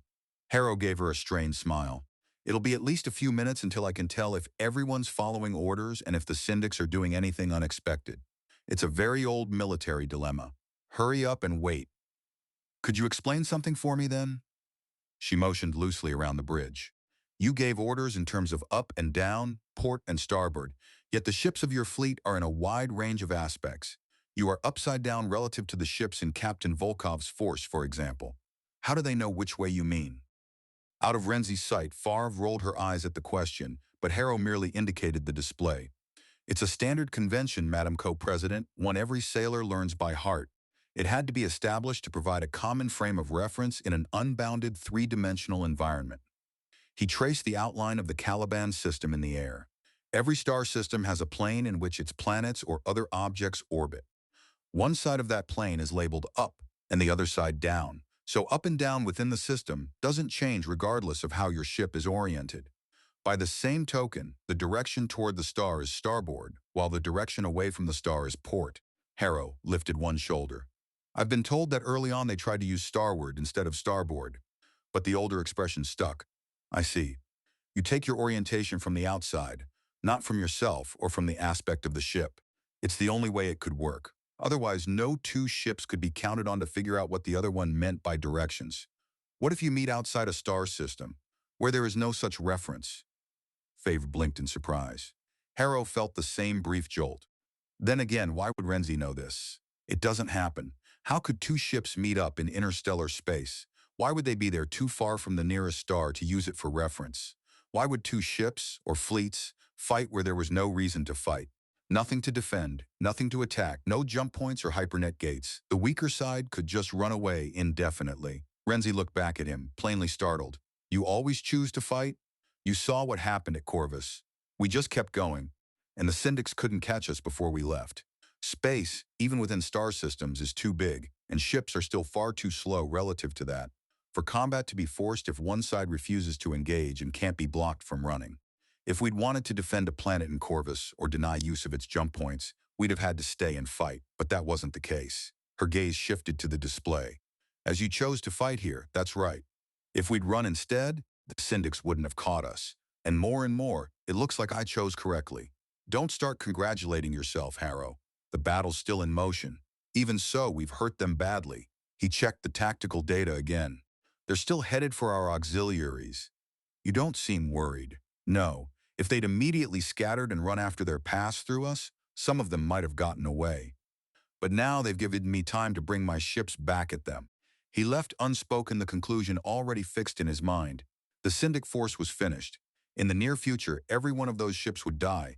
Favre tapped a point on her display to draw his attention. His instructions to Fox 5-5 had compelled the Syndics to bend their course if they wanted to keep closing on the auxiliaries and their escorts. As the formation turned, wrecks and ships too badly injured to maneuver kept traveling along the old vector, peeling away bit by bit from the more intact vessels. The Syndic formation had begun to resemble something melting apart, ruined and crippled hulls drifting onward and outward in growing disorder, while the surviving warships kept descending in their rectangular block, a block already shortened by a third when the vanguard had been obliterated, and now marred by torn, uneven gaps where ships had once been. He noticed that Renzi was following it as well. Watching the separation of the two bodies of Syndic ships, the still operational warships pressing on in a hopeless attack while the wrecks diverged away. I've seen detailed reports of space battles, Captain Harrow. Why haven't I seen one like this? It's not over yet, Madam Co-President, I'm aware of that. But this formation you used, the way you ordered your ships to move and fight, I haven't seen that. Why? This time Favre smiled at him, and he knew that if he did not answer, she would probably announce him as the greatest fleet commander in history. Fox 5 and formations like it haven't been used for a long time. It took me a while to figure out why. It's because it requires a special kind of training and experience with judging exactly when to transmit orders to forces deployed across light minutes of space, when to have those orders take effect, how to compensate for the small but real, relativistic distortions that can creep into coordinated timelines, how to estimate what the enemy must be doing based on time-late visual images that vary depending on which part of the enemy formation you're looking at. A memory surfaced of a performance he had once watched. Think of it as a ballet in 4 dimensions, with the different parts staggered through different layers of time delays in seeing and communicating with them. Renzi made no effort to conceal her reaction. Very impressive. How did you learn this skill? Harrow let out a slow breath before he answered. I learned how to do it from old hands, officers who'd trained at it for decades. It took her a second to understand, all of whom are dead now. Yes. He met her eyes without expression. Everyone those officers trained died in battle. The officers that group had started to train also died. I see. Like a trade secret in the world of peace. If those who know it die before passing on their skills, the chain of expert knowledge and experience is broken. The craft is lost and must be reinvented if it is to be seen again. This time Harrow only nodded. For decades no one had remained who knew the old techniques, the subtle methods, the timing tricks. So the fleet had fallen back on crude formations and simple doctrine. Until I returned like some relic of an older age remembering ways of war the barbarians lost generations ago. For several minutes there was nothing to do except observe the alliance formations drawing inward on the Syndics, while now and then checking fleet status reports. to measure alliance damage alongside the latest estimates of Syndic losses. At the moment, the balance between the two was overwhelmingly tilted in the alliance's favor. Captain Harrow, this is Captain Core. I demand that the ships under my command be allowed to engage the enemy. Favre turned what might have been a laugh into a cough and then took obvious care not to reveal any further reaction. Harrow reached for the communications controls, stopped, forced himself to think, then touched them again and replied in a deliberately neutral tone. Captain Core, your formation is playing an important role in this battle by blocking any Syndic retreat. Since your formation, along with Fox 5-1, initiated contact with the enemy in this battle, I fail to understand your implication that your ships have not engaged the enemy. There was a short silence before Corey answered again, his anger now gone cold. You have deliberately placed the ships under my command in positions where they had the least chance to engage the enemy. No, Captain Core. Harrow found, somewhat to his own surprise, that his voice had not sharpened at all. I ordered your formation into an attack that would have resulted in substantial engagements for all of the ships in that formation. Unfortunately, my orders were not followed, with the result that the formation you command found itself out of position and out of the action. If you wish to complain about your current position relative to the battle, Captain Core, I suggest you direct your complaints to the officer in command of Formation Fox 5-2. I believe you will find him on Perseus. He terminated the connection before Corey could consume any more of his attention. Captain Favre made a small gesture toward the comm display, her features still admirably composed. I believe that conversation was somehow accidentally carried out on a fleet-wide communications circuit instead of a private command circuit. How unfortunate. Harrow flicked his gaze downward to verify it, then gave a disbelieving shake of his head. Core actually called me on a fleet-wide circuit. Did he think I'd just let him claim his honor had been besmirched and not point out that he's the one responsible for where Fox 5-2 is right now? Yes, sir, I believe he did think that. Well, damn. Favre's expression shifted in surprise at his choice of words. I know Cora deserved to get chewed out, Mira, but I was always taught to chew out in private and praise in public. I see. She inclined her head, though she did not agree. Normally I'd agree, but in this case, the charges would have otherwise been whispered in quarters where you'd have been unaware of them, even as they served to undermine your authority. It's best that Corey's charges were rebutted so clearly and so publicly. You may be right, Harrow said after a moment, but I'm still not happy it happened that way. Another transmission came in almost immediately afterward, but this one carried none of Cora's heat. Captain Harrow, this is Captain Volkov on Kraken. The Syndic force is continuing down a course to intercept the auxiliary ships I am charged with protecting.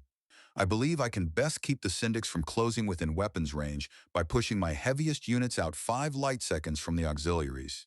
Request permission to do so. That was an interesting proposal.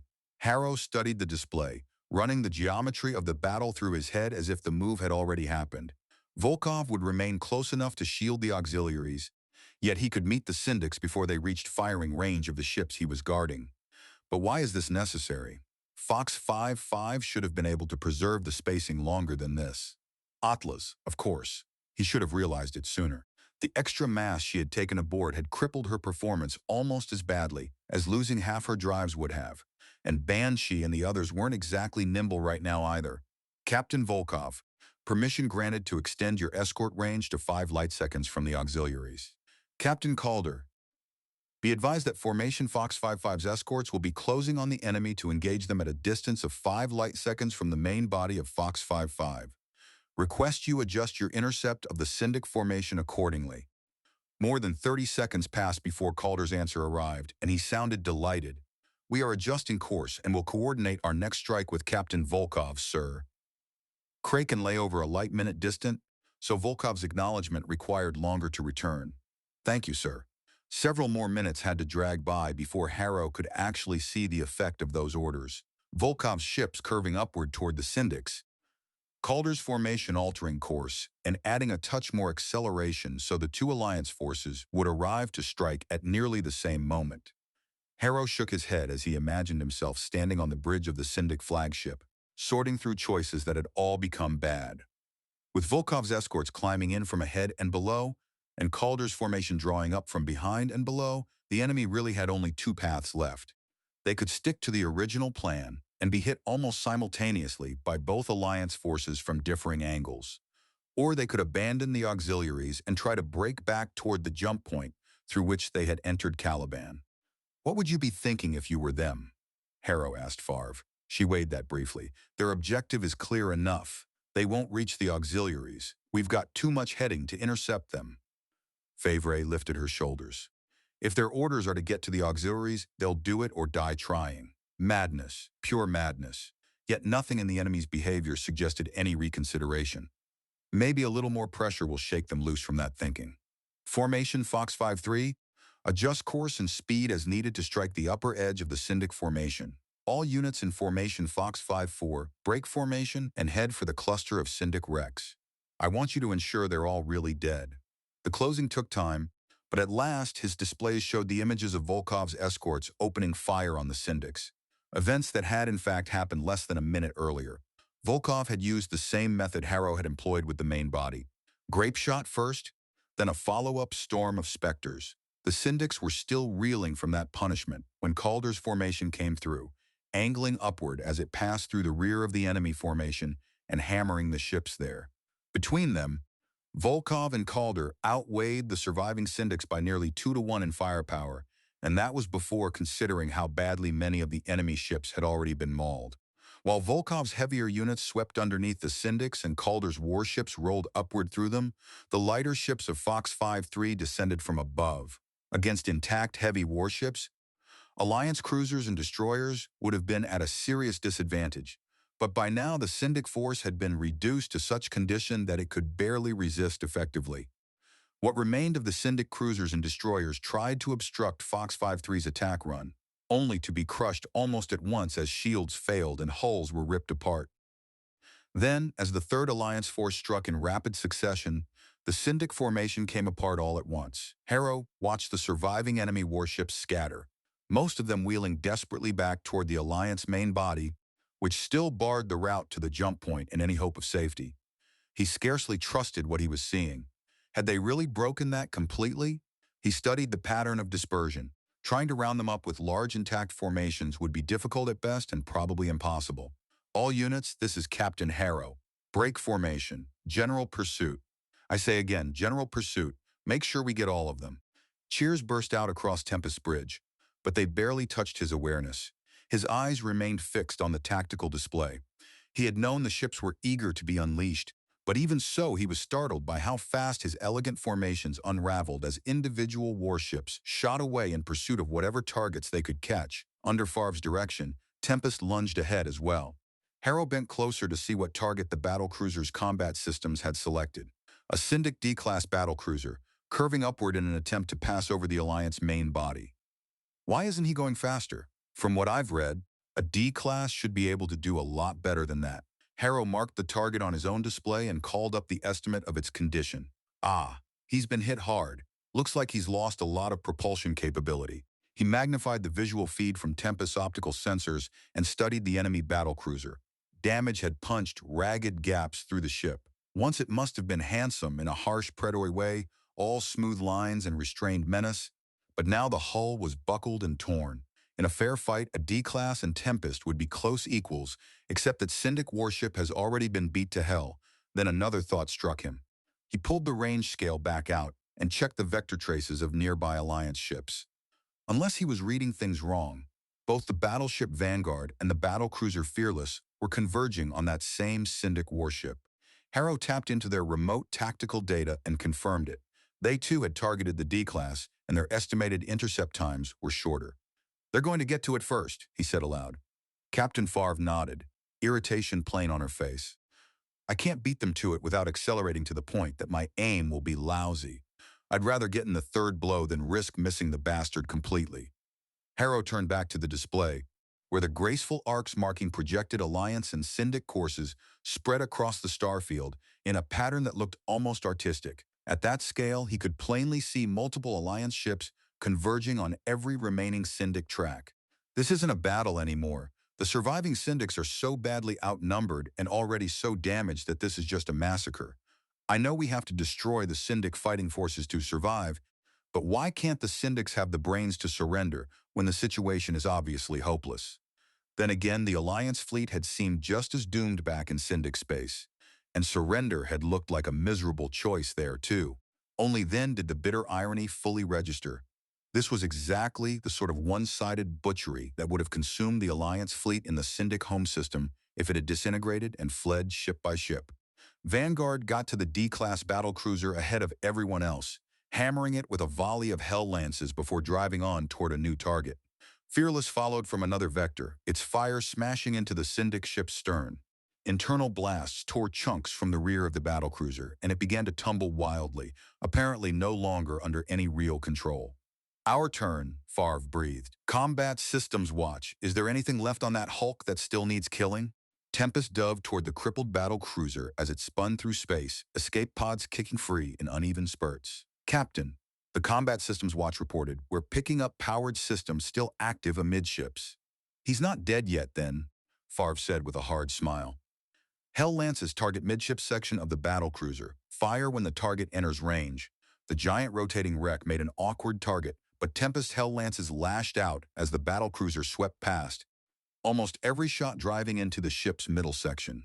No systems activity registering now, the watch reported as the ruined battlecruiser dwindled astern, still vomiting the occasional escape pod.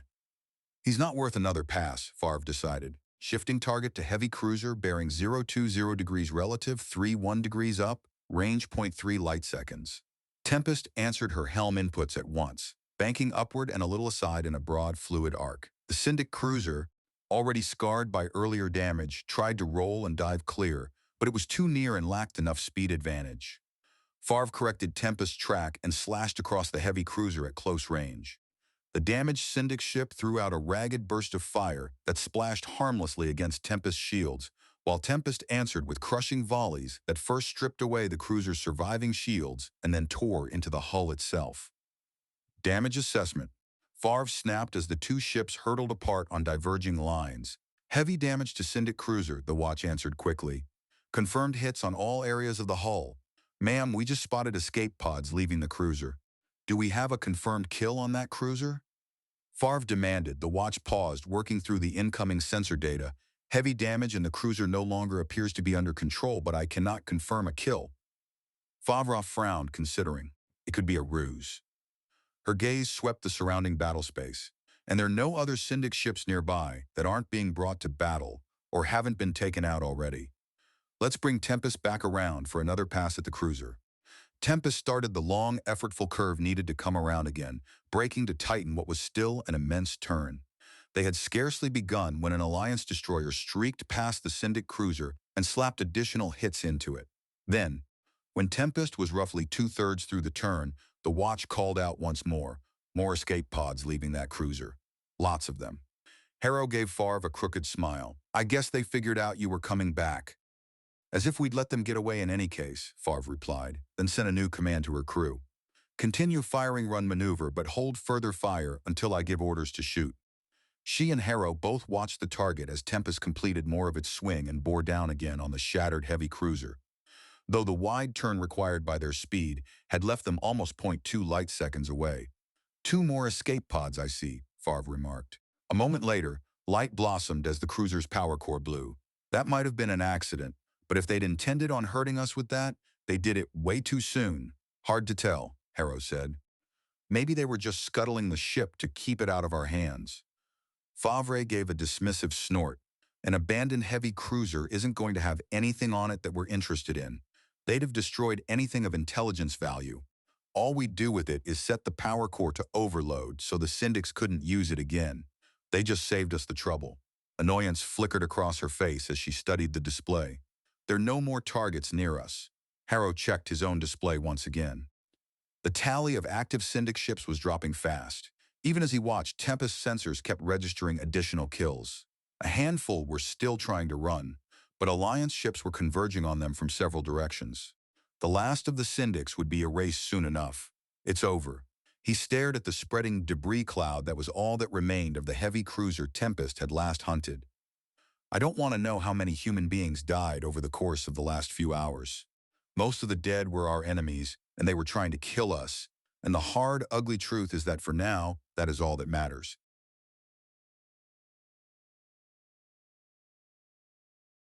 Chapter 11. The star called Caliban by humanity now possessed a great many more things circling it than before. Most were tiny, blasted fragments. All that remained after Syndic warships had either self-destructed or been demolished by Alliance boarding teams to keep them from ever being recovered and used again. Mixed among the aftermath drifted swarms of Syndic escape pods spread across a broad volume of space, carrying off whatever survivors had abandoned ship in time. The pods were small, unarmed, and capable only of reaching refuge somewhere within the Caliban system. They posed no danger to the triumphant Alliance fleet. Those crews could fight again. They will fight again, Favre argued. I'm not saying we should have target practice on the escape pods, but rounding them up and taking the crews prisoner would be a good idea.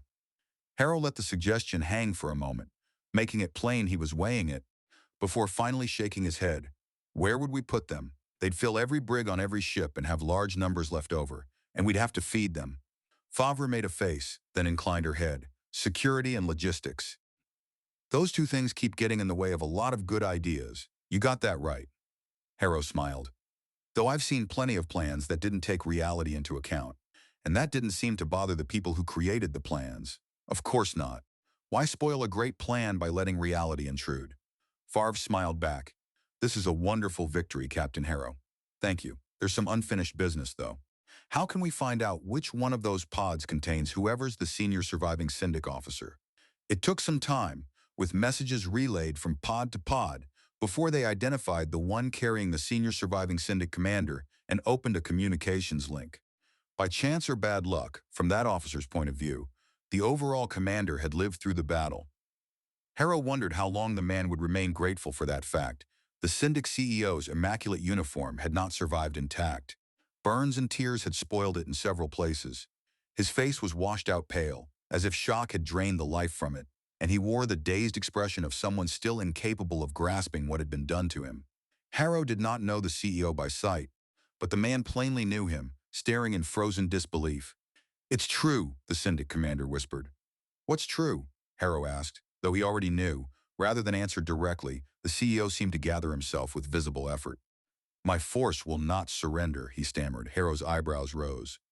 "That's not really an option anymore. There's nothing to surrender.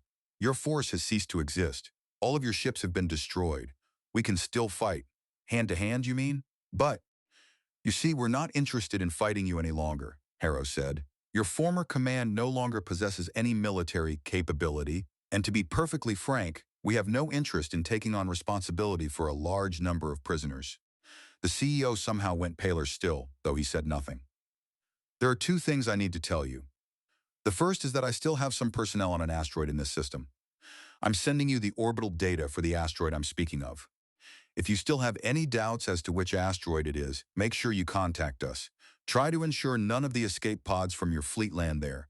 I'll be taking off my personnel and have no wish to confront refugees from your fleet, as that could inadvertently lead to further bloodshed." The Syndic CEO nodded once, remaining mute.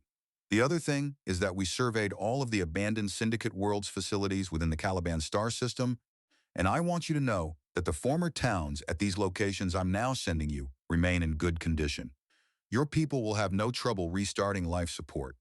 I regret to state, we drew down the supplies of foodstuffs that had been left behind when the towns were abandoned, but enough should remain for your personnel until other Syndicate Worlds units arrive in the system to discover the fate of your command. In order to ensure word of your presence here is known, I assure you that when next we contact any Syndicate Worlds planets or other representatives, we will also inform them that you are awaiting rescue." The CEO nodded again. He looked more baffled by the second, as though bracing for some unseen cruelty that had not yet appeared. "I regret that my fleet cannot linger much longer in this system," Harrow went on, "and that therefore offering medical care to your injured is out of the question. But the mothballed medical facilities we examined in this system, while limited and outdated, all appear fully functional and still contain an adequate supply of expendable materials." At last the CEO spoke again. "Why are you telling me all this?" "I am fulfilling my obligations under the rules of war," Harrow said, his voice deliberate and unyielding, "as well as the obligations incurred by my personal honor and the honor of my ancestors. Now one last thing." He leaned closer. Once you are back in communication with your superiors, please inform them that any other Syndicate world's force that attempts to engage this fleet will suffer the same fate as yours. For a long stretch, the CEO only stared at him. "Who are you?" he asked at last. The words so dry they were nearly impossible to make out. "You know who I am? I saw you recognize me." He's dead." "No, I'm not." Harrow stabbed a finger toward the man's image. "My name is Cale Harrow. I used to be known as Black Cale Harrow a long time ago. I'm in command of this fleet now, and I'm taking it home.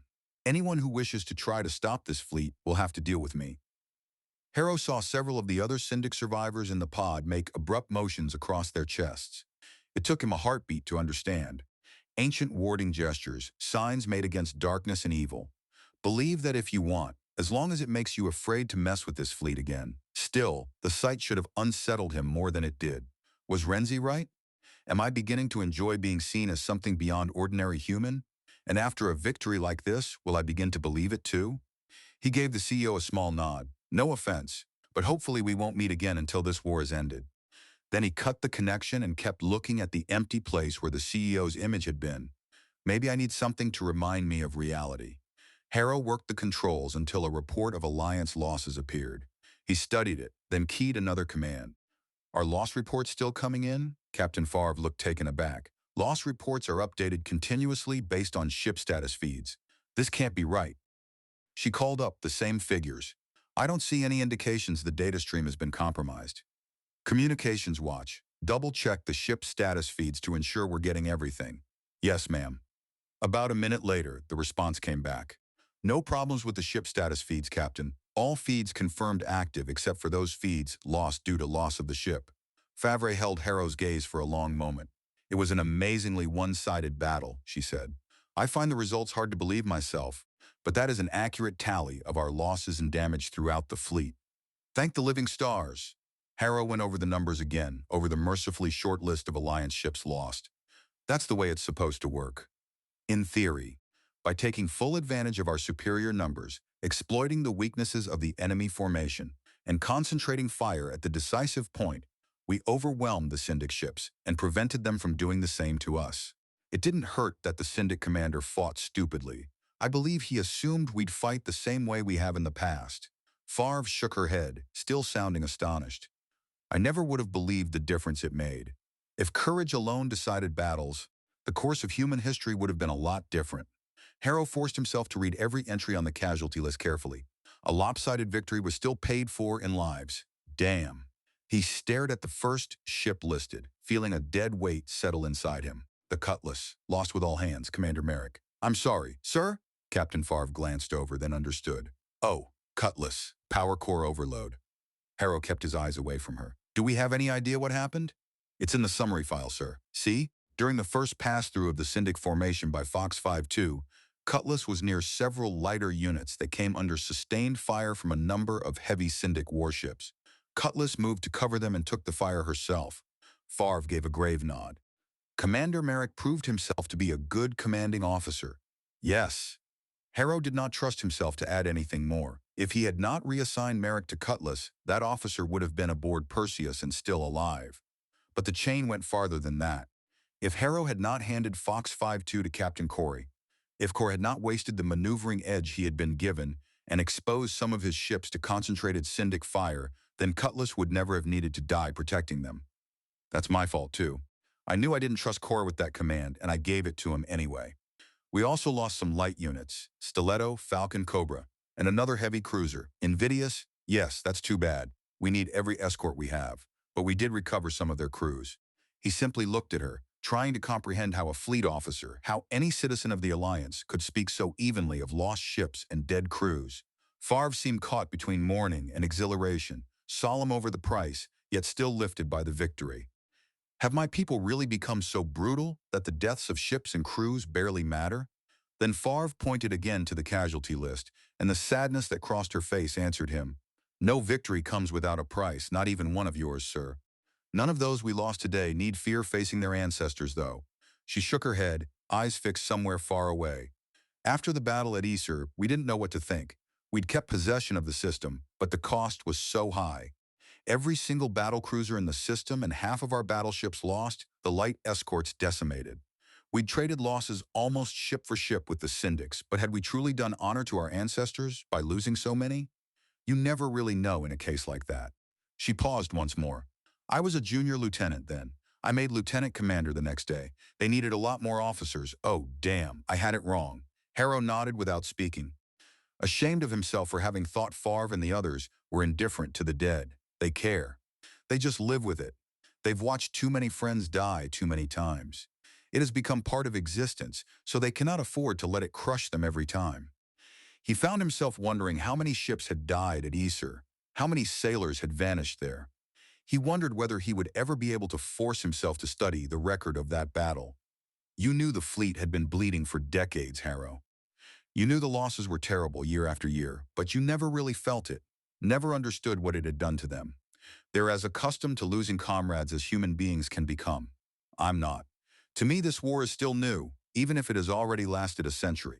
The old coldness returned when he thought of the crewmen he had lost long ago at Grendel. And for the first time he asked himself whether Favre, too, ever felt that cold when she remembered her own dead. He reached over and rested a hand on Favre's shoulder, making her look at him in surprise. They all did honor Mira, to themselves, to their ancestors, to those of us who've survived to win this battle. Thank you. She looked honestly perplexed. For what, sir? For honoring their memory by your own efforts. For continuing the task they died for. Favre glanced away and gave a small shake of her head. I'm not unique, Captain Harrow. I know. He withdrew his hand, but I'm honored to know you and every other sailor in this fleet. He returned his attention to the report, moving beyond the names of the destroyed ships to the much longer inventory of damaged ones. That list ran on for far more entries, though none of those ships appeared to have been crippled. Even so, on many of them men and women had died when enemy fire tore open compartments. He noticed Favre studying him closely. What is it? I don't know if you understand what's happened here, Captain Harrow. I told you about Isar. Those who were still alive after that battle count themselves as survivors. There's no pride in it, and as I said, no glory. But you've done something at Caliban. She touched the dead list with one finger. Their descendants will be very proud their ancestors died here, just as everyone in this fleet will carry the pride in having been here for the rest of their lives. But Harrow shook his head. It wasn't a closely matched battle. We outnumbered the Syndics by a good margin from the start. Even if you don't factor in the lousy tactics of the Syndic commander, it wasn't that great a victory. He did not bother adding that he suspected some people would be unimpressed by it anyway. Gieri paused for a brief moment, looking down, shutting his eyes, and drawing several slow, deep breaths to steady himself. I am really getting to hate these fleet conferences.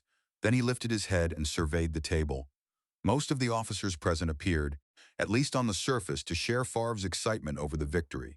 The obvious exception was the cluster of commanders seated around Captain Kor and Captain Solari. They ranged from stony-faced to openly hostile. Harrow let his gaze move from one to another, reading ship names and realizing that every one of them had belonged to Formation Fox 5-2 during the battle.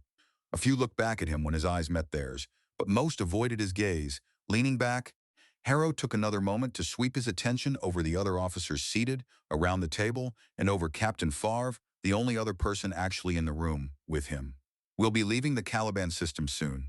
Our work here is done, and we've given the Syndics a bloody nose. I want to personally congratulate every ship in the fleet for the parts they played in winning the recent battle. The remark drew plenty of smiles and a visibly sharper resentment from Korra's faction. My intent is to leave Caliban tomorrow. We'll head for the jump point that provides access to a system named Sutra. Sutra probably hasn't been abandoned, as there's a good habitable world there, but it's unlikely to have much in the way of defenses. Korra finally broke in, his tone frigid. Why are we not going to Cadiz? Harrow looked at him for a long moment. Because Cadiz is too obvious an objective. It's on a straight line back to Alliance territory, and it's on the Syndic hypernet. Solari took up the attack, her voice carrying its usual acid edge. We can access the Syndic hypernet from there and get home very quickly. Why don't you want to do that? Harrow felt anger rising behind his eyes. I want to get home as quickly as any of you. Do you? Solari pressed. Yes. I'll remind you, Captain, that any Syndic system on the hypernet can be very easily and quickly reinforced by the Syndics. If I were the Syndic commander and I knew we were at Caliban, I would have very substantial forces sent to Cadiz in order to guard against our arrival there and to prevent our use of the hypernet gate at Cadiz. Commander Linnea spoke in a tone of deliberate casualness. Since the syndics have a gate at Cat A's, they don't need the jump points, do they? They could mine the hell out of the jump exits. Captain Volkov nodded. True. Cora made a dismissive motion with one hand. I, for one, am not afraid to confront a strong syndic force. The way he said it made his meaning plain. Caliban did not count, because the syndic force there had been outnumbered too badly to impress him. Captain Calder, staring off somewhere past the conference table, said in a mild voice, "Yet you didn't do a very impressive job of confronting the syndic force in the recent battle." Anger flushed Cora's face red, but it was Captain Solari who replied, "It's not the fault of Captain Cora that the ships under his command were deliberately mispositioned so as to deny them a proper role in the battle." Volkov shook his head. The fleet commander gave proper orders to all formations. I could hear them as well as you. You were far away from my formation, and far away from the syndics as well at the time. Cora snapped. Volkov was the next to color with anger. The ships under my command engaged more enemy units than yours did. Harrow raised his voice enough to slice through them both. Ladies and gentlemen, we're not here to question anyone's courage. Cora turned his attention back to Harrow, as though Harrow had never spoken. Had I been given proper opportunity to engage the enemy, I would have left no grounds for anyone to imply I lacked courage. Your orders, if properly followed, would have given you ample opportunity, Harrow said, fighting to keep his tone even. You were many light seconds from the scene of my engagement, yet you insisted on maintaining absolute control of my ship's movements. I had no trouble doing that with every other formation engaged in the battle, Captain Cora. They followed the orders they were given. Cora bent forward, voice climbing. Are you saying that the duty of the captain of a ship of the Alliance fleet is to do nothing except follow orders exactly? That we have no discretion to employ our ships as our many years of combat experience dictates? Harrow came very close to snapping back. He forced himself to wait, to let the worst of his anger cool before answering. You are well aware that your instructions for this battle included the authority to alter movements as necessary if you believe the tactical situation so required. You had that discretion, Captain Cora. Don't attempt to blame me or anyone else for the results of your own actions. Cora met his stare without yielding. Are you accusing me of incompetence? Are you trying to imply that I bear the responsibility for the losses we suffered? Are you, Captain Cora? Harrow said through clenched control, only realizing how harsh he sounded when he saw the faces around the table react. The responsibility for all losses in this battle lie with me. I was in command, and I do not shirk from accepting the responsibilities that come with that. Cora started to answer, but Harrow overrode him. As for you, sir, you are perilously close to being relieved of your command and all authority if you continue to behave in an insubordinate and unprofessional manner. Do I make myself clear? Cora's jaw flexed, but no words came out. Beside him, Captain Solari stared at Harrow with an intensity that looked capable of punching through armor plate. Harrow let his gaze travel around the table once more. He had expected Cora's immediate supporters to remain hostile, but what unsettled him was the reaction elsewhere. Many of the other officers seemed uneasy with what he had just said. Then something in their expressions, in the set of shoulders and faces, hit him with a jolt. They're not fully pleased with the victory. Not really. They don't like that we won by fighting differently. They wanted victory, yes, but not if it meant abandoning the style of combat they know, with all its worship of individual valor and freewheeling action. And now they don't want me coming down on one of their own for lacking discipline. There were exceptions.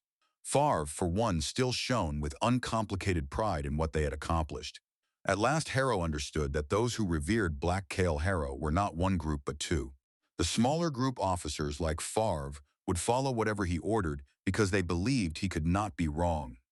The larger group, though, wanted him to lead them to triumph without asking them to change. They wanted a legend to stand at their head while they charged gloriously in the same old way they always had. And they were finding it very hard to accept that their legend was insisting on a kind of battle in which each ship functioned as part of something larger than itself.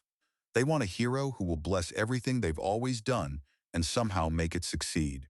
And they're starting to understand that I'm not that hero. The pause lengthened until Harrow realized everyone was still waiting for him. I want everyone to know that I've never seen a more courageous group of officers. All of you are individually brave and aggressive, too aggressive, eager enough to die that it becomes a flaw, just as fear can be. How do I make them see that? I hope the recent battle has demonstrated how using good tactics, no, Damn. They'll hear that as me saying their old tactics were bad, which they were, but I can't say that outright. Effective tactics can enable us to inflict far more serious losses than we receive. We're a fleet, a combat organization. That gives us immense strength if we use it. I never want any of my captains to feel they can only follow orders exactly. Initiative is very important. Reacting to changing circumstances is very important. Commander Merrick, may his ancestors honor him, did exactly what I think he should have done when he brought Cutlass out of her assigned station in order to protect other ships in peril. He could not read the room. Their responses, whatever they were, remained opaque to him. More and more he wondered whether he would ever truly understand these Alliance sailors, shaped by 100 years of time, and change that separated their instincts from his. We will go to Sutra. We'll evaluate conditions there, and whatever we can learn about Syndic movements in deciding on our next objective. A few officers nodded, but no one spoke. That's all. Congratulations again on how well you all fought yesterday. This time Harrow sat and watched the holographic images vanish in rapid sequence. Captain Favre, looking slightly mystified by his gloom, said her farewells and hurried away to handle ship matters. Then he realized one image still remained after all the others were gone. Captain Calder. Calder inclined his head, acknowledging Harrow's notice that he had stayed behind. You've figured it out, haven't you? I think so. Pardon me for being blunt, but how can they be so damned stupid? Calder sighed and gave a weary shake of his head.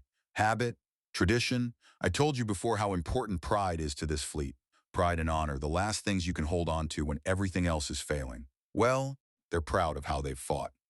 Harrow shook his own head in frustration. Couldn't they see there's a better way to fight? Ah, that will take time, if enough time is granted to us. A faint crooked smile touched Calder's mouth when Harrow stared at him. I decided after we arrived in the Syndic home system and were badly hurt that we'd probably never see home again. So I've accepted we may not make it. We'll make it. I dare not believe that completely, but if we should make Alliance space once more, I'll buy you every drink you can handle. Calder looked exhausted. You must realize the officers you command are not used to firm hands. It's fortunate you're not a strict disciplinarian. I've read of such. A commander like that would have already lost command of the fleet. These officers truly need to be led, but they will not accept the whip. I'm not a whip-employing kind of officer, but I need to show them the old ways work, Harrow said. Yes, but it'll take time, as I said, time to forget one set of habits and acquire a new set. Time to gather victories that reinforce the new habits. Calder rose as if preparing to go. Do not despair, I beg you. We all need you, even those who don't think they need you. Perhaps I should say, especially those who don't think they need you. Harrow answered with a tight smile. I can't afford to give up. No, you can't. Calder saluted, and then his image disappeared. Harrow got to his feet, glaring into the now empty compartment. I need to hold fewer meetings. No, much as I loathe them, I have to keep doing this. It's the only way I can look all of these officers in the eye, even if I dislike what I'm learning from it. He made his way back toward his stateroom, so deep in thought that the hatch startled him when he arrived there. Rubbing at his eyes, he considered using a med patch, then rejected the idea. The patches were supposedly proof against physical addiction. But the last thing he needed was to begin depending on the brief emotional relief they offered. This day's already ruined, so I may as well bury myself in paperwork. Harrow opened his message queue and worked through the incoming reports as fast as he could until one item stopped him cold. Intelligence Exploitation Report regarding Syndicate World's facilities in the Caliban system. I didn't think the Syndics had left anything worth exploiting. He started by reading carefully, then slipped into skimming once it became clear that the Syndics truly had left very little behind worth examining, and even that little was many decades old and of uncertain value. Then something snagged his attention. Harrow halted the scroll and backed up until he found the passage again. There it is. The security vault at the headquarters facility had been breached at some point long after the departure of the Syndicate World's authorities. This assessment was reached after examining damage done to the vault by its physical breaching via the use of power tools. Analysis of the stress fracturing of the metal cut through indicates it was at ambient environmental temperature when the power tools were employed, which could only have been the case after the facility had been mothballed and abandoned for some time. As far as could be determined, the vault was empty when sealed, so the reasons for the breach are undetermined. Since attempted intelligence collection by Alliance assets could not account for the damage, it was most likely caused by criminal elements. though their reasons for trying to access a security vault in an abandoned facility cannot be understood. It is also impossible to know why those breaching the vault made use of drill bits whose diameters match none of those used within the Syndicate worlds or the Alliance. We can only assume the non-standard drill bits were employed to prevent their source from being identified. He went over the section more than once, trying to isolate the source of his unease. The fact of the breach itself made no sense. The vault had been cut open long before the Alliance fleet ever arrived at Caliban. Someone must have believed there was something worth taking. Yet the Syndics were obsessive about procedure, and anyone familiar with them should have known that standard procedure would surely have included emptying the security vault before abandoning the system.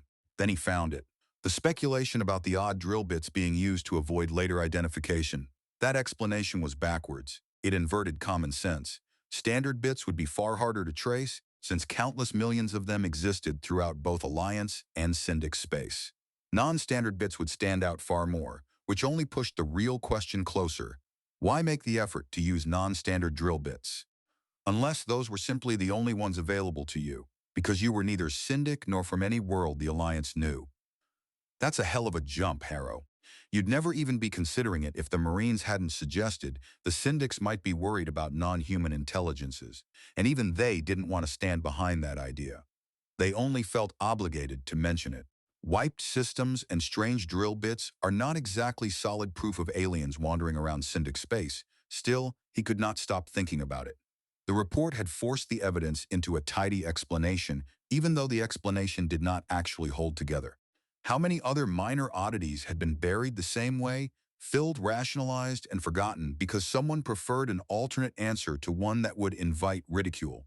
He had gone through Tempest's classified records and found nothing about evidence of non-human intelligence. But in his own era, too, the overwhelming assumption had always been that humanity was alone. Facts had a way of being bent until they fit the assumptions people most wanted to preserve. The hatch chimed, announcing a visitor. He had no desire to speak with anyone, but he could not justify refusing entry if the matter was important. "Come in." Cordelia Renzi stepped inside, composed as ever, her face revealing nothing of what she might be thinking. "Captain Harrow, may we speak?" He rose, abruptly conscious of how wrinkled his uniform had become. "Sure, I hope it's nothing too serious." "Like accusing me of being a dictator in training again. Is there something I can ask you first?" "Certainly." He motioned her toward a chair, then resumed his own seat. "Madam Co-President, I assume you'd be willing to share any classified information with me if I asked." She regarded him with mild curiosity. "You have access to every classified piece of information on this ship, Captain Harrow." Harrow tipped his head down so she would not see his expression. "There may be things too sensitive to be in the databases of even a fleet flagship, information kept within governing channels." Renzi slowly shook her head. "I don't know which information you might be referring to. Is there anything known to the Alliance that you are aware of regarding any non-human intelligences?" Her motion stopped at once. "Why are you asking this?" "Because something at Caliban led some of my officers to speculate about it. I'd like to hear what it was." "In response to your question, I'm not aware of anything like that. I've certainly never seen anything along those lines."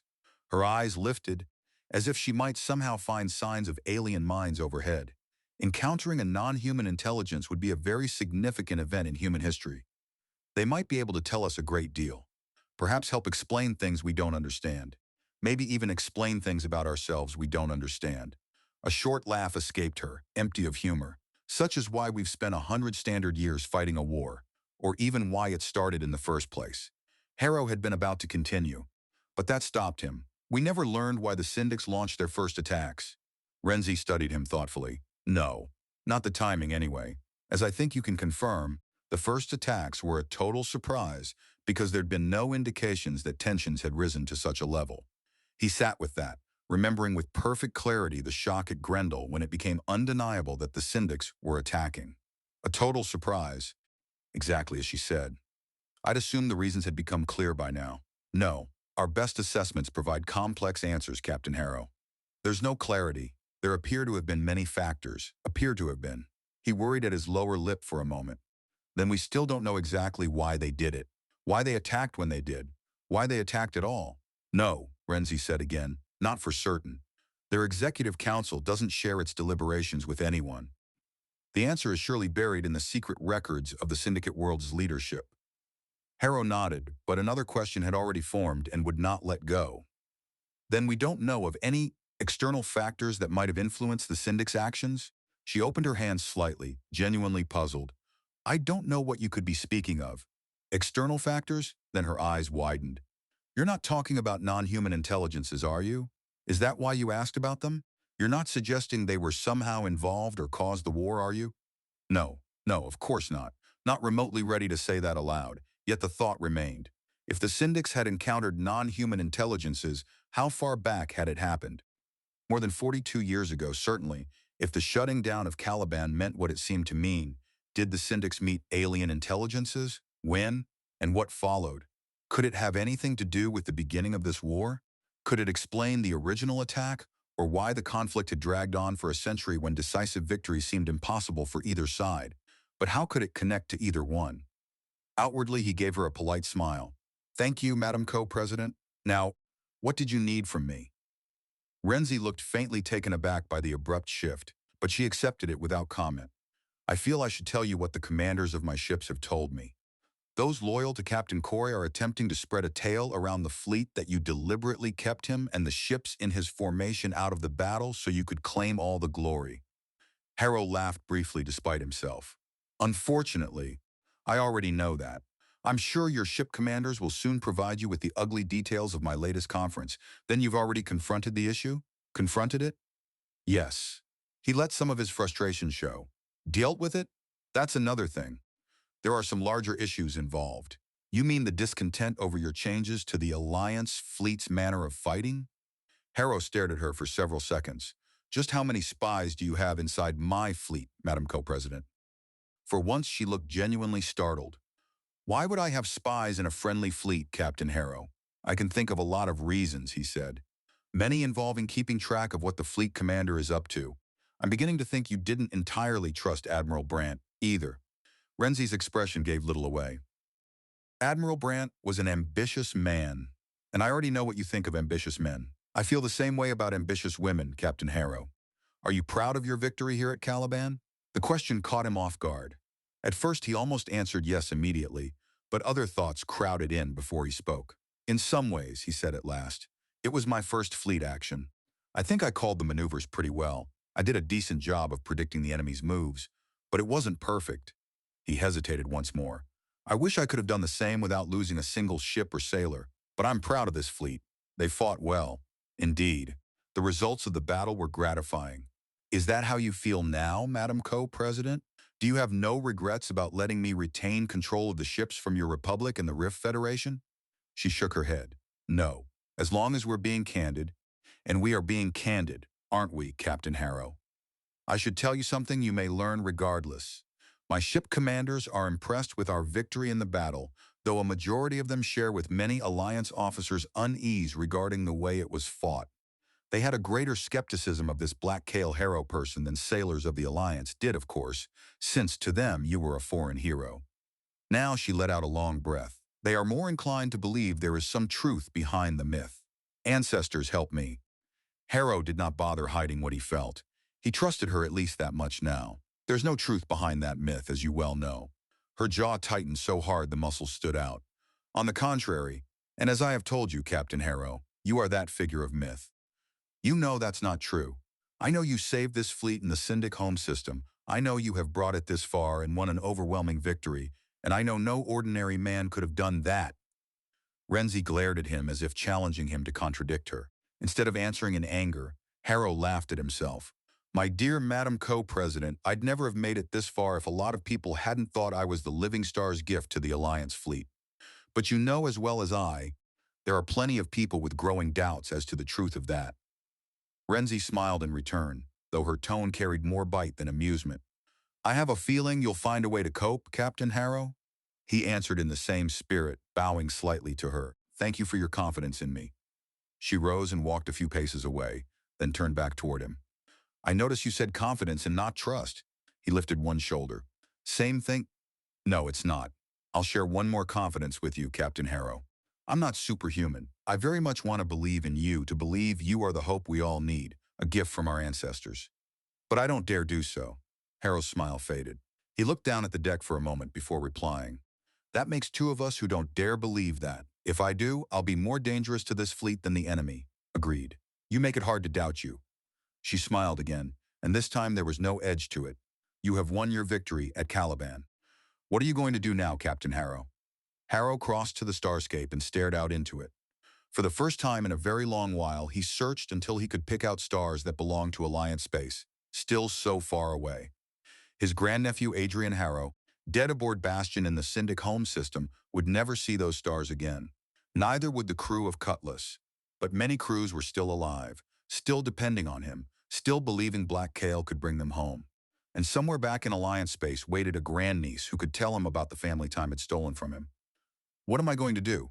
As I'm sure you've already heard, I'm going to take this fleet to Sutra. Eventually, I'm going to take this fleet home, no matter who or what stands in the way.